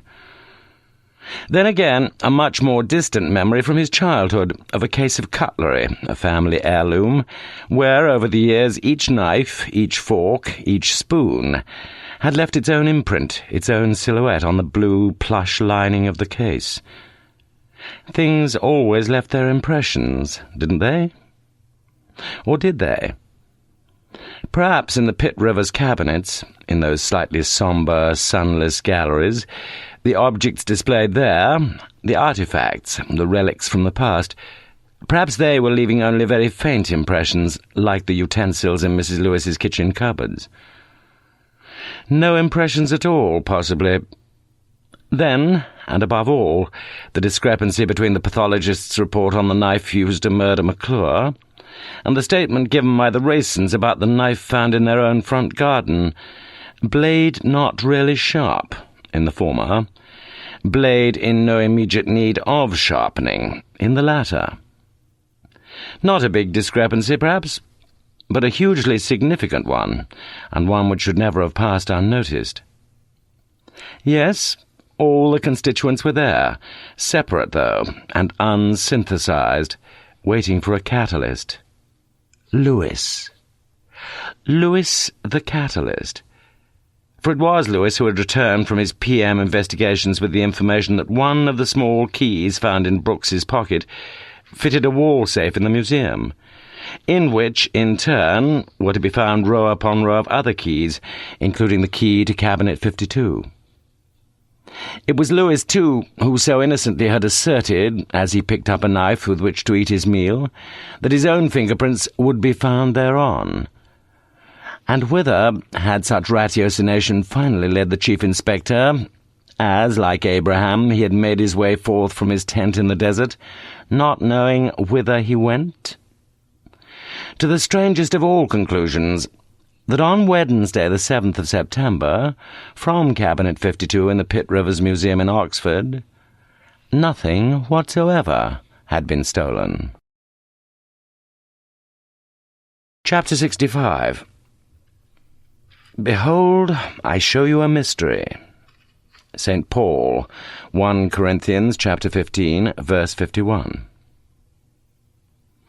A council of war was called in Caesar's tent 2 days later, on Sunday the 2nd of October, with 3 other officers joining Chief Superintendent Strange in the latter's Kiddlington HQ office at 10 a.m. Chief Inspector Morse, Chief Inspector Phillotson, and Sergeant Lewis. Morse, invited to put a case for a dramatic intensification of inquiries, for a series of warrants, and for a small cohort of forensic specialists, did so with complete conviction. He knew now, or so he claimed, what had been the circumstances of each of the murders, those of McClure and Brooks, and he would, with his colleagues' permission, give an account of those circumstances, not seeking to dwell on motives, not for the present, but on methods, the modi operandi. Strange now listened, occasionally nodding, occasionally lifting his eyebrows in apparent incredulity, to the burden of Morse's reconstructions. McClure lived on a staircase where Brooks was the scout. The latter had gained access to drugs and became a supplier to several undergraduates, one of whom, Matthew Rodway, had become very friendly with McClure.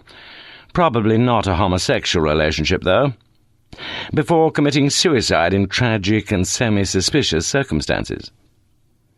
As a result of this, McClure had insisted that Brooks resign from his job, but agreed that he, McClure, would not report the matter to the dean, would even provide a job testimonial, provided that Brooks forswore his dealings in drugs. Feelings between the two men were bitter. Things settled down, though. Then it came to McClure's notice that Brooks had not finished with his drug dealing after all, that some of the junkies were still in touch with him. A furious McClure threatened disclosure to Brooks's new employers and to the police, and a meeting between the two was arranged, or not arranged, how could one know? Certain it was, however, that Brooks went to visit McClure, and murdered him. On the way home, on his bicycle, Brooks suddenly became aware that he was seriously ill. He managed to get as far as St. Giles, but could get no further. He left his bicycle outside St. Mary Mag's, without even bothering to lock it, perhaps, and covering himself as best he could, got a taxi from the rank there up to East Oxford, and very soon got an ambulance up to the JR2, minus the blood-stained clothing, which his wife disposed of. One thing above all must have haunted Brooks's mind, once he knew he would recover from his heart attack. He was still in possession of the knife he'd used to murder McClure, because whatever happened, he couldn't throw it away. He ordered his wife to lock it away somewhere, probably in the box in his bedroom, and she did as he asked, surely having enough common sense to handle the knife, both then and later, with the greatest delicacy, pretty certainly wearing the gloves she'd taken to using to protect her injured right hand. She was terrified, certainly at that point, of incurring the anger of a fearsomely cruel man who had physically maltreated her on several occasions, and who in earlier years had probably abused her stepdaughter, the latter now putting in an appearance, after many moons away from home, no doubt after somehow learning of Brooks's illness.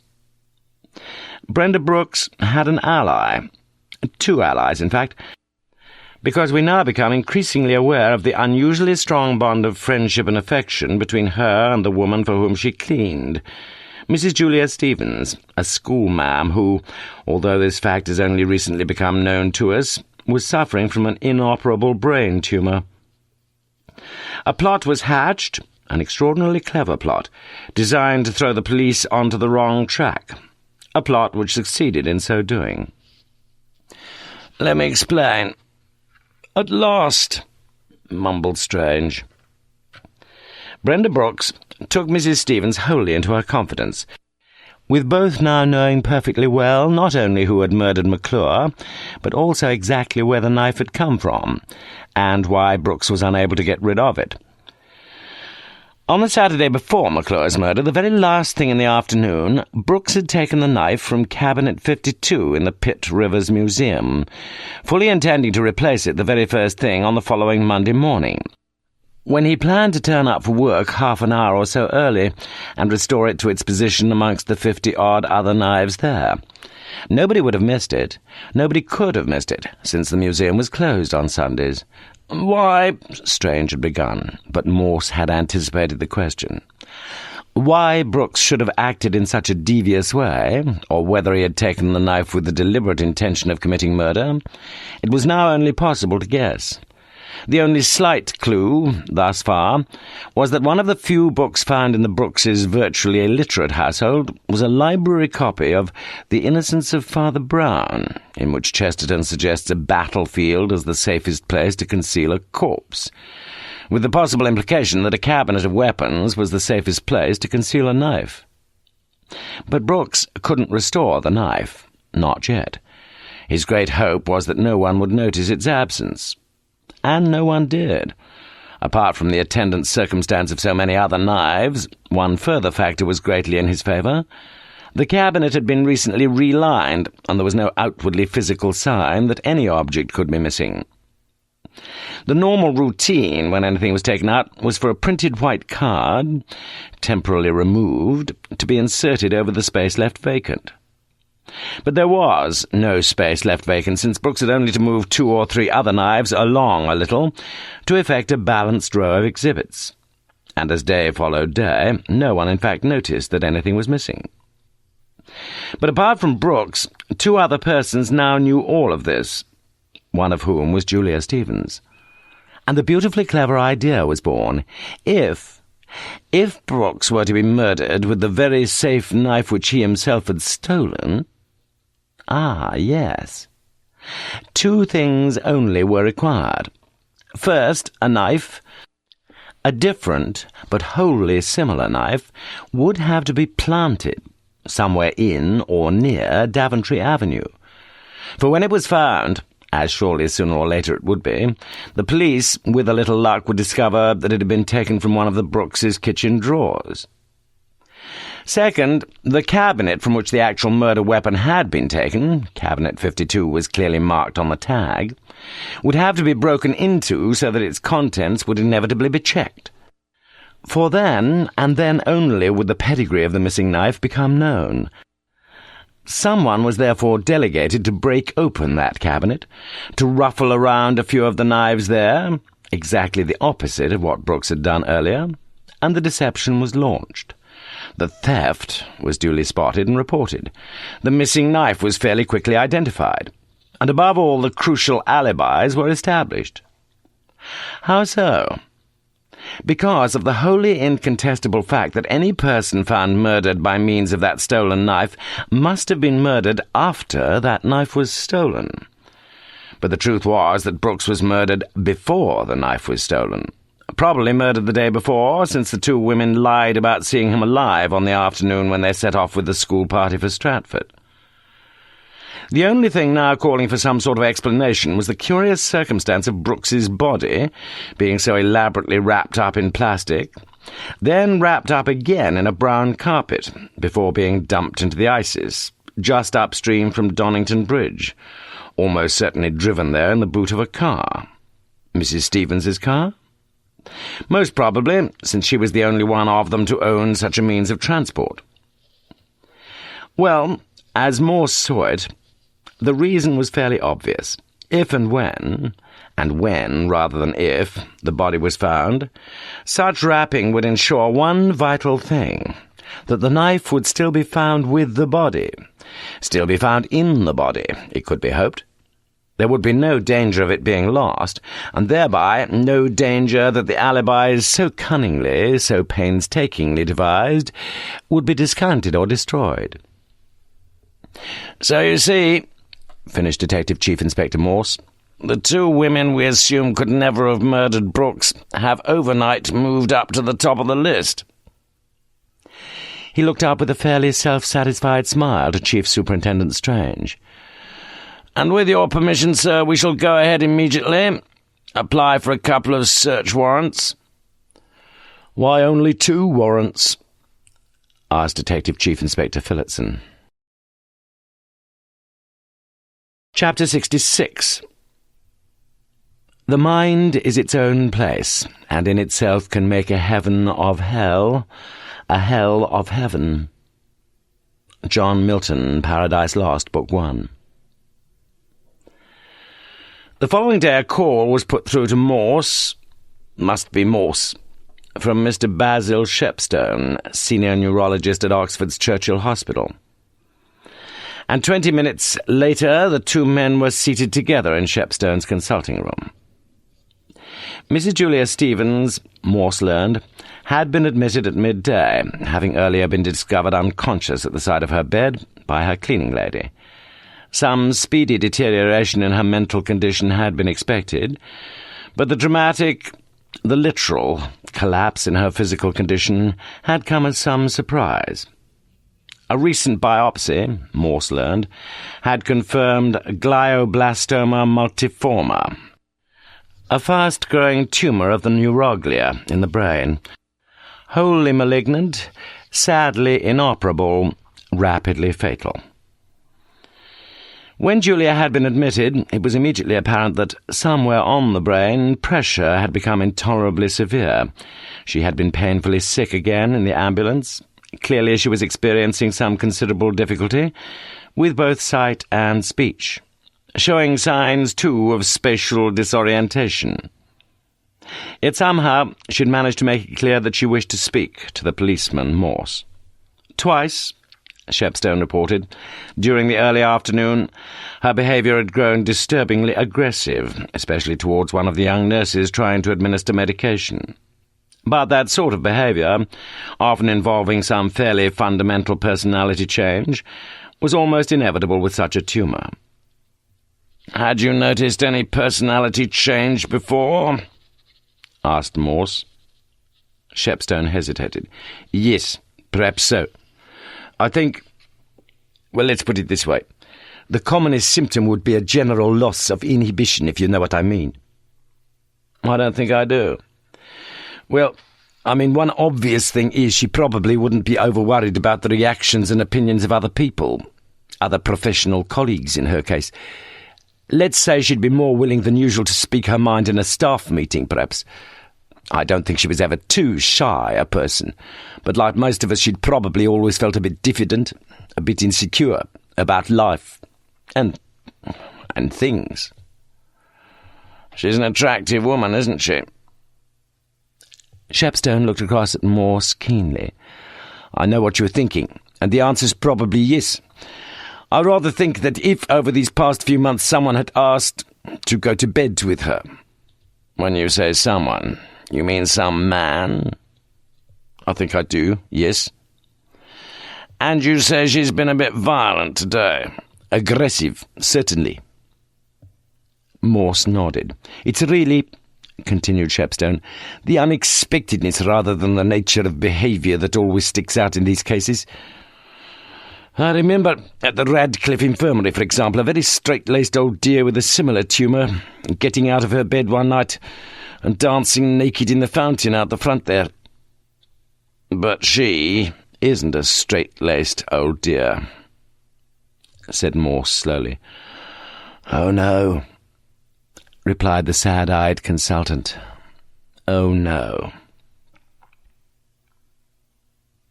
For a while, when Julia had regained some measure of her senses in the hospital, she knew that she was still in her own bed, really. It was just that someone was trying to confuse her because the walls of her bedroom were no longer that soothing shade of green, but this harsher, crueler white. Everything was white. Everyone was wearing white. But Julia felt more relaxed now. The worry at the beginning had been her complete disorientation. About the time of day, the month, the year even. And then, just as the white-coated girl was trying to talk to her, she'd felt a terrible sense of panic, as she realized that she was unaware of who she was. Things were better now, though. One by one, things were clicking into place, and some knowledge of herself, of her life, was slowly surfacing, with the wonderful bonus that the dull, debilitating headache she'd lived with for so many months was gone, completely gone. She knew what she wanted to say about seeing Morse, or at least her mind knew. Yet she was aware that those words had homodyned little, if at all, with the words she'd actually used. 1001, 1002. But she could write. How could that be, if she couldn't speak? No matter, she could write. As he looked down at her, Morse realized that even in her terminal illness Julia Stevens would ever be an attractive woman. and he placed a hand lightly on her right arm as she lay in her short-sleeved nightdress, and smiled at her. And she smiled back, but tightly, for she was willing herself to make him understand what so desperately she wished to tell him. At the scene of the terrible murder that had taken place in Brenda's front room, when she had stood there, helpless at first, a spectator of a deed already done, she had vowed, if ever need arose, to take all guilt upon herself, and the words were in her mind, words that were all untrue, but words that were ready to be spoken. She had only to repeat them to herself. I murdered him. I murdered him. I murdered him. And now she looked up at Morse and forced her mouth to speak those self-same words. 1003, 1004, 1005. Aware, it seemed, even as she spoke, of her calamitous shortcomings, she looked around her with frenzied exasperation as she sought to find the pencil with which earlier she'd managed to write down Morse. Her right arm flailed about her wildly, knocking over a glass of orange juice on the bedside table, and tears of frustration sprang in her eyes. Suddenly 3 nurses, all in white, were at her side, 2 of them seeking to hold her still, as the 3rd administered a further sedative. And Morse, who had intended to plant a tender kiss upon the Titian hair, was hurriedly ushered away. Chapter 67. We can prove whatever we want to. The only real difficulty is to know what we want to prove. Émile Chartier, Système des Beaux-Arts. Events were now moving towards their close. There was much that was wanting to be found, was found, although Lewis was not alone in wondering exactly what Morse himself wanted to be found. Certainly 1 or 2 minor surprises were still in store, but in essence it was only the corroborative, substantiating detail that remained to be gleaned, was gleaned by the inquiry team from their painstaking forensic investigations, and from 1 or 2 further painful encounters. Morse was reading a story when just after 3 p.m. on Tuesday the 4th of October, Lewis returned from the JR2, where he'd interviewed a rapidly improving Costin, to whom, as it happened, he had taken an instant dislike, just as earlier in the case Morse had felt an instinctive antipathy towards Ms. Smith. Lewis had learned nothing of any substance. About the ram raid, Costin had been perkily cooperative, partly no doubt because he had little option in the matter. But about any, surely most probable, visit to the Pitt Rivers Museum, about his relationship with Mrs. Stevens, about any possible knowledge of, implication in, cooperation with the murder of Edward Brooks, Costin had been cockily dismissive. He had nothing to say. How could he have anything to say? He knew nothing. If Lewis was 95% convinced that Costin was lying, he had been 100% convinced that Ashley Davis, whom he'd interviewed the day before, could never have been responsible for the prizing open of Cabinet 52. In fact, Davis had been in Oxford that afternoon, and for some considerable while. Since between 3:45 p.m. and 4:45 p.m., he had been sitting in the chair of Mr. J. Balegua Morris, a distinguished and unimpeachable dental surgeon practising in Summertown. Quaderat demonstratum. Lewis seemed, therefore, as he knew Morse did, that the 2 young men had probably always been peripheral to the crime in any case. But someone had gone along to the Pitt Rivers. Someone's services could well have been needed in the disposal of the body in the ices. For although Brooks had not been a heavy man, it would have been quite extraordinarily difficult for 1 woman to have coped alone. Rather easier for 2, certainly, and perhaps not all that difficult for 3 of them. Yet the help of a strong young man would have been a godsend, surely? With the magistrates finding no objections, the 3 search warrants had been immediately authorised, and the spotlight was now refocusing, ever more closely, on the 3 women in the case: Brenda Brooks, Julia Stevens, Eleanor Smith. The previous afternoon, great activity at the Brooks' residence had proved dramatically productive. At the back of the house, one of the small keys from Lewis's bunch had provided immediate, unforced access to the garden shed. No transparent plastic bags were found there, nor any damning snippet of dark green garden twine, like that which had secured the bundle of the corpse. Yet something had been found there, fibres of a brown material, which looked most suspiciously similar, which later proved to be identical, to the carpeting that had covered the body of Edward Brooks. Brenda Brooks, therefore, had been taken in for questioning the previous evening, on 2 separate occasions being politely reminded that anything she said might be taken down in writing and used as evidence. But there seemed hardly any valid reason for even one such caution, since from the very start she had appeared too shocked to say anything at all. Later in the evening she'd been released on police bail, having been formally charged with conspiracy to murder. As Morse saw things, the decision to grant bail had been wholly correct. There was surely little merit in pressing for custody, since it was difficult to envisage that gentle little lady, once freed, indulging in any orgy of murder in the area of the Thames Valley Police Authority. In any case, Morse liked Mrs. Brooks, just as he liked Mrs. Stevens, in whose garage earlier that same day a forensic team had made an equally dramatic finding.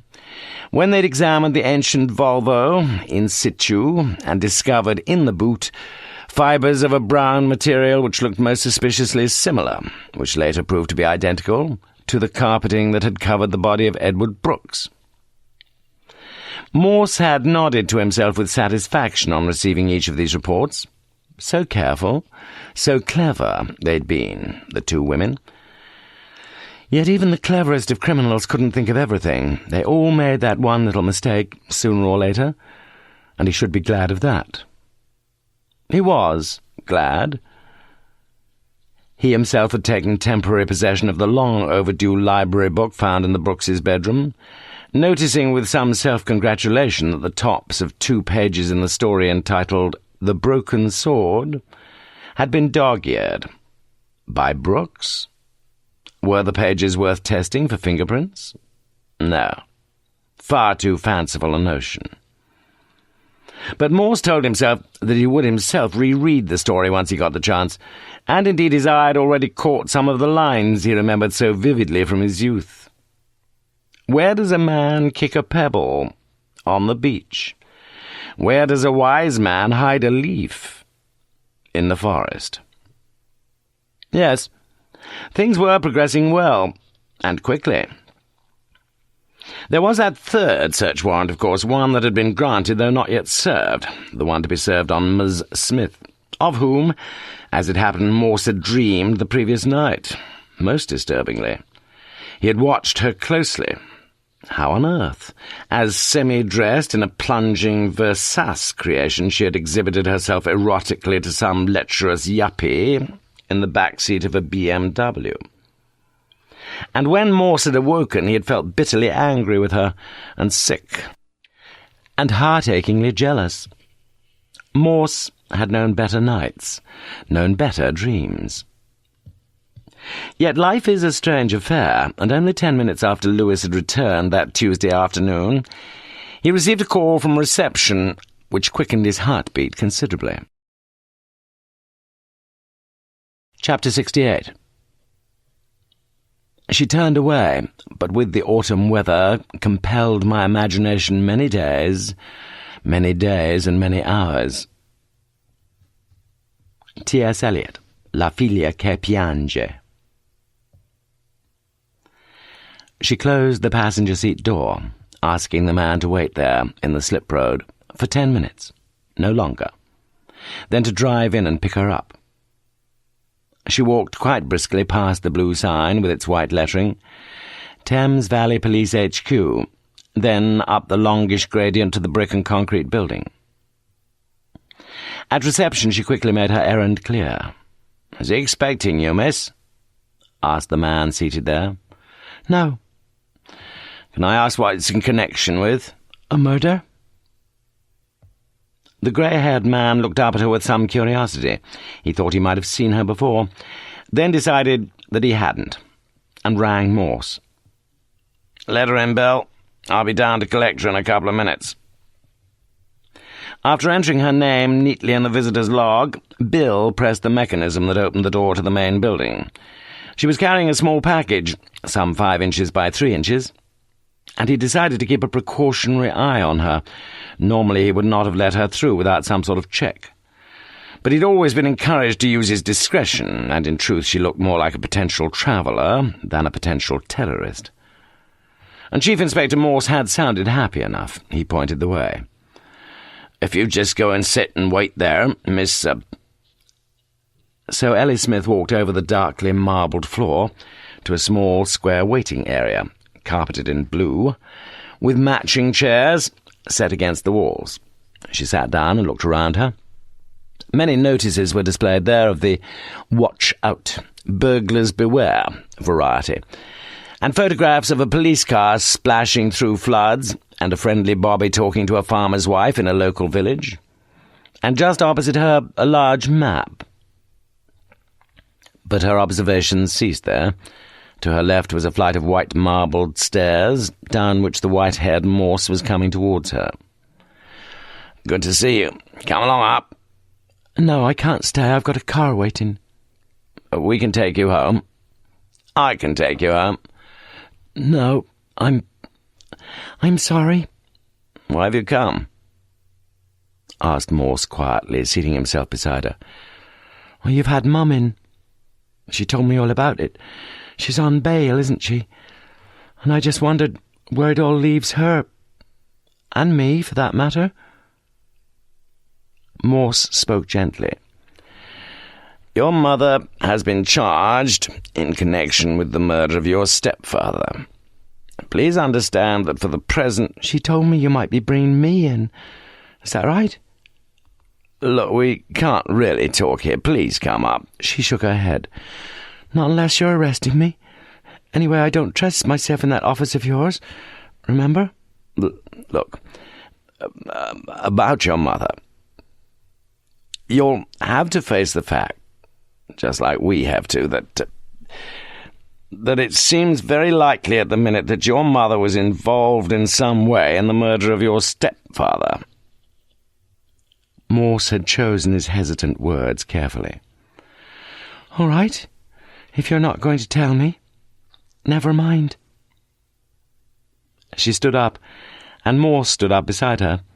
She held out the small parcel she'd been carrying in her right hand and offered it to him. "For you," she said simply. "What is it?" "Promise me one thing." "If I can." "You won't open it till you get home tonight?" "If you say so." Morse suddenly felt very moved, felt very lost, very helpless, and very upset. "Well, that's it then. That's all I came for, really." "I'll ring you when I've opened it, I promise." "Only when you get home?" "Only when I get home." "You've got a note of my number, haven't you?" "I have it by heart." "I have to go. Hope you like it." She managed to speak the words, but only just as she picked up St. Anthony and fondled him between the thumb and forefinger of her left hand. And almost, for a moment or two as they stood there, it was as if they might kiss goodbye. But Assistant Chief Constable Davies suddenly came through reception, raising his hand to Morse in a friendly greeting. She turned away and left. As she stepped out of the building, a red BMW was beside her immediately, and she got in, casting one lingering look behind her as she locked her safety belt. "I was rather hoping you'd bring her up, sir. She's getting a bit of a smasher, that one, don't you think?" But Morse, reclosing the door quickly behind him, made no reply. Suddenly his life seemed joyless and desolate. "Coffee, sir?" asked Lewis in a low voice, perhaps understanding many things. Morse nodded. After Lewis was gone, he didn't wait. He couldn't wait. Inside the bluebell-patterned wrapping paper was a small, silver, delicately curving hip flask. Oh, God. The letter enclosed with it bore no salutation. "My mum rung me up and told me everything, but she never killed him. I know that better than anybody. 'Cause I killed him. I'm not much cop at writing, but I wish we could have gone out for champers together again. That was the happiest night of my life, because for some cockeyed reason I loved you with all the love I've got. I hope you like the little present.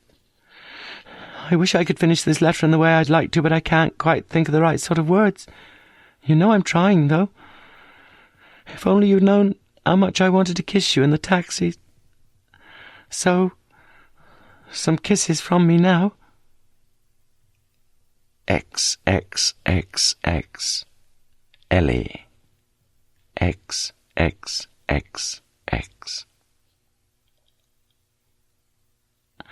Unmanned with anguish, Morse turned away as Lewis came back with the coffee, folded the letter carefully and put it in a drawer of his desk. Neither man spoke. Then Morse opened the drawer, took out the letter and passed it over to Lewis. The silence persisted long after Lewis had read it. Finally Morse got to his feet. "If I ever see her again, Lewis, I shall have to tell her that rang is the more correct form of the past tense of the verb to ring when used transitively." "I don't think she'd mind very much what you told her," said Lewis very quietly. Morse said nothing. "Mind if I have a look at the present, sir?" Morse passed over the hip flask. "Remember that crossword clue, Lewis? Kick in the pants. 3-5. Lewis nodded and smiled sadly. Hip flask. Chapter 69. Amongst the tribes of Central Australia, every person has, besides a personal name which is in common use, a secret name which was bestowed upon him or her soon after birth, and which is known to none but the fully initiated. James Fraser, The Golden Bough. "You must admit what a trusting, stupid brain I've got, Lewis. Don't open it till you get home," she said. "And I just thought that numquam animus, sir, as you tell me the ancient Romans used to say. We'd better get along there." "You think she's done a bunk?" "I'm sure she has." "With Davis?" "Has Davis got a red BMW?" "Not unless he's changed his car." "I wonder if it's that randy sod from Reading. Where's his card?" "The traffic boys will be able to tell us in a couple of ticks." "I can't wait that long." He found the card, the number, and dialed, informing the woman who answered that he was ringing for Police HQ about a stolen car, a red BMW, and he was just checking to make sure. Mr. Williamson was out, Morse learned, but there was no need to worry. He did have a red BMW all right, but it hadn't been stolen. In fact, she'd seen him get into it earlier that afternoon. Going to Oxford, he'd said. Half an hour later, in Princess Street, it became clear that Ellie Smith had decamped in considerable haste. In her bed-sit-cum-bathroom, there'd been little enough accommodation for many possessions anyway. Yet much had been left behind. The bigger items, perforce: fridge, TV, record player, microwave. A selection of clothing and shoes, ranging from the sedate to the sensational. Pictures and posters by the score, including a life-size Technicolor photograph of Marilyn Monroe, a framed painting by Paul Klee, and also framed a fading diploma from East Oxford Senior School, prize for art, awarded to K. Eleanor Brooks, signed by C.P. Taylor, head, and dated July 1983.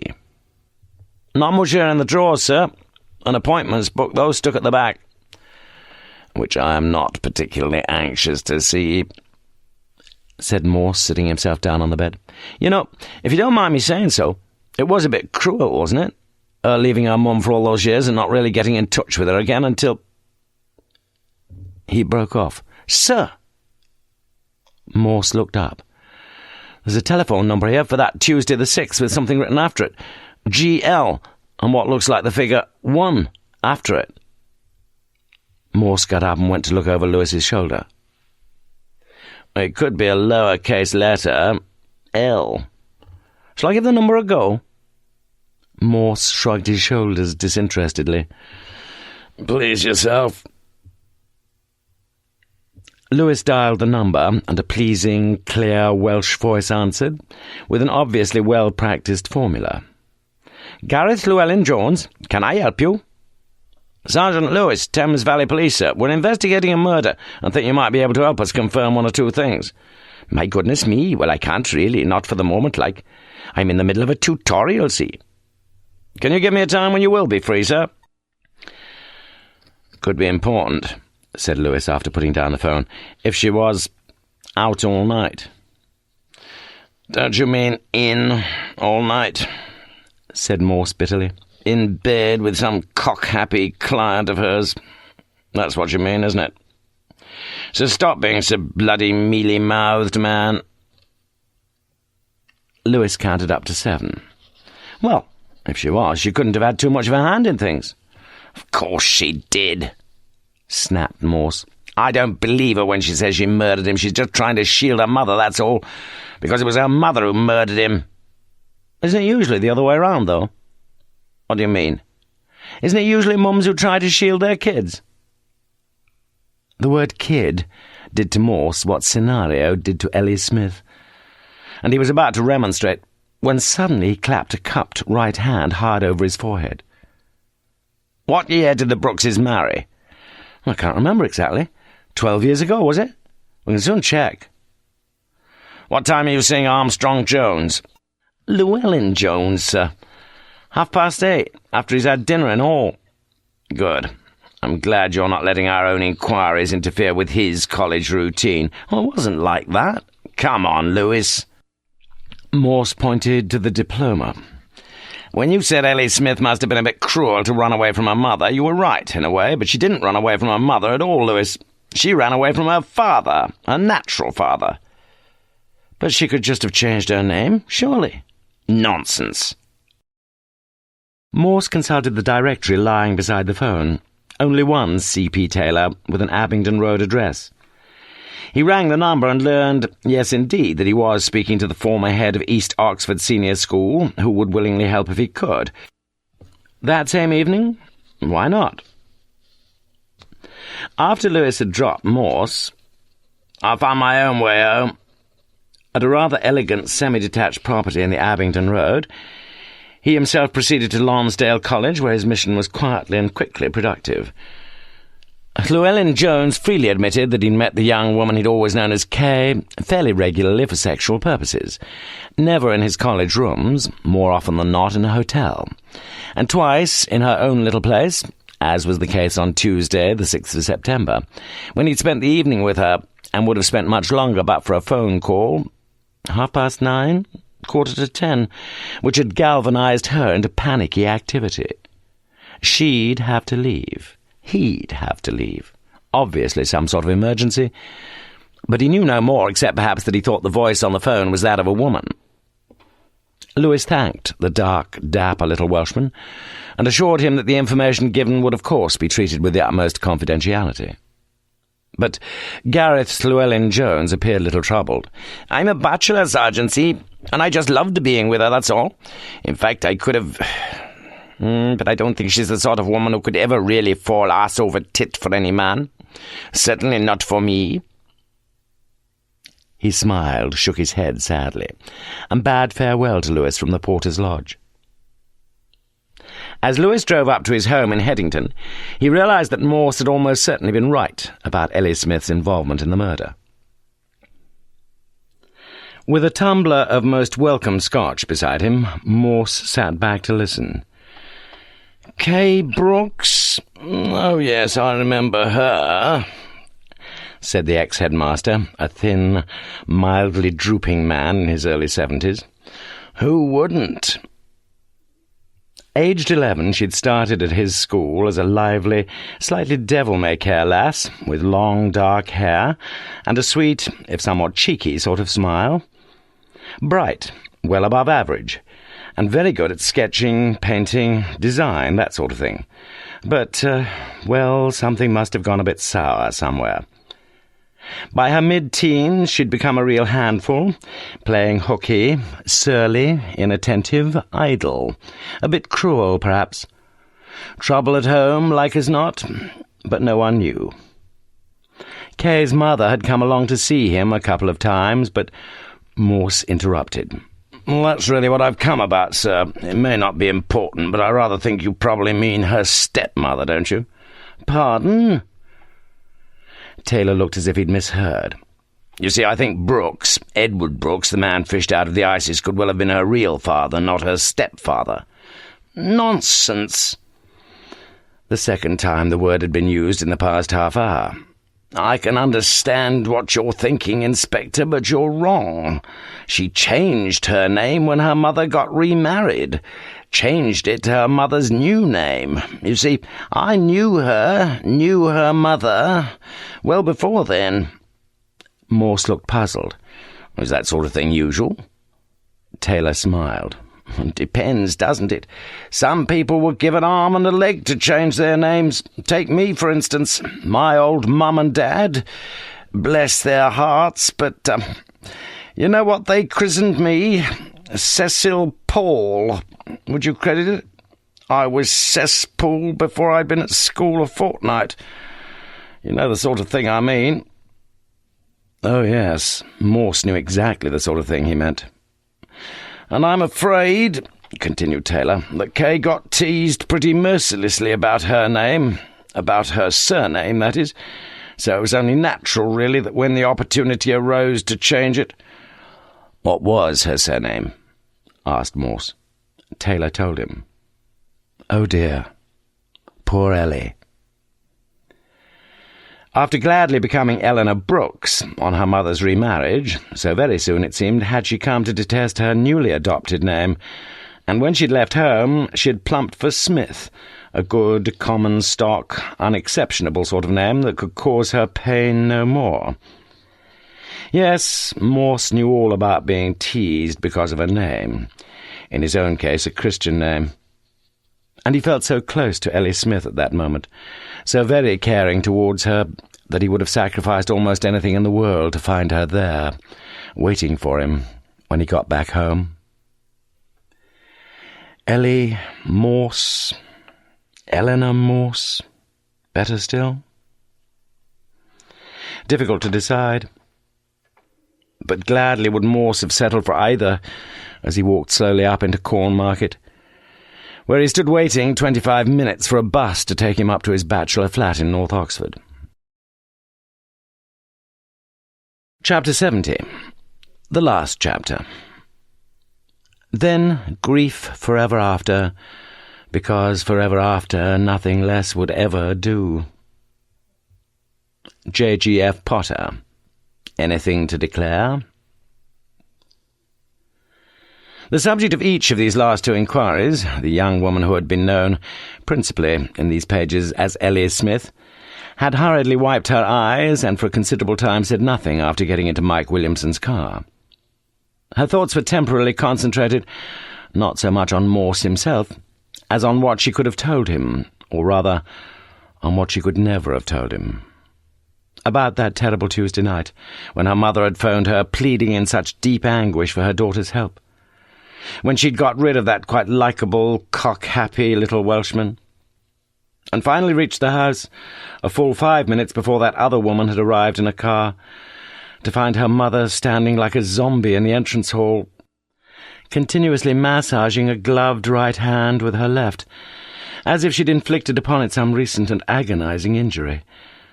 And when, after going into the kitchen, she'd looked down on her stepfather lying prone on the lino there, a strange-looking wooden-handled knife stuck, So accurately it had seemed to her, halfway between the shoulder blades. Strangely enough, there hadn't been too much blood. Perhaps he'd never had all that much blood in him. Not warm blood, anyway. Then the red-headed woman had arrived and taken over. So coolly competent she'd been, so organised. It was as if the plot for the drama had already been written, for clearly the appropriate props had been duly prepared, waiting only to be fetched from the back garden shed. Just the timing, it appeared, had gone wrong, as if a final rehearsal had suddenly turned into a first-night performance. And it was her mother, surely, who'd been responsible for that, jumping the starting gate and seizing the reins in her own hands. Her own hand, rather. Singular. Then, 10 minutes later, following a rapidly spoken telephone conversation, the young man had appeared, to whom the red-headed woman had spoken in hushed tones in the hallway. A young man, oddly enough, she knew by sight, since the two of them had attended the same martial arts classes together. But she said nothing to him, nor he to her.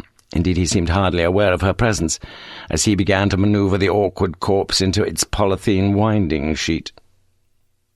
She even found herself remembering his name. Kevin something. As the car turned right from Park End Street into the railway station, Ellie's mind jerked back to the present, aware that Williamson's left hand had crept above the top of her suspended right stocking.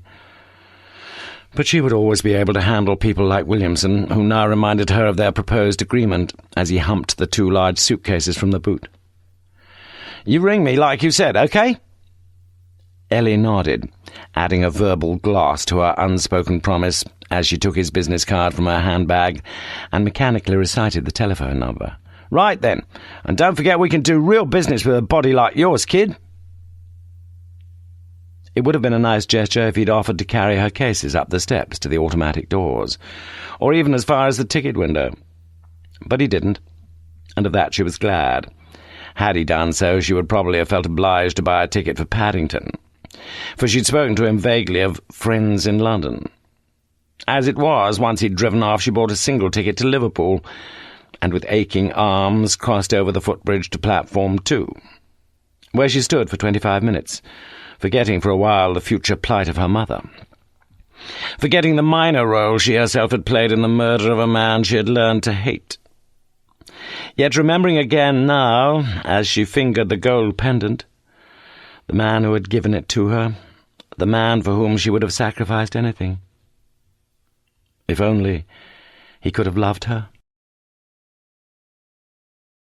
Epilogue. Life is a progress from want to want, not from enjoyment to enjoyment. Samuel Johnson in Boswell's The Life of Samuel Johnson. It is now Friday, the 28th of October, 1994, the feast of St. Simon and St. Jude, and this chronicle has to be concluded, with brief space only remaining to record a few marginal notes on some of the characters who played their roles in these pages.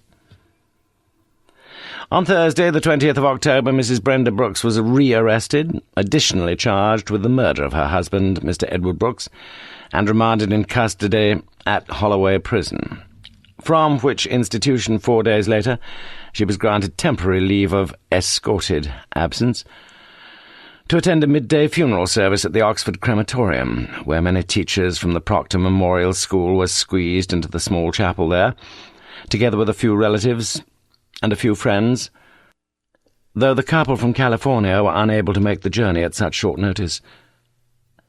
Two others almost completed, the saddened congregation, the facially scarred Kevin Costin, and a pale-looking Chief Inspector Morse, neither of whom participated in, what seemed to the latter, the banal revision of Archbishop Cranmer's noble words for the solemn service of the dead. And one other mourner, a dark-suited, prosperous-looking, middle-aged man, who went last of all into the chapel, and sat down, as it happened, next to Morse, on the back row of the left-hand side of the aisle. A minute earlier, wholly unobserved, he had added his own floral tribute to the many others laid out in the garden of remembrance there, a wreath of white lilies. The card attached bore no salutation, no valediction. Just the same words that Julia Stevens had read on a birthday card some 18 months earlier. Don't forget, we had some good times too. St. Giles's enforced new home is some little way from Oxford. Yet that aristocratic cat is not displeased with his environment, particularly with the wildlife opportunities offered in the open field just behind number 22 Kingfisher Way, Bicester, and with the soft beige leather settee on which he now sleeps for long stretches of the day, until his attractive young mistress returns from her duties at the Oxford University Press. Janice Lawrence, only temporarily, she trusts, is now unemployed once more, and her familiar exasperated, "Stop throwing them bricks, Jason," is still often to be heard in the streets of the Cutteslowe estate. On the whole, Mrs. Lewis is well pleased with the work of the decorators, and extremely pleased with her husband's present to her of a new set of 5 black-handled knives, including one, number 4, whose blade, unusually broad at its base, curves to a dangerous-looking point. The former dwelling of Dr. Felix McClure has now been on the market for 2 weeks, its lounge completely recarpeted, but Miss Laura Wynne Wilson, though maintaining a dedicated vigil behind her carefully parted lace curtains, has yet to spot any prospective client arriving to view the property. And Messrs. Atkinson, renowned for their meticulous room measurements, are a little worried that the vicious murder enacted in number 6 has, quite understandably, postponed the prospect of any immediate purchase. And what of Morse?